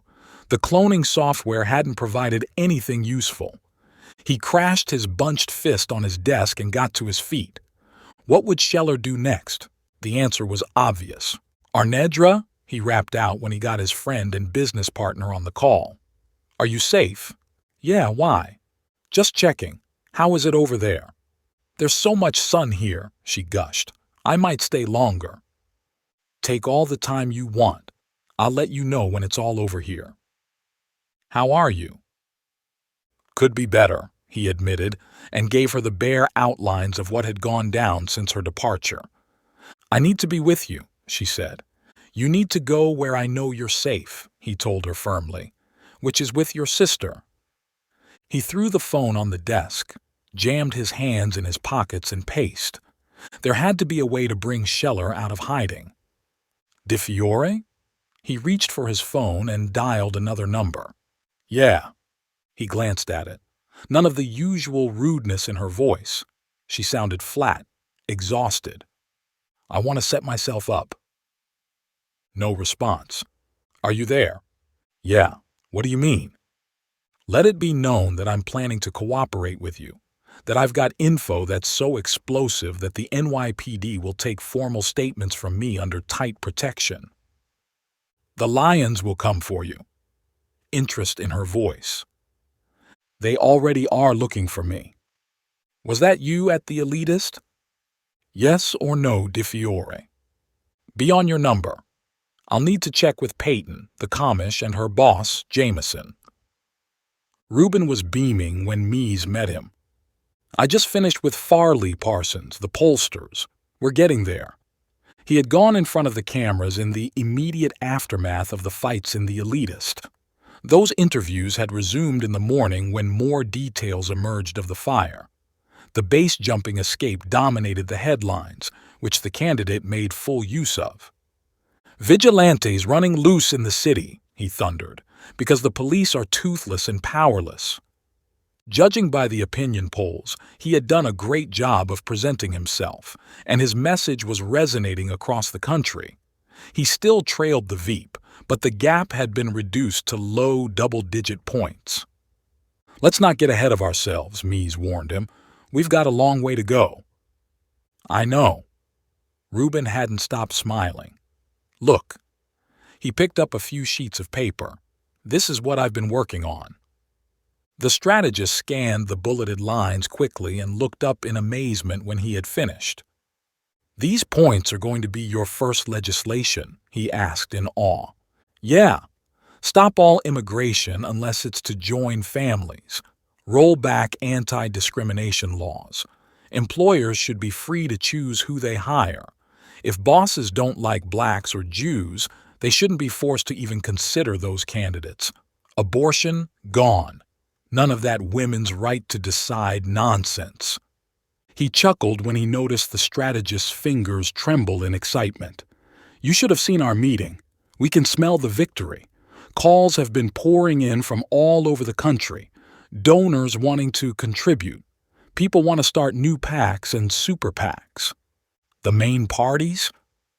More calls from their senators and House representatives from both parties. I took some of them myself. Told them we wouldn't dilute any of our policies if they came out to support us. All of them agreed. They want to latch on to our ride, get positions within government if we win. Yeah, we're there, Doug. I can smell it. Slow down, hotshot. Anything can still happen, Mies cautioned him. Go around the country. Capitalize on this wave of support. Speak to small and large crowds. Go, be seen. That's what we agreed on. Reuben nodded. A faraway look entered his eyes. When you approached me in Otisville, is this what you thought would happen? No, Mies admitted. I thought we would make some waves, become more powerful and influential. I didn't dream I had a good shot at becoming president. Go, make it happen. Reuben left the meeting with a spring in his step and a grin on his face. That worked out better than we expected, Mies said as he briefed Gunnar later in the day. What your men did at the club was explosive. He chuckled at his own joke. We had help, the Lion's founder rumbled. Grogan, that was him? The strategist whipped his head up. The base jumper? We set a trap for him. He walked right into it, but he escaped. Mies stared at him as his excitement drained away. We told you to... You don't tell me to do anything. I've brought the campaign to where it is now. Without me, Reuben would be just another no-hope candidate appearing on a few radio shows and the odd TV interview. Relax. He doesn't know about us. He suspects I am alive, that's all. That's a risk by itself. It's no risk to the campaign. The accountant thought it through quickly and nodded reluctantly. Gunnar had a point. What could Grogan do? Nothing.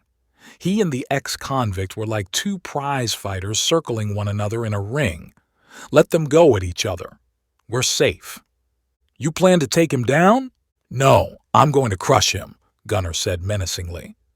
Mies couldn't suppress the shiver that ran through him. Do what you think is best, he said calmly. Remember the big prize, though. I have two prizes, the Lion's founder rumbled. One of them is Grogan. He's like the icing on the cake. 80. You're good at surveillance. Nails crouched in front of Daryl and looked him in the eye. I think so, sir, the teenager stammered as he fought to keep his voice steady. Sir, you heard that? None of you ever call me that. The Brownsville leader chuckled as he straightened and faced his men. He clapped his hands to draw attention. Listen up. No, not you, he told the sentries at the edge of the lot. You keep watch. We don't want the pigs to roll up on us. We've got an assignment, he told the rest of the gang. A hit. Daryl's chest pounded when a murmur swept through the thugs. A hit. That meant, I'll be the shooter. I'll pick 4 other men. I'll decide who they'll be later. But first, we need to do some recon. Daryl here will check out the place. Where's that? Marv called out. All in good time. For now, only he'll know. You're good at keeping secrets, aren't you, Daryl? The boy nodded dumbly, aware of everyone's eyes on him. Great. I'll tag with him, Manuel intervened. He and I are best buds. You didn't hear what I said. Nail's voice hardened. He goes alone. No one else. It's surveillance, not a street deal. Got it? Nails clapped his hands again when Manuel flushed and looked away. Get back to work. We have powder to sell. Daryl couldn't help shuddering when the leader placed a hand on his shoulder. You excited, boy? Yes. He nodded furiously and looked Nails in the eyes before crouching again. You know that bodega I held up on Lafayette? The student's eyes widened. Yeah, that one. The gang leader smiled at his reaction. You need to watch it. Find out what time the owners come in and go, their routine, when they're alone. Do the cops roll by? If they do, is there a schedule? Any regular customers? What time they drop in? The works. Daryl's heart was pounding so hard in his chest that he feared Nails would hear it, but it looked like the gangster took his expression for excitement. He clapped the boy on his shoulder and made to leave. "Why them?" the student asked. "You mean, why have we decided to kill them? Boss's orders." "I thought you ran this gang yourself," the teenager dared to ask. "Nah." Nails laughed, clearly flattered that Daryl thought so highly of him. "I report to someone. There are many others like me. We all report to the same person." "He never comes here? Your boss?" "Nope. Too risky. I meet him regularly." "Here?" Daryl looked around in surprise. "No. Another place. Not far from here. Get to work tomorrow." Nails fist bumped the teenager and left. "Calm down," the teenager told himself when he was alone and returning home. He took deep breaths and walked steadily, letting the breeze cool the sweat on his face.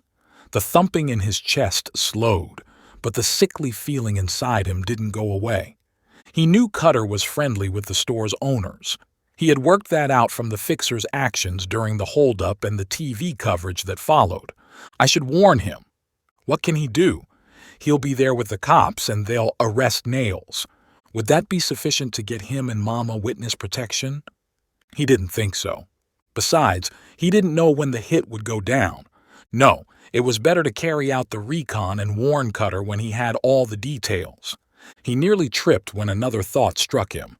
What if I record Nails meeting his boss? 81. "You've got nothing else from his phone." Cutter referred to Knowles' cell. "Nope." Beth pursed her lips. "Thrice. That's how many times we told you.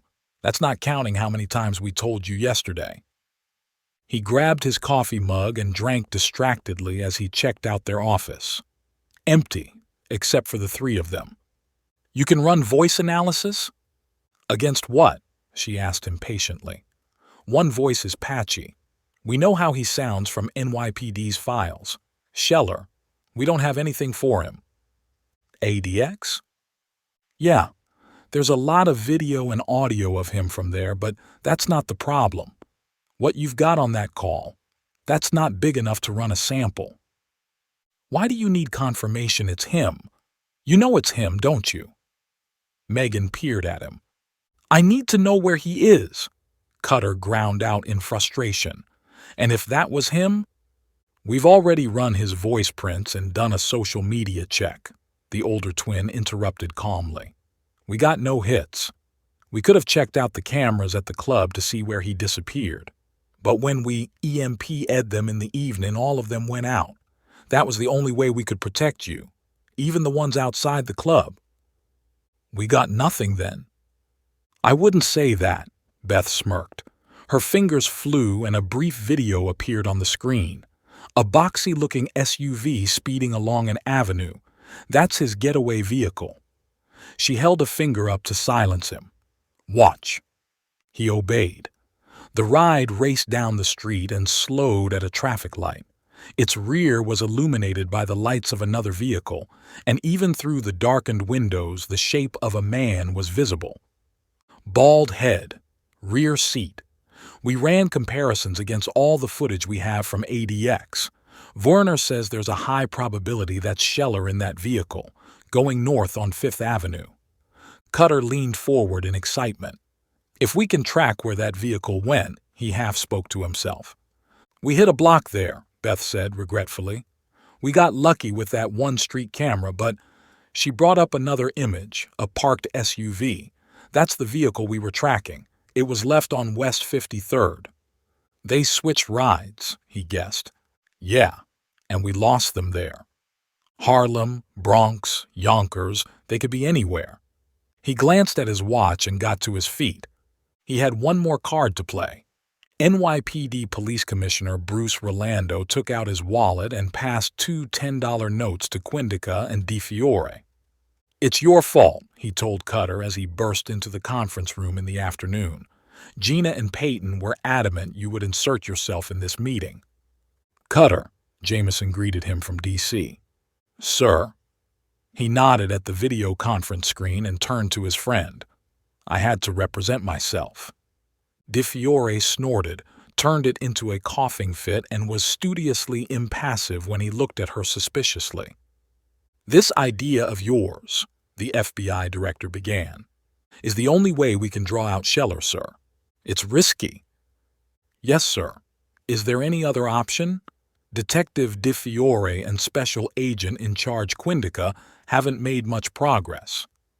He held up his hand quickly before the cop exploded.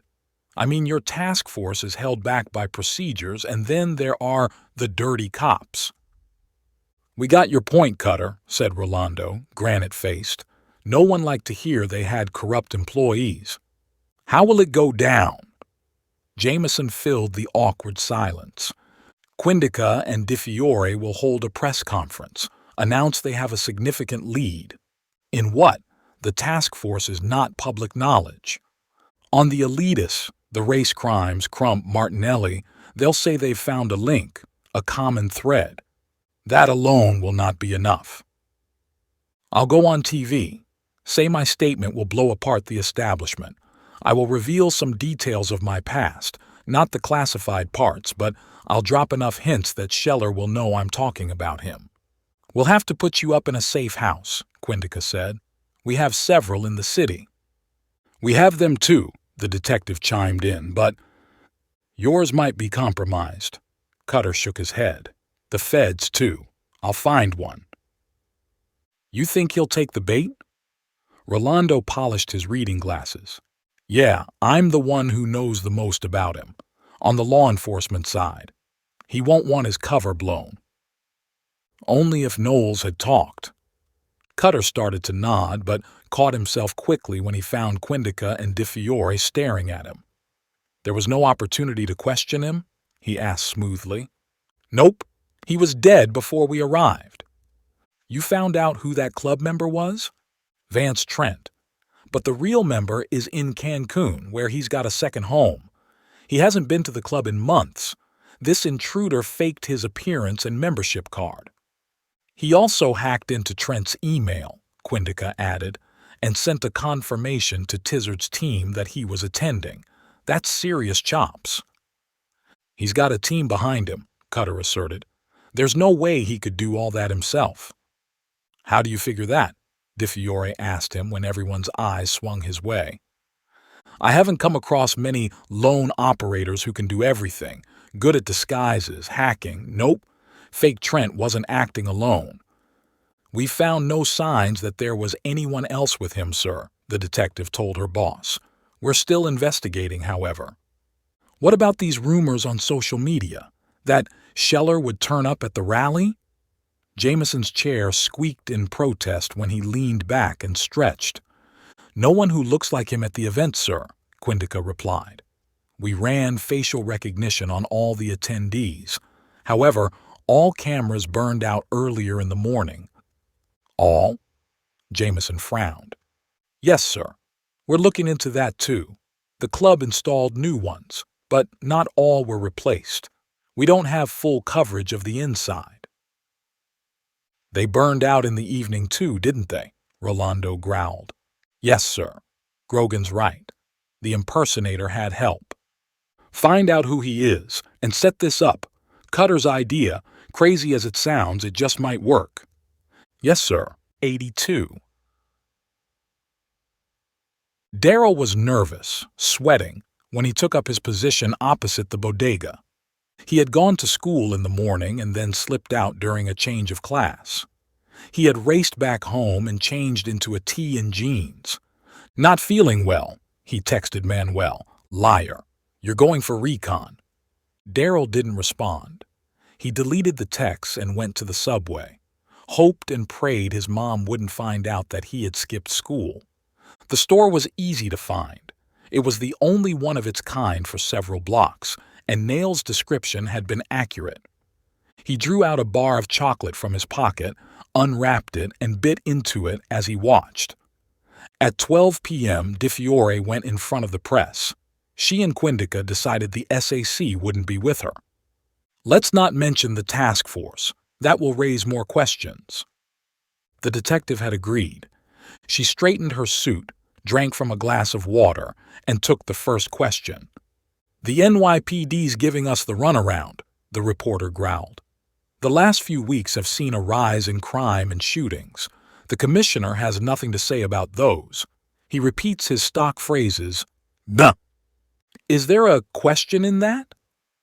Di Fiore interrupted the journalist, who was from a tabloid that attacked the cops at every opportunity. There was no love lost between the publication and the police. "What's happening with the crimes?" he yelled, red-faced, as a snicker went around the room. "You should have led with that," she replied, and launched into details of the monthly stats on crimes and how they compared to previous periods. "That's not what I asked." The reporter raised his hand again, but she ignored him and pointed at another journalist. She took question after question, surprised to find that she was enjoying the thrust and parry with the reporters. Peyton must be smirking. She was sure I would do well. I was the one who was hesitant. And it was toward the end of the press conference that she released her bombshell. "We've got a confidential informant," she said, "who has proof that Assistant Chief Crump's killing is related to that of Officer Martinelli's. The two murders are connected to several other crimes in the city. Hold on." She raised her hand when the reporters broke into a clamor, shouting questions, demanding answers. "That's all I have for you for now," she told them when they had quieted. "Those are active investigations. We'll have to verify his account. You know how police work goes." She couldn't hold back a smile when the first journalist fired back. "Not very well." "Your snitch is a man?" another reporter asked. "I can't comment on their identity," she deflected. "You'll put him up in a safe house?" No other questions. Gunnar kept watching when the detective disappeared. A TV host came on screen and recapped the conference. He looked away blindly when she summarized the key statements. He knew what they were. He was cool, calm. His breathing was steady. He knew he was at his most dangerous then. "Cray," he called the hacker. "Yes, boss. I saw it. You think they've got Grogan?" "I don't know. I'll make some calls. Where is he?"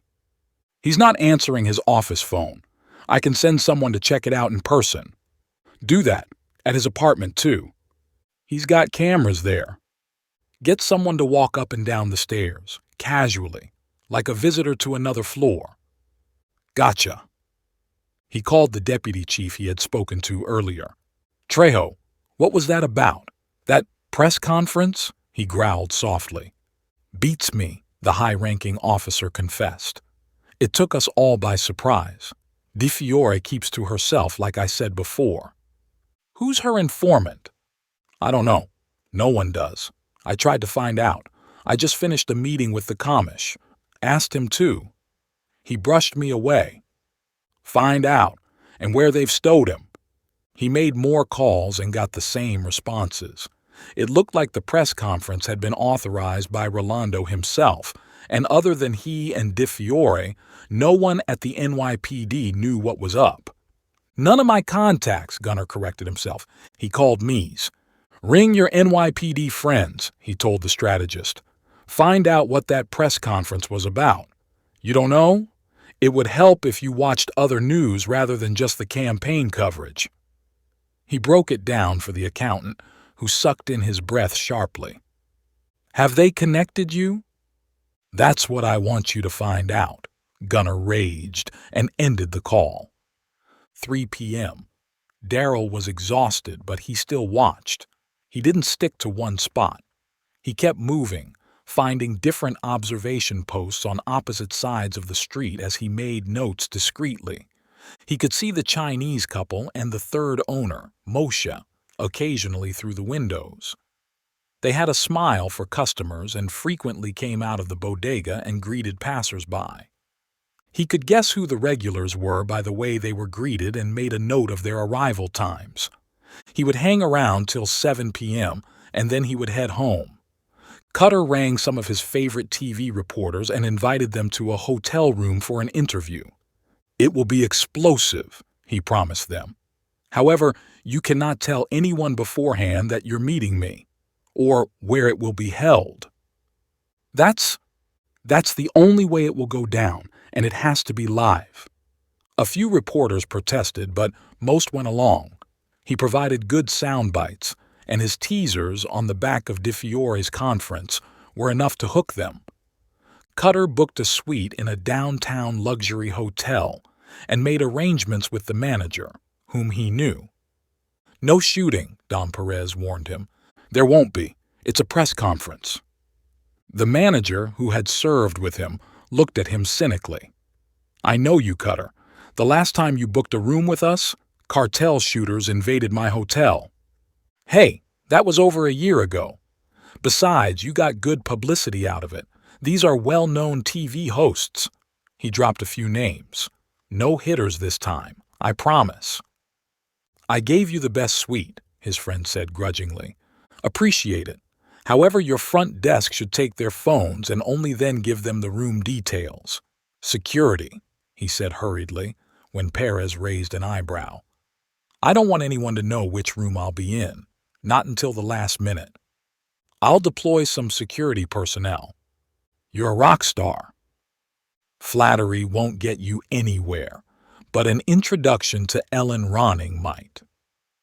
Done. The TV journalist, a friend, was a highly respected reporter who was also single. "She's a good person," he cautioned his friend. "And I'm not?" At 7 p.m., Ronning and several other TV news anchors crowded the hotel's lobby along with their crews. Daryl was in the subway, clutching his notebook. Cutter was in the suite, readying himself. The fixer had an image. He had to maintain it. Checked red shirt tucked into blue jeans, a dull leather belt at his waist, sneakers on his feet, customized with Vibram soles. He surveyed the room critically and hid his Glock and spare guns in several strategic locations. He wasn't expecting intruders, but being prepared had been drilled into him enough to become habit. Finally, he checked his escape routes. One would be through the service door, another through the elevator shaft, and a third from the roof, where he had stowed another base-jumping kit. He waited for the reporters. "That's good work."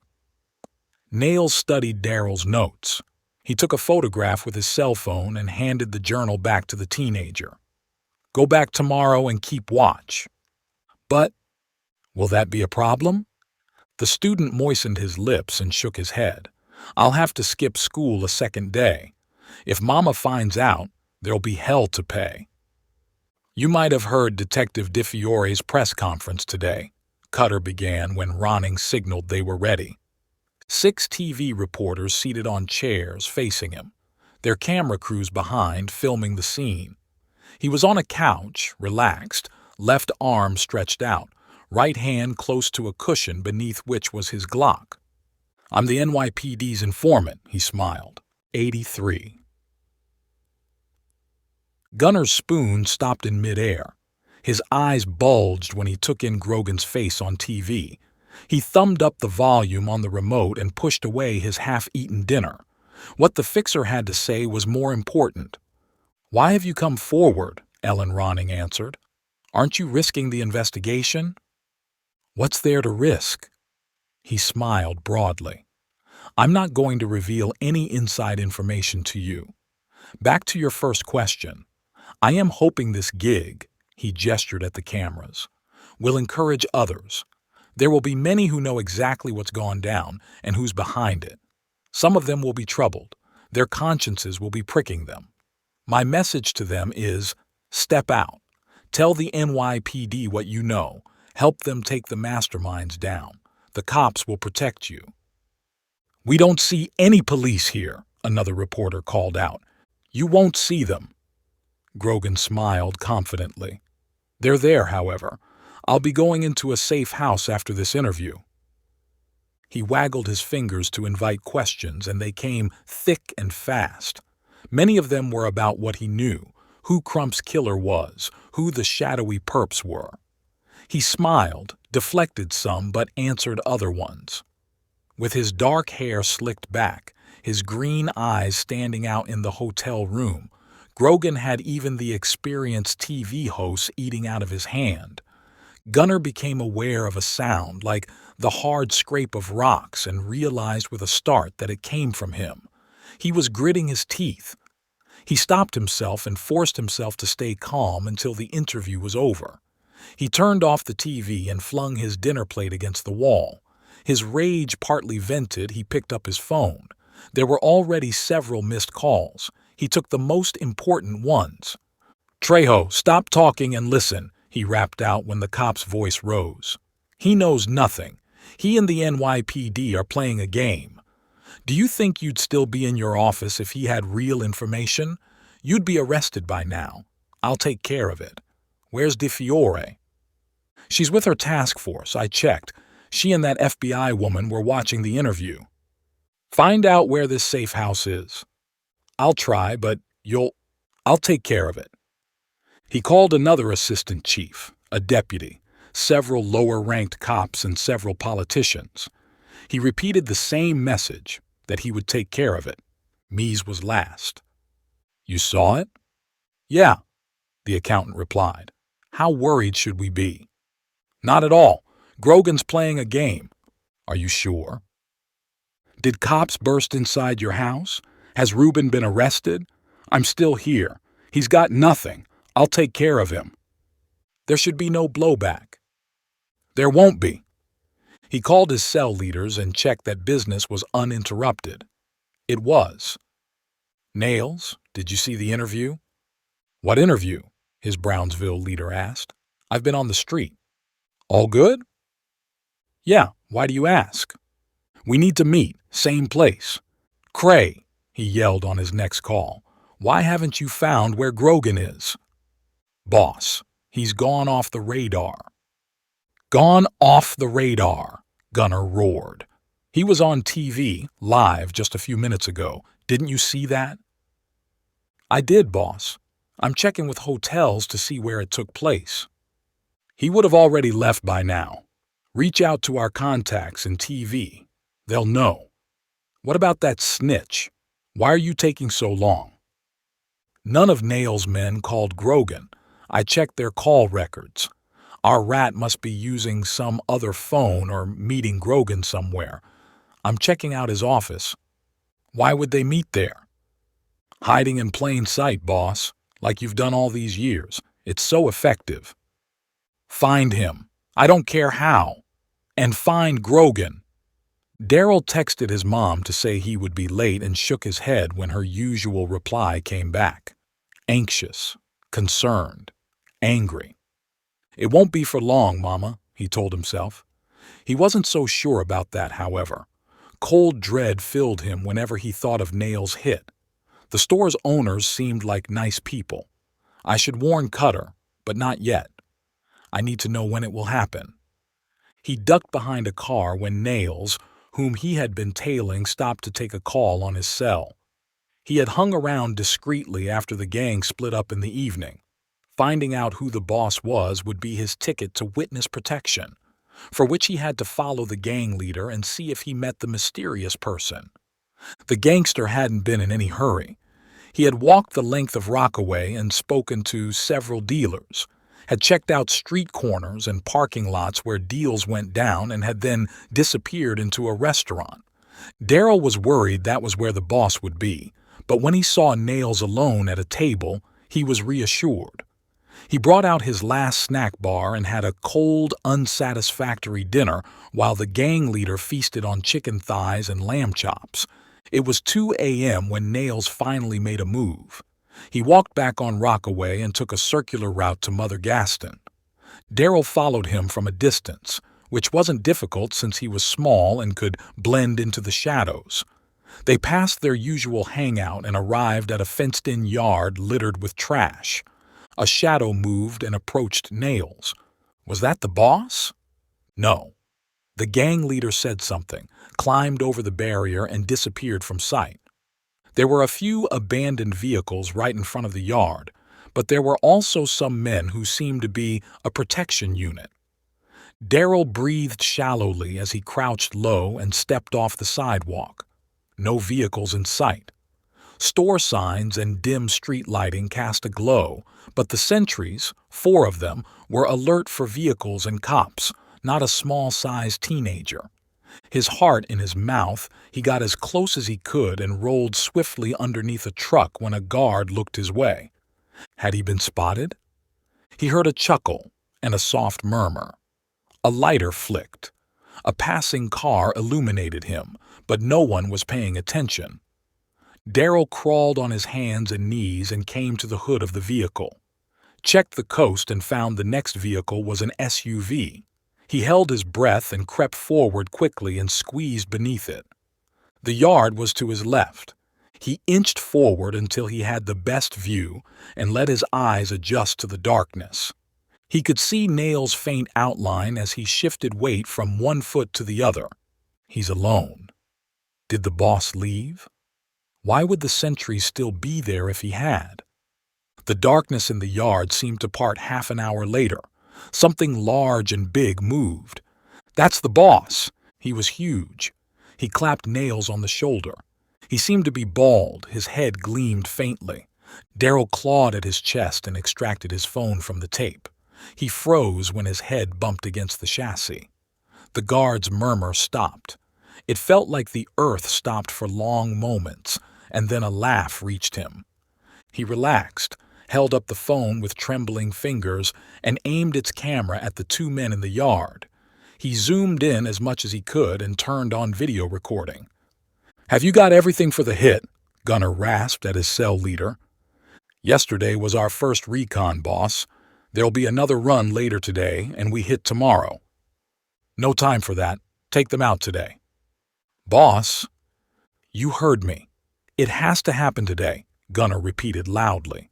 His guards glanced his way, prepared to come with guns blazing, but he stood them down with an angry wave. "It's risky, boss," Nails protested. "Grogan nearly got me the last time." "I want him to come, don't you get it? It's a trap to sucker him. I thought I explained it to you. Are you stupid?" He broke off and breathed out harshly and then said calmly, "Do it today, around lunchtime. There could be customers." "Don't care. I'll send more hitters. They'll grab Grogan when he shows up. They'll have getaway vehicles and fire on cops, too. We've done this before." "Yes, boss." "Who will you take?" "Marv and Chino. The 3 of us are the best shooters in my cell." "Don't fail. That Jew and the Chinese should die tomorrow." And if everything went to plan, Grogan would be captured. Once that happened, it wouldn't matter if Nails or Cray couldn't find out who the snitch was. Gunner would extract the information from the fixer, slowly and painfully. 84. Cutter stopped taking calls at 10 a.m. They had started after his interview. Journalists, bloggers, everyone in the media who knew him rang to get more details on the story. He got tired of saying, "I said everything I had to say," or "You saw the interview. I've nothing more to add." Rolando and Jameson messaged to check how he was doing. "Still alive," he replied. DeFiore displayed her tender, loving side with, "We'll assume you're dead if you don't reply." "Sorry to disappoint you," he messaged her. He yawned and stretched and climbed out of his SUV, in which he had spent the night parked near Havit Center in Hell's Kitchen. He checked into a tourist hotel and showered, then drove to Times Square, where he parked illegally. He went to a fast food joint where he had breakfast and for a moment forgot about his assignment and Scheller and the world and watched tourists snap photographs. That reminded him of Riley, and he shut down those thoughts and glanced at his watch. "Key and access code are in a downtown lockbox," Megan replied crisply when he called. "This is a mansion," he protested when he checked out the place on his Maps application. He had gone to them for help and the Petersons had come through. "You want it or not?" Beth's impatience coming through plain and clear. Cutter studied the images they had sent. A townhouse on Henderson Place on the East River. Red brick front. Sturdy door with knocker. 4 bedrooms and equal number of bathrooms, but those didn't interest him. 5 floors. Terrace on the floor that overlooked the street. A fire exit at the back of the house opened into a central yard from which there was egress. "We've used it several times," Megan said, seemingly reading his thoughts. "That's almost like a private street. It's easy to seal off and protect." "Whose is it?" "Why do you need to know?" "He's worried we'll send a bill," her sister snickered. "Cutter," Megan replied impatiently. "That's a good place. Secure. It can house an entire NYPD precinct." "I'll take it," he said hurriedly before she changed her mind. "That lockbox has everything. Keys, security codes, camera locations." Cray had images to sift through. He had hacked into the security cameras around Grogan's office and copied 2 months of their feed. He ran a social media face recognition algorithm that matched everyone who entered the building to those who had online accounts. He eliminated the building's occupants and other office residents by looking up the tenants and working out the employees. He checked off delivery drivers, too. He could circle back to those later if he found no one suspicious. It wasn't easy. He had to write programs, some of which were to hack into the DMV database, the Social Security one. He got out of his chair, massaged a crick in his neck, and went to make coffee. The search would work in the background and create a list of possible suspects whom he could investigate. Daryl took up his position a bit later than the previous day. He had to escape from school, and then he had to shake off Manuel, who kept asking annoying questions. The bodega owners were there, visible through the windows. A customer walked in as he watched and placed an order. The teenager's mouth watered and his stomach rumbled as he imagined the smells of fresh baking. He searched his pocket for his usual, "What the?" "Nails! What's he doing here?" "Marv and Chino. They're there too." Fear gripped him as the 3 gangbangers walked up the street, apart from one another, as if they were strangers. The Brownsville leader slowed when he took a call, finished it quickly, searched the sidewalk and found him. Gave him a hard stare and made a discreet gesture. "I have to keep watch and alert them." His mouth went dry when the implications hit him. "They're going to kill the owners." 85. Luck played a role. Cutter was back on Lafayette, drinking coffee on the sidewalk, leaning against the storefront, checking out the outside of his building and the street for surveillance when he got the call. "It's me, Daryl. Nails is going to kill your friends. He's minutes from the store. Marv and Chino." "Hey!" another voice broke in. "Give my phone back. How dare you?" The call cut off, but it didn't matter anymore. Cutter had moved before it ended. His coffee cup fell to the street. He was several feet away when the liquid sloshed out and spread across the concrete. He was racing at full sprint, shouting, urging, cursing, and pleading for people to make way for him. He tried the bodega, got a busy line, called Di Fiore and Quindica, got their voicemails. It was a repeat of the holdup. "Shootings going down at the store," he said in a terse message. He stuffed his phone into his pocket and ran. His eyes scanned the sidewalk crowd, found gaps through which he could slide, a brush against a body here, a leap over a trash can there, a startled squawk from someone. He ran heedlessly, working out how it would go down. He'll make them suffer. Beat them up. Scheller will want that. It was also a trap to draw him out, which meant the Lions founder would send more hitters. Cutter cut across Lafayette recklessly as brakes jammed, horns blared and windows rolled down to let out angry swears. He continued down Howard Street, turned left on Center Street, and sped up. Towards the back of the store. Rear entrance, window on the low, sloping roof. That would be his way in. He hoped he wasn't too late. 86. Nails took the call just as they neared the street. "Yeah? It's me." He straightened when he recognized Gunner. "Are you—" "Boss, we're outside the bodega. The hit's going down. Call me when it's done. Support's on its way." The Brownsville leader pocketed his phone and nodded imperceptibly at his men. No change to the plan. They had worked together for so long that words were unnecessary. He searched for Daryl and found him. The teenager shook his head, which meant the coast was clear. No cops in sight. His two shooters went inside the store. Chino went to the counter with a smile on his face. The grin remained in place as he leaned over and yanked the phone so hard its cable slipped out. He flung it to the floor and caught the Chinese man by his collar and spat on him. "What?" the Chinese woman shrieked. She ran from behind the dessert counter and slid to an abrupt stop when Chino and Marv produced their guns. The Jew came from behind an aisle, his eyes sharp. He slowed down and raised his hands when Nails shut the door, locked it from the inside, turned the open sign to closed and lowered the blinds. "Last time was a holdup," he said with a chuckle when the owner seemed to recognize him. "This one's a killing." He shoved a stand and sent it crashing against the wall display. That made more space in front of the long counter. "Get over here," he ordered. "Please don't do this. Take our money." He slapped the woman so hard she reeled against the counter. Blood flowed from her split lip. He caught her, heaved her across the counter, then shoved her against it. "You two," he waved his gun at the husband and the Jew, "join her." "Please," the Chinese man began, but cut himself off when Nails raised his gun. They shuffled over to flank the woman, all three of them standing with their hands raised. "She's quite a babe," Marv leered. "She's old, isn't she?" "They're the best." "You want to have some fun?" "We have time."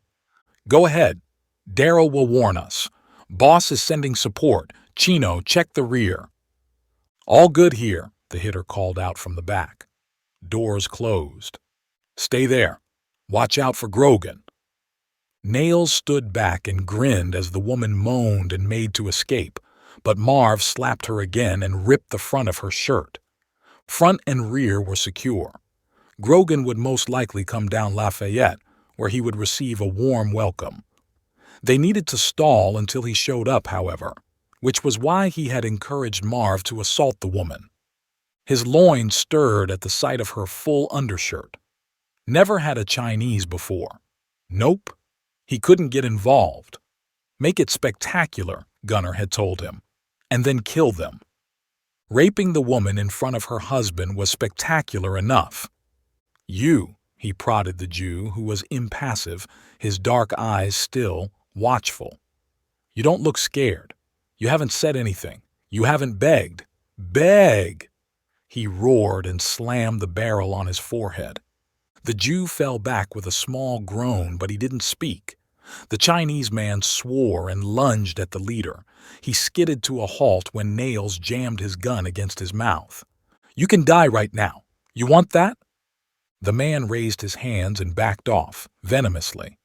Nails' smirk turned to a laugh at the sounds of a scuffle. The woman struggling furiously, silently with Marv. "You can't control her, bro." He sneered and looked at the window when tires squealed outside. He covered his captives with his gun and shuffled to the window to peer through the blinds.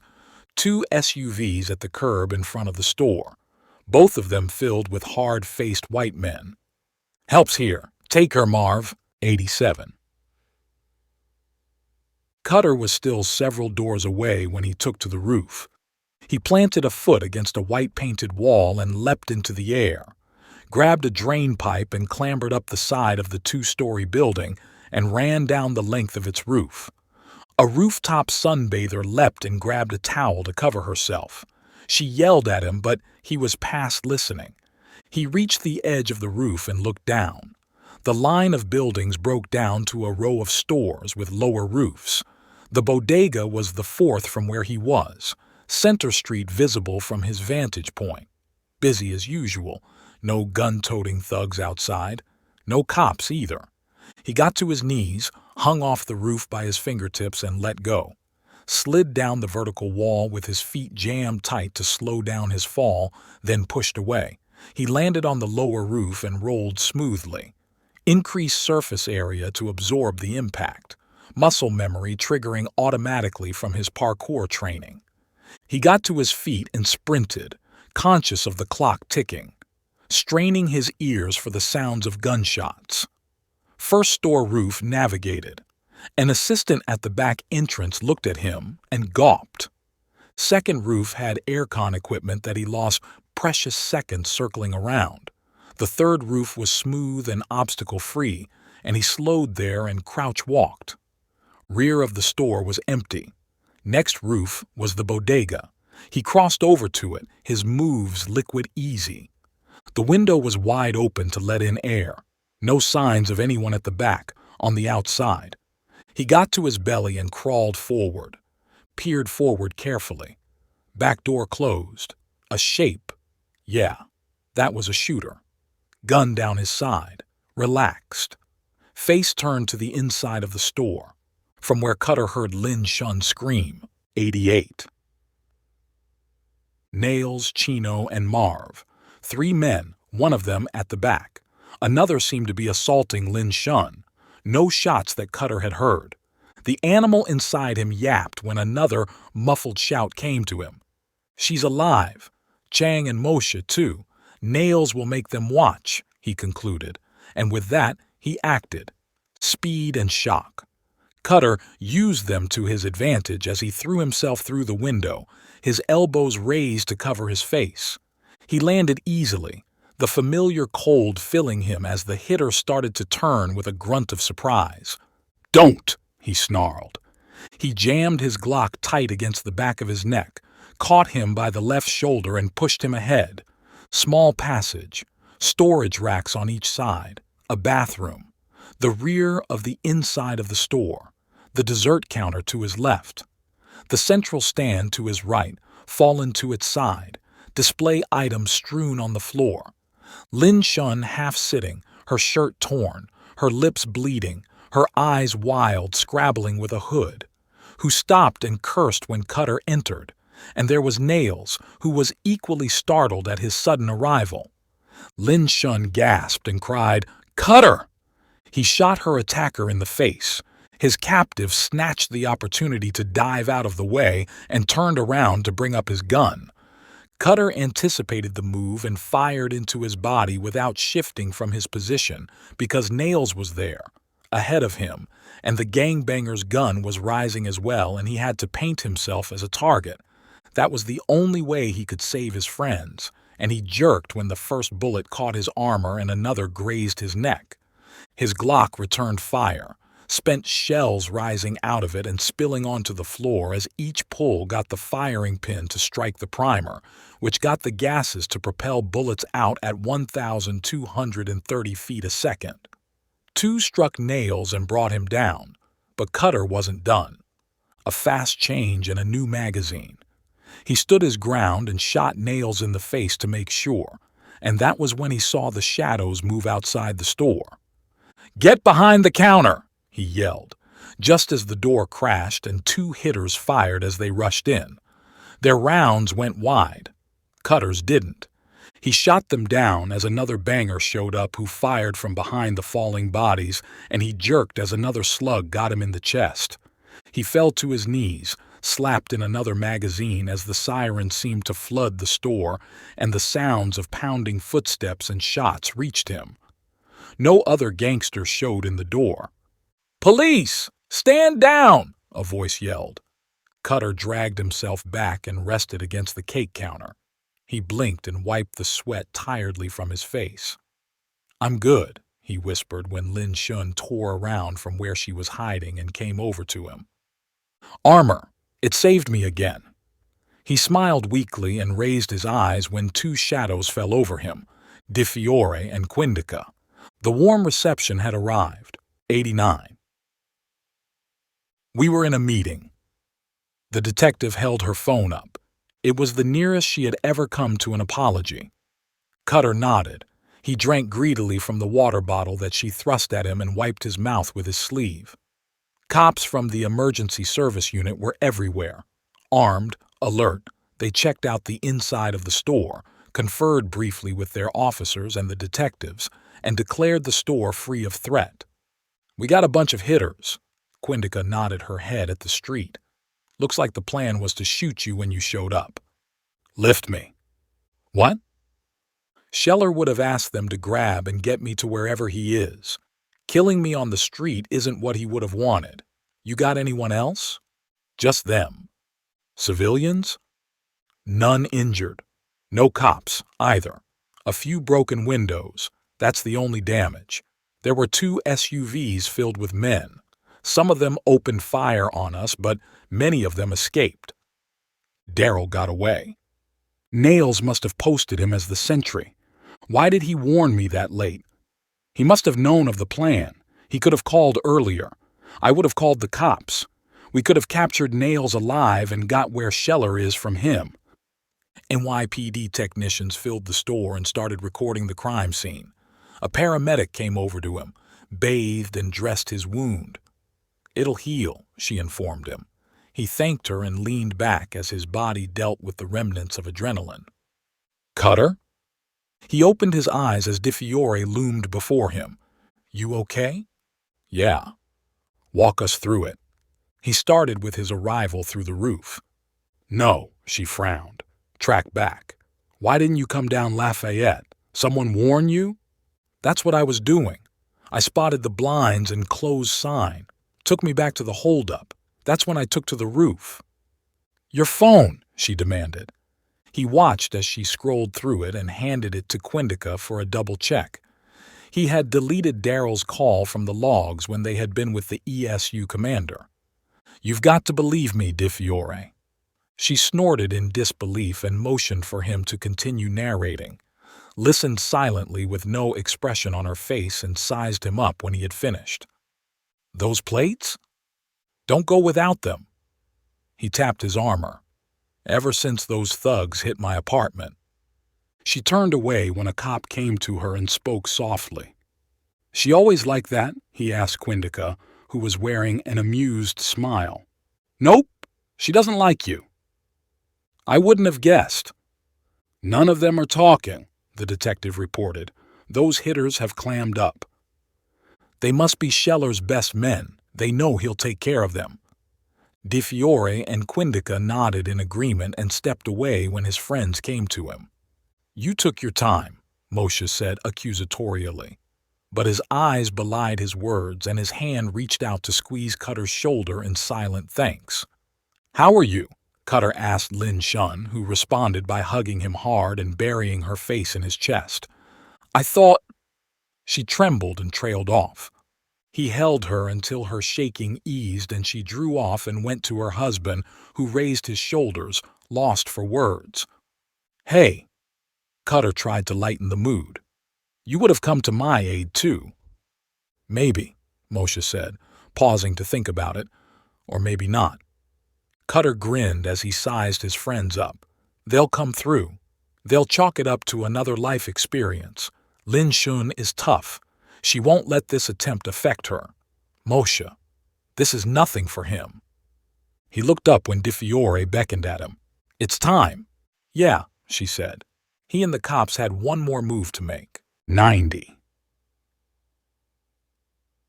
"None of them are talking," Cray said nervously as Gunner watched the TV in the Harlem bar. "Fixer, fixes thugs. Brownsville gang. Revenge attack."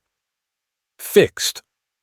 One sensationalized banner followed another as Grogan's dramatic intervention was covered by every TV channel. Journalists interviewed witnesses, onlookers, police officers, hostage negotiators, anyone they could get hold of to embellish the story, which was that Cutter Grogan had interrupted the Brownsville gang yet again and had taken out its leader, Steve Patchy, and 2 of his senior men. Several other gang members had turned up, and there had been a brief firefight with the cops, who had arrested many of them, while the rest had escaped. "We don't know why they returned to this store," an NYPD spokesperson replied to reporters. Mr. Grogan was in the vicinity and acted. Detective DeFiore came on, but she offered very little detail. "We're investigating," was her stock answer. "Yeah, we've arrested some of them." "They won't talk, boss." Cray moistened his lips when Gunner looked at him coldly. The Lion's founder didn't say a word. He turned off the TV and went behind the bar, poured himself a drink and gulped it down in one swallow. He slammed the glass on the counter and wiped his lips. "Nails and Knowles," he growled. "Two of my best men. I was going to promote them, split our New York operations between them." "How was Grogan there?" he roared and grabbed Cray by his shirt. "How did he know?" "It must have been that snitch," the hacker stammered as he tried to breathe. "Why haven't you found him by now?" "It takes time, boss." Cray staggered when Gunner flung him away. "I'm running algorithms. I don't want to know. Come to me when you've found him." He had collected himself when he met Mies in the Melrose parking lot. "How bad is it?" "Nothing I can't handle," he scoffed. "I know every one of those men who've been arrested. I sent them myself. They won't talk." "If they did? What do they know? That I'm alive? So what? There's nothing to connect me and the Lions to Reuben." The strategist stroked his chin and nodded finally. "What will you do about them?" "They're lawyered up already. Their story is they were hanging outside the store. They didn't know what was happening inside. They've got no connection to Nails. They panicked when the cops arrived and fired on them. They'll do some time for that. Nothing more." "What about Grogan?" "I've got plans for him." "You saw his interview on TV? He's turned informant." "I saw. He knows nothing. He'll say I'm alive. That this Brownsville gang is the Rising Lions. It's his word. We've removed all traces of my gang." "He said he knows about Crump's killing." "He's just talking," Gunner replied flatly, unmoved by Mies's shrill yell. "He wants publicity. That's how he gets business. I told you I would take care of him. Besides," he said savagely, "it's not as if you and Reuben aren't using this. He went running to the TV cameras when this shootout happened. He condemned gang culture. I saw the polls, too. He got an uptick, didn't he? You're benefiting from what's going down." "We are benefiting," Mies corrected him. "We're in this together." "You seem to be forgetting that yourself." Gunner spun on his heel and walked off without a further word. When he was alone, he called the deputy chief. "Trejo, find out where Grogan is hiding. Where's that safe house?" "That'll be difficult," the cop replied nervously. "I told you, DeFiore does not share." "Trejo," Gunner snarled, "I don't care what you have to do to get that address. Even if they find out you're my informant, I want that address. Do whatever it takes. 91. "What is this place?" DeFiore exclaimed, as Cutter escorted the detective and Quindica inside the townhouse. "The safe house I was telling you about." "This?" The SAC's jaw dropped as she took in the high ceiling, the chandelier and upscale fittings. "How did you find this?" "Grogan, did you break into it?" He chuckled when the detective looked at him suspiciously. "Nope. Everything's legit. Some friends got it for me. We can use it for as long as needed. Go, check it out." 5 floors. Quindica shook her head when she and the detective joined him later at the kitchen island. "The FBI's got some neat places, but this beats any of them by a mile."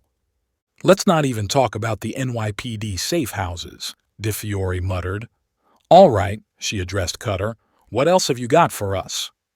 He had driven the two of them in his SUV after they finished the procedural stuff at 1PP. She had taken in the false number plates but made no comment. None of them had commented on his counter-surveillance maneuvers on the way up. Henderson Place. He brought up the street on his maps application. "This is where we are," he said, pointing to the house. "Carl Schurz Park at the back and the East River beyond." "I saw the views," Quindica sighed. "I'll have to sell my kidneys." Both of them, my legs, and even then, I won't be close to the down payment. A back entrance opens to the private yard, Cutter grinned. It isn't overlooked. High metal fence at the back, which leads to the park. Two entrances at the front, one through the main door, which is teak but has reinforced steel inside, and a side entrance. I didn't see that. Di Fiore craned her head. Oh, there, between this and the neighboring house? Yeah, the two homeowners worked together to build it. Shared access that opens into both gardens through two doors. You wouldn't see it from the street, camouflaged to look like the front wall. Security system, which has alerts into the 12th precinct. We won't want that. Di Fiore took charge and nudged him out of the way. Cutter left them to work out the security details. He pulled out his phone and punched Daryl's number. Was about to make a call when he stopped himself. Can't call his phone. Scheller will suspect they have a snitch. He tried his mom, got her voicemail and left a message for her, asking her to call him when she was home. We have a problem, Quindica announced when he joined them. All these houses will have security cameras. They would have recorded our arrival. If Scheller is as smart and well-connected as we think he is, none of those are working. Yep, he shrugged at their expressions of disbelief. You can check for yourselves. Both reached for their phones and made calls, hung up and looked at each other and then at him. How did you organize that? This is an upscale neighborhood. Such residents like their security. All the townhouses in Henderson Place are empty. Vacation season. All of them? There aren't that many. This is a cul-de-sac. 6 houses on this side of the street, another 6 on the other. Bankers, CEOs, a few foreign investors own or rent the rest of those properties. They'll be in their villas in the Hamptons or Europe or wherever the super-rich go for their vacations. You sure of this? I'll stake my life on it. You'll be doing just that.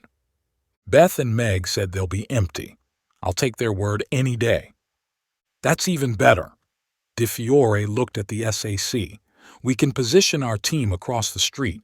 Snipers on the roof, plainclothes members in the park. We need to familiarize ourselves. Stay the night, Cutter offered. I'll cook and brew some of that coffee. That still won't make us friends, the detective warned him, clearly tempted. Such is my life. 92. It was late at night when Cutter got time for himself. Quindica had opened up about herself and had also gotten him to talk. Di Fiore had been her usual self, a little more relaxed, but not by much. No one else knew of the safe house. The detective and the SAC would check out the neighborhood, and only then would they call in the rest of their team. His stay as an informant had begun, however. We'll protect you tonight, Quindica assured him. He didn't doubt her. From their files, he knew the two of them were as badass as any operators he had worked with. They had taken 2 of the bedrooms on 2 floors, while Cutter took the couch in the living room. This was no hardship. It was 10 feet long, 3 feet deep, and as comfortable as a bed. He turned on his laptop and checked his phone for any activity from the cloning software. There didn't seem to be. He stopped when he spotted the recording. Yeah? It's me. Are you? Boss, we're outside the bodega. The hit's going down. Call me when it's done. Support's on its way. Nails, and that second voice was surely Scheller's. He searched feverishly for previous recordings and compared them to the segment he had gotten from the elitist. No doubt about it. The club recording was very brief, but there was no question that hard, authoritative voice was the Lion's founder's. Where is he? Bronx, the software told him. He cursed loudly when the program didn't give him any more detail on the address. He checked the time. 11 p.m. Will they be awake? Should I call? He called. Cutter, Megan answered at first ring, no traces of sleep in her voice. Did I wake you? I'm talking to you, aren't I? I'll call later. What is it? We were leaving the office. That software got a hit on Scheller's phone. However, I don't have an address. Hold up. The sound of background voices. Beth's coming across loudly. We should send him a bill. You heard that, Cutter? Yes, ma'am, he replied. Okay. The elder twin came on presently. I see that recording. Earlier today, right? Yeah. Bronx. That's all I've got. Can you find an address? Nope. That call was so short it bounced off only one tower. That alone isn't enough to narrow down the location. That SIM's out of commission now. Scheller probably destroyed it, and the phone as well. Nail's phone is with the task force. He won't call it again. Daryl is your best bet. He won't get close to Scheller. That's not how he works. You'll need some luck in that case. Luck was on Cray's side. His algorithm had flagged several possible suspects, people who had entered Grogan's office building. Facial rec and social security programs had worked together to give him identities. He sat at his screen and checked each one of the 28 names. Jared Twinnings, building inspector. Nope. Kayla Hart, insurance clerk. She wasn't part of the gang. Peter Ditchman, sales rep. Cray had never seen the man in his life, and he knew every member of Nail's gang. He ran down the entire list and sat back, defeated when every one of them had been crossed out. What else could he do? He swept his arm across his desk in frustration, scattering the printouts to the floor. Swept his hand through his hair and composed himself. Rage and anger clouded thinking. He had to be more like Gunner, who rarely lost his cool. He bent and picked up the photographs and returned to the table. Sat down abruptly when the uppermost one seemed to ring a bell. Carmel Ward, clerk in a law firm on Grand Street, not far from Grogan's office. Facial rec had identified her from an internet moms group. What was it about her that pinged his radar? There were no women in Nail's gang. Heck, none in all the Lion's cells. Ward, wasn't there someone? Daryl Ward, that disposable kid in the gang. Carmel Ward was his mother, 93. Gunner's massive fists opened and closed as he took in Cray's account. He kept looking at the photographs of the mom and the kid. I called you last night, boss, the hacker said apologetically. I was asleep. I called Peels. He agreed to open the club this early for us. Stop talking. It was only the two of them in the Bronx Club.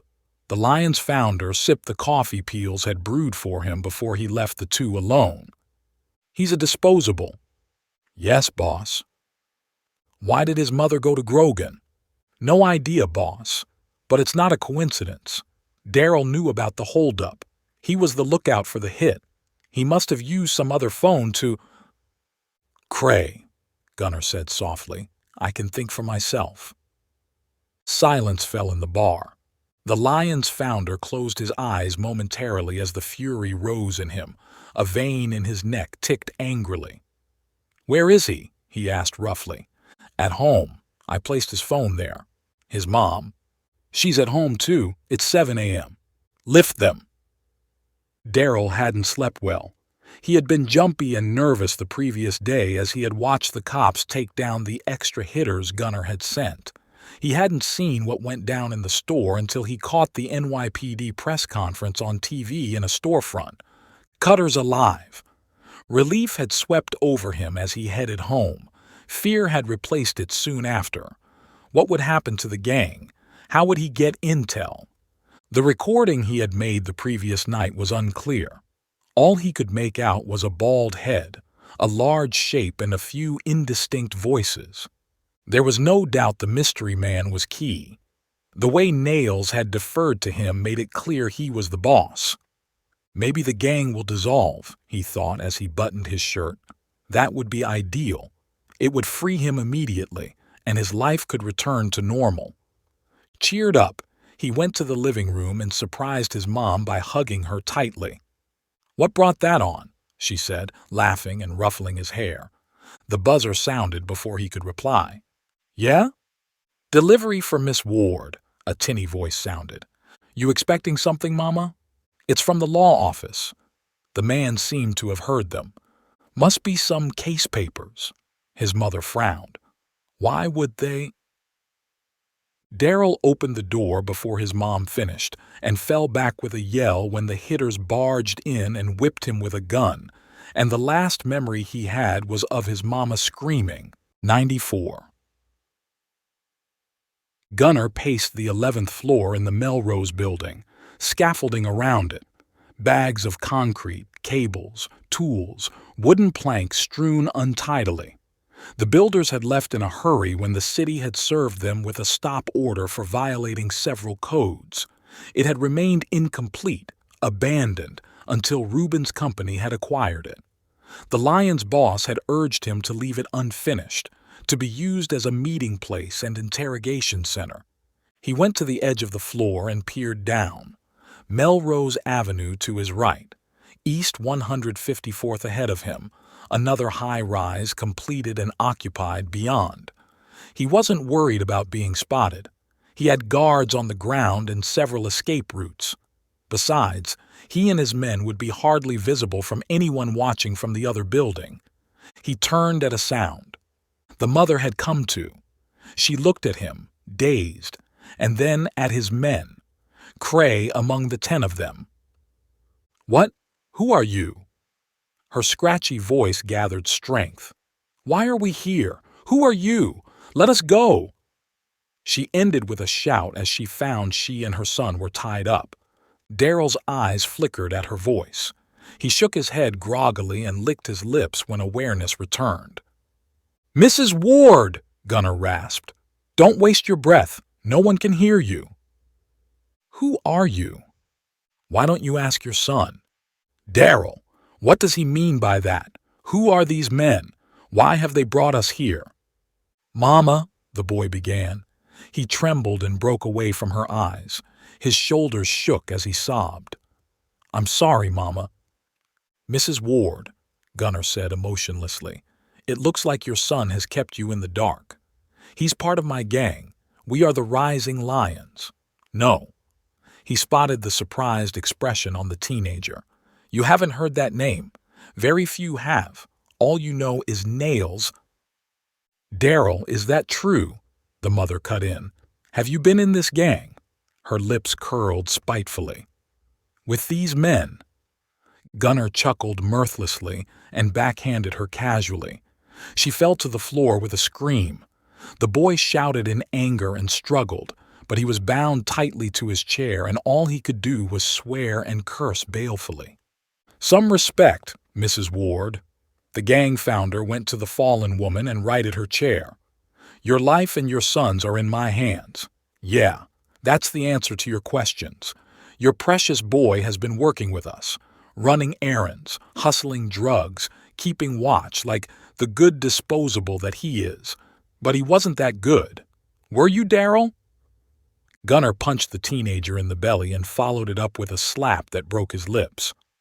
"This was on your phone." He held up the cell and played the recording on it. His meeting with Nails.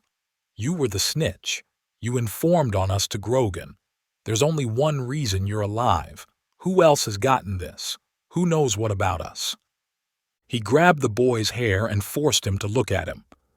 "Talk!" The teenager was struck dumb with fear. His eyes darted here and there, landed on his mother, and flitted away in shame. "Jude?" "Yes, boss."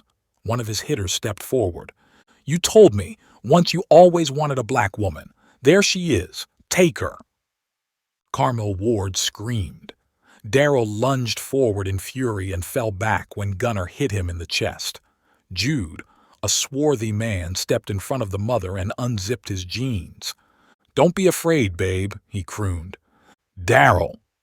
"Cutter's got it. He's got everything. Your meeting with Nails, where you live, everything." "I don't believe you." Gunnar watched as the mother flinched and shuddered when Jude cupped her face. "Why don't we watch your mama? That's what you call her? It'll be a good show." "No, please. I'm telling the truth. Call him. Don't touch her." "Go ahead, Jude. You shy?" "No, boss. I've been wanting something like this a long time." The thug kicked off his jeans and paraded in his underwear. "Please don't do this," Carmel Ward sobbed as she tried to shrink from the advancing man. "He told you. Let us go." "He lied to you. How do I know he's telling the truth?" "I am," Daryl pleaded. "You've got to believe me. I swear." Gunner punched him so hard that he toppled sideways. His mother shrieked and tried to rise, but fell back when Jude shoved her down. The Lion's boss grabbed the teenager and righted him, clicked his tongue impatiently when he found the boy was out. "Cray, you believe him?" "It's possible, boss." "Jude, stop. Dress up." "But you'll get your chance. I promise you." "Cray?" "Yes, boss."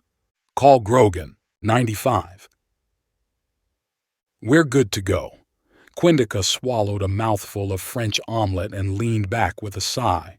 "As soon as you brew some more of that coffee." Cutter grinned as he filled their mugs and presented them with a flourish. He had whipped up breakfast while they went out for their surveillance run. The place was ideal. That was their summary when they returned. "Yeah," he agreed as DeFiore toyed with her phone. "Let's do it," she said as she finished her coffee. She was thumbing a number just as Cutter's phone rang. "One moment." He held up a finger and checked the number. "Daryl. Should I take the call in front of them? It won't matter if I don't mention his name." "What's up, buddy?" he answered cheerfully. "Grogan, it's been a long time." He froze for a moment, checked the caller ID and returned it to his ear. "I hear you're looking for me," the voice rasped. "Who is it?" DeFiore lipped, reading his body language. Quindica stood up and checked the street through the windows, alert for any threat. "You're thinking how I got this phone. Where Daryl is—" DeFiore snatched the phone from his hand, put it on speaker and placed it on the island. "Stop wondering!" There was a sound of flesh striking flesh and a voice screamed, "Cutter, he's got us! Mama and me!" "You heard the boy, Grogan. What do you want?" "You. I have been looking for you too, but not just you. Bring the recordings from Daryl's phone, everything." "What recording?" "You may choose not to come, or you may bring cops along." A slap followed by a woman's shriek. "You can guess what will happen. We'll disappear. My boys will play with Mrs. Ward before I cut her and her boy to pieces, and then we'll hunt you." "Where do I meet you?" "I'll tell you where." Cutter gripped the edges of the marble top so tight that his fingers turned white.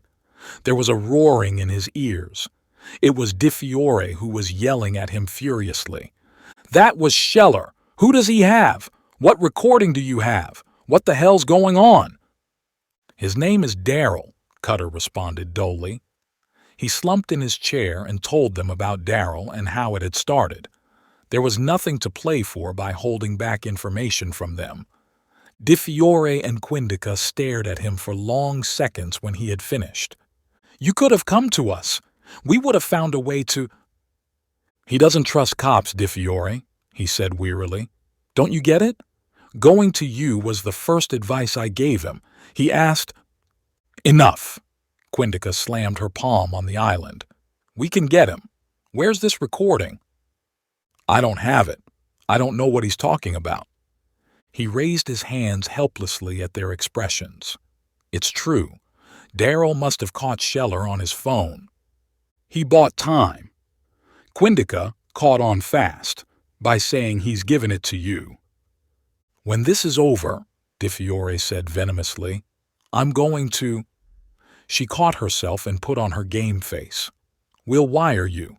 Fake some recording." "I have something." He told them about the cloning software and the elitist and waited for the storm to break, DeFiore's fury to rage. She surprised him. She didn't shout, yell, or come at him physically. She and the SAC traded glances. They're amused? "We suspected you knew more than you were letting on." Quindica waved vaguely. "All that for later. Our tech people might be able to track his phone." "They won't. If Beth and Meg can't, no one can."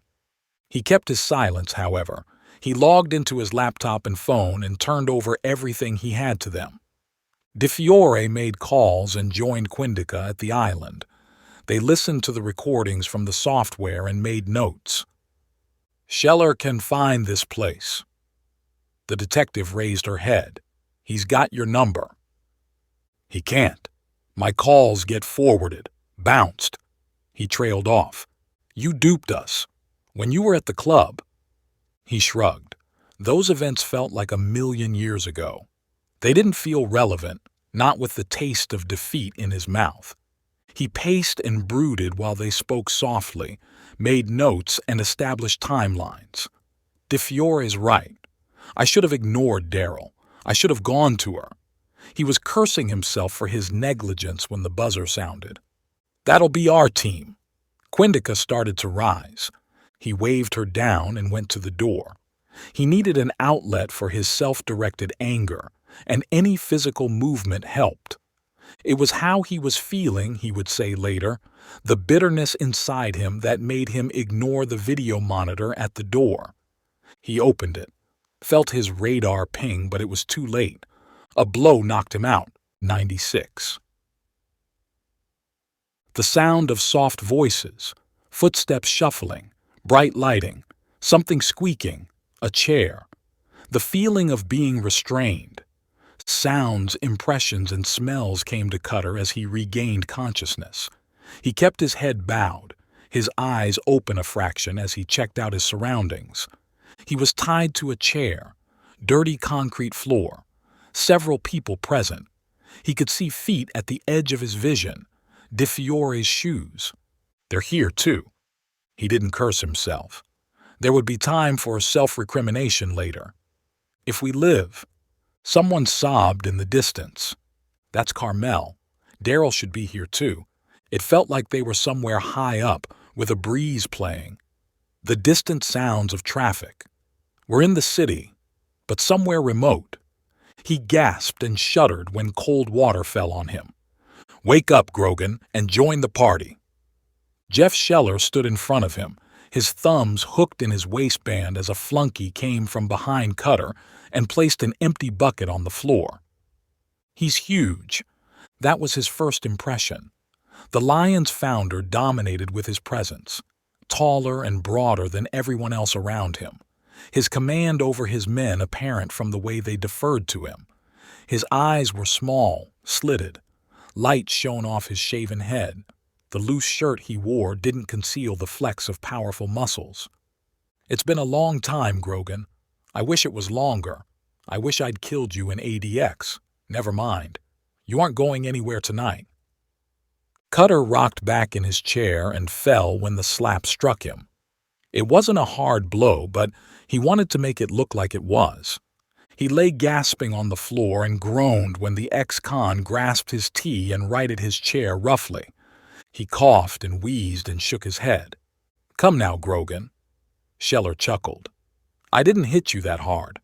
I was worried my men put you into a coma at that fancy place. You were out for so long. 10 men, one of them working on a laptop. Everyone else armed. We're on the floor of some under-construction building, wired up for ceiling lights." He could see the night through the open structure, which had no walls. He was to the left of the remaining prisoners, De Fiore, Quindica, Daryl, and then Carmel Ward.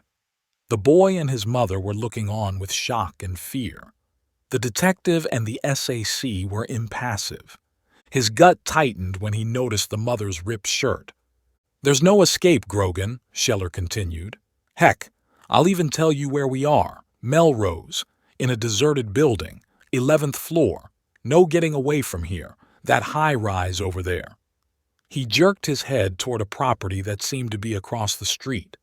"None of their residents will be able to see clearly. They might with binos, but I've got people on the ground. They'll warn me. Besides," he leered at De Fiore and Quindica, "we have other informants." "Let them go," Cutter told him. "You've got me. Your beef's with me." He didn't have to pretend anymore when Scheller's fist crashed into his belly. He groaned and fell over and lay dazed on the floor until the Lion's man picked him up and straightened his chair. "None of you are going anywhere." "I'm a cop," DeFiore said sharply. "She's an FBI agent. You touch us, every Leo will be looking for you." Scheller looked at her the way a hawk watched a mouse. His left hand struck her on the face and sent her sprawling to the floor. "That's how much I think of cops." He spat at her as a thug went to her chair and set it upright. "Cray?"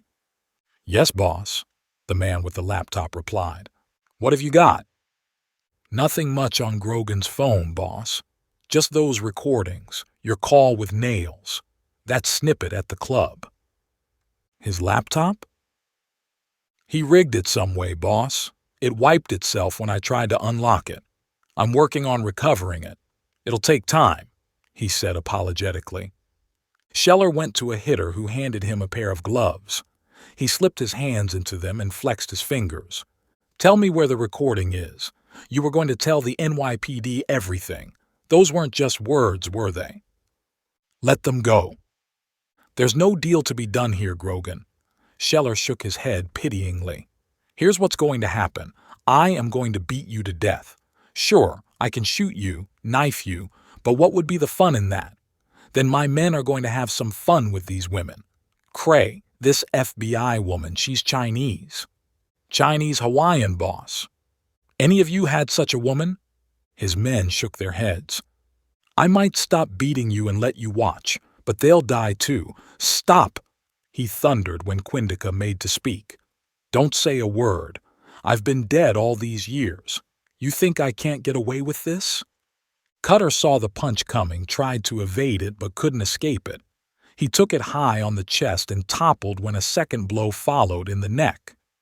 "You never beat me, even with your men, with you," he panted.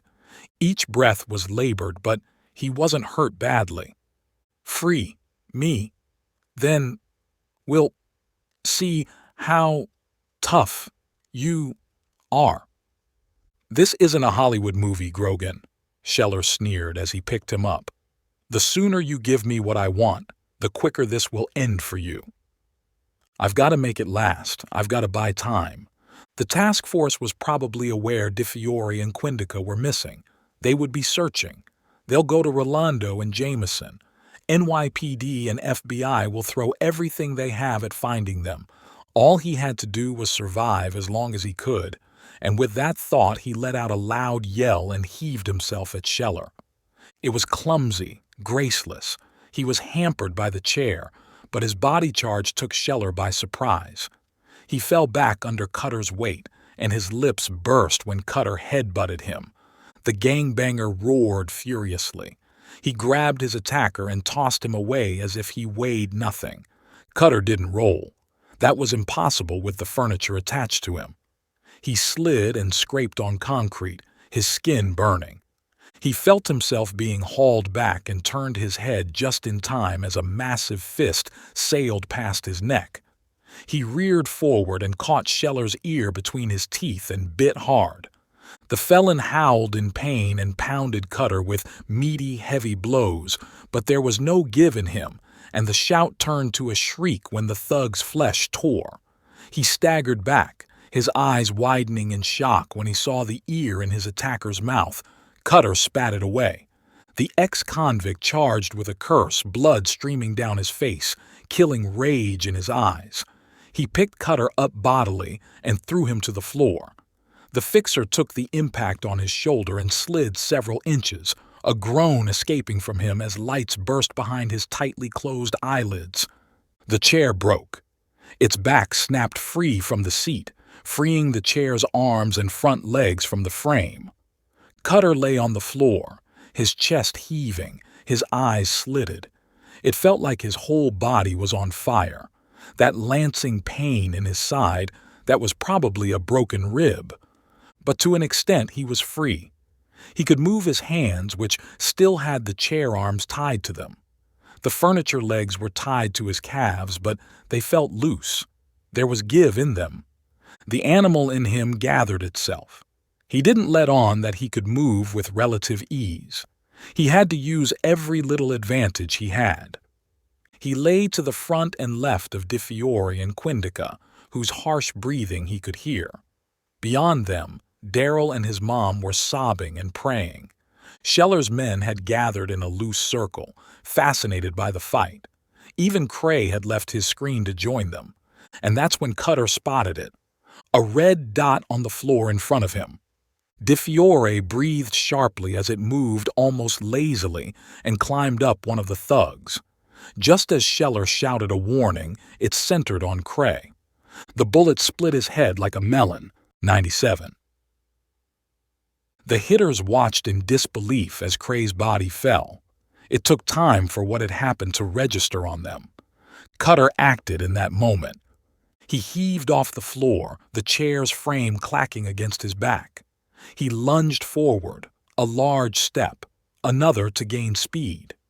It was ungainly, but grace wasn't what he was going for. On the third step, he leapt high and stretched his left leg forward in a balletic move, hooked his right behind it and towed the chair's leg as hard as he could, getting its shattered edge to project beyond his heel.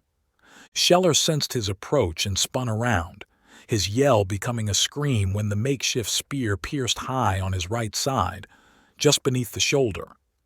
He staggered back from the momentum and swung a beefy arm as he was falling, to send Cutter crashing to the floor with a clacking of wood. "Kill the women!" The Lion's founder roared as he rolled on the floor, clutching his shoulder. His shout, Cutter's attack, snapped the thugs out of their shock. Several grabbed their AR-15s and brought them up, but before anyone could trigger, the mystery sniper shot off another head. A third hitter's chest turned into blotches of red as 2 shots sent him reeling to the floor. "We're exposed!" someone cried. Cutter crawled, got to his feet, blinked furiously to shake off sweat, was aware of his loud, harsh breathing, felt a large mass approaching but didn't turn from his mission, which was to break Di Fiore's chair leg with a savage blow, using the wood still tied to his right hand. She shouted a warning as she fell, but it was unneeded as he felt a vice-like grip clamp on his shoulder, turning him around. The approaching fist crashed into his chest with the force of a sledgehammer.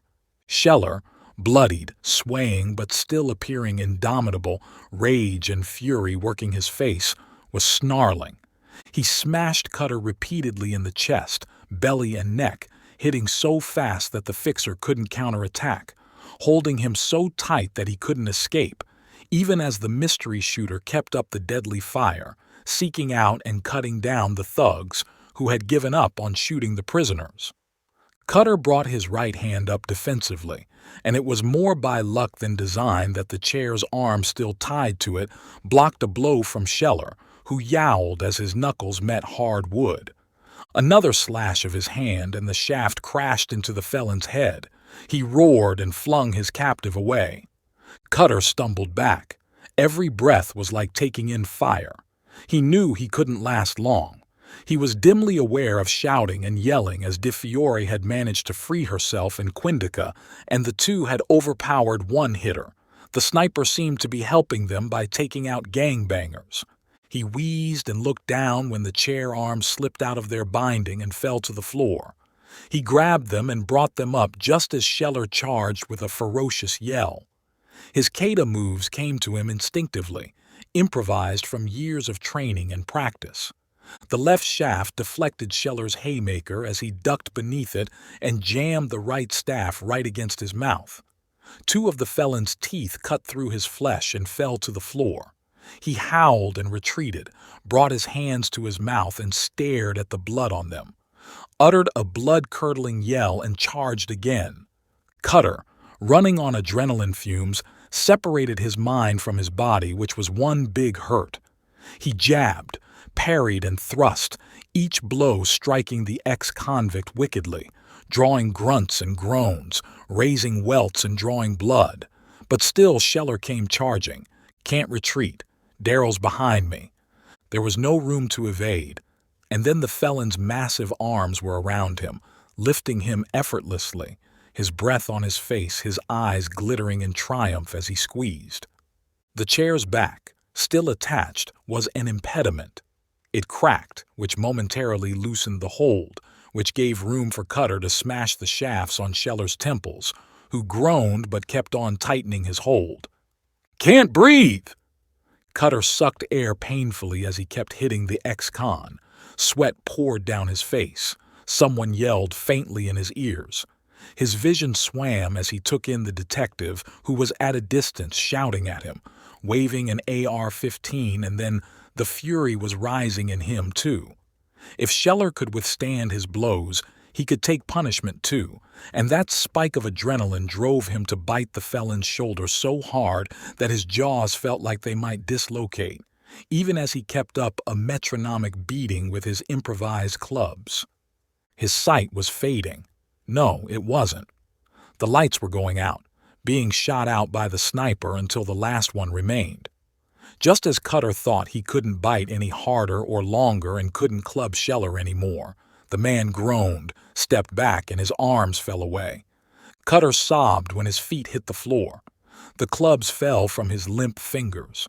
He was ready to give up, but then his eyes took in the felon, who was breathing stertorously, his hands clasping and unclasping unconsciously, his head bowed. That brought back the memory of Gruber dying in his arms. Dark fury flooded him just as the last light went out, and under the cover of the cold night, Cutter leapt forward, got his arm around Scheller's neck, and dragged him to the edge of the floor where the building ended and the rest of the city began. "Grogan, stop!" DeFiore yelled. He was beyond listening. The ex-con had blood on his hands. Gruber and Horseman were just two of his victims. He remembered the man's taunting voice, urging his men to rape the women. Lin Shun's torn shirt. With that sneering laugh echoing in his mind, Cutter Grogan, the fixer, pushed Jeff Scheller with all his strength and sent him windmilling into the night. 98. It seemed like an eternity, but must have just been a few minutes before DeFiore trained a flashlight on him. Where did she get that? He thought drunkenly. "Are you all right?" She leaned over him and touched his shoulder gently. He nodded and winced. Every move hurt. Even drawing breath felt like walking on hot coals. He was on his knees, his hands braced on the floor. "I told you to stop." "I did. I slipped and fell. Why? Where's Scheller?" The way he was feeling, he didn't need to make an exaggerated show of looking behind him. The grimace, the sharp breath, the clutching of his ribs came naturally. "You threw him out of the building," she accused him. "I did not," he defended himself stoutly. "I fell. I must have blacked out for a moment. Next thing I know, you're prodding at me. He must have fallen off the edge. He was in bad shape. Judgment's gone at that stage." "You expect me to believe that? You saw it yourself?" "Saw?" she sneered. "It was dark. No lights. We saw nothing." "I'm on the verge of dying here," he said, forcing some spirit into his voice. "Anyone else would have tried to help me and shown some sympathy." "Dying," she snorted, but knelt over him and helped him up gently and brought him to the center of the floor, where it was warmer. She uncapped a bottle of water. "Gangs," she explained, and held it to his mouth. He drank deeply and sighed gratefully when he had finished. He settled to the floor wearily and squinted beyond the glare of the light. Saw Carmel Ward to the side, hugging Daryl tightly, Quindica on a phone, 3 thugs on the floor, their hands behind them, their feet bound, a pile of weapons on the floor, bodies of the dead hitters where they had fallen. "How did all that happen?" he whispered. "You don't remember?" "I was occupied." His chuckle turned into a groan. "You broke my chair. That helped me get free. That shooter helped. Who was that?" "I don't know," he wheezed. "Grogan. You can't hold back anymore. Not after what's happened." "I swear," he insisted. "I don't know who that was." It was true. He could make a good guess, but he wasn't certain. "You should search that other building." He bobbed his head at the night. "You might get him. Or her." "You're telling me how to do my job?" The first wail of a siren sounded as Quindica came over to them. "He looks bad. How's he? Grogan will live, DeFiore said unsympathetically. I'm right here, Cutter sighed, but they didn't pay him any attention. DeFiore's task force burst onto the floor. Several ESU members and armed cops followed. Paramedics rushed in and hovered over Cutter at the detective's command. He didn't resist their help. His consciousness was slipping. Events were blurring, and when he heard DeFiore instruct the medics to take care of him and felt her squeeze his forearm, he knew he was dying. 99. Cutter woke to a soft, fluffy pillow, a firm bed, and the whir of machines. He was alone in a hospital room. Plain walls framed with art, a cartoon drawing, a flower vase on a table beside which was a jug of water and a glass. It looked like he was still alive. He grunted when he leaned over and poured himself a glass, drank deeply and replaced it, checked himself out. He was bare-chested, shorts, tape around his ribs, angry red bruises on his shoulders, knuckles red and scratched. His legs felt like he had run a marathon. He found more bandages when he fingered his neck and temple. He was alive, however, and if he ignored the way his body felt, he seemed functional. He lay back and closed his eyes, promised himself it would be just for a few seconds. He felt much better the second time he woke. His body still hurt, but instead of the lancing pain, it was a dull ache.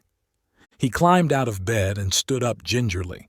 He didn't sway or feel like blacking out. His clothes were neatly folded on a chair.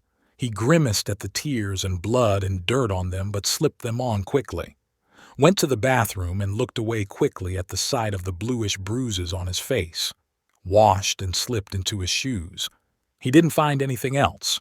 His phone was missing, as were his wallet and watch. It didn't matter. He peered out cautiously into a busy hallway. Nurses and doctors going about their business. A uniformed cop helping himself at a coffee machine. He snuck out before the officer returned and went down the stairs. No one stopped him when he walked out, though he got a few stares. Montefiore Medical Center in the Bronx, a signboard said. He flagged a cab and gave his Lafayette address. I don't have money on me, he told the Middle Eastern-looking driver, who looked at him suspiciously. But I'll pay you when we get there. You sure, buddy? I just had my lunch. I'm feeling good. I don't want you to ruin my day. Yeah. You don't look so good. I don't feel so good. Can you drive? Maybe you should see a doc. I've been to one, Cutter sighed. Why did every New Yorker have to have an attitude? He said I should rest at home. That seemed to remind the cab driver that he had a job to do. Cutter fiddled with the entertainment screen at the back and brought up a news channel. Shootout in Melrose. FBI and NYPD task force take out a gang. The details were sketchy. All the journalists could report was that a few gang members had been killed and that the commish would make a formal statement in due course. It's still an active investigation, the reporter said in signing off. They didn't mention anything about the Lions or white supremacy. He wondered why. The answer came to him when the cab drove up to his building. DeFiore and Quindica don't want to tip off Scheller's network. He went to his apartment and returned with cash, tipped the driver generously, and returned. Climbed into bed with a sigh and was asleep in an instant. Cutter woke to stillness. The soreness and pain in his body were a reminder of the punishment he had taken. He lay motionless, wondering what it was that had woken him up. Nothing. Don't get paranoid. The sounds of the kitchen tap dripping in the sink, a faint honk coming from the street. Nothing else. The tap. His eyes flared open. He was particular about turning those off since he hated the metronomic sound of water leaking. There was someone else in the apartment. 100. He pressed his palm against the wall at the foot of his bed. A concealed safe door sprang open and a tray slid out noiselessly. Cutter grabbed the Glock and spare magazine and rolled out of bed silently. He padded barefoot out of the bedroom.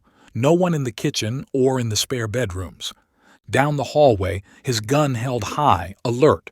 Shoot first. Ask questions later since he wasn't wearing armor. Living room. Couch is empty. Don't shoot, Quindica called out from the dining table. She and Di Fiore at their screens, both of them turning at his stealthy approach. That can get you killed, he growled as he lowered his gun. How did you get in?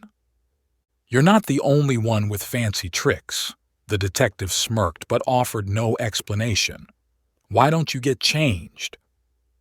He took the hint and hit the shower, took his time underneath the spray, letting it wash him down. A wry grin twisted his lips at the way the two women had intruded into his apartment. They helped themselves to my coffee, too. Walking out of the hospital like that wasn't nice, Quindica reprimanded when he joined them. Nothing wrong with me. The ribs will heal themselves. They surveyed him critically and shook their heads simultaneously. Your face, Di Fiore snickered. You've lost your looks. Just bruises. They'll go away. He wasn't vain. His appearance was down to jeans, nothing more. He checked them out in return. Fine lines around their eyes and lips, faint shadows of exhaustion. Did you two take a break? We slept some, the SAC admitted, but there's a lot to do. Connecting the dots. We needed to get away from 1PP. Your place is quiet. You were concerned for me, he chortled. Di Fiore snorted at that. We found the shooter. Traces of him. Or her, she corrected herself when he looked up in surprise. Rooftop of that building across the street. Smudge marks in the dust, but no clear footprints or fabric traces. Nothing there except those and the signs of a tripod. Close to 800 yards. Downward range. No wind. That was good shooting. McMillan TAC 50. Quindica held up a baggie containing a deformed bullet. Not common, not rare either. Task Force is locating all such weapons in the country. It's an impossible task. There will be enough of those with gangs and criminals, but we've got to do it. Who was it? The detective demanded. I don't know. We've been through this before. He braced himself for a hard interrogation, but she surprised him by not pursuing it. You meet them, she said gruffly. Thank them for us. They know you. She stopped his protest with an imperiously raised finger. That's the only reason they didn't shoot Scheller. They know your history with him. Huh? You figure a friend would let me get beat up like that? Yeah. She bobbed her head. That was a good way to wipe your smug grin. I don't grin. Quindica squeezed his forearm. Thank them. He didn't reply. If I acknowledge her, I'll be admitting the sniper is someone I know. How have you explained it? He asked after a while. Task Force shooter, the SAC said simply. She met his eyes squarely. Gina and I talked about it. Surviving gangbangers think it was a police shooter. So do the wards. No reason to present a different story. Bigger picture is more important, Di Fiore said. Whoever they are, NYPD or FBI aren't interested in them. Daryl and his mom. He taped his phone to his chest and recorded gang meetings. He wanted enough information to strike a WITSEC deal. I know about that, not about the phone, Cutter admitted. I tried to talk him out of it. He was stubborn. He followed Patchy one night and caught him talking to Scheller. Images aren't very clear and there's nothing audible, not of use. He let on that he had much more, that he had passed it over to you. He nodded as the dots joined. Daryl bought time for himself and his mom. His mother hit the roof when she heard all this. Quindica smiled in recollection. There was quite some yelling and shouting there. They're good, though. You should pay them a visit. He looked up at that.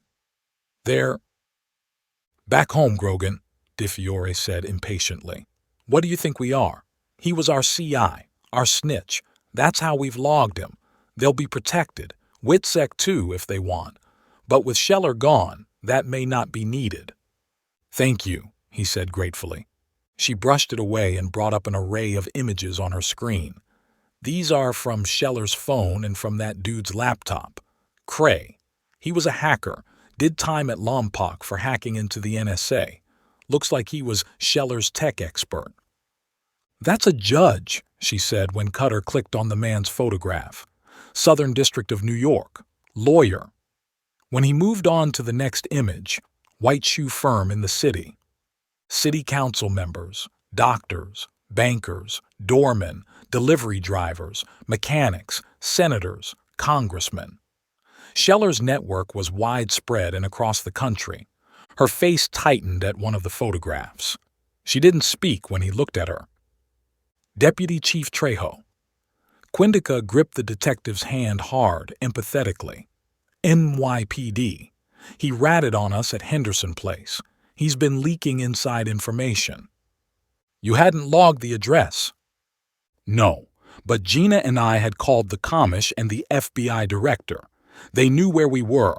Rolando made a note on his scratch pad. Trejo sneaked into his office when he was away. He's had to take a sudden vacation, DeFiore almost snarled. That's the official statement. He's at a safe house. Our team's interrogating him. The feds? Quindica's turned to clamp her lips tightly. There are a few, she admitted, as high as SACs. In Wyoming, Texas, Montana, California, a few in D.C. too, all of them being questioned. What about the politicians? We haven't acted on anyone else.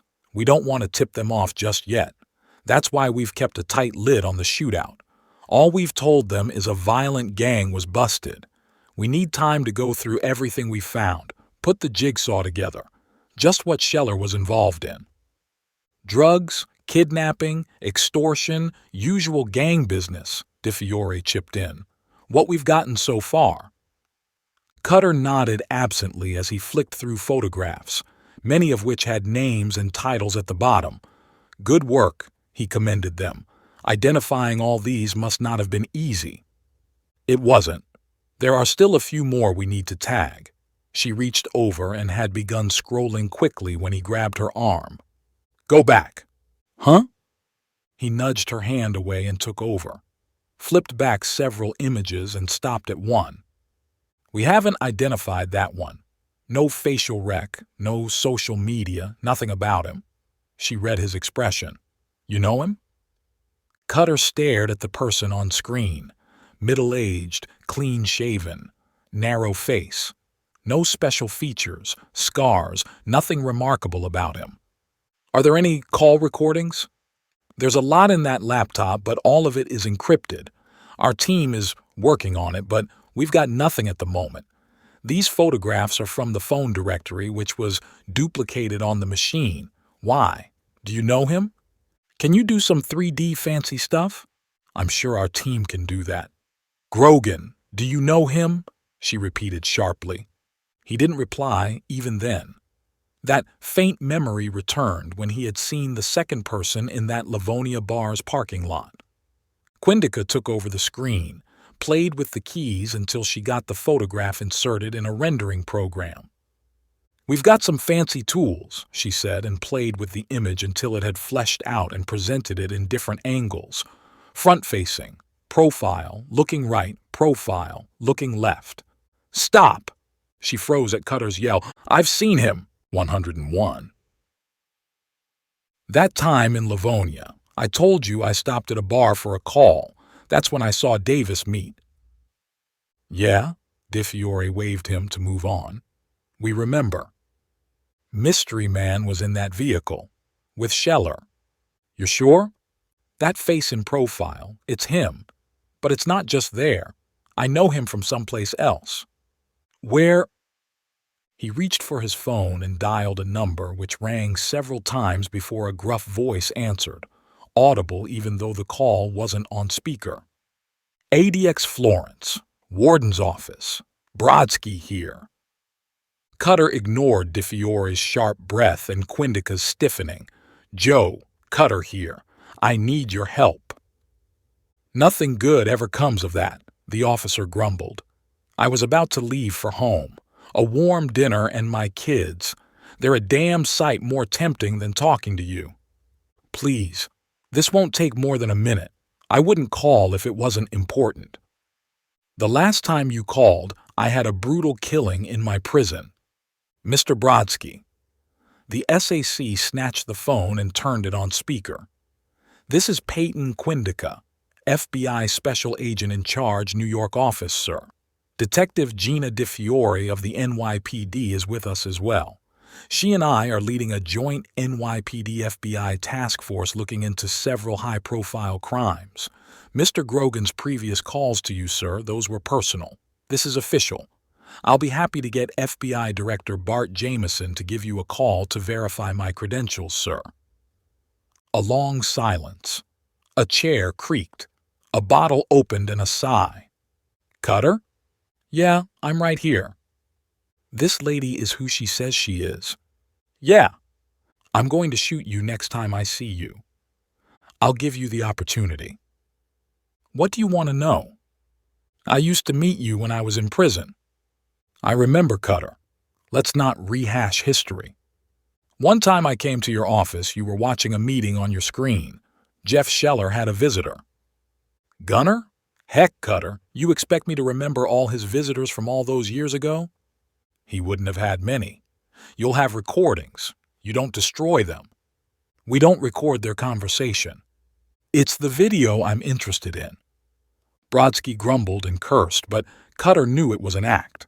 The warden had to be taken into confidence for Farhan Zaidi's insertion in the prison, and over time he and the Special Forces operative had become friends. That the official had been a ranger helped create a bond. I have close to 50 videos with me. Where do I start? Do you have a record of when you and I met? My life was good before you entered it, Cutter, Brodsky grouched. A drawer opened. Stationery rattled. Let's see, he said to himself. Yeah, here we go. Good thing I keep a journal. The sounds of pages flipping, a toneless whistle, a grunt. Here we go. There's just one day that our meeting coincided with a visitor. I've got the clip with me. Where can I send it? Quindica gave him a cloud address and swiveled the screen toward herself to log in. Got it, sir. She nodded. Can I go now? Stay a moment, Cutter requested. Let us go through it. The SAC opened the file, turned the screen towards them, and pressed play. It was years old, but the camera angle was good. Scheller, bull-like, his back to them. His visitor seated across from him at a table in a large empty room, an armed guard in the distance. That's him, DiFiore said, comparing the video to the photograph she had on her phone. No doubt about it. You got a name for him, Joe? Cutter asked his friend. I figured you'd ask me that. Doug Mees, Scheller's cousin from Texas. Take down his address. That's the only time he visited. Did Scheller have any other family visit? Nope, only his lawyer. Thanks, Joe. I owe you one. By the time Brodsky had hung up after more grumbling, Quindica and DiFiore had gotten on their phones. That address is fake, the SAC said presently. I doubt that's his cousin. As far as I know, Scheller had no family. Cutter wrinkled his brow. I got a hit. The detective snapped her fingers, drawing their attention. There's a Doug Mees who did time. Here's his record. Partner in an accounting firm. Convicted for tax fraud. Served in Otisville. Here's his prison photo. It was a match. Where's he now? No record. Dropped off the face of the earth. Cutter looked down the hallway blankly as he tried to make sense of it. Why would a convicted accountant be so important to Scheller? Did he keep the Lions books? Anything from your task force? He asked his visitors. Cray's laptop might have something on Mees. Not yet. He's likely to be just another white nationalist, a fan of Scheller's. The gang made use of his accounting experience. He nodded. His guests were thinking along the same lines as he was. But something nagged at him. Otisville. He did an internet search for the prison on DiFiore's laptop. The first few hits were of notable prisoners. He browsed past them, conscious of the women looking over his shoulder. Ponzi scheme convicts, former politicians, con man hustlers. His fingers stopped scrolling at a name just as Quindica gasped. Kevin Rubin, 102. They were in prison at the same time, DeFiore exclaimed as she brought up the presidential candidate's rap sheet. She read it aloud, searched for his records, and found no link to Mies. Nothing beyond their time in Otisville. Cutter? Cutter? She shook his shoulder. He focused on her. You drifted off. Are you okay? Yeah, he replied distractedly. What's on your mind? Something Jake Horseman said. That Scheller was working on something big. Mies, Rubin, the Rising Lions. DeFiore turned pale. She pushed her laptop away and turned to him. Do you realize what you're implying? He nodded slowly. Kevin Rubin, who has a good shot at being president, is a white supremacist. Everything about him since he left prison is a sham. The only sound that followed was their breathing. No, Quindica said hollowly. It's just a coincidence. Mies met Scheller in ADX for his own reasons. Look at the timeline, Cutter urged. Search for Rubin's TV appearances. DeFiore brought up a schedule of the candidates' interviews. The holdup at the bodega. Several other stores were hit that day. Rubin went on TV afterwards and criticized them. Tizard's rally. That was in Arizona. And wanna bet Tizard and Scheller didn't know each other. The shootout at the bodega again. The elitist. Every white nationalist violent incident, Rubin goes to the media. You still think it's a coincidence? Quindica bit her lips, played with a loose curl of hair, and moved uneasily on her chair. Grogan, if this is true, this is big. Understatement, DeFiore said drolly. I can't go to the director with just this, the SAC said helplessly. He'll want more. You can't move against a presidential candidate, one as high profile as him, with something so circumstantial. It's brilliant, Cutter replied unheedingly. Mies and Rubin come together in Otisville. We'll never know whose idea it was unless they confess. He comes out of prison and makes a show of reforming. Scheller throws in with them. He orchestrates supremacist violence. That's the plank for the candidate. He denounces it. Calls for tougher policing, better law enforcement. It goes down well. Who doesn't want that? Their end goal? Power. Imagine what they can do when they have the country in their hands. His lips thinned grimly when DeFiore couldn't hide her shudder. Grogan, did you hear me? Jameson will throw me out of his office if I go with this. Your task force might find something on Cray's computer. If they don't, I have an idea. 103. Have you heard from Gunner? Mies asked Rubin the next morning as he accepted the cup of coffee the candidate handed over. Me? No. You have the communication line with him. We agreed about that. He's not answering his phone. The strategist frowned as he looked out at Central Park. We talk every day. He must be busy. He's got a gang to run. The candidate looked up sharply. That report on the news. Melrose Building. That's where you meet, right? Yeah, it's cordoned off by the cops. What have they told your company, the one that owns it? What's on TV? They busted a drug gang. You think it was the Lions? Nope. Mies shook his head decisively. Gunner would have told us. Besides, there's no way the NYPD could have contained that. Our sources would have told us as well. I tried Trejo. He's gone on vacation and not answering either. But no. Whatever went down there doesn't affect us. Good. Rubin smiled broadly. Because I've got news. Guess who's coming to interview me tonight? Kevin, Mies said irritatedly. You know I don't do guessing games. Ellen Ronning. The strategist gaped at him. Ronning? Yeah. Her team reached out yesterday. They want to do a live profile on me. Farley accepted instantly. He and Parsons are on the moon. The former accountant was stunned. Ronning, who had one of the highest viewerships in the country, was known for making or breaking politicians with her incisive questioning and exposés. She was at the forefront of every presidential election, interviewing the front-runner candidates, picking apart their policies and pledges. She didn't endorse anyone, but there was correlation between a favorable interview by her and the election winner. She had stayed away from Rubin, however. She had declared publicly several times that any interview with him would be biased because of his distasteful past. "She's tough," Mies warned, though he couldn't keep the excitement out of his voice. "She sure is. Farley and Parsons have been prepping me all day. We've been doing mocks. You caught me in between." "I'll listen in." The strategist nodded to a neighboring room. Usual protocol.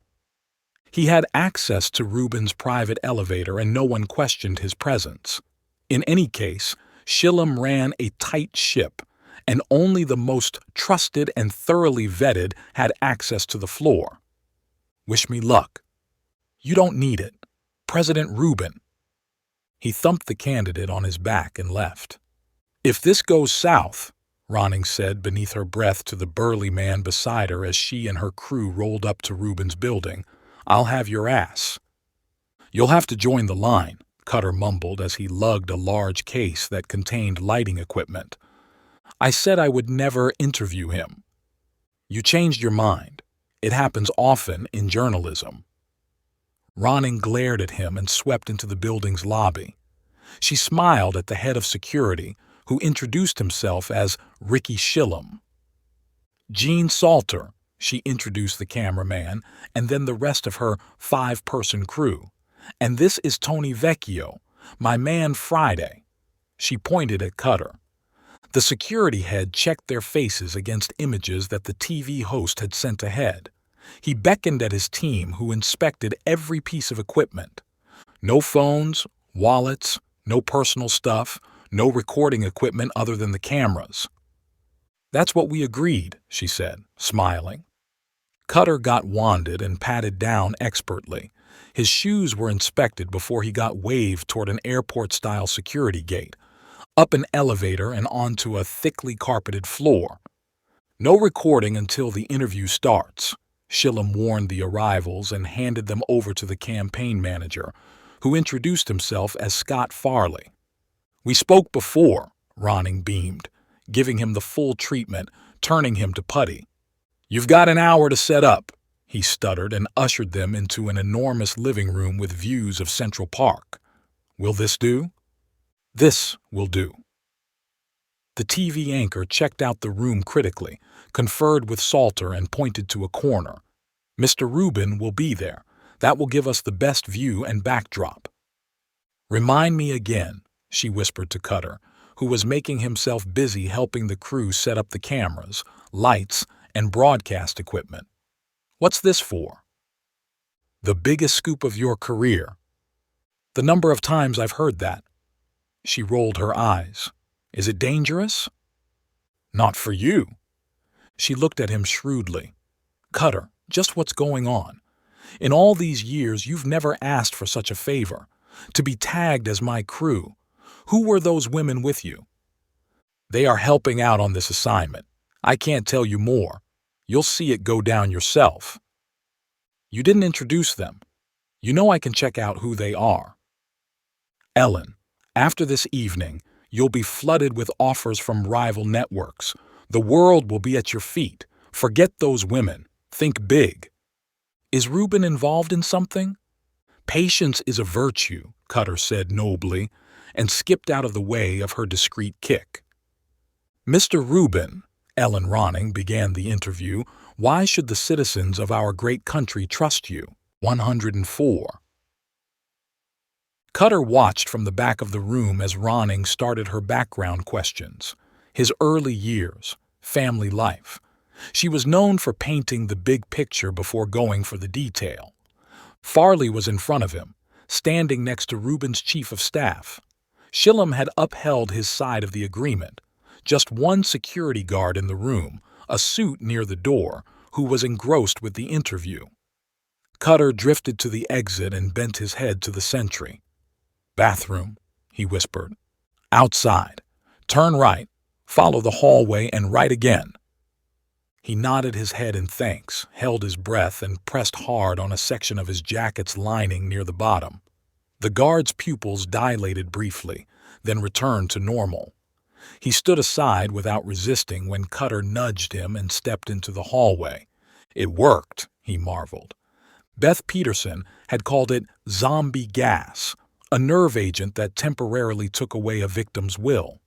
They remained conscious, aware of what was happening, but couldn't act on their own.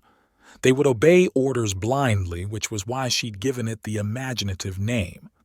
She had injected him with an antidote so that he could use it without being affected. 2 guards outside, one at the elevator and the other near the entrance to the interview room. 1 camera in the ceiling, but there would be others. No sign of Shillem. There's got to be a control room from where he's watching. On this floor, since he'll want to be close to Reuben. Other staff were likely to be there, huddled around a screen. "I'll search the floor," he had told DeFiore and Quindica. "A conspiracy of this scale and for so long. Reuben's likely to have something incriminating, maybe in his study, his bedroom, or somewhere else. Mies might be there too." "You're hoping," the detective had said scornfully. "If I find nothing, I'll confront Reuben, on camera, with the world watching." That had got their attention. "I'll have to get past the guards first." Interview room man was hard-faced and barely acknowledged Cutter. He stared at the wall impassively, his hands crossed behind his back. Former cop or military, Cutter guessed from the man's posture and buzz cut. Elevator man was younger and had nodded to him. "I'll go at him." He walked past the older sentry and pressed another lining pocket. Went down the hallway in the opposite direction, as if deep in thought. Slapped his forehead with an exclamation and returned. Brushed interview room man with his shoulder. He took a step back without protest. "He's down." "Hey," he smiled conspirationally at the second guard. "I'm looking for the bathroom." "Down there, sir." The sentry bobbed his head at the far end. "This is someplace." Cutter shook his head admiringly. "This carpet, heck, it's softer than my bed at home." "Yeah," the man chuckled. "Mr. Reuben spent a lot on it." "You've been with him a long time." "Ricky hired me. I've worked protection details with him." "Where is he? I thought he would be watching the interview." "He is." The man glanced involuntarily to his right. "Security rooms over there?" "I can't tell you, sir." "You know," Cutter lowered his voice, "I'm Ellen's assistant. I've been with her for a long time. You heard about that movie deal she signed?" The guard nodded. "They've started casting." He took a step back and sized up elevator man thoughtfully. "You're just right for some of the scenes. You'll get credits too. I can pass your deets on." "Ma." "Chaz Huntington, but everyone calls me Hunter." The suit tried to control his excitement. Hollywood, fame, babes on his arms. "Even that name." Cutter shook his head admiringly. "I'll tell Ellen the moment this interview is over. She'll want to talk to you." "I can't socialize, sir." "Oh, come on. I can see several doors here. We can slip into one of the rooms. 10 minutes, that's all. Ellen meets every hire. She's a quick mover. She'll say yes. Come on board. I'll guarantee it." Well, Hunter was torn. "There's an empty room. Down there." "That one, where the hallway turns off." "No, sir. That's Mr. Reuben's study. No one goes there." "It's locked?" "No, sir. We cover the entire place. There's no need for locks. You see the door before that? We can meet there." "Great. I'll take Ellen there accidentally," he said, making air quotes, "once we finish the interview. That's your cue. You come after us and that'll give us time. Best 10 minutes of your life. Hollywood. That's where you belong, Hunter, not here, standing in hallways." "You've got to go, sir." The guard licked his lips nervously. "Dieter," he cocked his head at the older sentry, "will notice. Ricky might spot us on the security cameras. I'm off, Cutter assured him and pressed his lining. Hunter was out by the time Cutter reached the end of the hallway. He went to the bathroom, checked that it was empty, and washed his hands. He wiped them on his jeans as he emerged, walked the entire length of the hallway, gesticulating as if thinking aloud. He would say he was going over a speech he had written for Ellen if anyone accosted him. 2 rooms on his side of the elevator, the study and the spare room. 3 more flanking the living room. He tried a door and found a large dining room. The other one was a bedroom the size of a tennis court. Last one's the security room. He returned to the study and slipped inside silently. He held his breath and waited. No pounding footsteps, no shouts of alarm. Shillum's watching the interview. He's ignoring the camera feed. Cutter went deeper inside. More soft carpeting. A coffee table next to a window with Central Park views. Chairs, newspapers and magazines. To his left was a floor-to-ceiling bookcase filled with hard-bound copies, paperbacks and journals on a variety of subjects. A gleaming walnut desk on which was a computer, a notebook next to it. He flicked through it quickly. Media appointments, interview notes, nothing incriminating. He opened drawers and searched through legal pads and diaries. "Who the hell are you?" He turned slowly at the voice. Doug Mees, 105. Doug. Cutter grinned disarmingly, realizing as he approached why he had missed seeing the man. A deceptive-looking wall on which hung a large painting had given the impression the room ended there. It didn't. Around it was an entertainment area in which a TV played silently. A couple of couches, one misshapen, indicating that Mees had occupied it. "Who are you?" the former accountant repeated in growing anger. "You don't know me?" Cutter asked in surprise, then removed his fake nose, cheek pads, and the chest padding beneath his shirt. "I'm sure Scheller must have mentioned me to you and Reuben." Mees's jaw dropped. Alarm spread over his face. He lunged at his couch for his phone. Cutter caught him before he could yell, clamped his palm over the man's mouth and punched him in the belly. "We don't need any other proof," he thought triumphantly, as the ex-convict sagged into his arms. He released more nerve agent and temporarily turned Mees into a robot, searched the study for anything that would act like a wedge and found a cue stick, wondered momentarily why it was in the room, and then spotted the folded pool table against the wall. He pushed Mees out and directed him toward the living room, head bent, as if the two were in deep conversation. He held his breath when he opened the interview room and got the felon inside quietly.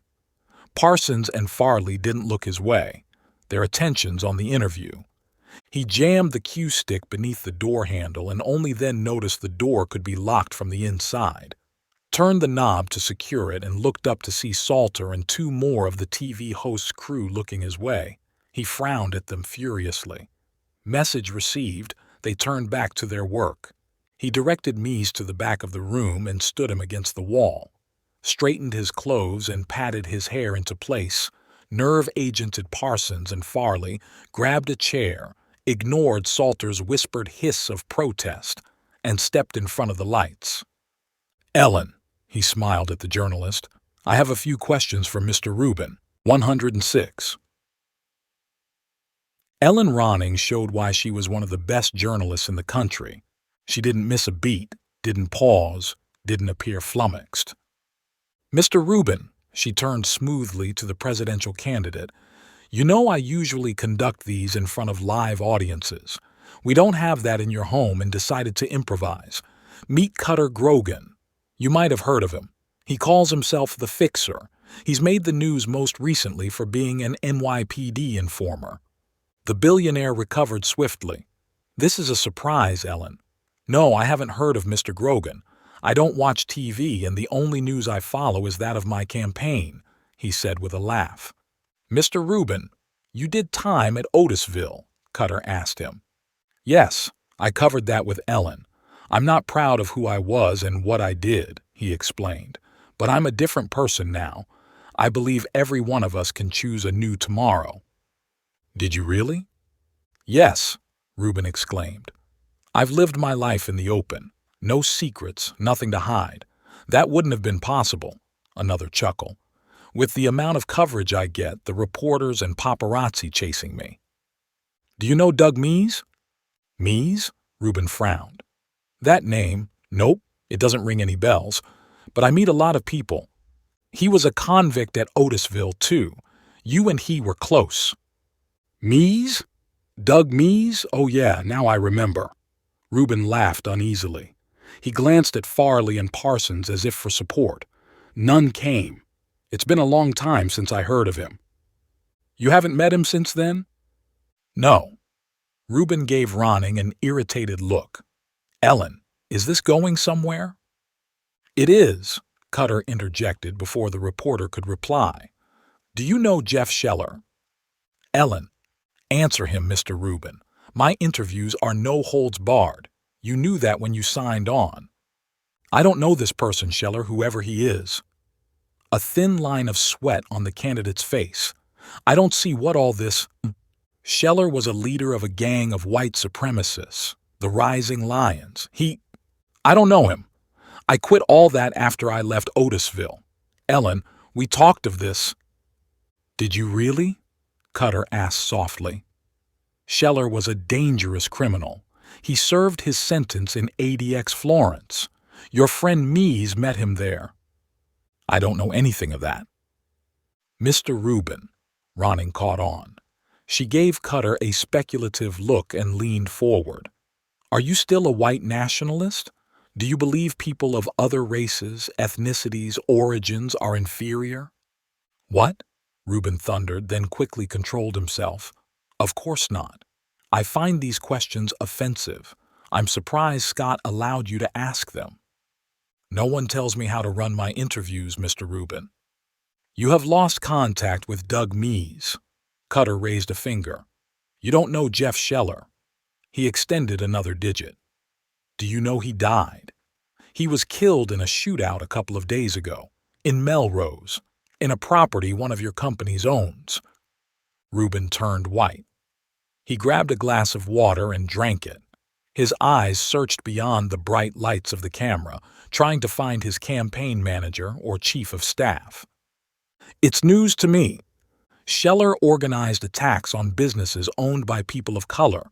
You went on TV and condemned them. That timing. You seemed to know when those events would happen. You were ready, prepped." "This is preposterous," Reuben composed himself. "This interview is over, Ellen. Your CEO will— Are you a white nationalist?" Her eyes glittered. "Is your campaign fake?" "No." "Really?" Cutter scoffed. Scheller confessed to the cops that I don't know him. I've never met Mees after Otisville." "Funny you should say that. He was in your study a few moments ago watching the interview. There he is at the back." Reuben rose out of his chair as if stung when a camera light illuminated Mees. His mouth opened. No sounds came. He swallowed. He's Doug and Jeff," he burst out. "It was their idea." His face whitened as he realized the importance of his words. "Interview's over," Shillem roared as he crashed through the door and burst into the room with several guards. "Turn the cameras off. Get out, now." Cutter caught Ronning by the elbow and hustled her out as the room exploded with yelling. "Leave it," he barked at Salter when the cameraman tried to gather his equipment. "Move, quickly." His message got across.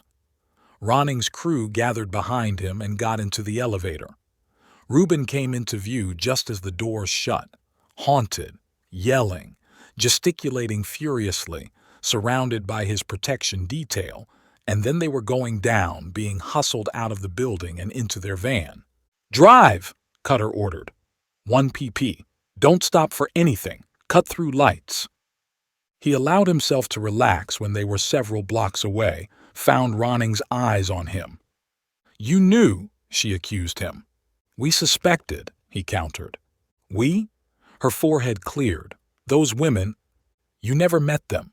You can't mention them. Are we clear? She nodded slowly and looked behind. You thought they would shoot us? It was a possibility. Shillem, I didn't know how he and his men would react. That was good thinking, he congratulated Salter. You turned the cameras on them. That stopped them from being more aggressive. Man, the technician mopped his sweat. That was close. Ronning punched him furiously in the shoulder. Give us some warning next time, she raged. But that turned to laughter when reaction set in, and by the time they reached the NYPD headquarters, she was beaming, her phone buzzing repeatedly with messages and calls. You know what we did there? She addressed her team. We brought down a leading presidential candidate on live TV. No one's ever done that. No one ever will. Why are we here? You'll need protection until this blows over. 107. The interview had out-trended every other by the time Cutter made his breakfast the next day. He caught up with the headlines as he ate. It had come crashing down on Reuben while he was asleep. The task force had cracked Cray's computer. They had found recordings of Scheller's meetings with Mies and Reuben. They had secured arrest warrants which had been executed at JFK as the candidate tried to flee on his private jet. Jameson and Rolando addressed the media jointly, spoke of the conspiracy to subvert American politics, and promised more arrests across the length and breadth of the country. No one is too powerful. No one is out of the reach of the law. No one is more equal than others, they said grimly as they signed off. It's over, he thought as he turned off the TV and scrolled through numerous missed calls and messages. Only two were important. One was from Arnedra, checking if he was okay. All good here, he messaged. Good? She replied with astonished emojis. Is that all you can say? He grinned and made a mental note to call her later. The other message required a visit, not a reply. I didn't know if you would come, Carmel Ward said and hugged him tightly when she opened the door.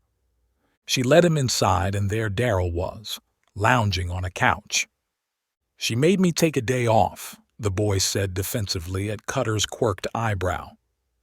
Quiet, his mom ordered her son, directing their visitor to another couch. Tell me everything. Daryl hasn't? What he knows. It's bigger than the Brownsville gang, isn't it? She waved at the TV. Yeah. He launched into it. Wow, she replied when he had finished, lost for words. I changed the presidential election? Daryl's eyes were like saucers. You sure did, buddy. What about us? His mom asked. What happens now? Di Fiore. I want to hear it from you. She's good. I trust her. You do? Yes, ma'am. What she said will happen. Your name will not be in the media. No one will ever know about Daryl's role in the gang.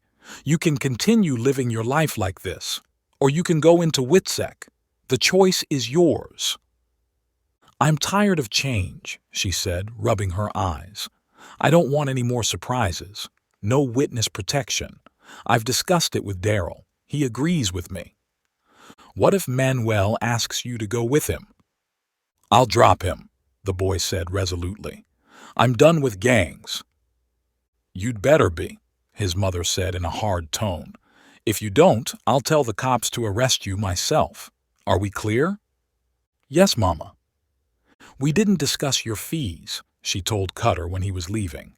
He took in the lines and wrinkles on her face, at the eyes, weary but hopeful.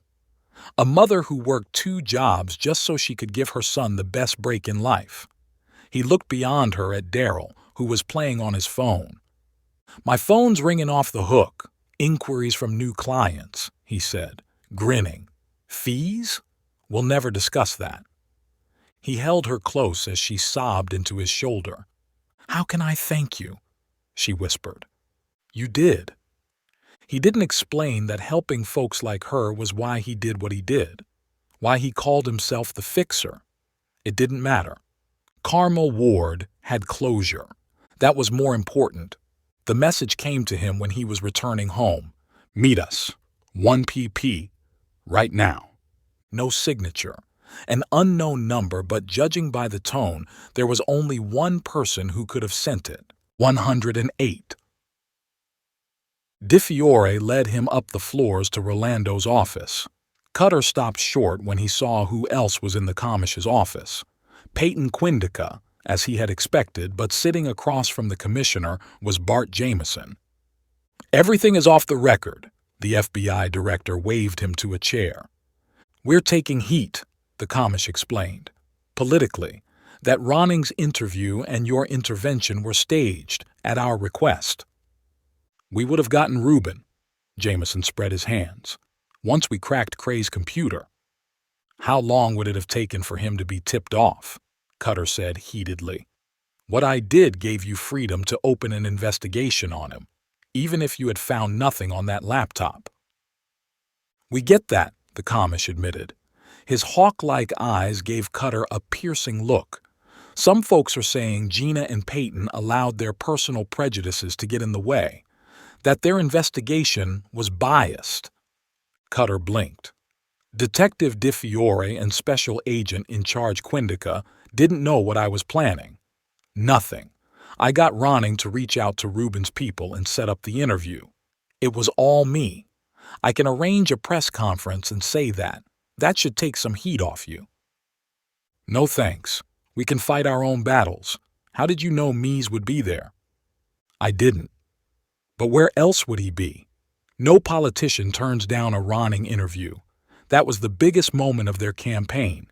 I suspected he would want to be close." "You're damn lucky to get away alive." "Yes, sir." "Cutter, who was doing the shooting at Melrose?" He hid his grin. "That's what this is about. Bruce and Bart aren't happy about that loose end." "Some NYPD sniper, sir," he replied innocently. "No first names. That was only when he was alone with them." "Save it," Jameson growled. "I told you this is off the record. You're among friends. That was no FBI or police shooter." "I don't know who it was, sir. I was trying to stay alive." He stuck to that, even though they badgered him. "We don't want vigilantes in the city," Rolando said at one point. "This vigilante saved the lives of Di Fiore and Quindica, the finest law enforcement officers I've worked with," he shot back. The commish narrowed his eyes. He seemed to suppress a smile as he glanced at Jameson. "Better than the two of us?" Cutter got to his feet. "Are we done here? You're not going to tell us anything, are you?" "Sir," he replied, straight-faced. "I thought I was coming for an award presentation, not for the third degree I've just experienced." "Get out," the police commissioner grunted, "before I throw you out." "You meant that?" Di Fiore asked him on the way down. "Yeah," he said, knowing what she was referring to. She didn't say another word but surprised him by shaking his hand. "Are there cameras here?" he said, looking about the lobby. "Can I get a clip of that?" "Go away," she sighed. 109. Terry Kobach was escorted into the yard at dusk. 45 minutes, the guard told him, and went to stand by the door. This had been the routine ever since he was sent to solitary for killing horsemen. The guards came to his cell in the evening, brought him out for his exercise, and took him back after his allotted time. It was the only time he got to see the sky and breathe some fresh air. He lay down on the weight bench and put his hands to the bar. "Shall I spot you?" He jerked upright and stared at the stranger. Green eyes, dark hair. "Who are you?" "Got transferred from Lewisburg." "How come you're here?" Kobach asked suspiciously. "There's no one else around when I train." "Dunno, dude.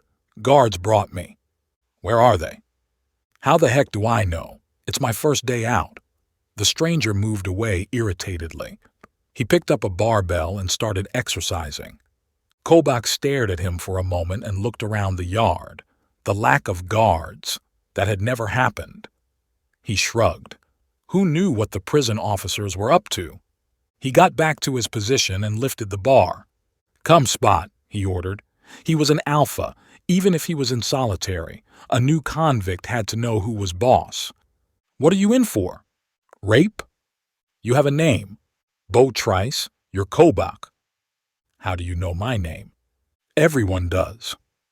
The killer grunted when the newcomer added more weights and helped him lift. Slow, he gasped when Trice pushed down with his hands. What the hell are you doing? He panted when the felon didn't stop. Did you stop when Jake Horseman pleaded? Kobach's eyes widened. He took in the convict as if seeing him for the first time. He let the bar fall on its holders and sat upright. Who are you? He felt no fear. He could take on any prisoner at ADX. Pretty Boy was no threat. Cutter slammed the 20-pound dumbbells into Kobach's chest, who fell onto the bench with a groan. He cursed when the convict sprang back to attack with a guttural roar. He had underestimated the man's capacity to absorb punishment and overestimated his own recovery. He retreated rapidly as he swung with the weight, stumbled when he stepped on a loose disc, and went crashing down when the felon slammed into him. Who are you? Kobach raged as he smothered his attacker with his body and clamped massive hands around his neck.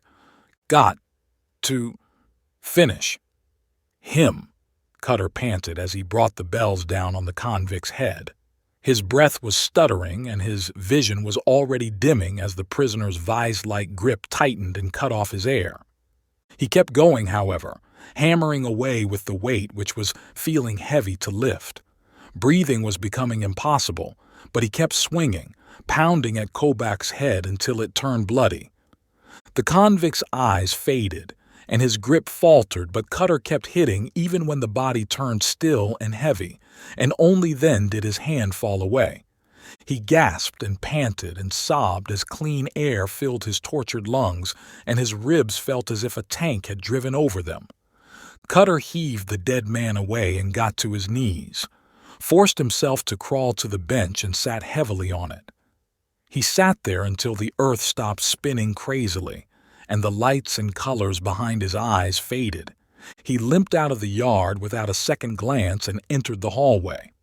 Walked through the prison, which had filled with cacophony. Alarms sounded and prisoners yelled as they pounded their cell doors. No guard accosted him. Those at their stations were at their screens, which seemed to be down.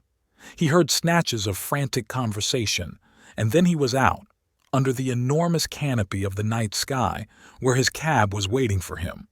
They sped off just as the first fire truck nosed inside the prison's compound. Some kind of fire, the cab driver said, relaying the news. In the dining area. It seems to be serious. Cutter didn't reply. He had called the same 3-star general who had arranged for Jake to meet him. The officer had listened silently as he had made his case. It'll be difficult, he had hedged. You can make it happen. If Zaidi could take out Mansour, this is nothing. Do you know what you're asking? Yeah, he had replied. It will cost you, the general finally agreed. Cutter knew what that meant. The covert world would come calling one day, asking for the favor to be repaid. He wouldn't be able to refuse. It was a trade he was willing to make for Jake Horseman. 110. Did you have anything to do with it? Joe Brodsky asked him angrily. Did I have anything to do with what? Kobach! The warden yelled. He was killed yesterday, just as a fire broke out in my prison. Huh? You think?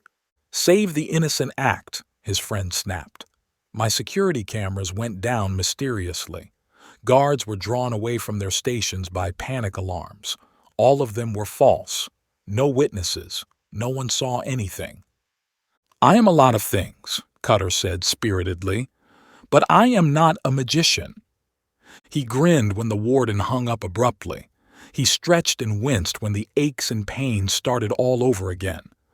Good thing Joe wasn't on a video call. The way I'm looking and feeling, he would know it was me. Look who's here. Beth grinned when Cutter limped to their table.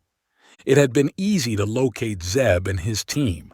The crew frequented Columbus Coffee, the cafe near their office, when they were in town. You sure you should be up and about? Bwana hugged him carefully. Wheelchair? Chloe declared. That's what he needs. Nah, he's too vain for that, Megan smirked. The fixer's image will take a beating. Cutter gripped the back of Broker's chair as he took their joshing. He shook his head when Zeb pointed at an empty seat. Gotta be somewhere else, he said. Thank you, he said softly. If you hadn't taken those shots, I was the sniper? What makes you think that? I thought. You thought what? Beth jibed. That only Zeb can shoot? No, that's not what I meant. Cutter floundered. Every one of the agency operatives was a crack shot. After all we did for him, Megan scowled. He thanks Zeb, as if we were twiddling our thumbs. Men are like that, Chloe agreed. They think we women can't. Sorry, Cutter said hurriedly, addressing them all. I am grateful, he insisted, truly, and retreated as gracefully as he could. Megan snorted and burst out laughing when she caught sight of him hurrying away, red-faced in embarrassment. That was good shooting, Zeb told her. Teamwork, she said, bumping his shoulder. Bear and Chloe had been the drivers in 2 getaway vehicles. Beth had been her spotter. Broker, Bwana, Roger, and Zeb had been in the shadows on the ground to provide forceful support in case the fight went south. The elder twin could have taken out Scheller if she wanted. They had agreed, however, that Cutter needed to end the gangbanger's reign. Should I delete the software on his phone? Beth asked. We can track him even now and see if he's in trouble. Leave it, Zeb said. He's one of ours. They would always have Cutter's back, even if he was an agency. That was how they worked. Cutter grinned wryly at the way his friends had suckered him as he made his way across the city to Lafayette. Serves me right for assuming it was Zeb who was the mystery shooter. He had known the moment the first shot had taken out Cray that his friends had come to the rescue. He pulled out his phone and inspected it. Beth and Meg must have been tracking it. That's how they knew where I was. He thought about getting a new phone and number, considered it for several moments, and then shrugged. Let them track me. He worked alone, but it was good to have friends watch out for him. Friends? He snorted. They're family. It was evening by the time he reached the bodega, where Lin Shun was stocking up the counter with a fresh batch of baking. Just in time, she greeted him. She placed 2 slices on a paper tray and handed them over. Pineapple and lemon tarts. She cocked her head when he took the first bite. He rolled his eyes in delight when the sweet-sour flavor hit his taste buds and gave her a thumbs up. Moshe appeared silently and shook his head at Cutter's condition. He went to the door and turned the sign to closed. Chang lowered the blinds and pulled out a table and 4 chairs. Lin Shun brought steaming trays of food, and they were digging in when there was a pounding at the door. Moshe went to get it and returned with Di Fiore and Quindica, both impassive and hard-faced. Room for 2? The detective asked. They dropped into the 2 chairs that Chang and Moshe returned with. Di Fiore, Cutter greeted her. She nodded regally and reached down to bring out a bottle of wine. I don't drink. At that, Quindica held up a bottle of juice and poured into a glass for him. Peyton, she said, pointing at herself. And she's Gina, from now on. Don't read too much into it, the detective warned him, impassive as ever. We'll still nail your ass to the wall if you give us reason. But, the SAC added as she slurped her noodles, since we're on first-name terms, we'll cut you some slack. We'll let you choose the wall, Di Fiore cracked. Cops. They always had to get the last word, the end.